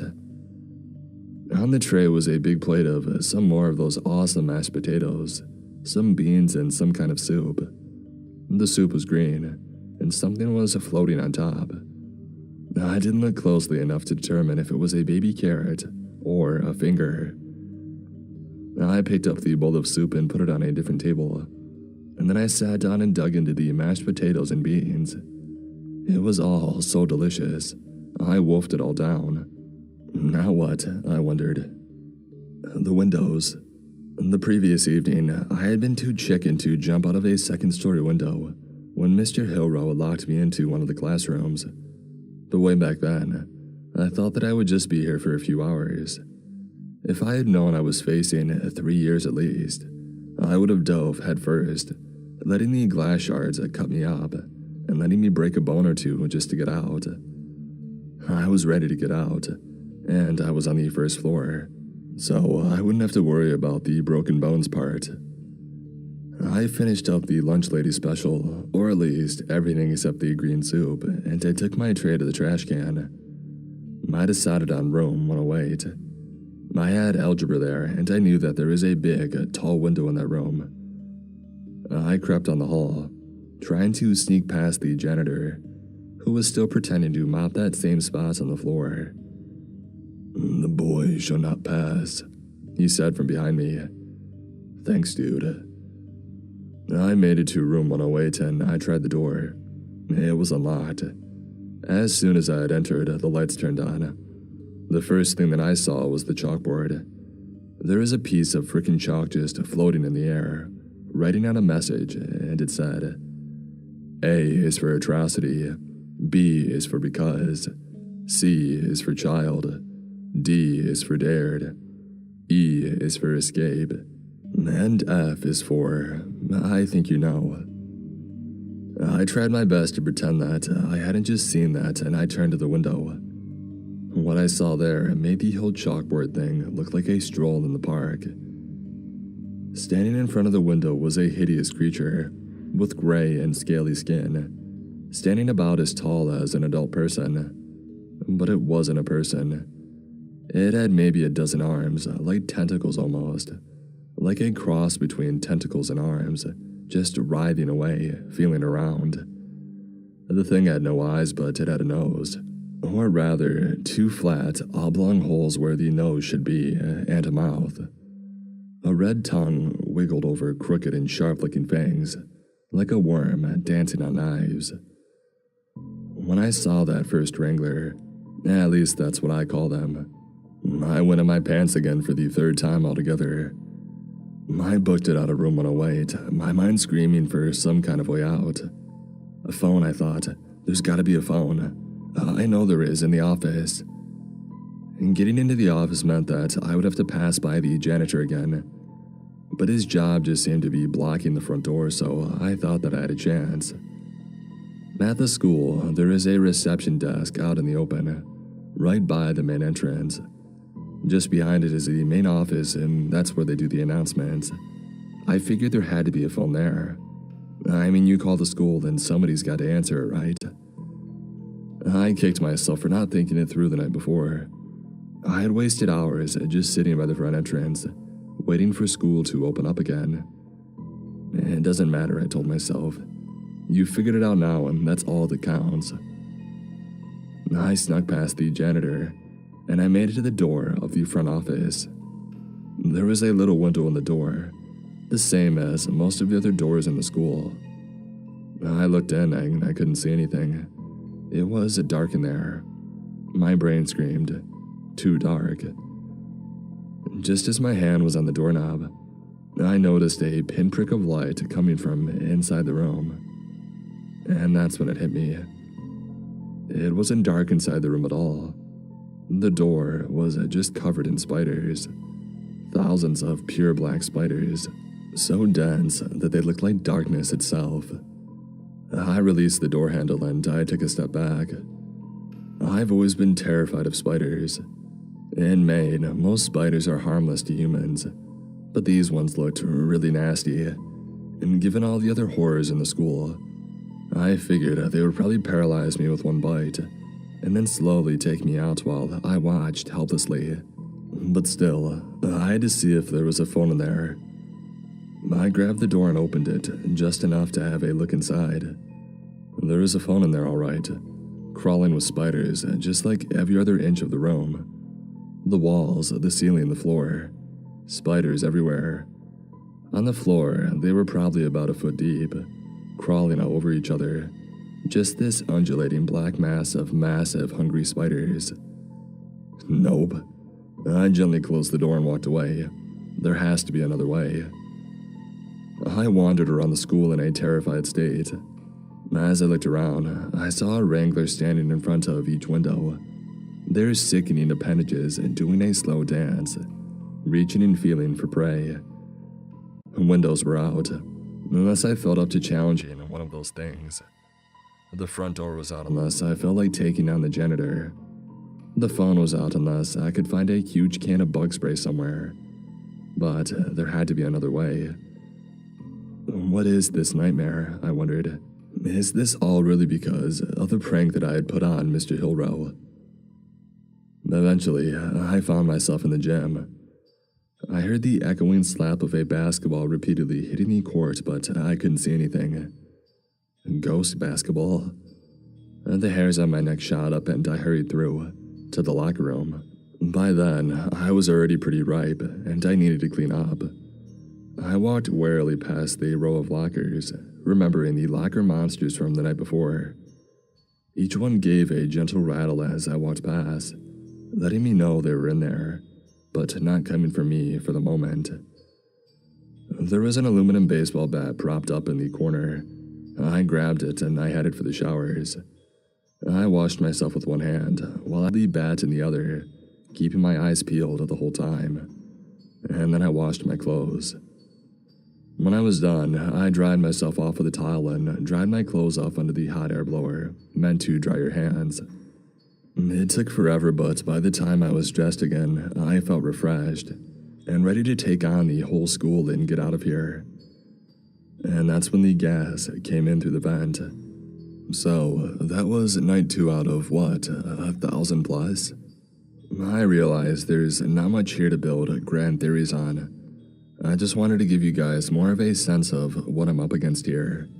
This school does not want me to leave. As to who or what is behind all of this, I'm not 100%. Maybe next time I'll jump ahead a couple of years and tell you about my time with Jason.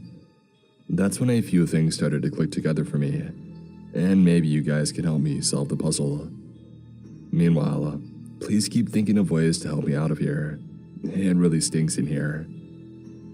On that note, I better get moving again. I'm going to try out later for Reddit so that I can post this during the day. I hope it works. And I hope that whatever's clacking its way down the hall towards the computer lab right now doesn't catch me and do something like tear the eyeballs out of my head. It was never good news when the second hatch opened. The first time it happened, Robin Phillips emerged, still looking beautiful despite being covered in sweat and, I guess, something else. She threw a crazed look around the dark basement. "Come on," I said. "We better get moving." "Who the heck are you?" she shrieked, cowering away from me. I sighed. I'd had a huge crush on Robin for 3 years, and now my worst fear was confirmed. She didn't even know I existed. "Emmett Emerson," I said. "I'm really sorry that this is happening to you, but we have to get out of this basement. There are bad things down here. There are bad things everywhere, but these ones are particularly aggressive. Robin started screaming, "Stay away from me." The overhead lights turned on. "We have to go right now," I said. Robin started sobbing. "What's happening?" "I'll explain later. Right now, we have to go." I saw movement. A red, fuzzy flurry of movement. I grabbed Robin's arm. She bit my hand. "Don't touch me," she said. And that was the last thing she had ever said. As Louis the Lobster's a massive claw closed around her waist and cut her nearly in half. And then there was the kid who refused to come out of his hole. I did what I could for him. I brought him food and water. I told him lies like that everything was going to be okay. I did what I could, but it wasn't enough. One night I woke up and I looked in his hole and he was no more. And there have been a few others. Darren Fleming, for example, who thought that he could take on the janitor. He couldn't. Darren emptied the fire extinguisher in the janitor's face and then swung the empty canister against the beast's head. None of it did anything, and one headbutt from that spiked head was enough to end Darren. Or not exactly. Darren is still here, and so is Robin, and the handful of other kids unlucky enough to end up in this place. They wander the hallways as ghosts, moaning in despair. Even in death, there is no escape from this place. Talk about a crab sandwich. Though I've eaten things here worse even than that. When I saw that second hatch open again, over 2 years into this nightmare, I thought it was going to be another instant goner. I was at the point where I couldn't allow myself to hope anymore. And it was a terrible feeling knowing that whoever came out of that hole wasn't going to make it very long. I reached down to give him a hand. Even in the dark, I had recognized him. Jason Porter. He had been a freshman when I first got locked up in here, which would make him a junior now. We had talked a few times and he had seemed cool. "Listen, Jason," I said. "We have to get the heck out of the basement now." "Sounds good," said Jason. I had it down to where I could already have my hand around the basement door by the time that the lights flicked on, and Louis the Lobster became animated. Jason slowed me down a little, but we made it out with time to spare. "You mind telling me what the heck is going on?" asked Jason, as I closed the basement door behind him. "Like for starters, who are you and how do you know my name?" "You don't remember me?" I asked, disappointed. "I thought we had vibed. That was a couple years ago, though." "I never seen you in my life, dude," said Jason. And that's when it finally occurred to me. Even if he or the others didn't remember me personally, they had to have heard about my disappearance, right? Claremont, Maine is a small town after all. "My name is Emmett Emerson," I said. "You haven't heard anything about me. I was a year ahead of you. We talked a couple of times. More than that, I disappeared from the face of the earth a little over 2 years ago. Ring any bells?" Jason shook his head. "Wait," he said. "Let me guess, detention, right? You got detention with Miss Falloway, and then you woke up here." "Christ, you've been in here for 2 years?" "Not Miss Falloway," I said. "Mr. Hilrow." I dressed up a little thing like him and mentioned it as a funny name. But other than that, yeah, detention, then the monsters, then the gas. 2 years of that. Jason was cracking up. "What? That's hilarious. That guy is awful." For me, it was just a harmless fart. Okay, it was on somebody, but he thought it was funny too. Wasn't a big deal. But Miss Falloway lost it.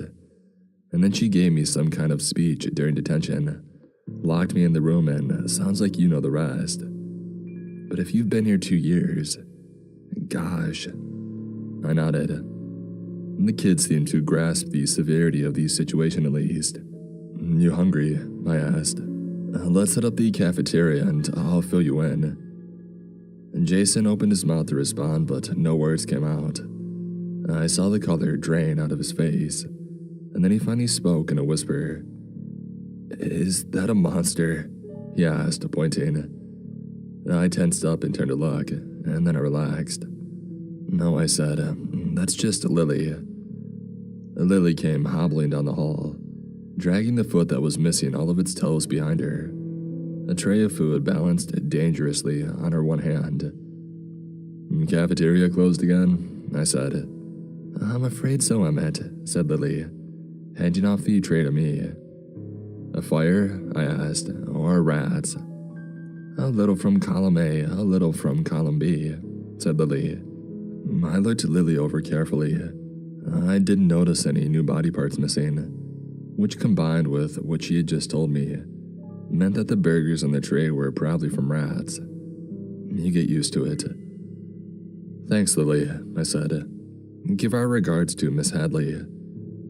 Lily hobbled away and we sat down on a bench and caught up while we ate. "Cell phone?"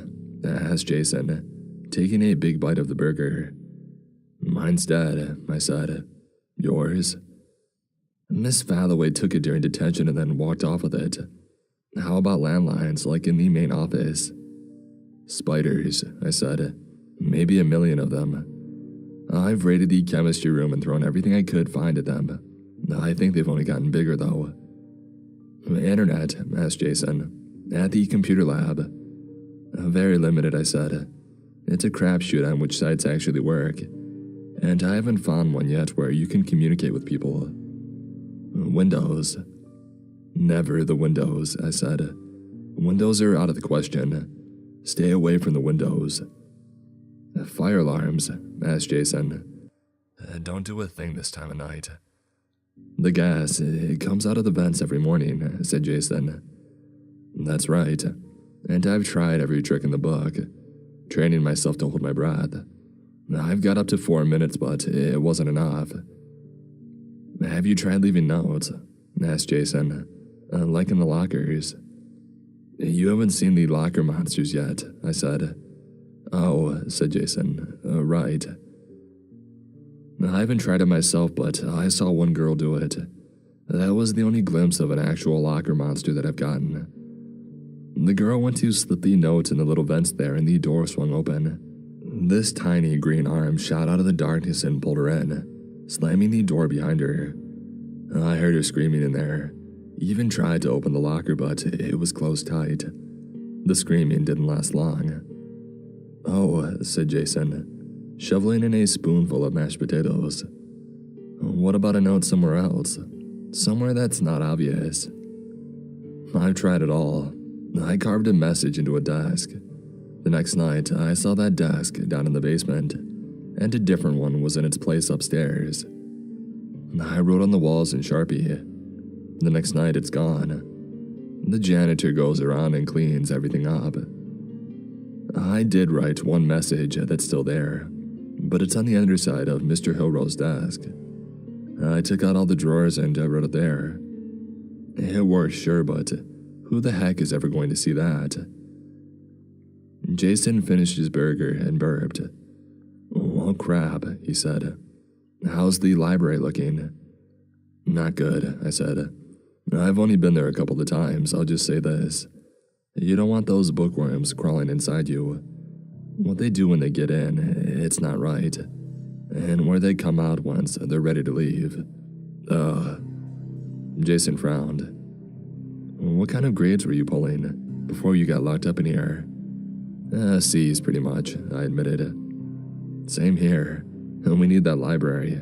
We're not smart enough to do this on our own." "But the bookworms," I said. "Well, it sounds like we got a couple different infestations around here," said Jason. "We got the monsters and we got the spiders. Don't see anything we can do about that right now, and you haven't already tried. And then we got the bookworms and the rats. What if we catch the rats and then set them out as bait for the bookworms?" I had to admit, it was a brilliant plan. I mean, he didn't know that the rats were our only main source of protein, with Lily being a distant second, and I didn't have the heart to tell him just then. So it was a brilliant plan, and I was glad to have somebody in it with me, who was eager to get the heck out of here with me. But in a smart way, or as smart a way as we could muster between us. Let's do it, I said. We caught hundreds of rats in a big trash can and set them loose in the library, peeking through the window and the door over the course of the week. The rat trick worked. Soon the hundreds of rats were covered in millions of worms. That was our chance to grab a crapload of worm-free books. We didn't know what we were looking for. We had been so reliant on the internet our entire lives. If we ever wanted to know anything, we would just Google it. Now we didn't even know what we wanted to know. We just grabbed a bunch of books that looked like they might be useful. We got books about spiders, books about the paranormal, books about the local history of our town, books on construction, science books, and so on. While I was there, I found a copy of the yearbook from my freshman year. I wasn't in there. I showed it to Jason, who found a copy of the yearbook from his freshman year. Neither of us were in it. We collected dozens of books and in a mad dash past Louis the Lobster, dumped half of them down into my hole, and half of them with his, so that we would have them there with us. And after that, we read. We read and we wandered the school, and we talked. Jason had ended up with the local history bits. You know, he said one day, as we passed by the moaning ghost of poor Robin Phillips, I've noticed something really weird. This book I'm reading, it keeps mentioning this one family is sort of starting this town, and sort of running things for hundreds of years. The Haldros. Yeah? I asked, making sure to walk in the exact center of the hallway, the maximum distance allowable from the locker monsters on either side of us. Haldro. It doesn't ring any bells. Well, here's the weird thing. There's a lot of sketches of the husband and wife who founded the town, and then there are photographs of the descendants. You know who they all kind of look like? I had an idea, but I didn't say it. Who's that? Miss Hilrow and Miss Falloway, said Jason. I shuddered. Okay, so... Well, if you take Hilrow and Falloway and sort of put them together, it would be kind of like Haldro, right? Okay, I said. I understand, but I still don't see where you're going with this. How'd you even come up with this? Well, there's something else, said Jason. The book is really weird. Most of the time it stays the same, but at exactly midnight, one of the pages, it changes.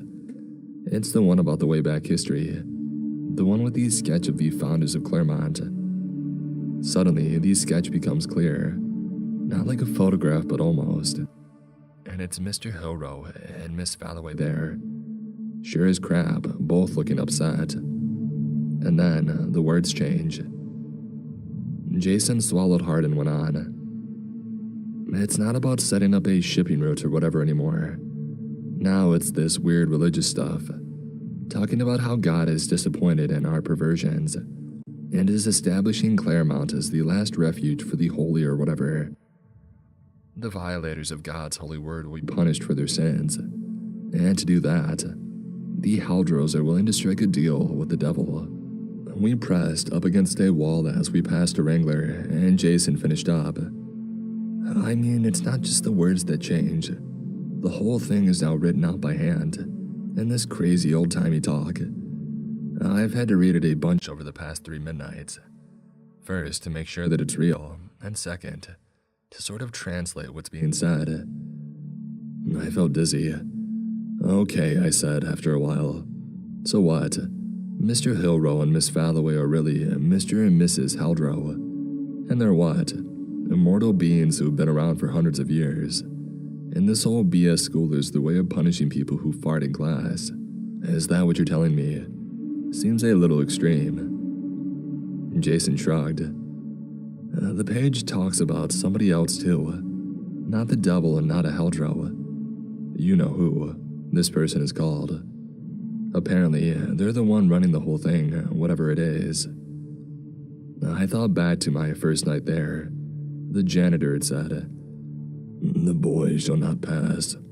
Direct orders from you-know-who." I shuddered again. Good work, man, I said. I've been reading some stuff too.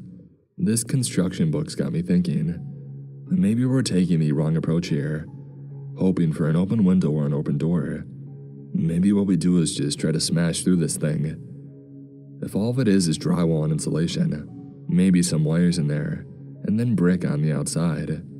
It's pretty simple, actually. Can't believe I didn't think of it before. Maybe because I knew that something would try to stop us. But if there's two of us, I think we could do it. Sounds good, man, said Jason. Let's do it. Over the next week, we planned it out. We found the perfect spot, far away from any windows, any lockers, and the front door. Far away from where the usual monsters lurked. We figured that would give us a head start, and with any luck, we would smash through to fresh air before they came for us. There was always random monsters roaming around like the hall monitor, which was a skeleton with two huge swords that would start running after you as soon as it saw you, to name one. But we couldn't control for that. We had a good plan, but we needed luck too. Our plan after all that time was really simple. We would each grab 2 baseball bats from the locker room, go to our designated spots, and start smashing away. I still think it could have worked, with the 2 of us. Everything's so much harder when you're alone. But that night, I didn't start out alone. I went to the locker room with Jason and grabbed 2 bats. I was scared, and I was running on pure adrenaline, trying not to think at all.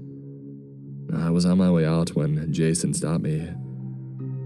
I've been saving this for a special occasion, he said. He reached behind the lockers where there is a gap between the wall and the back of the lockers, and pulled out a bottle of Captain. I figured we needed a little courage tonight. I'd only drank a couple of times. I knew that it would give us courage, but also make us clumsy. I don't know, man, I said. Don't you think we should be sharp? Sure, said Jason, unscrewing the cap. But not too sharp. What if it comes down to a split second? A monster's coming and we've got just one more brick to smash. If we get scared, we don't make it. This is all or nothing, man. This is it. We've got to be loose for it, you know. I don't know if I agreed or not, but after he finished taking a long drink, I had a nap. It burned the back of my throat, and the warmth spread out inside my body. I had another nip and then handed the bottle back. Okay, I said, feeling the rush. Let's do this. Hold on, said Jason. One more. He tilted the bottle back and took 2 long swallows. Okay, he said. Let's do it. I led the way, my heart pounding in my chest. This is it, I thought. I'm either getting out of here or this is the end. I heard one of Jason's bats tap against the floor, and I turned around. He was weaving slightly as he walked. Shh, I said. Come on, man, you gotta be quiet. We passed a row of lockers, and I was relieved to see that the locker monsters were no more agitated than usual. I saw the big hall window up ahead, and once we got past that, we were past the stationary monsters. But we never made it past that window. Not the 2 of us anyway. I heard Jason scream as one of his bats clattered to the ground. I clutched both of my bats and turned to look at what I already knew what was happening. The Wrangler had a tentacle arm wrapped around one of Jason's legs, and each of his arms dragged him closer to its hideous, eyeless face. I made a step towards them and I swung wildly.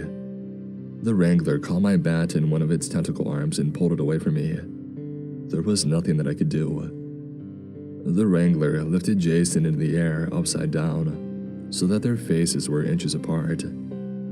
It sniffed Jason through its 2 ungodly nostril holes, and then stuck out its redworm tongue and licked him. The Wrangler pulled Jason even closer, and I took a swing with my remaining bat, but my weapon was pulled easily from my hands. The Wrangler opened its maw and sunk its fangs into Jason. I watched helplessly, with tears streaming down my own face, and Jason's face was gone. And then I was alone again. After Jason was gone, I stayed in my hole for 2 days, sick with grief, for Jason and for myself. We could have done it together. I can't do it alone. I've worked it through 1,000 times in my head. I can't do any of it alone anymore.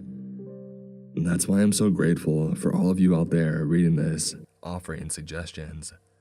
Like I said, I've tried most of them, but going through the comments, I do see a few ideas that I haven't tried yet. Maybe I'll give them a shot tomorrow night. Meanwhile, writing this has been rough. I think I'm going to go to the locker room and find the rest of that captain. Pour one out for my dude. I'm gonna get out of this nightmare, buddy. And then I'm gonna track down you-know-who and shut this place down. I farted into the bag, and then I sat down in the seat where it all started. My seat in Mr. Hilro's class, where I had gotten detention for dressing up a you-know-what to look like him. I took a deep breath from the air around me and held it. I watched the second-hand mover on the clock. 1 minute, no problem. 2 minutes, not breaking a sweat yet. 3 minutes, there's the strain. I knew I could make it to 4 minutes most of the time. At 3 minutes and 50 seconds, I opened the bag and I inhaled the fart. When I woke up on the floor, I knew that it wasn't going to work. Apparently, farts don't contain as much oxygen as I had hoped. Well, that stunk, but good to know. It's why I was practicing in the first place. I pulled the paper out of my pocket. I had written down one of the comments from my second post here, because it seemed really smart and fairly safe and was something that I hadn't tried yet. Someone suggested trying to fill garbage bags up with oxygen through various different ways, so I thought that I would go with that. It was great thinking, but unfortunately, I couldn't make the suggestion work. For starters, we didn't have a shop class. I actually remember my freshman year when Mr. Hilro led a campaign to end it, claiming that the point of school was to build minds, not to turn students into blue-collar workers. By the way, that's how I first came to know of him as being mean, because by all accounts, shop class was fun and easy. Anyway, I just couldn't grab an oxygen tank from a welding rig in shop class. As far as creating a reaction in the chemistry lab went, I just didn't have the necessary stuff. Every so often, I would go around throwing various liquids and powders from there on various lesser monsters like the million spiders in the main office, and hope that they would explode or shrivel up or something. And they never did. So I ran through the stock, and it always took a while for the school or the janitor or whoever to replenish it. The third suggestion was to create oxygen with water and a DC power source. All I'll say about that is that I shocked myself 7 times trying it, and didn't get any oxygen as far as I know. But the creativity of all of the comments plus the specific premise of that one inspired me to come up with my own idea. If I couldn't find oxygen anywhere else, I would just fart into a bag and use that. As you can tell, it didn't work. But after all of that support and encouragement that you have all given me, I wasn't about to give up. I racked my brain to make the general idea work, and then I had it. I found a basketball in the locker room and I stabbed it with a pen. I put my finger over the hole and held my breath. And then, when I couldn't hold it any longer, I put my mouth to the hole and inhaled. And this time it worked. At first, during the practice run, and then later when the gas came, I stayed awake. I opened one eye a sliver and looked down to see the unmistakable work boots of the janitor. I was slung over his shoulder. So that's how I get down to the sub-basement every morning, I thought. That mean guy carries me himself. In my hand, I held the wad of old chewing gum that I had tediously scraped from under a whole lot of desks. I heard a door open, and then we were going downstairs into the basement. I heard the creak of my hatch door open. As the janitor was lowering me in, I opened my eyes under their hair and I took my shot. I stuck the wad of gum into the latch on the hatch door, and then I was on the floor and the door was closing. I waited. I had spent 3 years in that place, but this felt like the longest wait yet. In reality, it was only a couple of hours, but it felt like forever. Finally, I reached up and I tried the hatch door. It was heavy, but it opened. My trick had worked. The gum had prevented the latch from catching. I crawled out of my hole into the familiar basement that I had seen so many times. There, as always, was Louie the Lobster pressed up against the wall. Out of habit, I started running up the stairs, but something stopped me. It should be morning now. The school should be full of people. The monster should be gone. I walked over to Louie the Lobster and I poked him.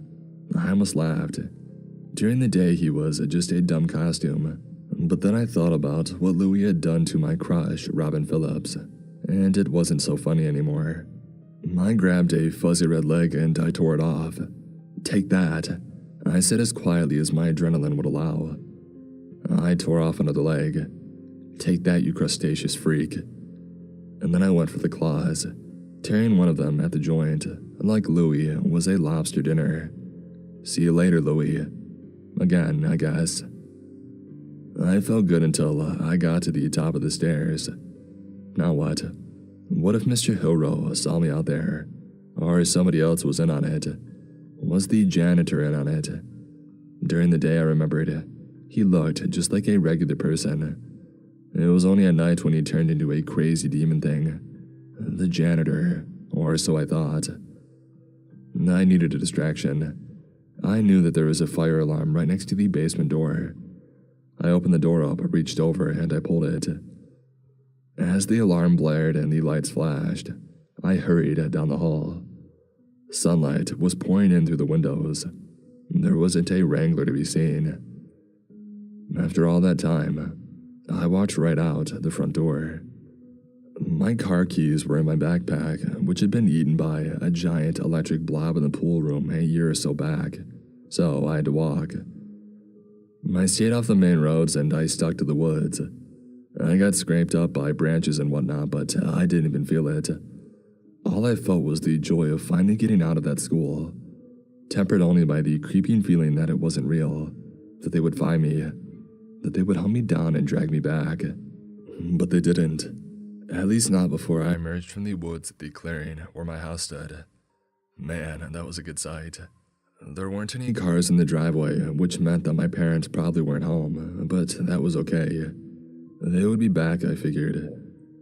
I lifted the rock on the porch and sure enough, the spare key was still there. I stuck it in the door and I opened it up. As I went in, I got the sense that something was off. It took a while to hit me, but I finally got it. All of the pictures of me were gone from the walls. I hurried up the stairs and swung open the door to my room. And it wasn't my room anymore. There was a desk there and a bunch of bookcases overflowing with books. I sat down in the office chair, my head spinning. Okay, I thought. I should have expected it. After all, Jason hadn't remembered me, and neither had any of the other kids. Even if they didn't know me by sight or from school, they should have at least heard of my disappearance. So, I should have expected my existence to have been somehow erased from the outside world. I had no idea how or why, but I knew that it had been. I stood up on weak knees and started pacing the room, trying to figure out what to do. If my parents didn't remember me, then what? But they had to remember me, right? Christ, I had lived with them for 16 years. As I was pacing, I saw it on a bookshelf, on top of a row of books. It was the name written in black Sharpie that caught my eye. Emmett. I ran over and grabbed it. It was one of those single, burnable CD, DVD cases from back when people used to burn discs. There was a disc in it, but the same thing written on the surface as it was written on the spine of the case. Emmett. I walked it over and I popped it into the computer on the desk. The screen lit up and it asked me for a password. Screw it, I thought, and I typed out Emmett. It worked, and the video started playing. It was a video of me. First, I was cracking up at my joke bit, and then Mr. Hilrow was giving me detention. And then I was in detention. And then I was trapped. The cameras followed me down every hall and into every room. They recorded my entire first night trapped in that school. And then there was something else. It was daytime again. Mr. Hillrow wheeled a TV into the classroom. Today for class, we will be watching a video. The camera panned across the classroom. All the kids looked relieved. Video days, as rare as they were, always ruled. I heard a hiss and watched as the camera pointed up to the vents, where a green gas rolled in like fog. This was different than the gas that knocked me out every night. That was white. Now the camera was pointing at the TV screen. Mr. Hillrow was standing next to it, wearing what looked like a military-grade gas mask. He turned the screen on. A man in an awful red mask appeared on the TV. The mask was like a horribly distorted human face with no eye holes. The eyes were meant to look like they had melted shut, with one down near a cheek and the other up by the forehead. There was an unsettling ear-to-ear grin, and the ears themselves were bad too. One was only half of an ear, and the other was pointed like an imp's ear. At least I thought it was a mask. When the low, gravelly voice issued forth, I wasn't so sure. Mehmet Emerson does not exist, said the demonic voice in the screen in Mr. Hillrow's class. You have never met him. All memories of him are false. Destroy those memories, for he has never existed. There is no such person as Emmett Emerson. He is not your classmate, and never was. The camera panned back to the students. Their eyes were wide open and glazed over. As one voice, they repeated, Emmett Emerson does not exist. And then the video ended. I was freaked right the heck out. At least now I knew why nobody from school remembered me. But what about my parents? And what was this video doing in their house? I tore through what used to be my clothes closet looking for something, anything that could help me get a grasp on what was going on. And that's where I found the mask. The same mask from the video. Just as something important was starting to click into place in my mind, I heard a voice behind me. You must understand, son. You were never to be harmed, only kept locked in. I spun around to see my dad, and all at once it hit me, like I somehow knew it all along. He was you-know-who. I felt dizzy and sick and then puked all over the rug. Dad, you kept me locked up in that school. Why? My dad sighed. I had to. The prophecy was too close to fulfillment, and I couldn't let that happen. You were only meant to be captive until the portal fully opened, which should actually be any day now. Then you would take your place by my side. You were never meant to be harmed, and I insisted that you have free reign at night. Mr. Hildrow, you know him as Mr. Hillrow, wanted to keep you in the sub-basement all this time, but I wouldn't allow it. Not my son. Not my Emmett. My dad gave a nice fatherly smile when my mind spun like crazy. Prophecy portal. My place by his side. What in the world? But still, there was one thing that I knew for sure. That school had done bad things. It had taken my buddy Jason, and who knows how many others. Why did anybody have to go in that place? I asked. You got rid of them, didn't you, Dad? Or you knew that they would go? My dad sighed again. The school must be fed, son. At least until the portal is fully opened. What portal? I asked. It will all be clear soon, son. Until then, I'm very sorry. It breaks my heart, but I must bring you back to school and you must stay in the sub-basement. Not for long, but it's what must happen. I couldn't believe it or process it. My knees were weak and I felt on the verge of passing out. And that's when I saw him come up behind my father. It was the janitor there in my house, with his spiked head and the white absence of eyes. Come on now, bub, said the janitor, reaching out to me. It's time to be getting back. So that was it.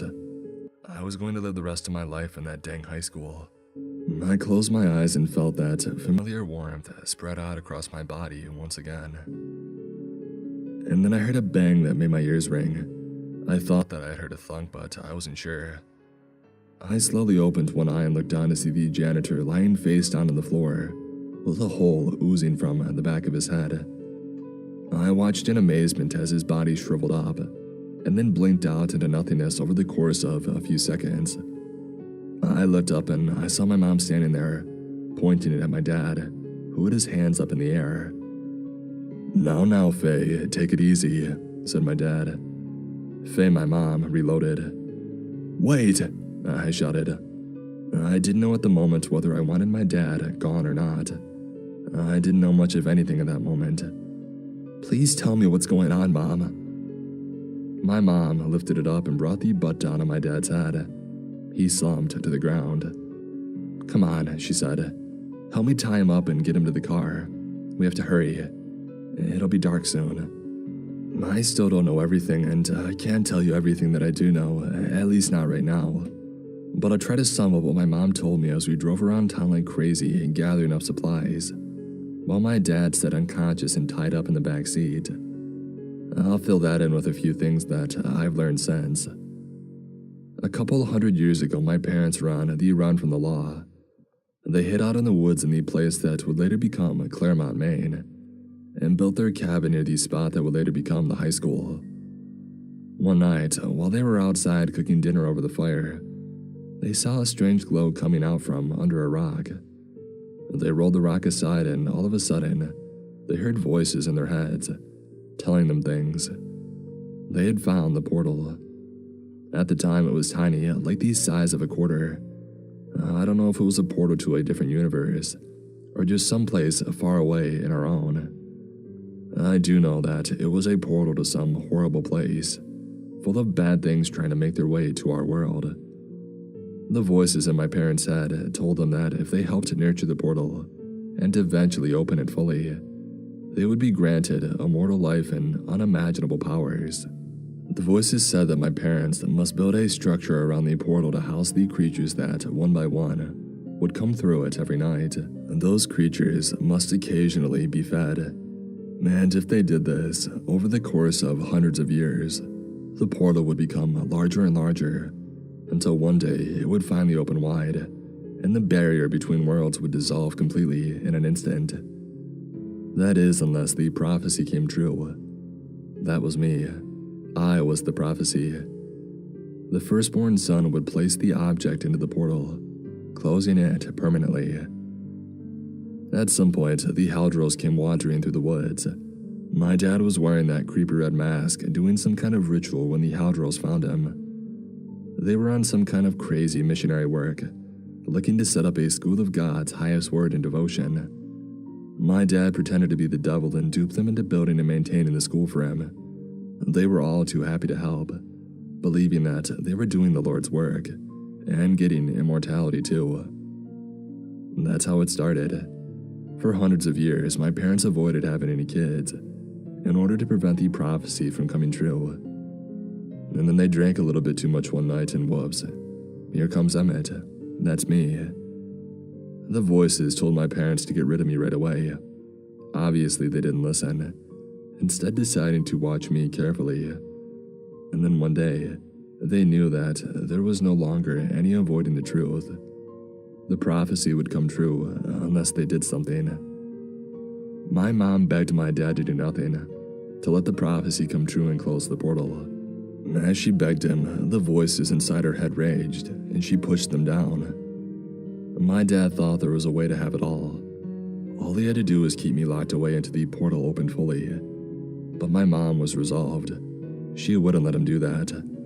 So my dad did to her what he did to everyone else in that town. He erased all memory of me from her mind. He went around the house and removed all evidence that I had ever been there. And it worked. Until she took one look at me, standing there in my old room, and it all came flooding back to her. And that's when she took out the janitor. We pulled up in front of the school. It was dark out, but I hope that the monsters weren't out yet. I hope that they were still on the other side of the portal, If they were out, we were in trouble. We took the keys from my dad and headed in. I couldn't believe that I was going back in there after just getting out, but it had to be done. We walked slowly through the building, checking for monsters, and we locked it. They weren't out yet. Then, we were in front of the janitor's closet.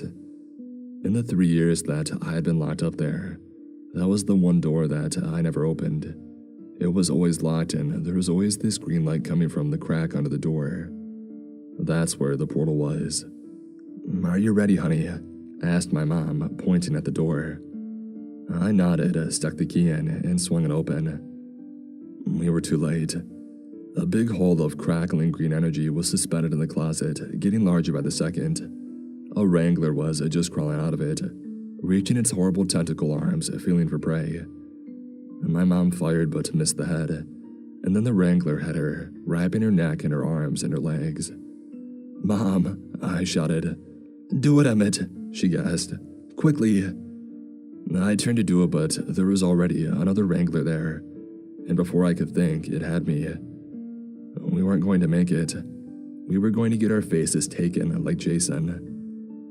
I felt the wrangler squeeze me in a dozen different places, pulling me closer, and I closed my eyes. "I love you, Mom," I said. "I love you," my mom whispered with what sounded like her last breath. And then I felt the wrangler's grip loosen, and I opened my eyes. Standing there with a huge butcher's knife in each hand was Miss Hadley, aka the lunch lady. Right behind her was Lily, but she only had one knife because she only had one arm. They were hacking away at the wrangler that had been getting ready to attack me. "Nasty old things," said Miss Hadley. "Aren't they, Lily?" "Yes, ma'am," said Lily. "I reckon they would make a fine stew, though." I had one chance. I pulled the object from my pocket, but I still called it what got me in trouble in the very beginning. I shoved it, still dressed in its tiny glasses and tiny necktie, into the crackling green hole. There was a terrible shriek unlike anything I had ever heard. The portal grew massive and bright for a second, and then shrunk away into nothingness. It was gone. I looked over to my mom and saw the wrangler shrivel up and disappear. She was in rough shape but alive. I slumped to the ground in relief. We had done it. We had closed the portal for good. I wish I could call that the end, but it's not. There are portals like this all over the world. Once the portal at the high school closed, the voices in my dad's head lost most of their power. He can't believe that he locked me in that school. But it wasn't him, and it took a whole lot of willpower just to keep him from attacking me. The voices are still there, whispering echoes from other portals. We're going to find them and close them all. But now that the strongest voices are gone, my parents have also lost their immortality. I really shouldn't be posting this at all, but I couldn't leave you all hanging, thinking that I was still stuck in the school. After this, I do have to go in the DL for a while, so this will be my final update, at least for the foreseeable future. I do have one more thing to tell you. We're on our way to meet up with another team. There's a kid there. You might know him as Calvin Dunlop. He posted his story here a few months back. Apparently, the groups that he's been fighting have been deep in this whole thing too, so we're teaming up. Calvin wants you to know that he's doing just fine. He wishes that he could update you, but it's too dangerous. I know it's dangerous, but like I said, I had to get this last one out to you. Calvin says that you guys are the best, and I agree. You guys gave me the courage and hope and creativity I needed to get out of that nightmare. And if I hadn't, and that portal had fully opened, well, that probably would have meant the end of the world. So, you guys literally saved the world. Thanks.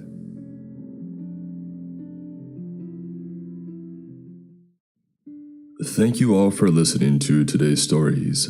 I hope you enjoyed them. Wherever you are in the world, stay safe and sound, and as always, stay creepy.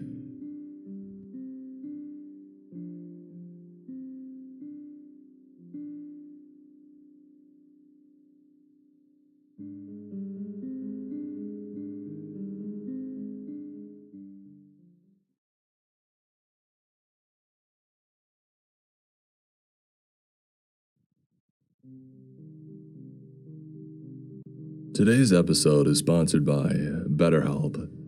Creepscast listeners get 10% off their first month at betterhelp.com/MrCreeps.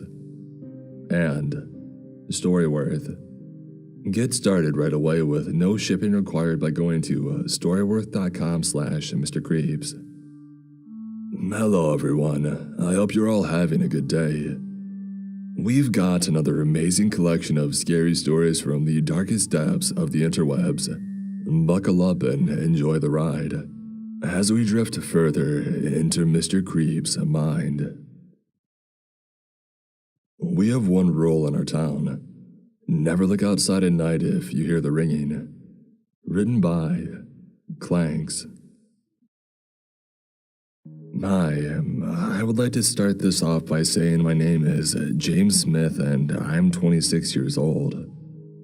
I live in a small town in Illinois named Clinton. I have lived here most of my life. I had moved into this town when I was 6, right after my dad had passed away from cancer and my mom lost pretty much everything after that. So, she wanted to start fresh here because we have family that lives here in town. So, she took up on the offer of help and a roof to go over our heads. It was hard for me at first to move to a new town and school, while still being upset and depressed that my dad had just passed away. I got used to it though, made new friends, even got married and had 2 kids. But there's something off about this town. There's a rule that everyone is made to follow. And this is why I'm writing this right now. Our family broke that rule. If you hear the sound of ringing outside between the times of 1:30 a.m. to 3:30 a.m., do not look out your window no matter what. I had never known what they meant by this or why we had to follow it. Every time I would ask my mom, pure dread flashed through her face and she would scream at me, "Just follow the rules, sweetie, so you can keep you and mommy safe, okay?" So I listened and followed it without much thought at all up until last night. And this is where the story begins. It was a cold winter night here in Illinois, like usual.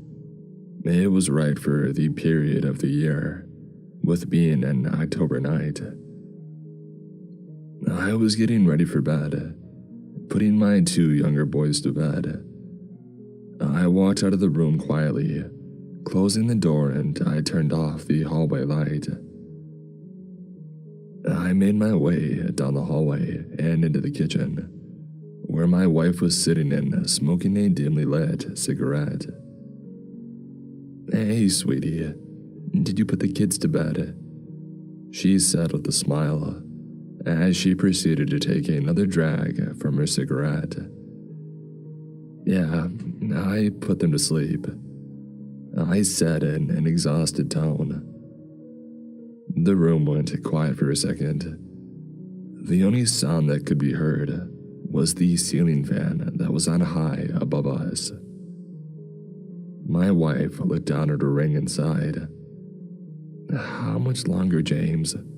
How much longer until we can get out of this dang town?" I walked over to the cabinet and opened it up, grabbed out a bottle of Jack Daniels, and proceeded to pour myself a glass. And I sat on the other side of the kitchen table. "I don't know, honey. I'm freaked out about the disappearances too, you know. I want our kids to be able to live safely and comfortably too," I said in an irritated manner. "And this dang rule is making it much more difficult. That's why we put earplugs in our ears while they're sleeping," I yelled. I picked up my glass and I finished it in one go. I got up and walked to the kitchen, looking out into the darkness and thinking about what we should do. "Let's move to Springfield. It's a lot safer there," My wife started in a desperate tone. "All right, I'll start looking at places in the morning," I said with a fake smile on my face. We both started walking towards our bedroom. We both got ready for bed and laid down, and went to sleep for the night. I woke up to the sound of my alarm buzzing. I sat up and looked around. My wife was still sleeping, so I got out of bed and went to go check on the kids. And they were still sleeping as well. I closed the door and I walked into the kitchen. I got out our old, dusty laptop and went onto the internet to try to find us a new home in Springfield, or pretty much anywhere else at this point. I marked down the ones that I liked the most, and looked a little more and then shut the laptop and put it back on the table in the living room. I had to go to work in an hour or so I got ready, ate some cereal, and I made my way to work. While driving, I heard on the radio that there had been another disappearance in our town. A 10-year-old boy gone missing in the middle of the night. And if you had any information, to please call the local police department. God, another one. We need to get the heck out of this town, I said in a panicked voice. I worked at the old warehouse on the edge of town. I didn't have much of a special job, just doing normal stuff like using a forklift and moving around crates and packages all day. But the pay was good, so I had stuck with this job for years now. I pulled up and got out of my car and walked in. My day was uneventful. I just did the normal routine that I had done 1,000 times over. Before I knew it, it was 6 p.m., and I put my work clothes in my locker and I started heading to my car. I drove home and I walked into the house. My wife came and greeted me at the door with a smile on her face. "How was work, babe?" she asked in a joyful tone. "It was good. Did you hear there was another disappearance in town?" I said.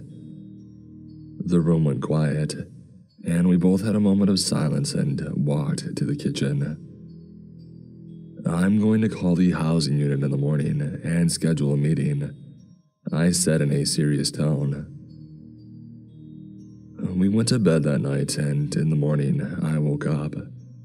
I shut off the alarm and went to head out into the kitchen to make myself a cup of coffee. I got the laptop out and picked the house that we were going to move to. I called them and we talked over the details, and all I had to do was go and fill out the paperwork now. I got dressed and I rushed out the door. I arrived at the place a couple of hours later, and I was greeted by a really nice woman. She had long black hair and was around 5'5", and was in a pretty blue dress. "Hi, you're James, correct?" she said in a cheerful manner. Yes, it's nice to meet you," I said. "Here, come with me. I'll give you a tour of the place before we sign the papers over to you," she said. We walked into the house and began to look around. "It's nice," I thought to myself. While we were walking around, I started thinking about all the good memories that we could make in this house. I smiled for real for the first time in a while. We got done with the tour and I signed the papers. She handed me the house keys and we shook hands. She got in her car and drove off, and I sat on the porch for what seemed like hours. Before I knew it, it was starting to get dark. I got up and got into my car and I started my way back home. Like before, it took me around a couple of hours to get back home. As I was pulling up the clock, it read 10:30 p.m. But something didn't seem right though. All the lights were off in the house. Normally, my wife would be waiting up for me, waiting for me in the kitchen with the light on.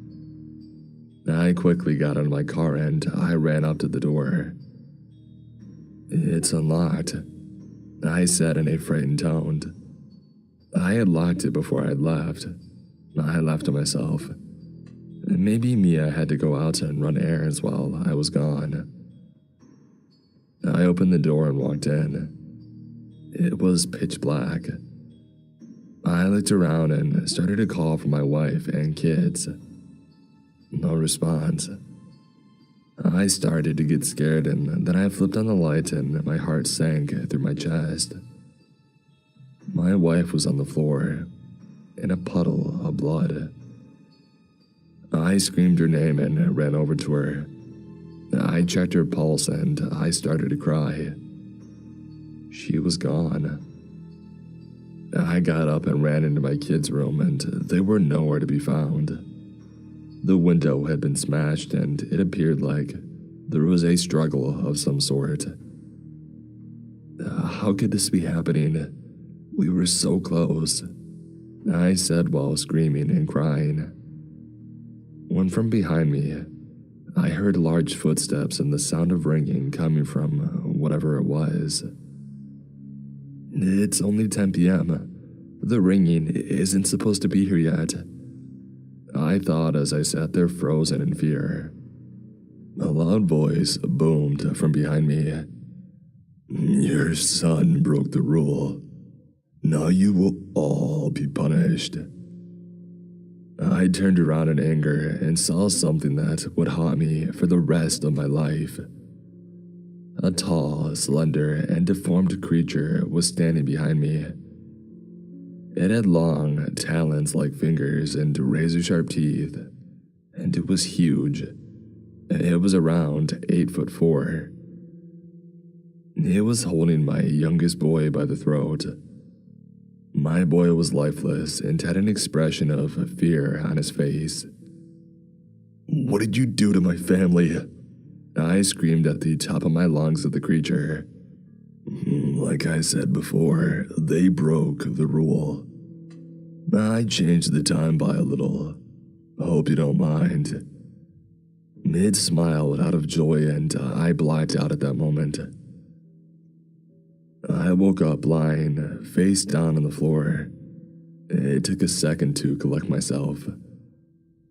I quickly snapped back into reality and sat up. "Mia, my boys." I called up, but then remembered the night before. I stood up and dialed 911.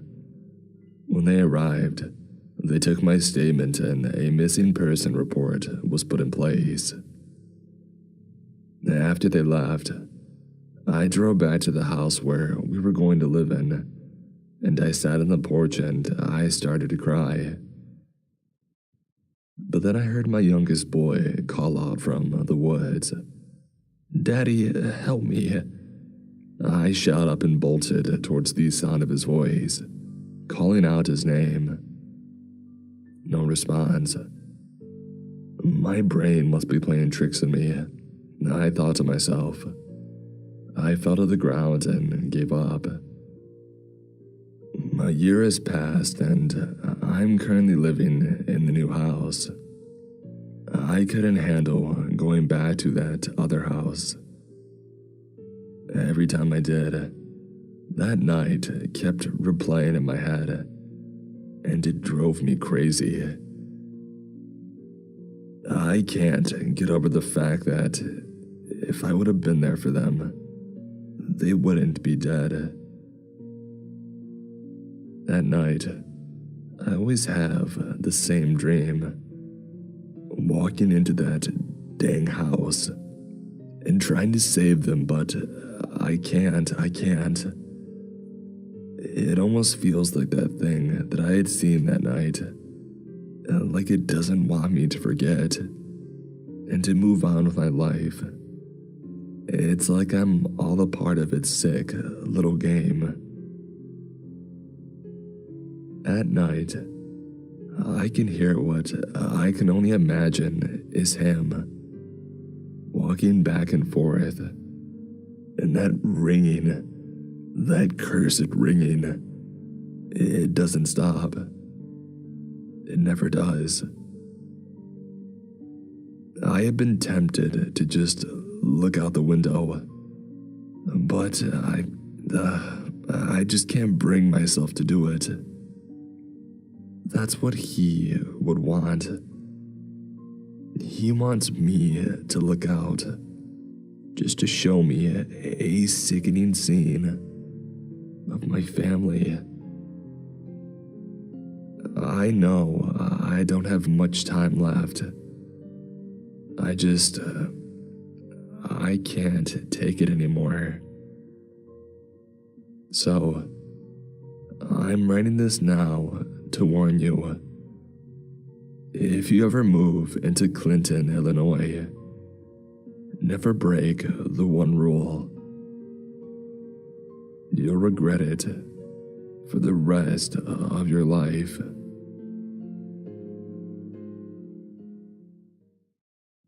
Thank you very much to today's sponsor, BetterHelp. If you've ever felt like something is interfering or preventing you from attaining your personal goals, I've been in that same boat. It can be extremely difficult pulling yourself out of a rut, but realizing that you want to change is half the battle.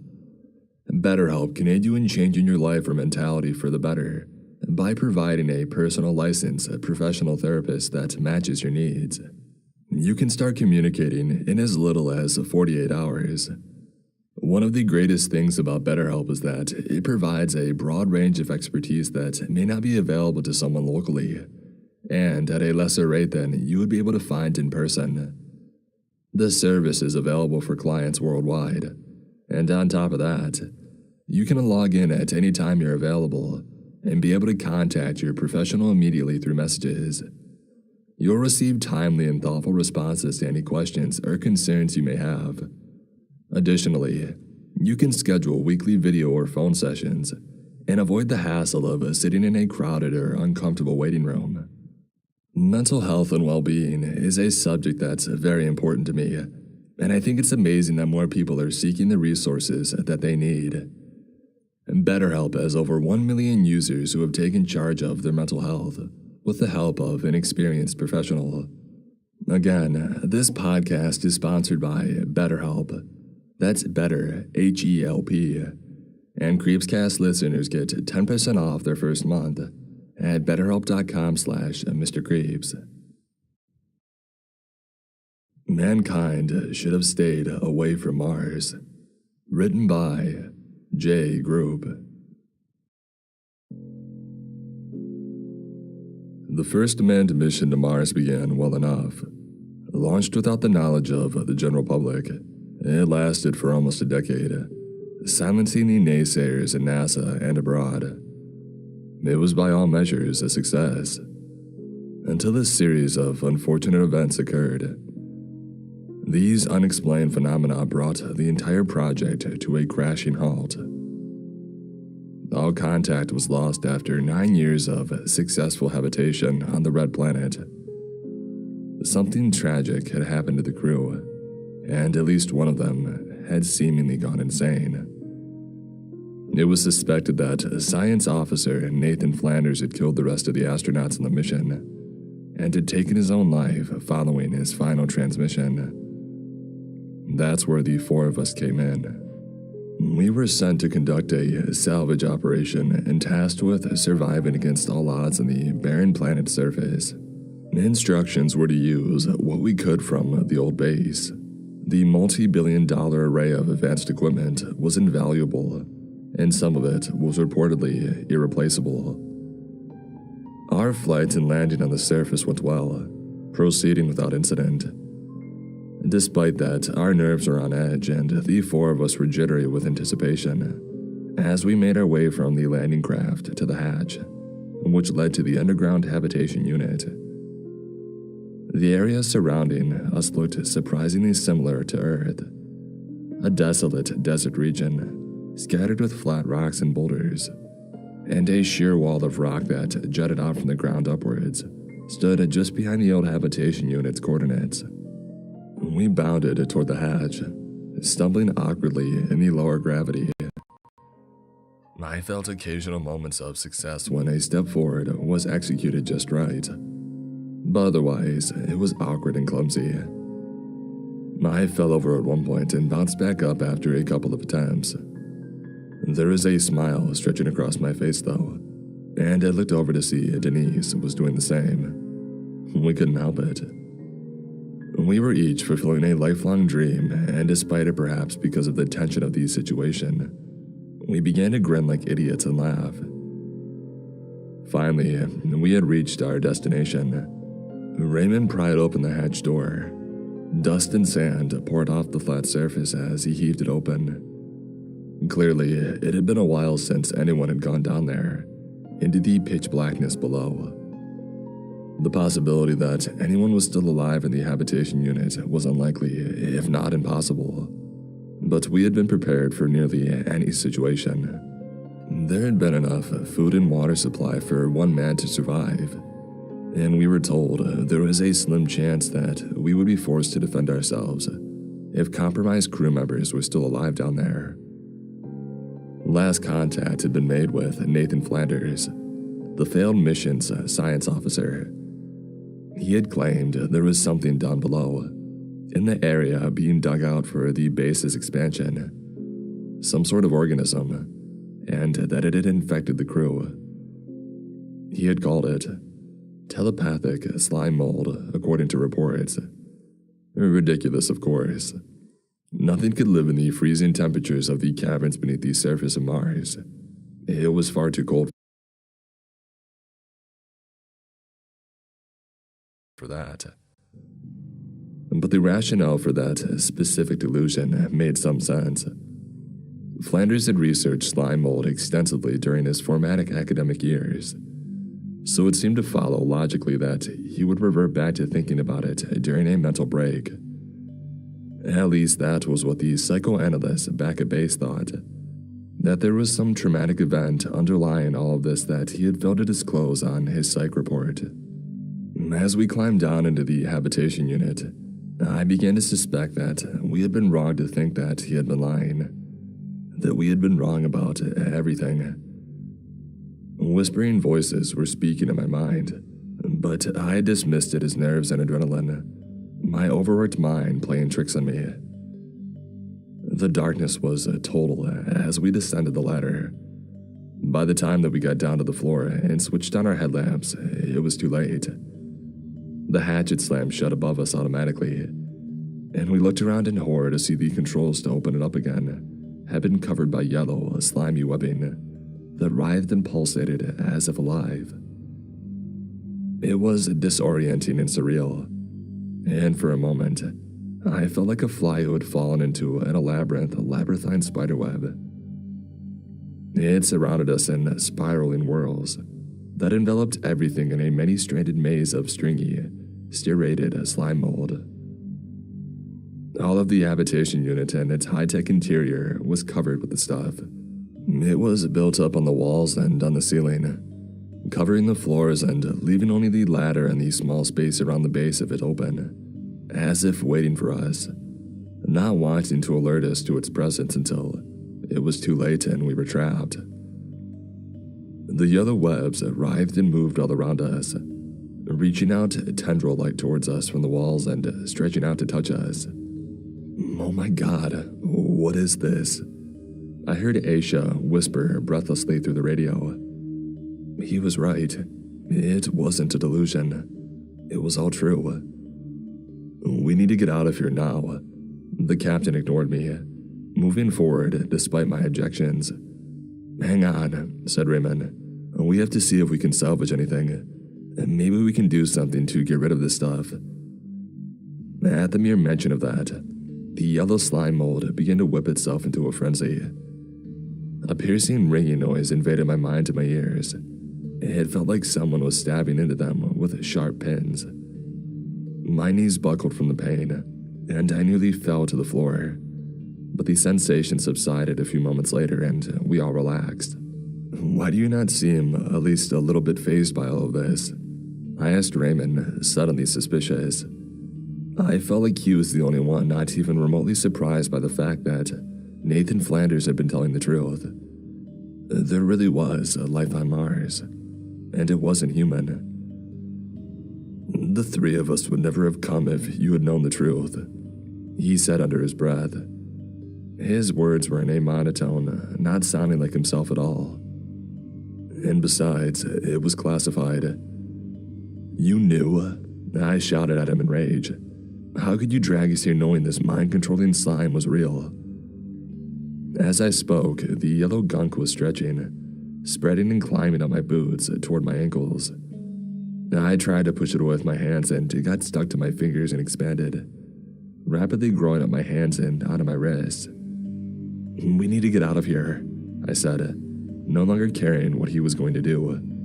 We need to get back to the ship. To do what? We need this place. There's no way the four of us survive here without the equipment in this hab unit. It took over a decade to set all of this up. We just came to try to pick up the pieces, remember? You want to give up on that already? When he said it like that, I had to think twice. You have a plan, right? Something that you didn't tell us about. Another secret that you kept from us. A grin spread across his face. You're right, I do. I'm trying not to think about it too much, though. Since we're not alone in our minds anymore, try to think about something else. Golf or something, okay? Just don't get thinking too hard about what I might be planning to do.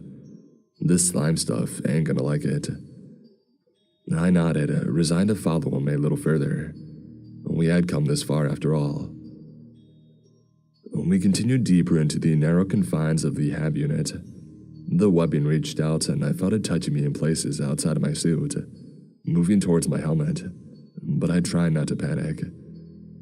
I noticed Aisha had the same calm demeanor as Ray, and I wondered if she knew what we were in for as well.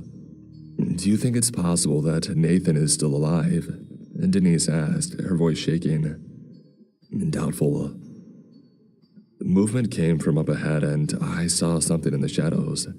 A shape lurching forward.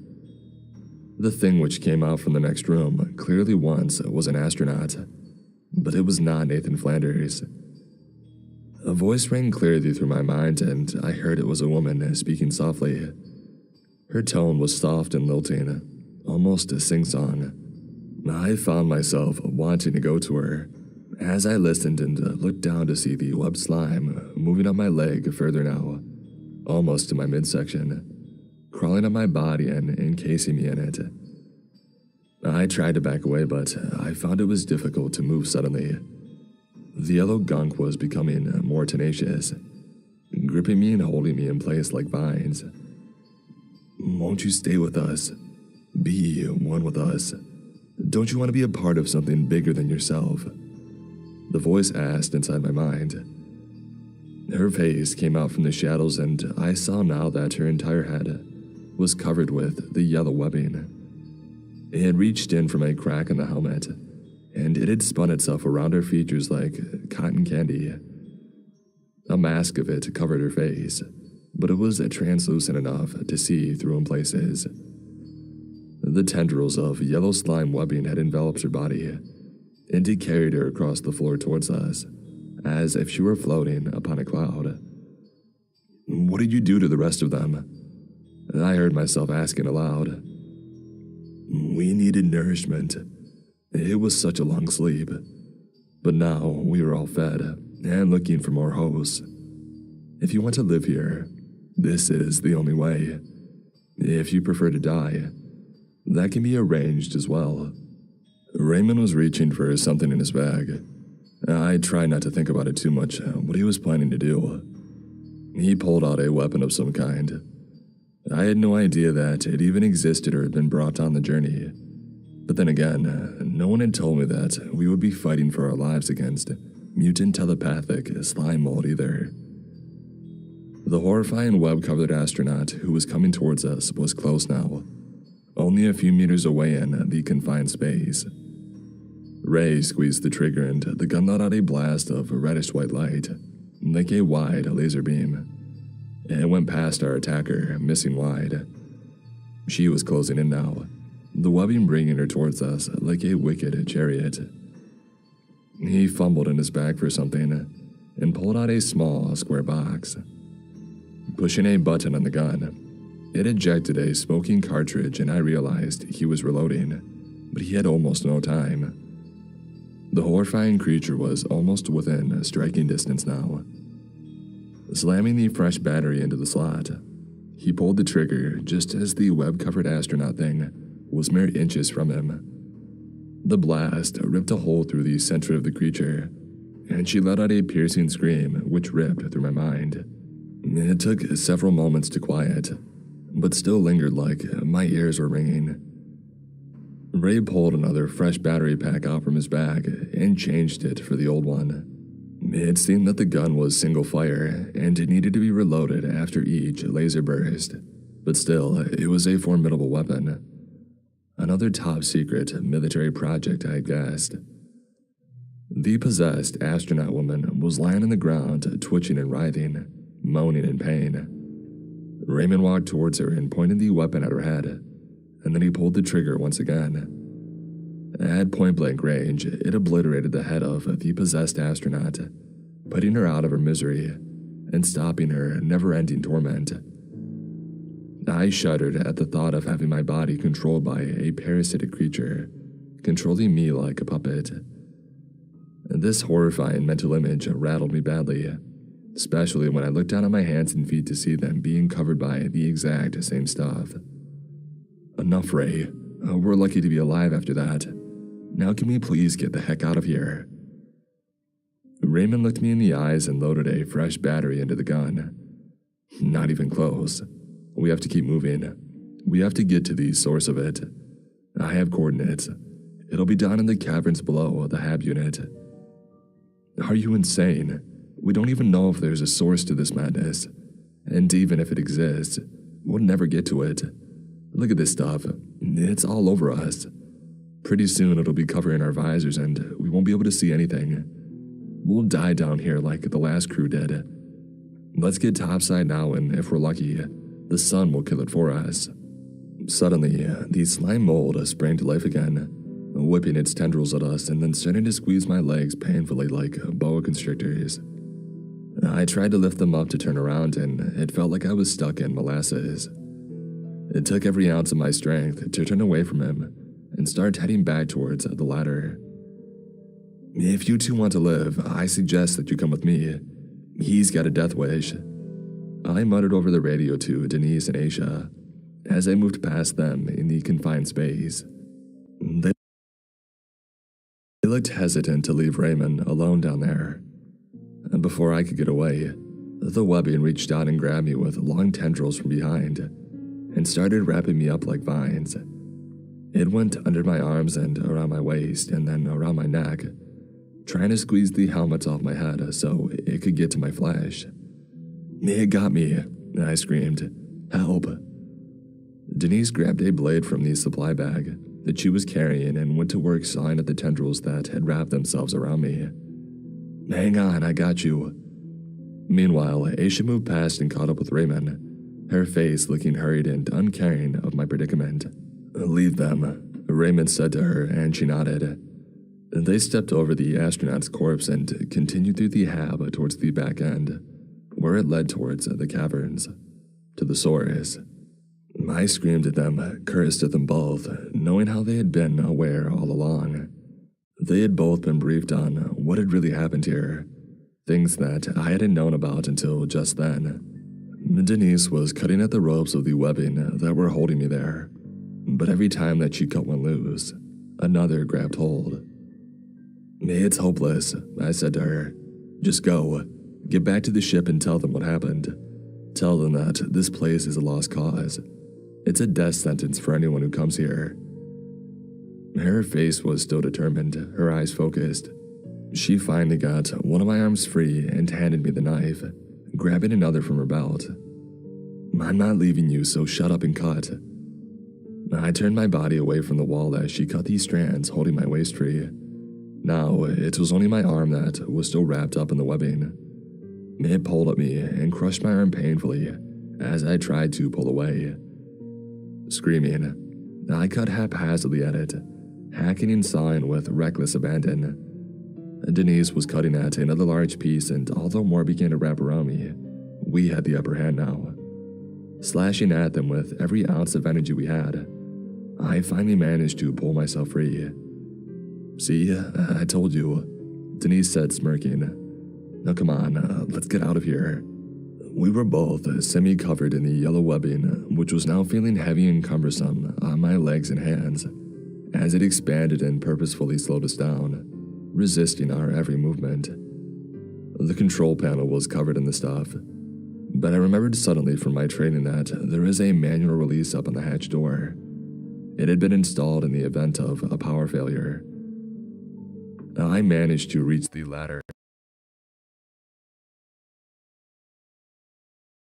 and look back to see Denise just behind me. Beginning to climb was difficult, the yellow slime mold sticking to my boots and sucking me back down like wet cement. With an extreme effort, I got my boot up on the first ladder, and I began to climb. The hatch door wouldn't open at first. It didn't help that I was terrified and full of panic, suddenly forgetting all my training. I began to slam my fist against it, mad with fear and unable to focus. A slime mold was climbing up my visor now, covering it so I couldn't see. My breathing was coming fast, and I found myself hyperventilating, feeling like I was drowning in it. Finally, my fingers found the latch and I pulled on it, feeling the satisfying click of it opening. Sunlight spilled in as I swung it open and I climbed up into the air. The yellow webbing began to retreat from the light, recoiling and peeling back from my visor like it was melting. It preferred the darkness. Denise and I managed to get back to the landing craft. We got back inside after making sure that we had gotten rid of all the stuff from our suits. Immediately, we sent a transmission back to base, explaining what had happened. After waiting a long while, they answered back. Any word from Raymond and Aisha? Did they set off the device? You would have felt a tremor like a small earthquake. So, that was their plan. Some sort of device to destroy the stuff at its source. I still didn't understand why they didn't just tell us the truth. But then I supposed I wouldn't have gone if they did. Perhaps the device was some sort of bomb that would make the organism inert and harmless. Or maybe Raymond and Aisha were going to sacrifice themselves to set it off. Either way, I was glad that I'd gotten out in time. I responded back to the base. No, we haven't heard anything from them, and we haven't felt anything yet.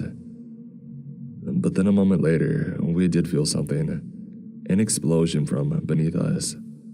The ground caved in below the landing vessel, and we were thrown to the wall as the entire landing craft plunged down into a huge sinkhole that had just been created. When everything settled, I opened my eyes to see Raymond and Aisha staring at us through the window of the landing vessel. In the darkness, the yellow slime mold still covered their suits. It was on their visors now, and it had found its way inside and onto their faces, and into their eyes and mouth, nostrils and ears. They were being controlled by the parasitic slime mold now. It was controlling their actions, and they had used the device designed to destroy it, to instead bring us down below, into the darkness, where we would be vulnerable to it. We held the doors closed as they pulled on the latch, trying to get into the ship. There was a steel rod which we had managed to wedge the door closed with, at least for now. But still, it wouldn't hold forever. I can already see the yellow webbing sneaking in through the edges of the door, punching through weak points in the hull and growing vine-like into our living space. It is spreading and moving towards us steadily, to our cramped spot in a corner where we watch them encroaching. There are still people at NASA who want the public to know the truth, to know about this cover-up. They said that they'll get this out there for us, one way or another, because they know, as well as I do, the Red Planet is damned, and the human race should never return here. You can find some weird stuff in the woods. Written by 02321.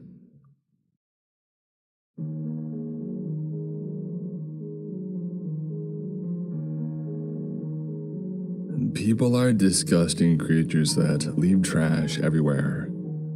That's alright by me. I made some dumb choices back in the day.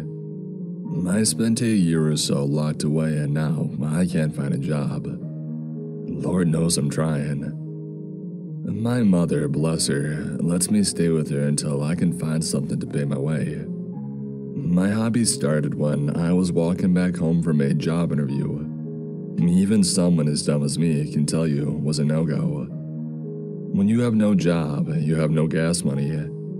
I walked everywhere, and when you walk everywhere, you see the amount of trash on the streets. I saw a beer bottle and a plastic bag to carry it home in, and I picked it up. The dime that I would get from it was nothing when you have no job and gas money. And when you're living off your mother at my age, you can't afford to leave a dime in the street when you saw it. I was lucky enough that I found another liquor bottle that was worth a whole quarter. Now, that got me hooked. I did keep looking for a job and found a part-time gig at a fast food joint. They treated me like trash and I was only getting 15 hours a week. But it was like that beer bottle on the side of the road. When you have nothing, you don't leave a dime in the street, and when you have nothing, you don't leave a job that barely pays you. In my spare time, I kept doing my civic duty and I cleaned the streets. Pop cans is a good market. People just throw them anywhere. Aluminum can be recycled forever. I learned that from the metal recycle guys, so it's always in some sort of demand. Prices go up and down on it though. Some days it's 60 cents a pound, and others it can be 90 cents a day. And it doesn't take much to make up a pound. Only like 30 cans, depending on the size. Now, I pick up cans if I'm walking home from work or I'm walking to work.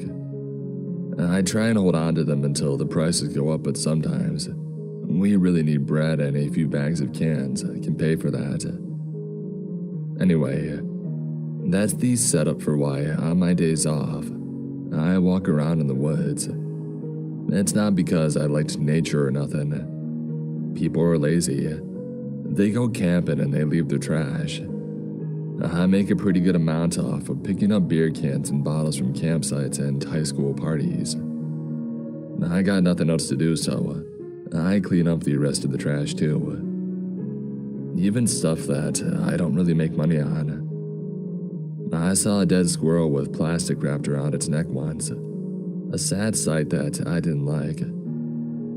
I'm not a hippie, but I just got nothing better to do. Like, I'm in the woods, right? I'm walking to an area that's kind of out of the way. An old truck kids like to party in is always loaded with beer bottles and cans. I can always find something there. I'm just walking, minding my own business. I turn my head to look around and to make sure that I'm not lost. The truck is not on a hiking trail and it's easy to get turned around in the woods if you don't keep track of the markers, like the double fallen trees or the huge-ass rocks. I was looking for the huge rock and I saw something. Now the forest didn't go silent or anything. Nothing happened when I saw it. It felt like something should have happened when you find such a thing, but it really wasn't a special moment. I just looked over and between branches and bushes, I saw a perfectly fresh-looking head. I thought it was a mask or some weird toy, but it was very clearly someone's head, just sitting in the middle of the woods, dead eyes looking up at the sky. At first, I did a double take, not being able to believe what I was seeing, and then a third take, and then I nearly got sick. Figuring it was best not to puke and ruin a possible crime scene, I forced it back down. And plus, I didn't want the cops to think that I was some sort of wussy that pukes over something like this. It wasn't even that bad looking. At the distance I saw it was at, I couldn't tell if it was a guy or a gal. Only that they had short hair and pale skin. This was not my place to butt in. I would go to the ranger station and use their phone to report the head, anonymously. Wasn't nothing more to do with it. Backtracking through the woods, I paused every few feet to stick branches into the dirt, making a path. I figured these city cops that are going to come to collect the head won't be very good at hiking, and the markers would make it easier to be found. And that was my plan before it started to rain. It was only a little at first, but it made me stop and think how sorry that head was. It belonged to a person once, and now it's in the middle of the woods, being rained on. I cursed myself and decided to turn around to cover it in the very least. I had a brand new, never used, clear recycling bag that I could cover it with. I don't know if that would ruin the crime scene or anything like that. I had gloves, and I doubted that could be tracked back to me. I was walking back, following my own trail, when I smelled the worst thing ever in my life. It smelled like a skunk rolled around in other dead skunks. I hadn't smelled the head when I was close to it. Breathing through my mouth, I could even taste the foul air. I didn't see anything, but it made me worry. I somehow stumbled on the rest of the body. But it was strange that I hadn't smelled this when I walked in that direction to start with. I looked through the dense trees and listened to the light rain fall around me. I'd come out for a few nickels and dimes, but not for anything of this. If it wasn't so reformed, I would have turned tail and left. And yet, I was looking for some poor dead soul in the middle of the woods. And let me tell you, I didn't expect it to find me. Honest to God, I swear on my life that it found me. Mind you, my life isn't worth nothing to swear on. So I swear on my mother's life. She's an older woman supporting her no-good adult kid, so you know she's worth swearing on. And I don't give a crap if you don't believe me. Looking around the trees, I heard branches cracking. It was for certain footsteps.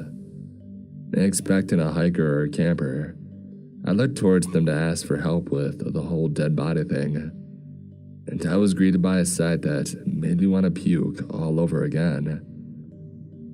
Standing a few feet away from me was, in fact, a headless corpse. I knew it was a corpse from the smell and the look of the poor guy. Aside from the lack of a head, it was all in one piece. Its skin was all shriveled up like a mummy. It still had some rotting to do though, but it was mostly skin and bones. The thing didn't have a shirt on, only a dirty sheet tied around the waist for a weird sense of modesty. I tell ya, if something can look down your empty neck hole, no one's gonna care about your junk. I really doubted what I was seeing. I don't mess with drugs. I've seen what it does to a person. Even as it was coming closer towards me, I didn't move because I was so sure it wasn't real. I must have adjusted to the smell because I wasn't able to lose my lunch when it stopped in front of me. The thing was tall too. Even without a head, it towered over me looking down. Kind of. I said, oh so very gracefully. What else could I say in this situation? I found a head. It's a bit too fresh to be yours. Just follow the trail that sticks back there.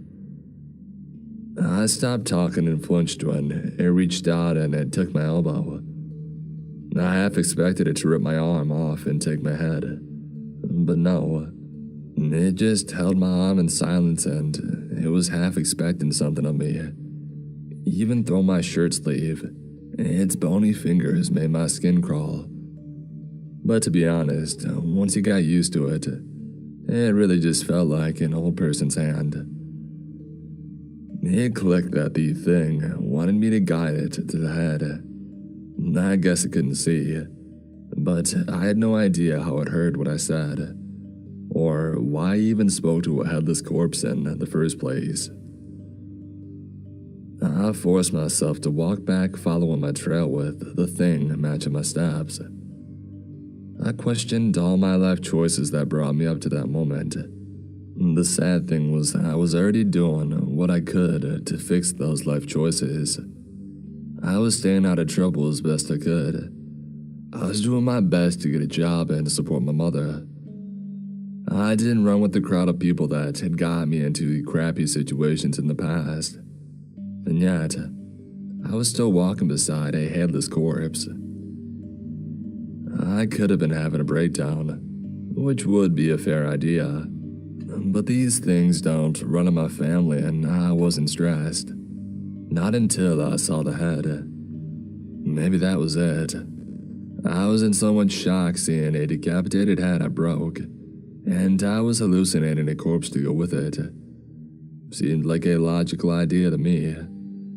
But wasn't the idea behind mental breakdowns is you're not aware that you're having one. Oh well, it didn't matter. I wasn't going to change what I was doing. I led the corpse back to where I had stopped before. I didn't want to get closer to the head, and I was lucky enough that the corpse seemed to be able to sense it. It let go of my arm and walked a bit awkwardly towards the head. That looked like it was just sitting there waiting to be picked up. With the same motions of a blind man reaching for his glasses, the large corpse patted around on the ground until it found what it was looking for. I watched as it picked it up and ran a bony hand over the face. I wondered if it could see the face anyway, or even if this corpse had any brain at all. Seeing them together, I knew the head didn't belong to the corpse. It was too small and the skin tones were way off. It made me wonder where the head of the corpse was, or where the missing second body was. Was it also walking around the woods just looking? What had done this to them, and why were they even here? I was certain that I would never get the answers. When the corpse ran a hand over the head's face, I swore that I saw it smile. Its dead eyes stayed the same, but I felt like it was happy it had been found. I'll be going now. I took a few steps back to excuse myself from the whole thing. The corpse turned towards me, scaring me enough to stop for a second. It raised its arm and it gave me a little wave. You would think that I would have stayed out of those dang woods after that. But like I said, it's a good place to get bottles and cans, so I still go. I didn't report what I had seen because I had no head and no proof. I do check the missing cases from time to time, trying to see a face that I recognize. I've heard stories from the campers who had started to recognize me. They gave me their bottles instead of taking them back themselves. Some story about a monster ripping heads off unwary campers and adding it to a collection. There had only been one corpse found without a head in the past 10 years, and that was enough to start all the stories. But the corpse had been found with a lot more things missing, and they even found out who it belonged to. But still, it became a ghost story. But I don't feel like that's the case. A monster ripping off heads, I mean. I think humans are the ones killing and dumping bodies out in the woods. Sometimes the bodies are found and sometimes they're not. Animals eat everything, even the heads. But the monster they're talking about, it might find those heads first. I think it's taken the heads to remember the faces of the dead. The faces that might never be found or put back together again. If humans found them, that might make them in an awful police sketch that might never lead to the person actually being found. I think it's a nice thought that no matter what, at least someone is going to remember their face. That someone is going to know how they looked, monster or not. Or maybe it just eats them. Who knows when it comes to weird, headless corpses. Today's sponsor is one that hits a bit closer to home for me. Many of us have been affected by the global pandemic that has confined us to our homes for the last year and some months. If you're anything like me, it's prevented you from being able to see your loved ones and spend time with them as you normally would. This forced separation has been tough for myself and many families, but I think it really helped me redefine my appreciation for everyone that supported me throughout the years. And no one has supported me more than my grandpa. I haven't been able to spend as much time with him as I would like lately, which makes me want to make up for lost time. That includes getting him a really awesome gift for Father's Day, coming up here very soon. The gift I landed on this year is Storyworth, an online service that helps your dad, grandfather, uncle, or any father figure you may have in your life share their stories and create a sentimental gift that can be cherished by the entire family. I believe that a person's history, or their story, so to speak, is extremely important. Storyworth helps the father figure in your life reminisce and compile all of their most profound experiences into one amazing collection that you can take in for yourself or share with your loved ones.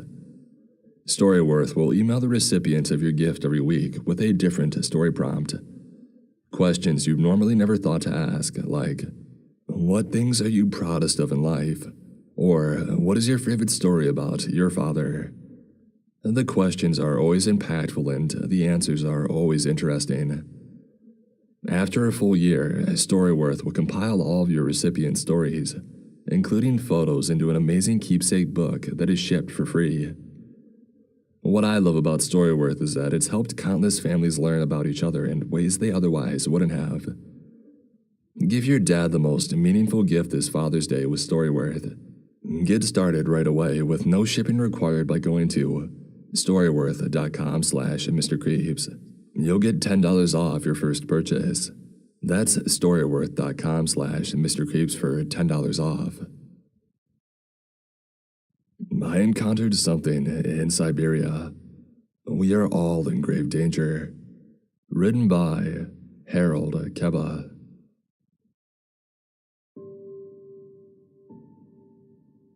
It was long ago when I worked at Station 13 in the deep Siberian waste, and I was much younger than now.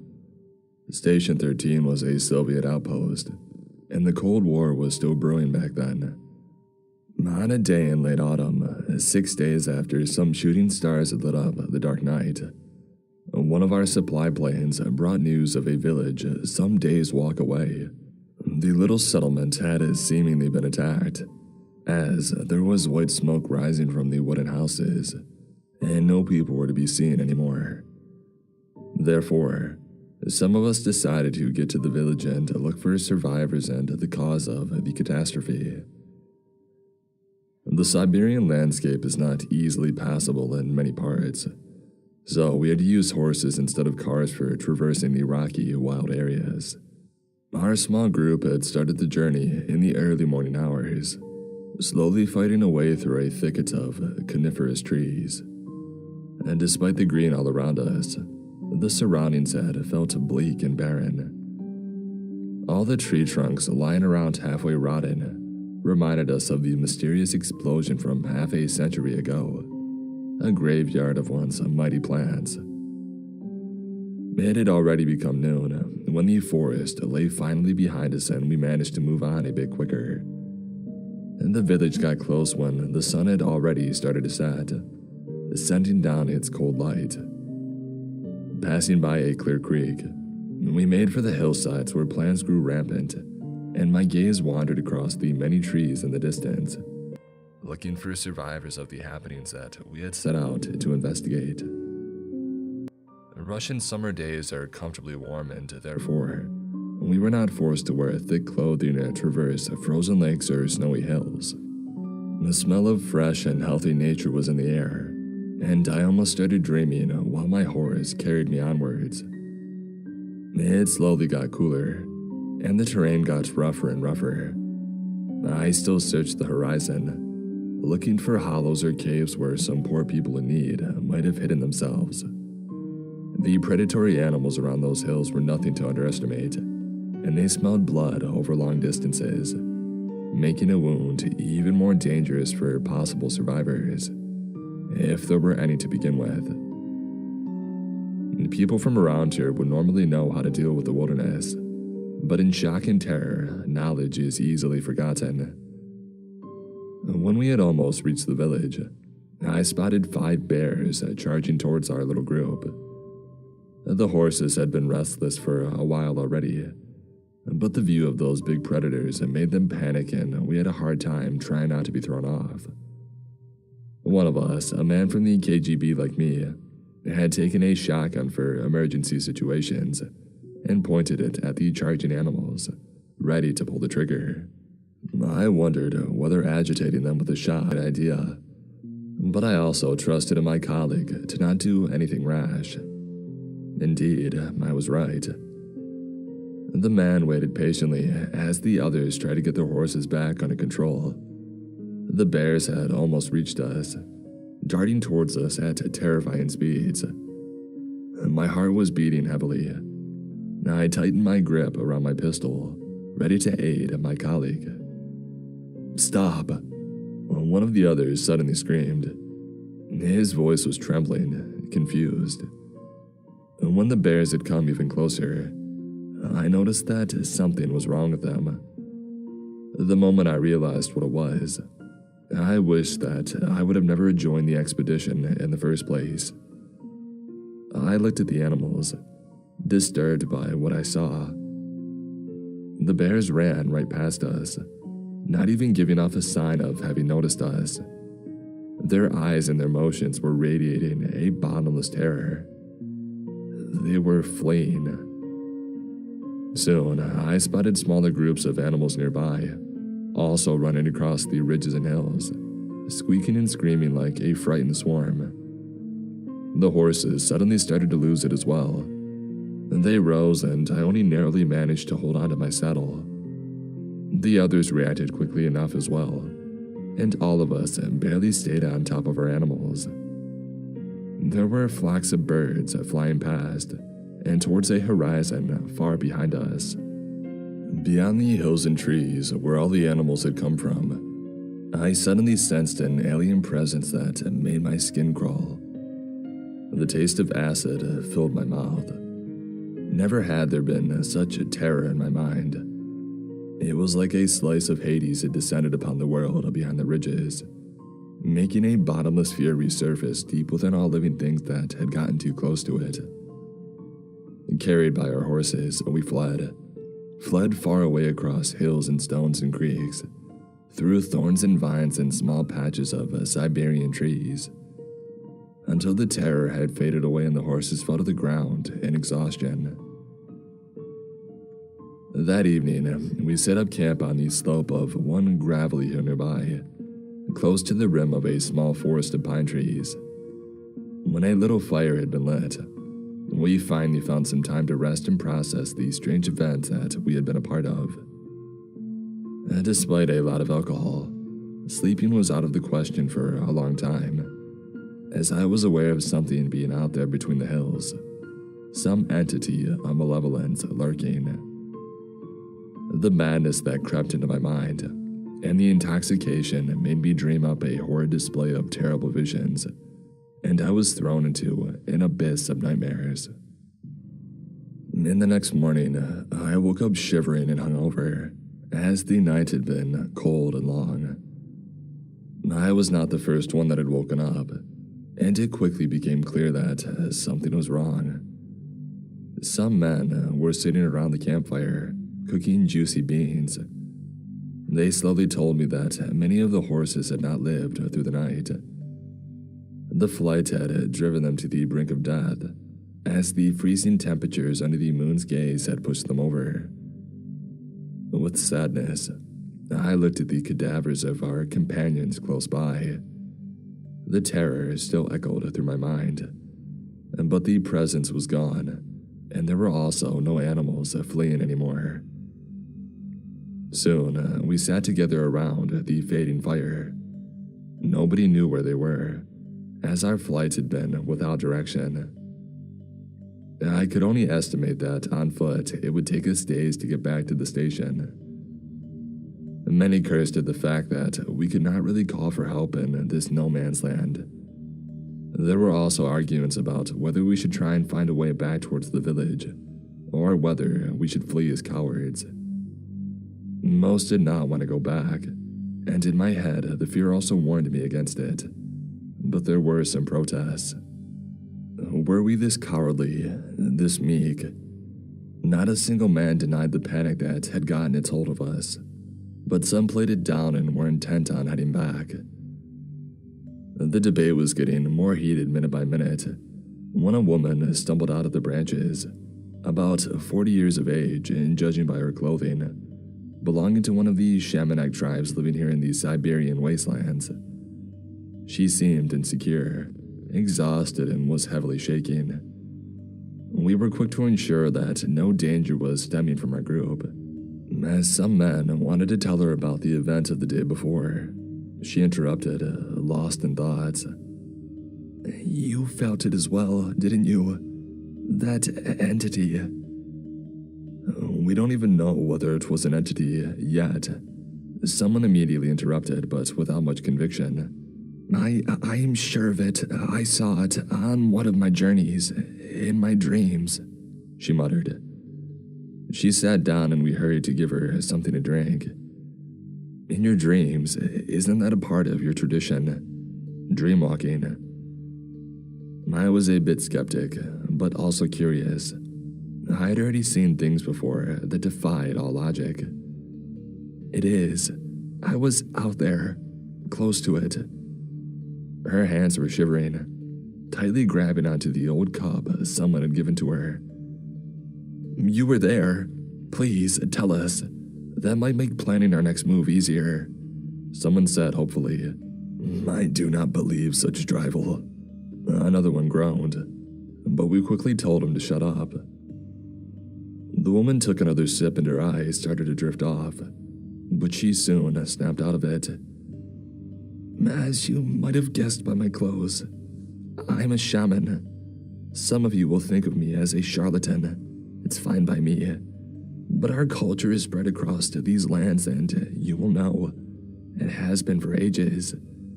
My skills in dreaming were never the best, even though my people expect that from me.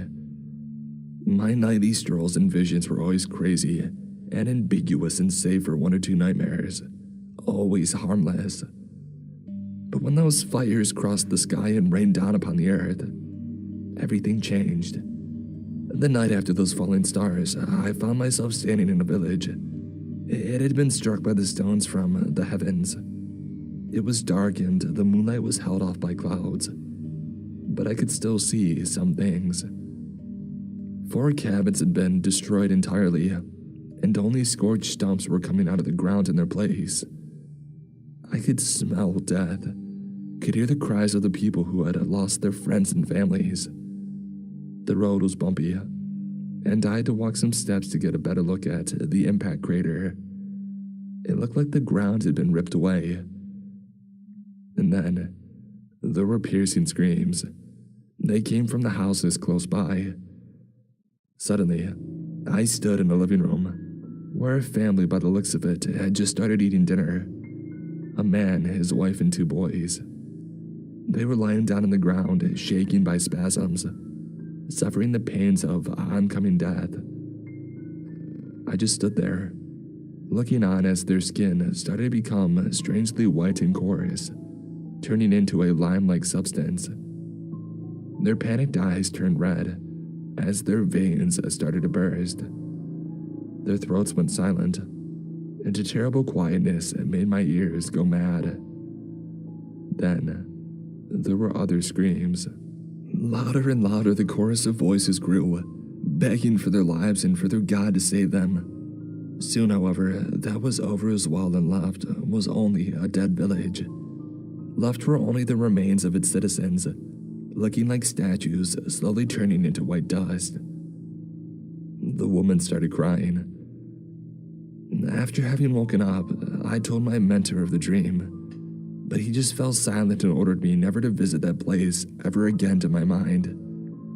I immediately told him that I had not done so on purpose, and that a strange power had placed me there, but he just advised me to take some herbs for better dream control before going to sleep. That sounds insane, and you think that what you saw was real? One of the men asked. I think so, yes. The woman replied hesitantly. So, the presence is a disease from space? I asked in disbelief, my hair standing on edge. She looked into my eyes, and I spotted a fear beyond everything I had ever seen. No, that was not my only dream. The woman took another sip from the cup and continued. In the following night, I found myself standing in the village again, but the situation had gotten a lot worse. The houses had turned white and begun to fall apart in some places. The corpses I found in the houses had almost entirely turned to dust, slowly covering the floors of all those ill-fated homes. In the third night, the mist started to rise. Mist? What mist? Someone wanted to know, but the woman already continued her tale. It was a white dust, and I think breathing it in would immediately kill any living thing. My body wandered through the empty streets, and I saw the houses falling apart, almost as if I had witnessed centuries passing, eating away at them. It did not get worse than that, for a while at least.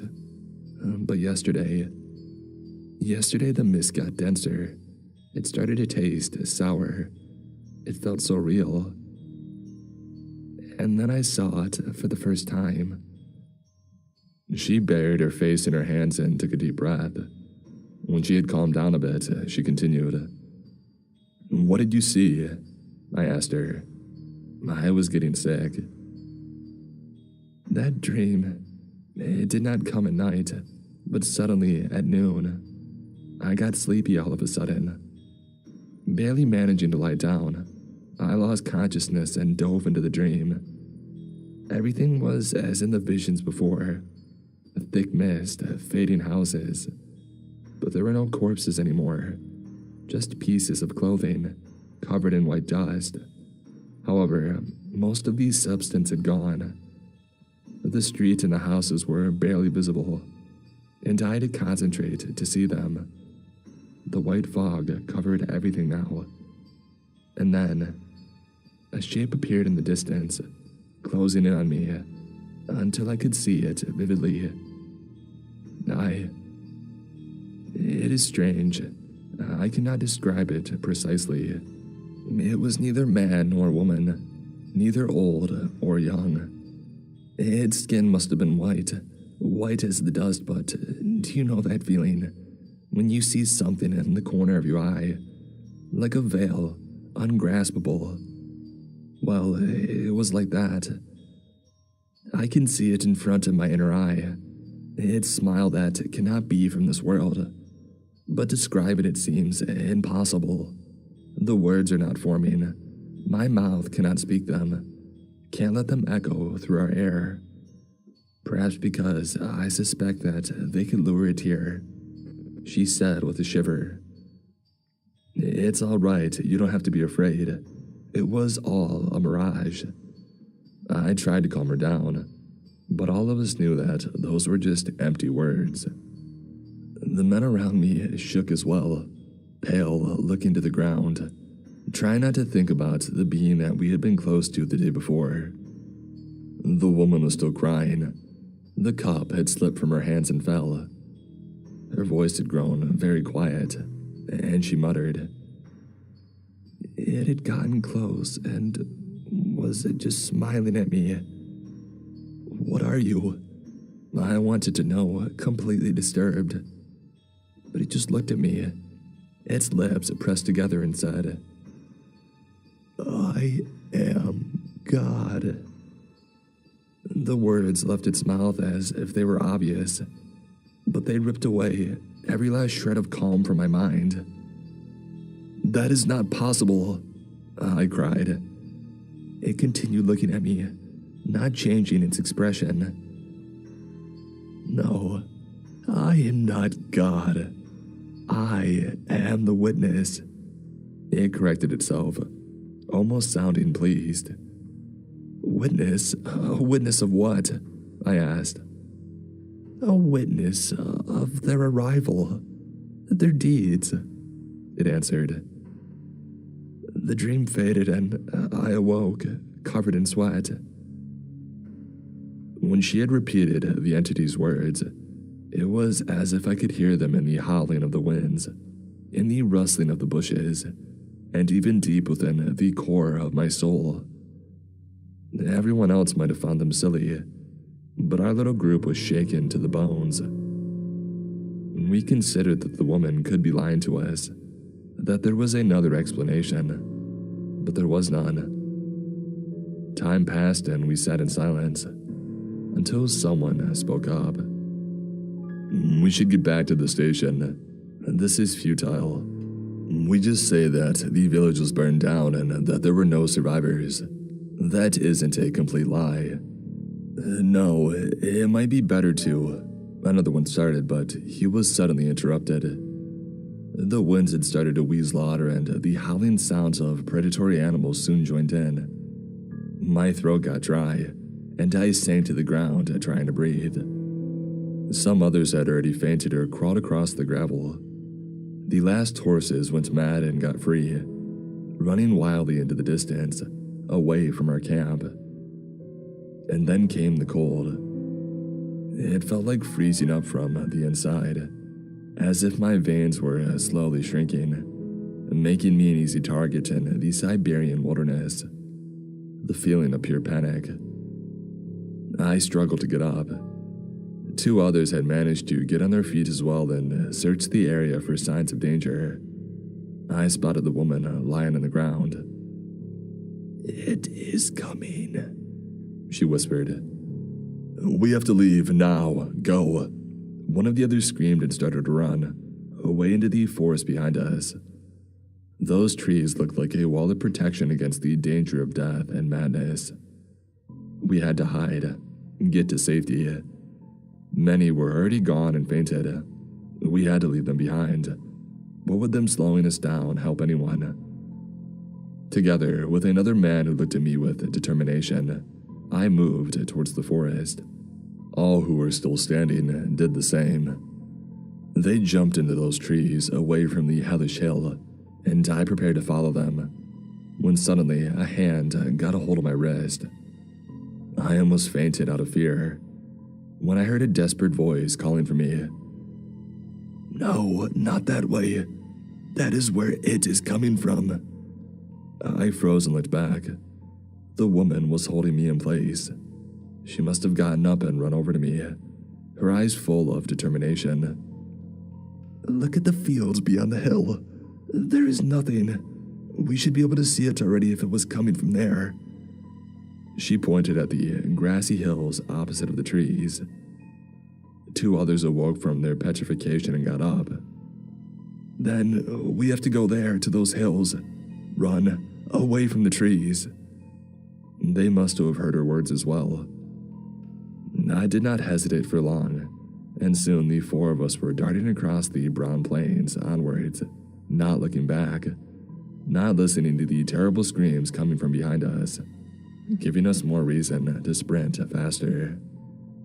I do not know how far we had gotten, because as we had left the hills behind, there was another forest waiting for us, with leafless trees and dead shrubs. Without a doubt, we were lost, but we also were alive. Exhausted, we dropped down next to a little pond that was sparkling in the midday sun. We hadn't managed to take any rations or water with us, as all of our instincts had made us escape in blind panic. The water from the pond tasted bad and sour, but it was more than nothing. I could not believe that only 4 people had escaped with their lives. The woman probed the horizon with her gaze, looking for the entity that was in all likeliness still following us. How did it get into the woods? Wasn't it approaching from the other direction, from the village? I finally asked. I do not know. And who would? The woman said. Probably no human. What is your name anyway? Darya. Just Darya. She introduced herself. We others gave our names as well. How on earth will we get back to the station now? The question echoed back from the trees, almost mockingly. I know a little bit about the area. Where exactly are you from? Darya asked. When we described the location of our base, she seemed to have a rough idea about where to go. That was the first thing in a long time that brought us relief. Perhaps there was a way out of this place. After a short break, we made our way into the forest and hoped that the station was in that direction. But was it safe there? And what did that being even want? Why did it kill our kind? I had to remember the other things that I had seen, the things in the depths of Station 13 itself, and doubts about the nature of our world pierced my mind again. The ground was full of thistles and other ugly plants, the flowers looking rotten, old, and dead. The stones blocked our way countless times, and when evening finally came, fear crept back into us. What if it was still behind us? What if it was still closing in on us? It had to be faster than us. What had just cut us off? We rested at a gloomy clearing and felt that Station 13 was closed, perhaps only another day's walk away. After some discussion, we decided to stay and gather some more strength to finish our journey on the next day. That way, we could at least start to run again in case it got close to us once more. We drew lots and determined the order of people guarding our little camp. A fire was out of the question, even though we all knew deep down that it would find us anyway, if it so chose. Dinner had only consisted of berries, and a little river had provided us with fresh water. I was the first one on guard duty, soon being the only one of us left awake, staring off into the darkness. The air was unnaturally arid and felt strangely spent. Or was I imagining things? My eyes had slowly gotten used to the dark, and I was able to see the shapes of the bushes and trees around us. The wind was blowing coldly around my body, and the air was filled with the chirping and humming of insects. But had there not just been a hand between the trees? No, I must have been mistaken. I got sick, but I had to pull myself together. The bushes were rustling, evil and foreboding. What if it suddenly broke through? What would I do? Could anything even be done? Or would we die, squashed like bugs? I imagined hearing high-pitched laughter in the distance. Or was it just the wind? Was it in the end just the wind? Did the air not taste strangely acidic, sour? Now it was gone. Or had the taste never been there in the first place? Were not creatures sneaking through those bushes, gaping, lurking? Did not the shadows dance around strangely, over there? I hear a loud thumping noise like a big drum. My heart beat. Soon I buried my face in my hands. Time passed slower and slower. Again and again, I imagined hearing or seeing things in the dark, smelling or tasting something in the air, but nothing happened. Finally, my time was up and another man took my place as a guard. I slept away faster than I would have expected. A scream woke me up. I rose from the ground, looking around in confusion. It had come from Darya. She had awoken in tears. What happened? I asked fearfully. I did not feel its presence, but maybe it was hiding. Another dream. I was in this forest, deep inside this forest, somewhere. It was brighter than here, a lot brighter, but perhaps I was just seeing differently than with my normal eyes. I ran through trees as dead as these, and soon I noticed the white dust hovering close to the ground of the forest. And then it rose from the dust, as if it was breathing through the surface of an ocean. This entity, the witness. It looked exactly like the last time, smiling this terrible smile, looking at me from half-dead eyes. "Why are you following us?" I asked in desperation. It didn't move. I thought that it hadn't heard me, but then it made a step towards me. "I need you. I need substance to walk this earth," it said with no emotion in its voice and its strangely bent lips. "What do you mean, substance?" "The carcasses at the place of arrival. The creatures running into the forest into me. I emerged from their dust. I own their substance. Carried by the winds, I am from you. I see your race. Without purpose in this cosmos, a cosmos that reaches farther than you will ever get. Without fate in a dark sea of blackness. Made as cattle, ending as cattle. I testify." It took another step. I wanted to flee, but I knew that it was futile. And then suddenly, it turned around and walked away from me towards all the dust. Slowly, parts of its body crumbled off, almost like a sandcastle in a storm. "I know where the others are. I have to bring them the glad tidings." "What tidings? What are you talking about?" I screamed, but it already fell apart and disintegrated into the white dust that it had been born from. After that, I woke up. "Was it heading for us? Is it coming?" I asked. "No, it went the other way. I think that we might be safe for now." When I digested those words, I started to panic. "It's heading for the station. It's heading for the station. We have to warn them." "It's too late. It's faster than us," Daria said quietly. The world turned gray and meaningless when I realized that she was right. What if the being had reached civilization, cities? Would it end us all? What did it even want? Did it want anything at all? I was devastated. We would soon reach the station ourselves and see what the entity had done. Despite the danger, that was the only place where we might be able to find any help at all.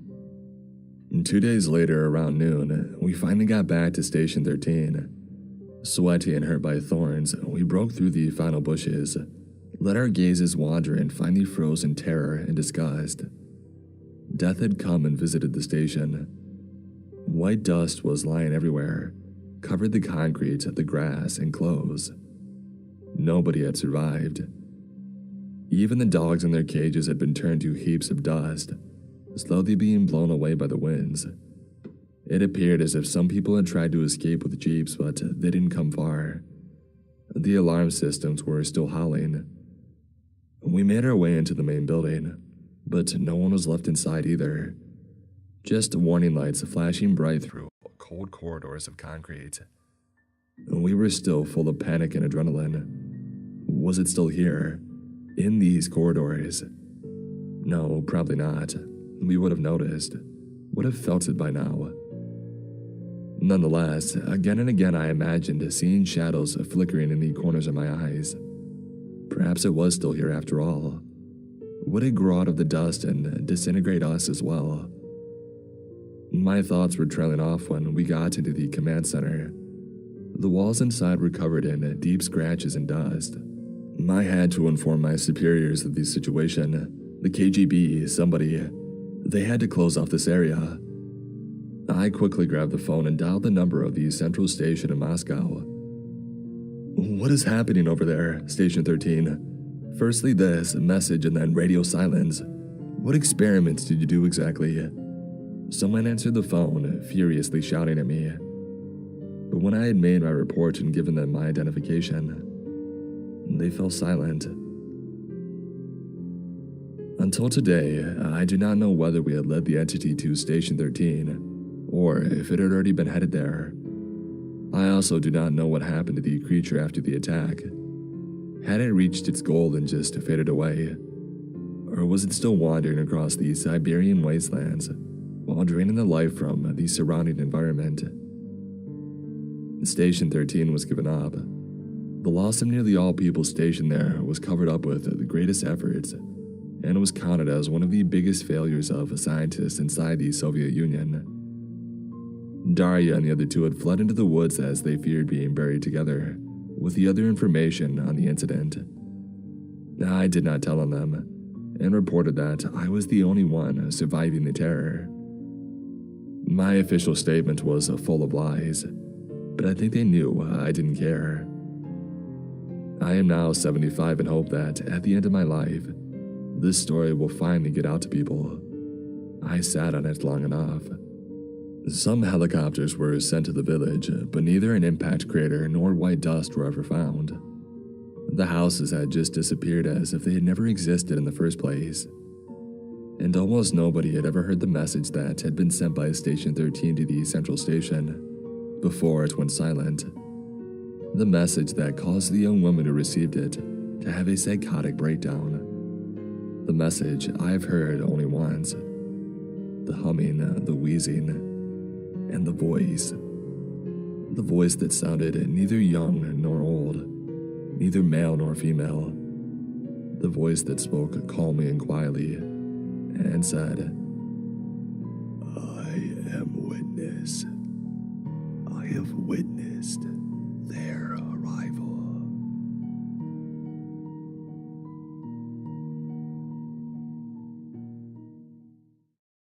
I took part in an experiment funded by a billionaire. I wish I hadn't. Written by Bleep Bloob, 1990.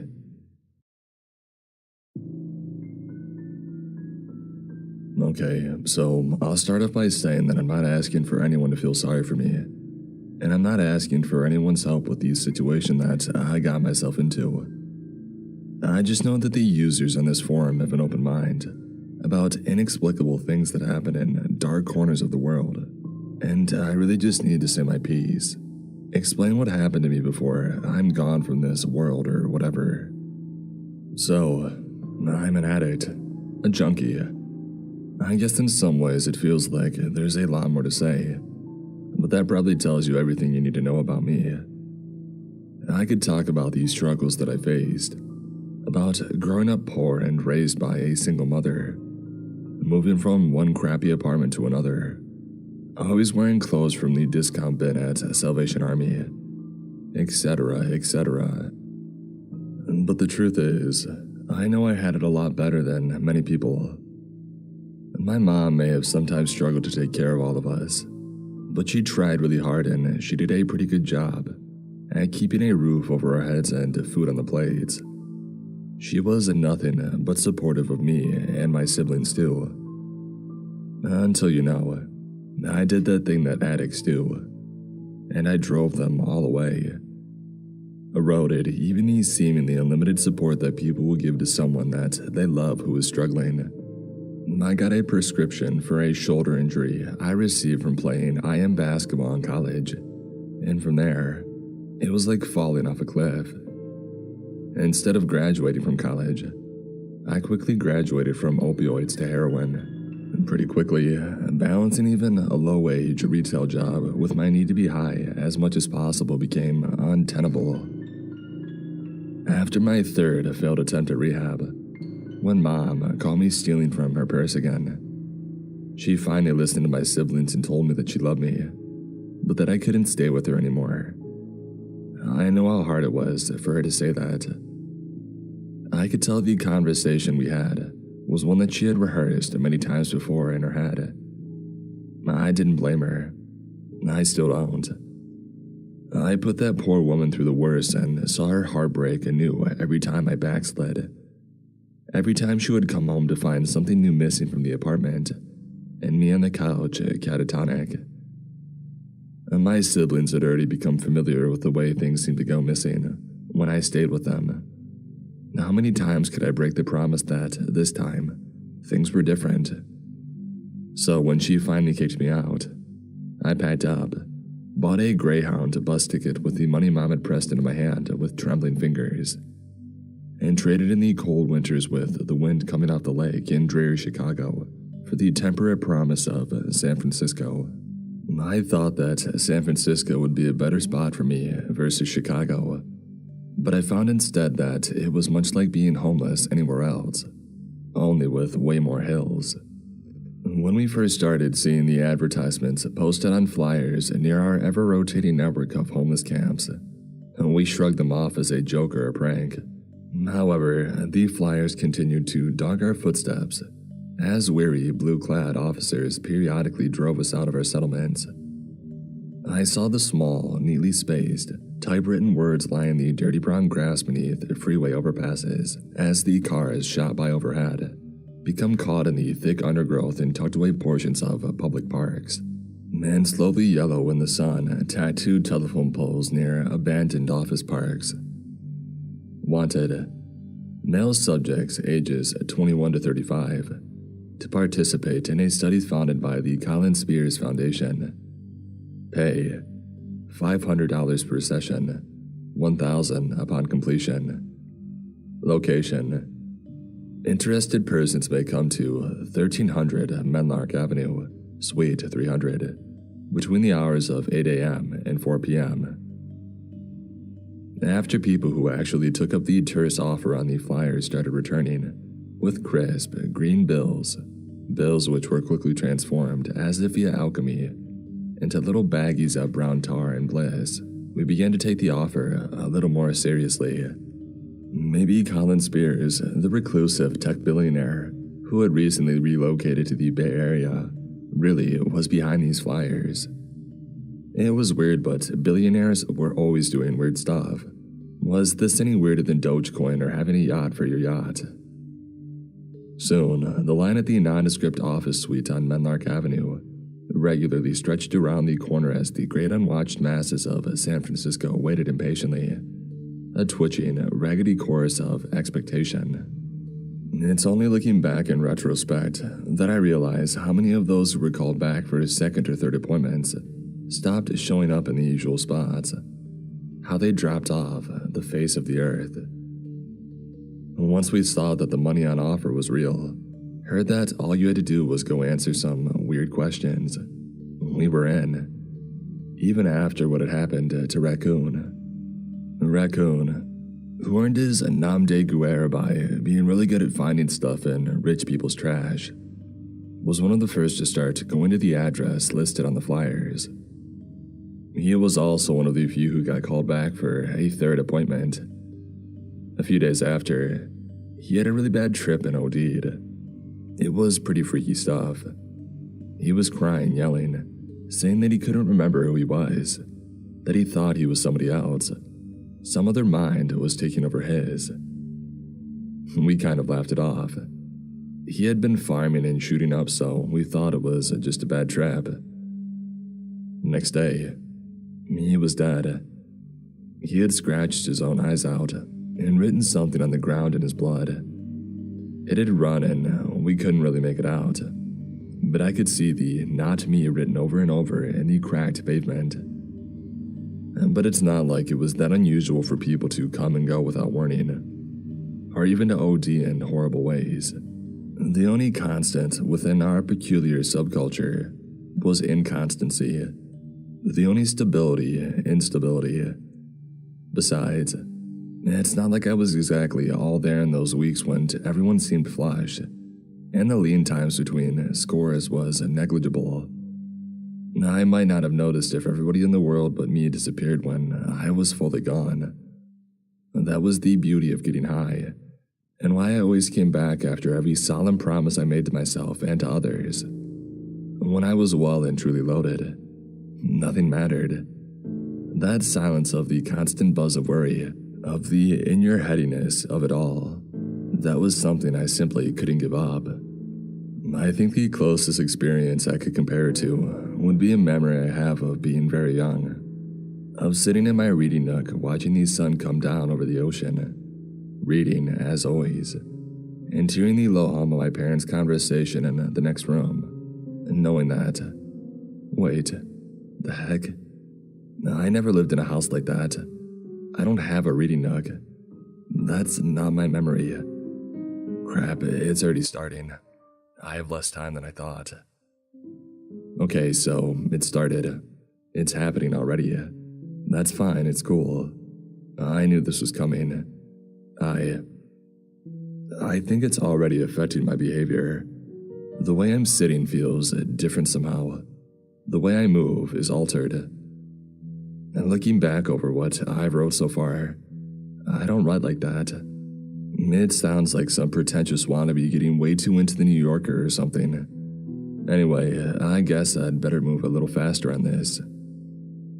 When I arrived at 1300 Menlark Avenue for the first appointment, I was coming down pretty hard. Jason, who I had met my first week in San Fran and had been sharing a tent with for the past few weeks, had gone the week before and had been invited to return. We had already burned through the money that he had gotten from his first appointment, and I could feel the calm mellow of my high peeling away on the edges, like fading wallpaper, the ugly filter of reality clawing its way in. Jason was feeling it too, I could tell.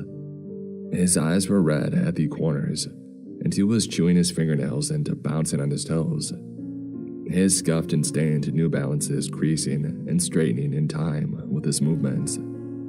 By the time the line had shortened and we were at the door of the small office, tucked unobtrusively among the scattered mix of residential homes, law offices, and other businesses along the steep incline of Menlark Avenue, the sun had sunk low in the sky.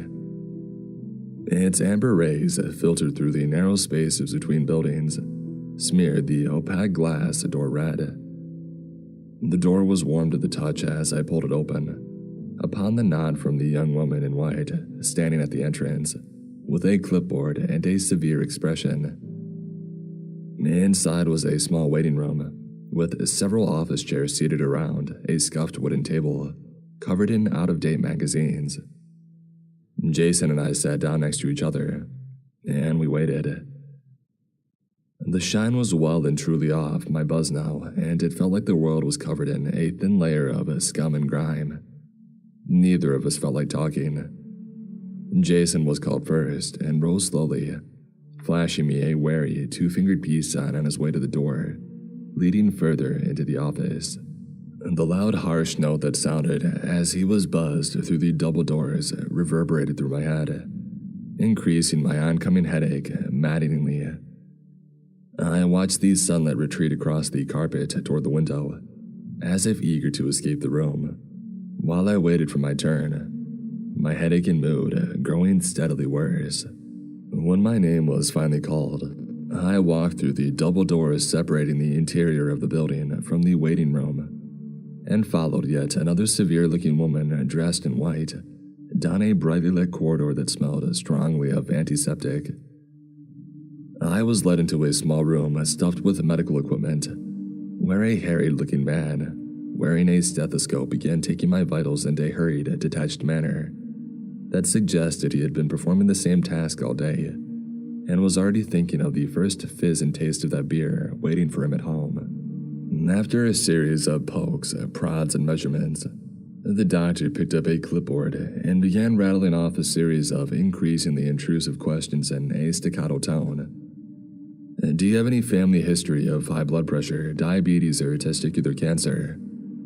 No. Any allergies to common anesthesia? No. Have you traveled outside of the United States within the past 6 months? Nope. Do you have a family history of mental disorders, including but not limited to schizophrenia, bipolar disorder, or depression?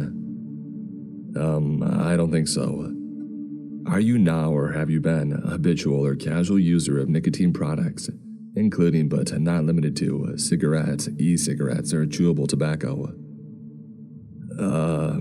I paused, trying to calculate what answer was most likely to allow me to advance to further appointments while also remaining plausible.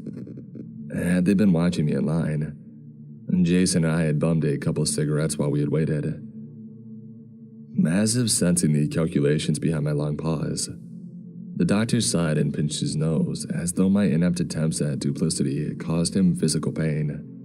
Mr. Brunault, the blood samples and other biometrics I have taken will give me all the answers I seek regarding your health practices, or lack thereof as the case may be. Answering truthfully now will merely facilitate the process. Answering untruthfully can result in a breach of contract and necessitate a disengorgement of funds dispersed. Looking up at me and apparently registering incomprehension, he tried again. If you lie, no money. Understand? I nodded. Yes, I am a habitual user. Are you now or have you ever been a habitual or casual user of alcohol products? Yes, habitual.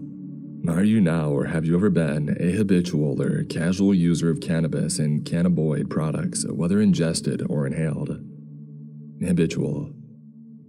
Are you now or have you ever been a habitual or casual user of heroin or synthetic heroin products? Habitual, I said almost instinctively, pulling these sleeves down over my arms. Are you now or have you been?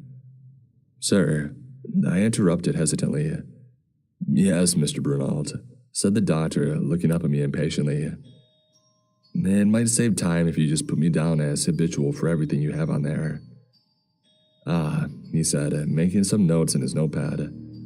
Very well, Mr. Brunault. Let's move on. The questions continued, becoming even more particular and more bizarre. I was asked questions ranging from my favorite breakfast cereal, my mean IQ score, my highest education level, my worst fear, and earliest memory of being afraid. At the end, the doctor merely said, That's all. Thank you, Mr. Brunault. You may proceed to processing. Did I pass? I asked. Do I get my money? Can I come back for the second 500? The doctor snorted. You passed with flying colors, Mr. Brunault. Go get your cookie. And again, I pointed to the door. On my way to the exit, I took a wrong turn and found myself in a narrow corridor along with several offices were arranged.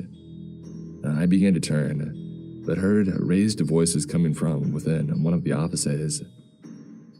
Think of your oath, for Christ's sakes, Andrew. This isn't medicine, it's lunacy. A quieter voice murmured something in return, and the angry voice exploded. Oh, informed consent, F off. Nothing can consent to this. Before I could move closer to eavesdrop, the door flew open and hit the wall with a dull bang. A man in a white coat with flushed cheeks brushed past me. He stopped a few paces past me and looked back. You want my advice, son? Don't come back to this place. Save whatever brain cells you have left, and stay away from here. And then he turned and was gone with a flap of his white coat, turning the corner. A friendly-looking gentleman in a suit was at my side. Sorry about that, sir, he said in a warm voice. Just a disgruntled former employee. Pay him no mind. I was guided to the door and was directed to a small cubicle, where yet another indistinguishable icy-looking woman in white sat behind a protective plastic barrier, with a small cutout for exchanging items. She raised her eyebrow at me. Name? Arthur Brunault. I heard the click of a keyboard and a small whir. She handed me a square laminated card atop a small white envelope. The card contained a date and an address. Return at this date and time to this address for your second appointment. She recited in a practiced cadence. I saw tantalizing green edges faintly revealed at the corners of the envelope, and felt I could already feel the first blissful rush as it was entering my bloodstream. I don't know if she said anything else, because I clutched the envelope to my chest and I rushed out of the door, half afraid that I would hear feet pounding after me. Then muscle-bound men in white uniforms would haul me back inside, telling me that they knew I had lied when I said my favorite cereal was Lucky Charms and not Kix. Several days, maybe weeks later, I woke up on the grass of a public park, the bay stretching out before me in a haze of blue. I peeled my eyes open, feeling the thin line of gum-like substance keeping them glued shut break with a small snap.